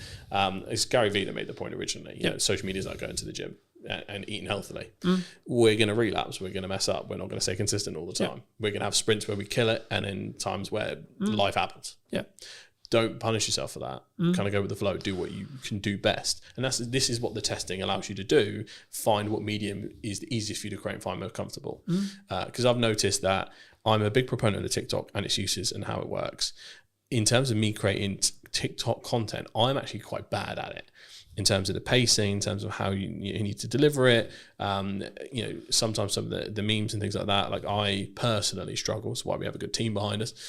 Whereas in a YouTube or podcast setting, I thrive, and I think that is sometimes a matter of age. Sometimes I'm 28, so I'm either the oldest Gen Z or the youngest millennial. So I'm right in that center point, depending on what blog you read. So, but I grew up with YouTubers, so that is how I often visualize and say my thoughts and verbalize them.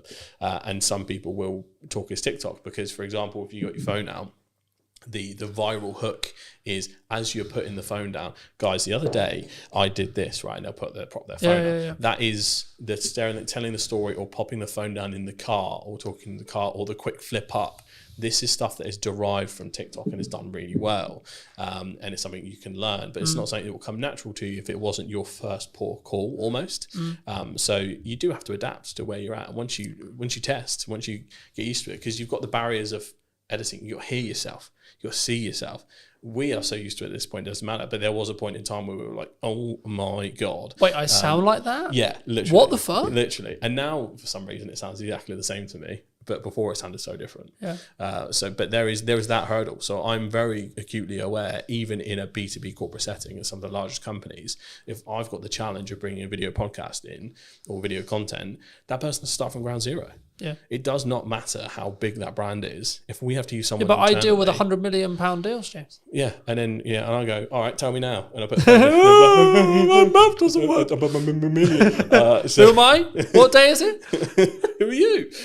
So it's hard, but you have to practice. Yeah. This is what a lot of brands do have some hubris around it. Like I'm a big brand, we can do whatever. Yeah, it depends on your presenter. Unless you're going to bring in a professional presenter and pay. But again, should you from a brand point of view? Because the whole point is I'm talking on camera, right? You need so the same person who sells is the same person who's talking on camera. Homegrown will always win, in my opinion. Homegrown, authentic, buzzword. Homegrown, authentic. We like our buzzwords we today. Do. Homegrown, authentic, and just I think not tied to perfection is probably the best piece of advice I can give when it comes to corporate content. Yeah, like something completely unedited, probably similar to how this podcast is going to be, flows nicely. You can tell it's genuine. Their corporate trust is at an all-time low as is. You know, if you are going out with something ultra polished that's over the top, you brought a TV presenter in, good luck relating to anyone, right? It is that kind of equation. So yeah, factor that in. If you're the biggest brand or just starting, both people are kind of in the same place. Yeah. And if you are starting, I think you'll pick up things, right? Like I've noticed, you may have noticed it in the show. I didn't piss around at the start. No. You know, it was bang, this is who I am talking to. This is what's going on. Bang, we're talking to James. Cool. Straight in, right? That's only because I'm used to doing long form content on YouTube. I've been doing it like 2 years, consistently for 2 years now. Yeah, because a lot of people don't realise the first 10 seconds is the new thumbnail. That auto plays as soon as you hover over the video. Yeah. So if you don't get straight into it, well, you've lost someone, and I know how the YouTube algorithm will work in the respect to, right, if someone sits and watches it for 10 minutes and is interested in this conversation, they're gonna then be then the video, the big podcast will be served to a larger set of people, and then so on. That's how stuff goes viral, right? Same with short form, but on a more narrow basis. The key, I mean, like, okay, we're probably at the point where people, if they're going to click off, they're going to click off. Hey, happy days. Yeah. So let's give people a bit of a history lesson on you, right? I mean, when we first met, you were not running this. You were running what, from my understanding, was a basically fully service social media company that helped B2B brands think like crazy. Yes. In Crux, right? Yes. Okay, what happened? How did you get here? How did you start there, and then how did you get here? So it was really interesting. So the official journey was, scroll all the way back, lockdown, I think 2021 or 2022, is somewhere in that range. We all start working from home. You know, weird day for us. We think we're going to be back next week. Oh boy, did we mess that one up. So we were there, and I realised that, you know, I felt like I was outgrowing the place I was at, to put it that way, and I was like, I could probably do this. So got an ad up on Fiverr, and for a month it kind of did nothing. Had no idea what I was doing. I came from an advertising marketing background, 4+ years in that, working in-house and agency side, so I had all of the knowledge to bring. It was just a case of how do I business. I had no idea. So that ad basically did nothing for like a month, and then suddenly it put me in this like featured creators section. So I had a lucky break there. Most people don't admit their luck, folks. That's how it happened. And then from there I got my first client, and then got my second client through Fiverr. I got my third. That pretty much got me to the point where it was around what I was earning, and I just went, see ya, and then I took a risk from there. And then from there it started to just me, one person, two person, third person. Ended up kind of, as we're going along the scene, working with the likes of University of Southampton, Barclays Eagle Labs, American Express, Global Business Travel, people like that, over that 4-year period, almost 5 years, and it grew very fast, very quick. Didn't know how to business, so from that point it was a tricky thing to navigate. And eventually I was just like, this is also isn't making me happy. We grew way too fast. Way too much pressure, navigating contracts, chasing people that hadn't paid. It was that essentially, and overspending too. We had office space at the time because I was in my head, and I think a lot of people's minds, we still had the path to return to normal. So I was spending a lot on hybrid office space to go, come in if you want, you don't have to, but we have a space where you can still be creative, we can collaborate, and then trying to figure out what that was. But that was lots of extra spending on, you know, mostly UK team. We had an overseas team as well, and helped facilitate both. So we had kind of a hybrid model, but in the end there was a few kind of financial things we ran into in terms of contracts, things like that with larger clients, and it pretty much was, it sunk the boat. But I then kind of took some time away because it also happened at the same time as some personal losses. So I was very anti-work for like at least a year or two, I'd say. I was in the mindset of like, why do we do this? You know, reading Buddhist scripture, you know how it gets. I'm going to go mountain, man. Yeah, literally, I was just like, bro, I should be I'm going to vibe out. Yeah, it's all good. Out in the field. I was, you know, when you get into watching like Outdoor Boys on YouTube, and you're just like, oh. Show me the jungle, man. Show me the jungle. Yeah, I was just like, dump me somewhere in the middle of nowhere. I know how to survive now. I watch your YouTube video. I can make fire because I watched it on YouTube. Man, make fire. So I was in that zone for ages. But then, you know, I rebranded, created a new agency with a different spin on it called Straw Hat Social. And you need a straw hat, by the way. Yeah, absolutely. It's inspired by one of my favorite shows, One Piece. I absolutely love it. I kind of made Shogun up on the spot many years ago, so it didn't really have much personal meaning to me. But Straw Hat does. It's basically a show about pirates, and the kid who wants to be the king of the pirates. And it sounds simple, but it's one of the most complex and deeply layered shows in history. 7th best-selling piece of media ever in the entire world. So check out One Piece. So from there, it's a very different angle in terms of how I approach it. It's a bit more of an in-house agency model in terms of I do spend time at clients' offices at times. It's very involved in terms of more of a consultancy angle, because what I learned a lot of the time is most of the time there's other work to be done in the rest of the marketing cycle compared to when it was just social. So that is what Straw Hat is a little bit more. I'm still working on, I need to create a website still, the taglines, all the rest of it. But then the next part of that was the podcast studio. And that has now been born from that journey of going. Often a lot of clients had financial troubles, especially some of the smaller ones. A lot of them needed content, but for us to produce it and for me to have a retainer good enough to support my team ended up being too chunky.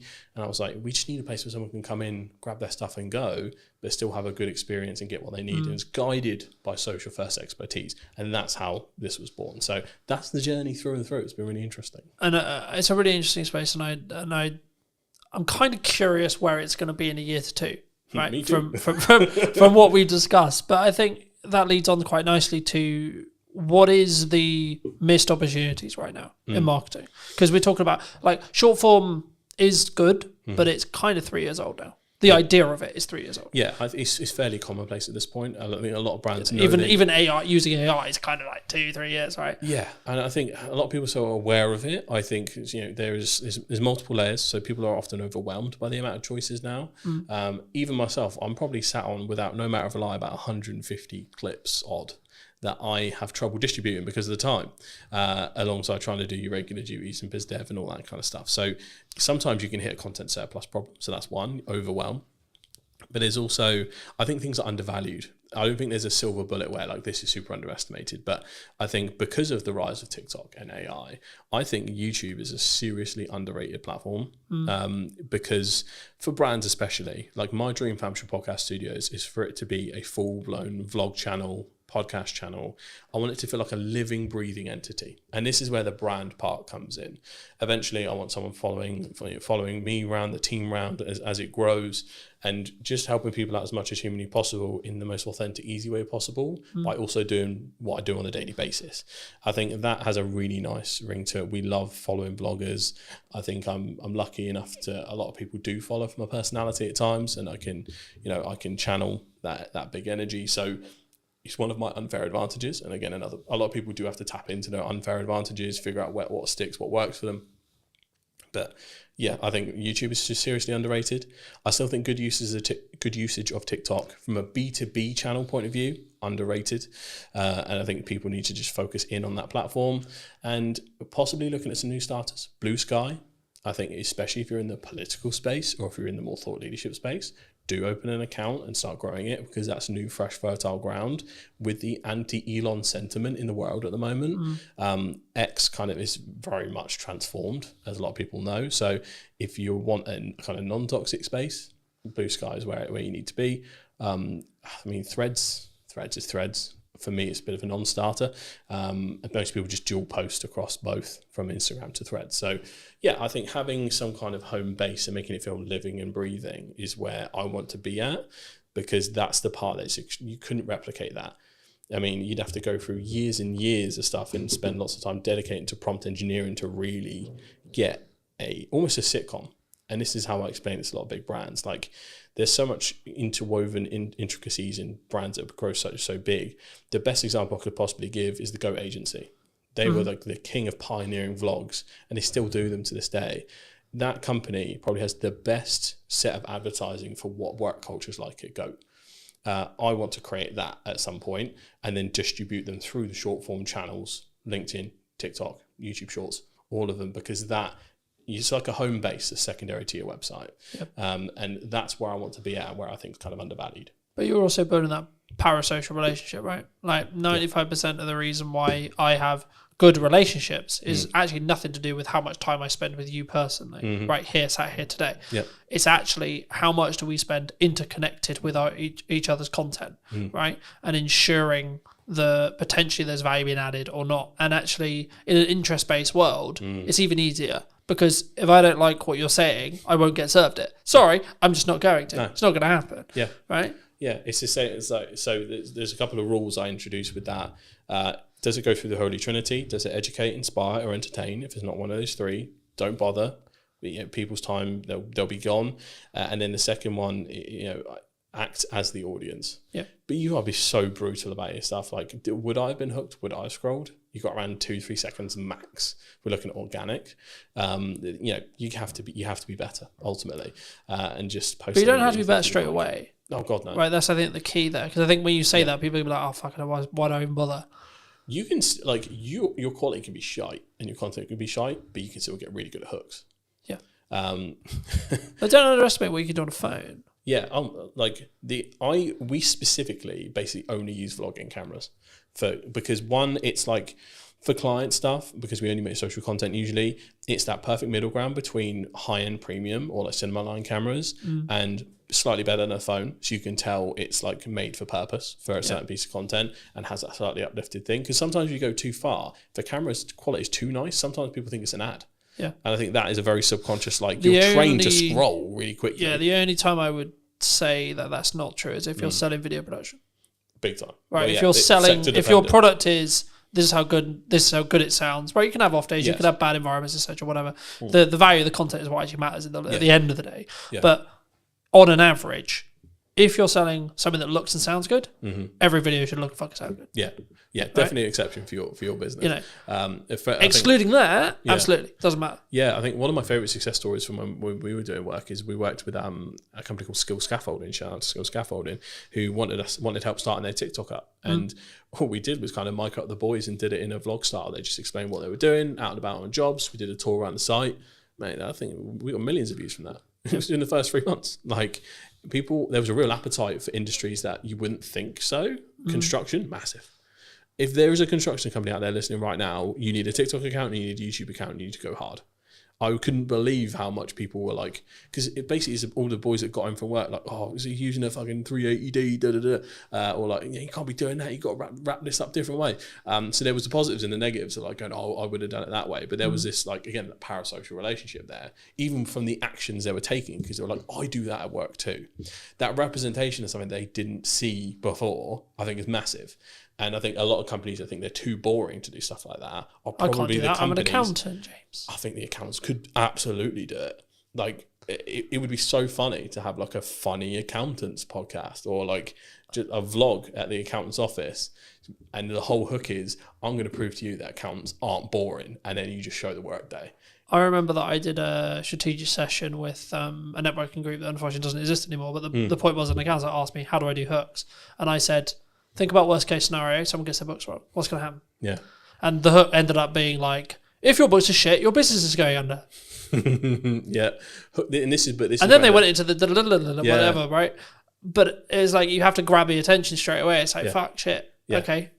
And I think a lot of people, here's the personal psychology thing again, you resist that immediately because you don't want to come across as spammy or clickbait or think you're trying to over dramatize the situation. There is something in the this is why the Americans paved the way first in terms of content output, and then we adopt it later once we see it works, because one, we're just a skeptical nation, but two, we're all a bit too frightfully to make all that fuss. Oh, but we also want to speak like this and be stubborn off lip and not swear on camera, don't you know? Can't do that. No. Whereas the people that do... Meanwhile, in America, Gary's screaming on a stage, for example. Yeah, right? Exactly. And he's killed it that way for years. But I think there's an aversion to hooks sometimes because you're worried about perception, even on the brand level, which is really interesting. So there is a removal we need to do of that. And hooks / clickbait is okay as long as you actually deliver. If it's, I'm going to get you 1 million followers right now, and then it's just bullshit advice, that is bad clickbait. But if we... And also it doesn't work anymore. Yeah. So to give an example from this podcast, if we were doing, here's how my business completely went under, cut to black, and then I just told the story I did before. But that was the hook that made it dramatic enough to stick around. And that is what we need to focus on, essentially. But you still need to deliver in some way or form. I mean, the next thing I was going to ask you is about like fear related to AI, fear related, but I think it's actually about fear of being replaced in content or in jobs in general. I mean, do you see in the people you speak to, your circles, etc., do you see people scared of AI? Are people like, okay, we're game over here, boys?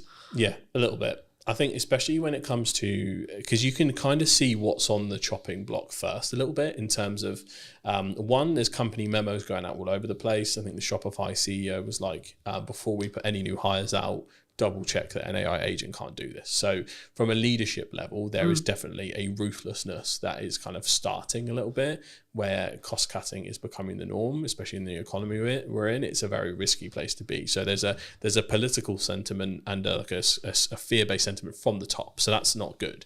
The leadership shouldn't be thinking that way in general.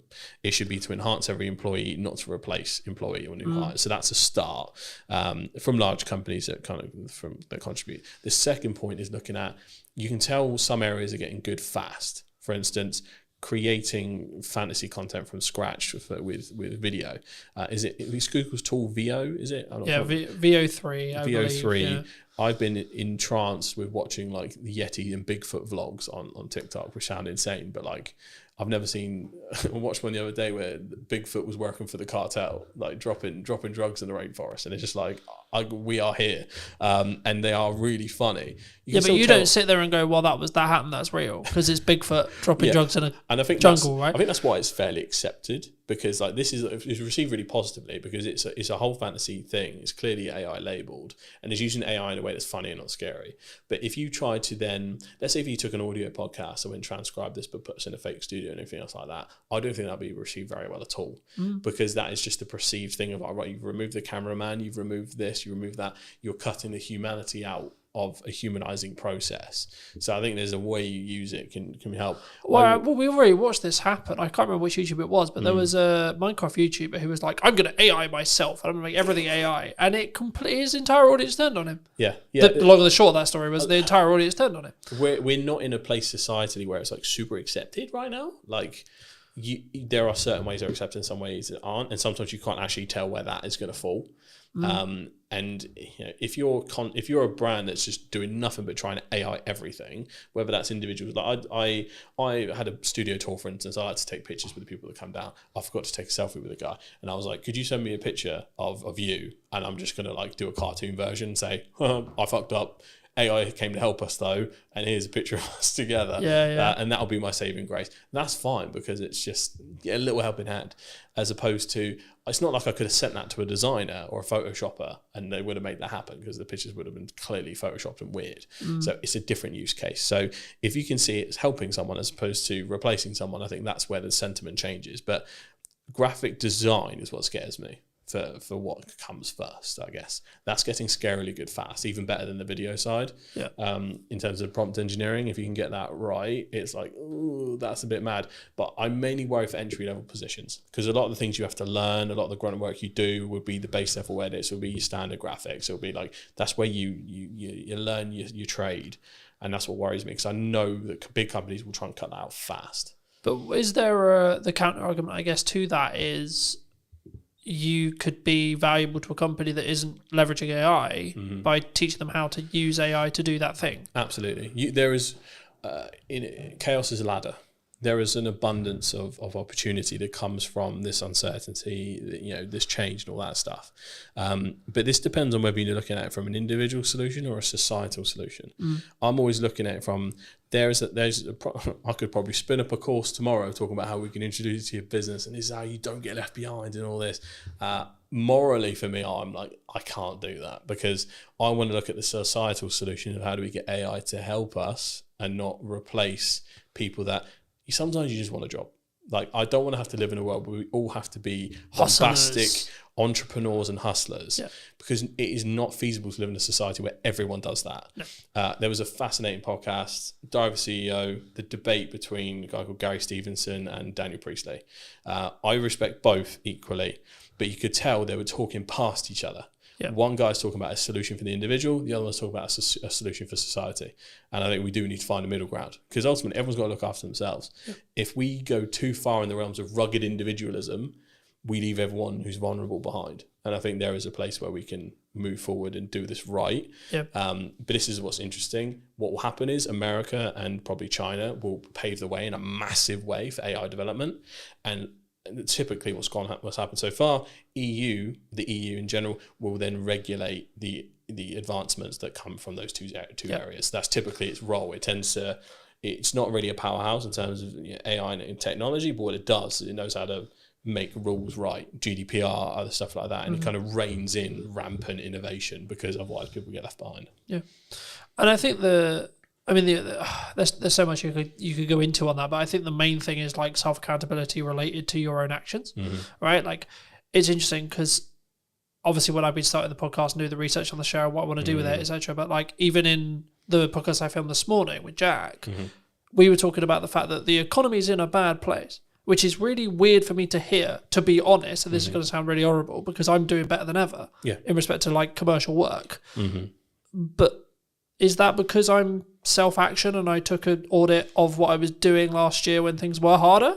Like, it's not like, oh, I'm a fucking immune to it. Last year was shit, right? And it was like, do I get to a position where I did my audit, I redid all my marketing, I redid all my structure, I fill in all the gap times, and then I'm very focused on client delivery? Yeah. Is that why? Because I'm 100% account. Like, I don't. Yes, you need to know what's going on in the news, but I'm not sat here going, Rachel Weezer said this. Like, we're speaking about this. It'd be easy to use that as a on crutch. The day that her Sprague statement is happening. I've got no idea what it said. Yeah, it's probably happened. I've no idea. Yeah. I've been too busy working. There's a spending review today. Yeah, that's what I mean. But I know it's today. Yeah. I've got no idea what was said. Yeah. What? Because I've been working all day. Yeah, same here. I only got to hear a little bit of the preamble before she actually kicked off, but there is a fine balance, and I think it might be industry dependent when we look at it. So industries like ours, you can look at it in two ways. Usually, first thing they cut is marketing. The smart companies don't. When everyone brings their marketing down, you ramp up. That depends on if that company has resource or not. And if you're talking to that company, that's the right mindset. So there's that. The second thing is, it is also everything's down to the individual. Obviously, the pandemic was an awful time economically. I came up during that. That was my ladder. I was born in the dark, raised by it. So I completely get where you're coming from in terms of, right, yeah, fuck it. If there's chaos going around everywhere, I'm just going to take advantage of everything. But I think you just need to focus. I don't think it's just as simple for as business owners, like you just need to focus on what the fuck has worked and what the fuck you think is going to work, and then just get your head down, right? Stop getting heady or whatever you want to call it. Yeah. In XYZ person said this, or Donald's done this, or the PM's Honestly, done this, or the news cycle is so draining at this point. It is. For most people's own sanity, and I'm super clued into the politics and news and all that stuff, it's almost impossible to keep up with America at the moment. And obviously that affects the world, unfortunately. The UK is a little bit more stable, but just not moving very fast. So, but I think the easiest way to describe it is like, I think that motorcyclists have a term for it when they get focused on the big truck that's next to them. If they stare at the truck, they will subconsciously get closer and turn into it. They're like, no, even though they could just like not go that way, but like it's like their hands make it. It's like when you're supposed to look where you're throwing the ball and things like that. So for business owners, freelancers, everyone that has like the agency over what they can do, I think that they need to focus and really kind of hone in, and like you say, just like blinders on. I don't care what's happening, the work is falling down around me, I'm going to make this money. That's the opportunity we have. But then the socialist in me kicks in, where I just want the people that just want a job to be able to have a job, be stable, be happy, without having to be like, mega AI improvements, I'm going to upload your business. Because some people, we need the world to go around with people that just do jobs. Yeah, but you can call it like the people who clean the cars or clean the office or clean the shop or whatever. There needs to be those people. Yeah. But I think people who are willing to be that extra level, right, they should, right? And I think it's important if you can right now, if you're in a functional position where you can push forward, you can. Financially, you can. Energy, you can. Fires me up, right? Something I've noticed as I start doing podcasts and other things is I'm less focused on where the business is. Now you'd be like, but that doesn't make it like that, so on. But with financial planning, I know that I'm fine regardless. Yeah. And actually, I'm like, okay, cool. But actually, I'm then winning more work because of that. Yeah. Which is a really weird Tell you what, concept, It's very similar. The biggest learning I had from when the business started to go down on my side was my lead tab almost entirely turned off when I stopped focusing on social. Social was my main pipeline. Inbound was our main pipeline. It's not like we had like mega website inquiries or anything like that. That was my lifeblood. But what happened was subconsciously I was like, we've grown to a point now.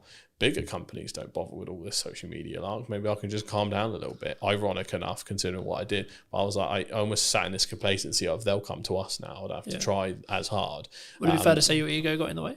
A little bit, yeah, I think so. But also there was We're big enough now. Look at us. Yeah, it was also a point where I think there was not safety in numbers thing, but we had a fairly good sized team that I was like, we are one of those stable, proper companies now. Like, it felt like we had like when you feel like an institution can't go down or anything like that. So there was a little bit of that, but also because of all the growth and growing pains, there was so many fires to put out individually. Yeah. It just took my eye off the ball. It also drained a lot of my energy. So I couldn't really refocus back on. I couldn't bring that same enthusiasm. The ideas used to come to my head. That was almost taken from me by the stress of a growing organization. Yeah. And I think, again, it's probably another problem that people might be facing that isn't talked about enough. But ultimately, like, all of that combined, it made me deprioritize social. And that was essentially the start of the death of 1,000 cuts. So, yeah, social is important, folks. Don't be like me. But we're okay now. It's good. It's, I think in that respect, and I think to an extent, it's also about understanding where you are, right? If you don't want to grow and you're happy with where you are, then yes, you should still do social. But it should be less of a priority if you're trying to scale. If you don't want to grow, you should focus on social even more, because you just that pipeline.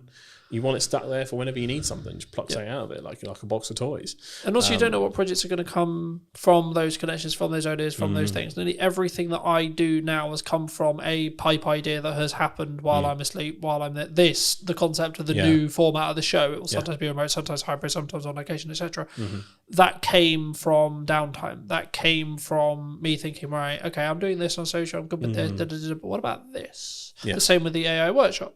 And the content creation workshop I'm working on at the moment, right? Same thing. It's like, okay, cool, that makes sense. There's demand for that potentially, right? Needs marketing, cool, fab, cool. And the same thing, and I know you want to talk a little bit about live streaming. Where's live streaming fit into this then? Live streaming is really interesting. So when I'm always a proponent of looking at creator economies. So creator economy in general is essentially, where are all the platforms right now where people are making a living from? Where's a lot of the content coming from? Where's a lot of the trends starting? All that stuff. So it's so important to find what's happening right now. YouTube and TikTok essentially had dominated for a long time. Twitch has basically come out of nowhere, and a lot of people do stream on different platforms, but Twitch is the most important one. Live streamers, I think in general, have replaced YouTubers as the main go-tos, because what's happening is, well, in Gen Z circles anyway, what's happened is, you've got Kai Cenat, iShowSpeed, Drewski, all these people that are like more often creating content via live stream. They have so much more content they're able to distribute. They started dominating the airwaves, very similar to how podcasters dominate the airwaves via clip distribution. They started winning the war of attribution in regards to kind of just like getting clips out there here and there, and in interest-based content.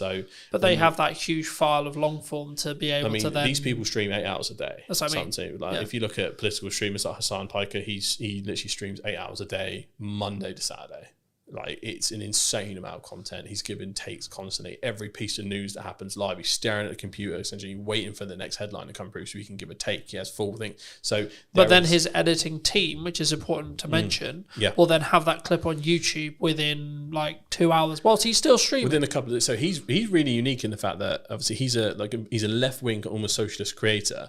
He opens the door, so he has no copyright on his content. So he allows other people to use his content and monetize their YouTube channels without striking them. So he has a content economy where everyone makes stuff for him. He has his own channel where he monetizes and things like that, but his channel is often 1 or 2 days late. There are a multitude of clip channels that get stuff in while he's still live. It'll come out within the hour, and it will just take that 10-minute segment or that 40-minute segment. It's incredible the speed in which those people work, because they make a living off of Hassan making a living. So it was fascinating to see how this happened. But Twitch streamers have become like the front end of like the social cultural zeitgeist, to use a weird term. So ultimately, follow what they're doing. And I think the first few brands that get serious about live streaming, and I think brands like, we've seen Foot Asylum, for instance, lead the way in terms of YouTube channels. If they can find a way to do Twitch, even B2B brands, like, my dream would be to live stream entire studio days, to be able to stream other people's podcasts if they were comfortable with it, to show what they could do through my channels, to kind of always be sharing the love in that sense. You would be able to see such an awesome mix of different things. Each industry, some industries won't be able to do it, some can, but I think if they're the first to market, there is a rare opportunity there to be taken seriously in that space, because Twitch has only been for like gaming for a while. Let's Chat style stuff has become more and more popular. That is now the most popular thing. It's less gaming and more essentially completely universal. Do you think that the TikTok live shopping experience is also going to be a game changer in the next 10 years? They are going hard on that. I keep getting ads for webinars to become like kind of a TikTok live agency, because they're trying to bring other people into the fold. It's really interesting. It's something we're considering for the studio, to have almost a live shopping zone, or to figure out how to kind of do that properly. We have sets for it, but there's a certain kind of aesthetic and way to do it. Live shopping is becoming crazy. TikTok shopping sells insane amounts, without considering potential bans. At least in the UK, that's nowhere near anything. In the States, I don't think they'll ever ban it, because Trump gets too many headlines from TikTok and too many views. So I think he'll leave it the way it is. So I think, again, it's a serious, for e-com brands, serious business.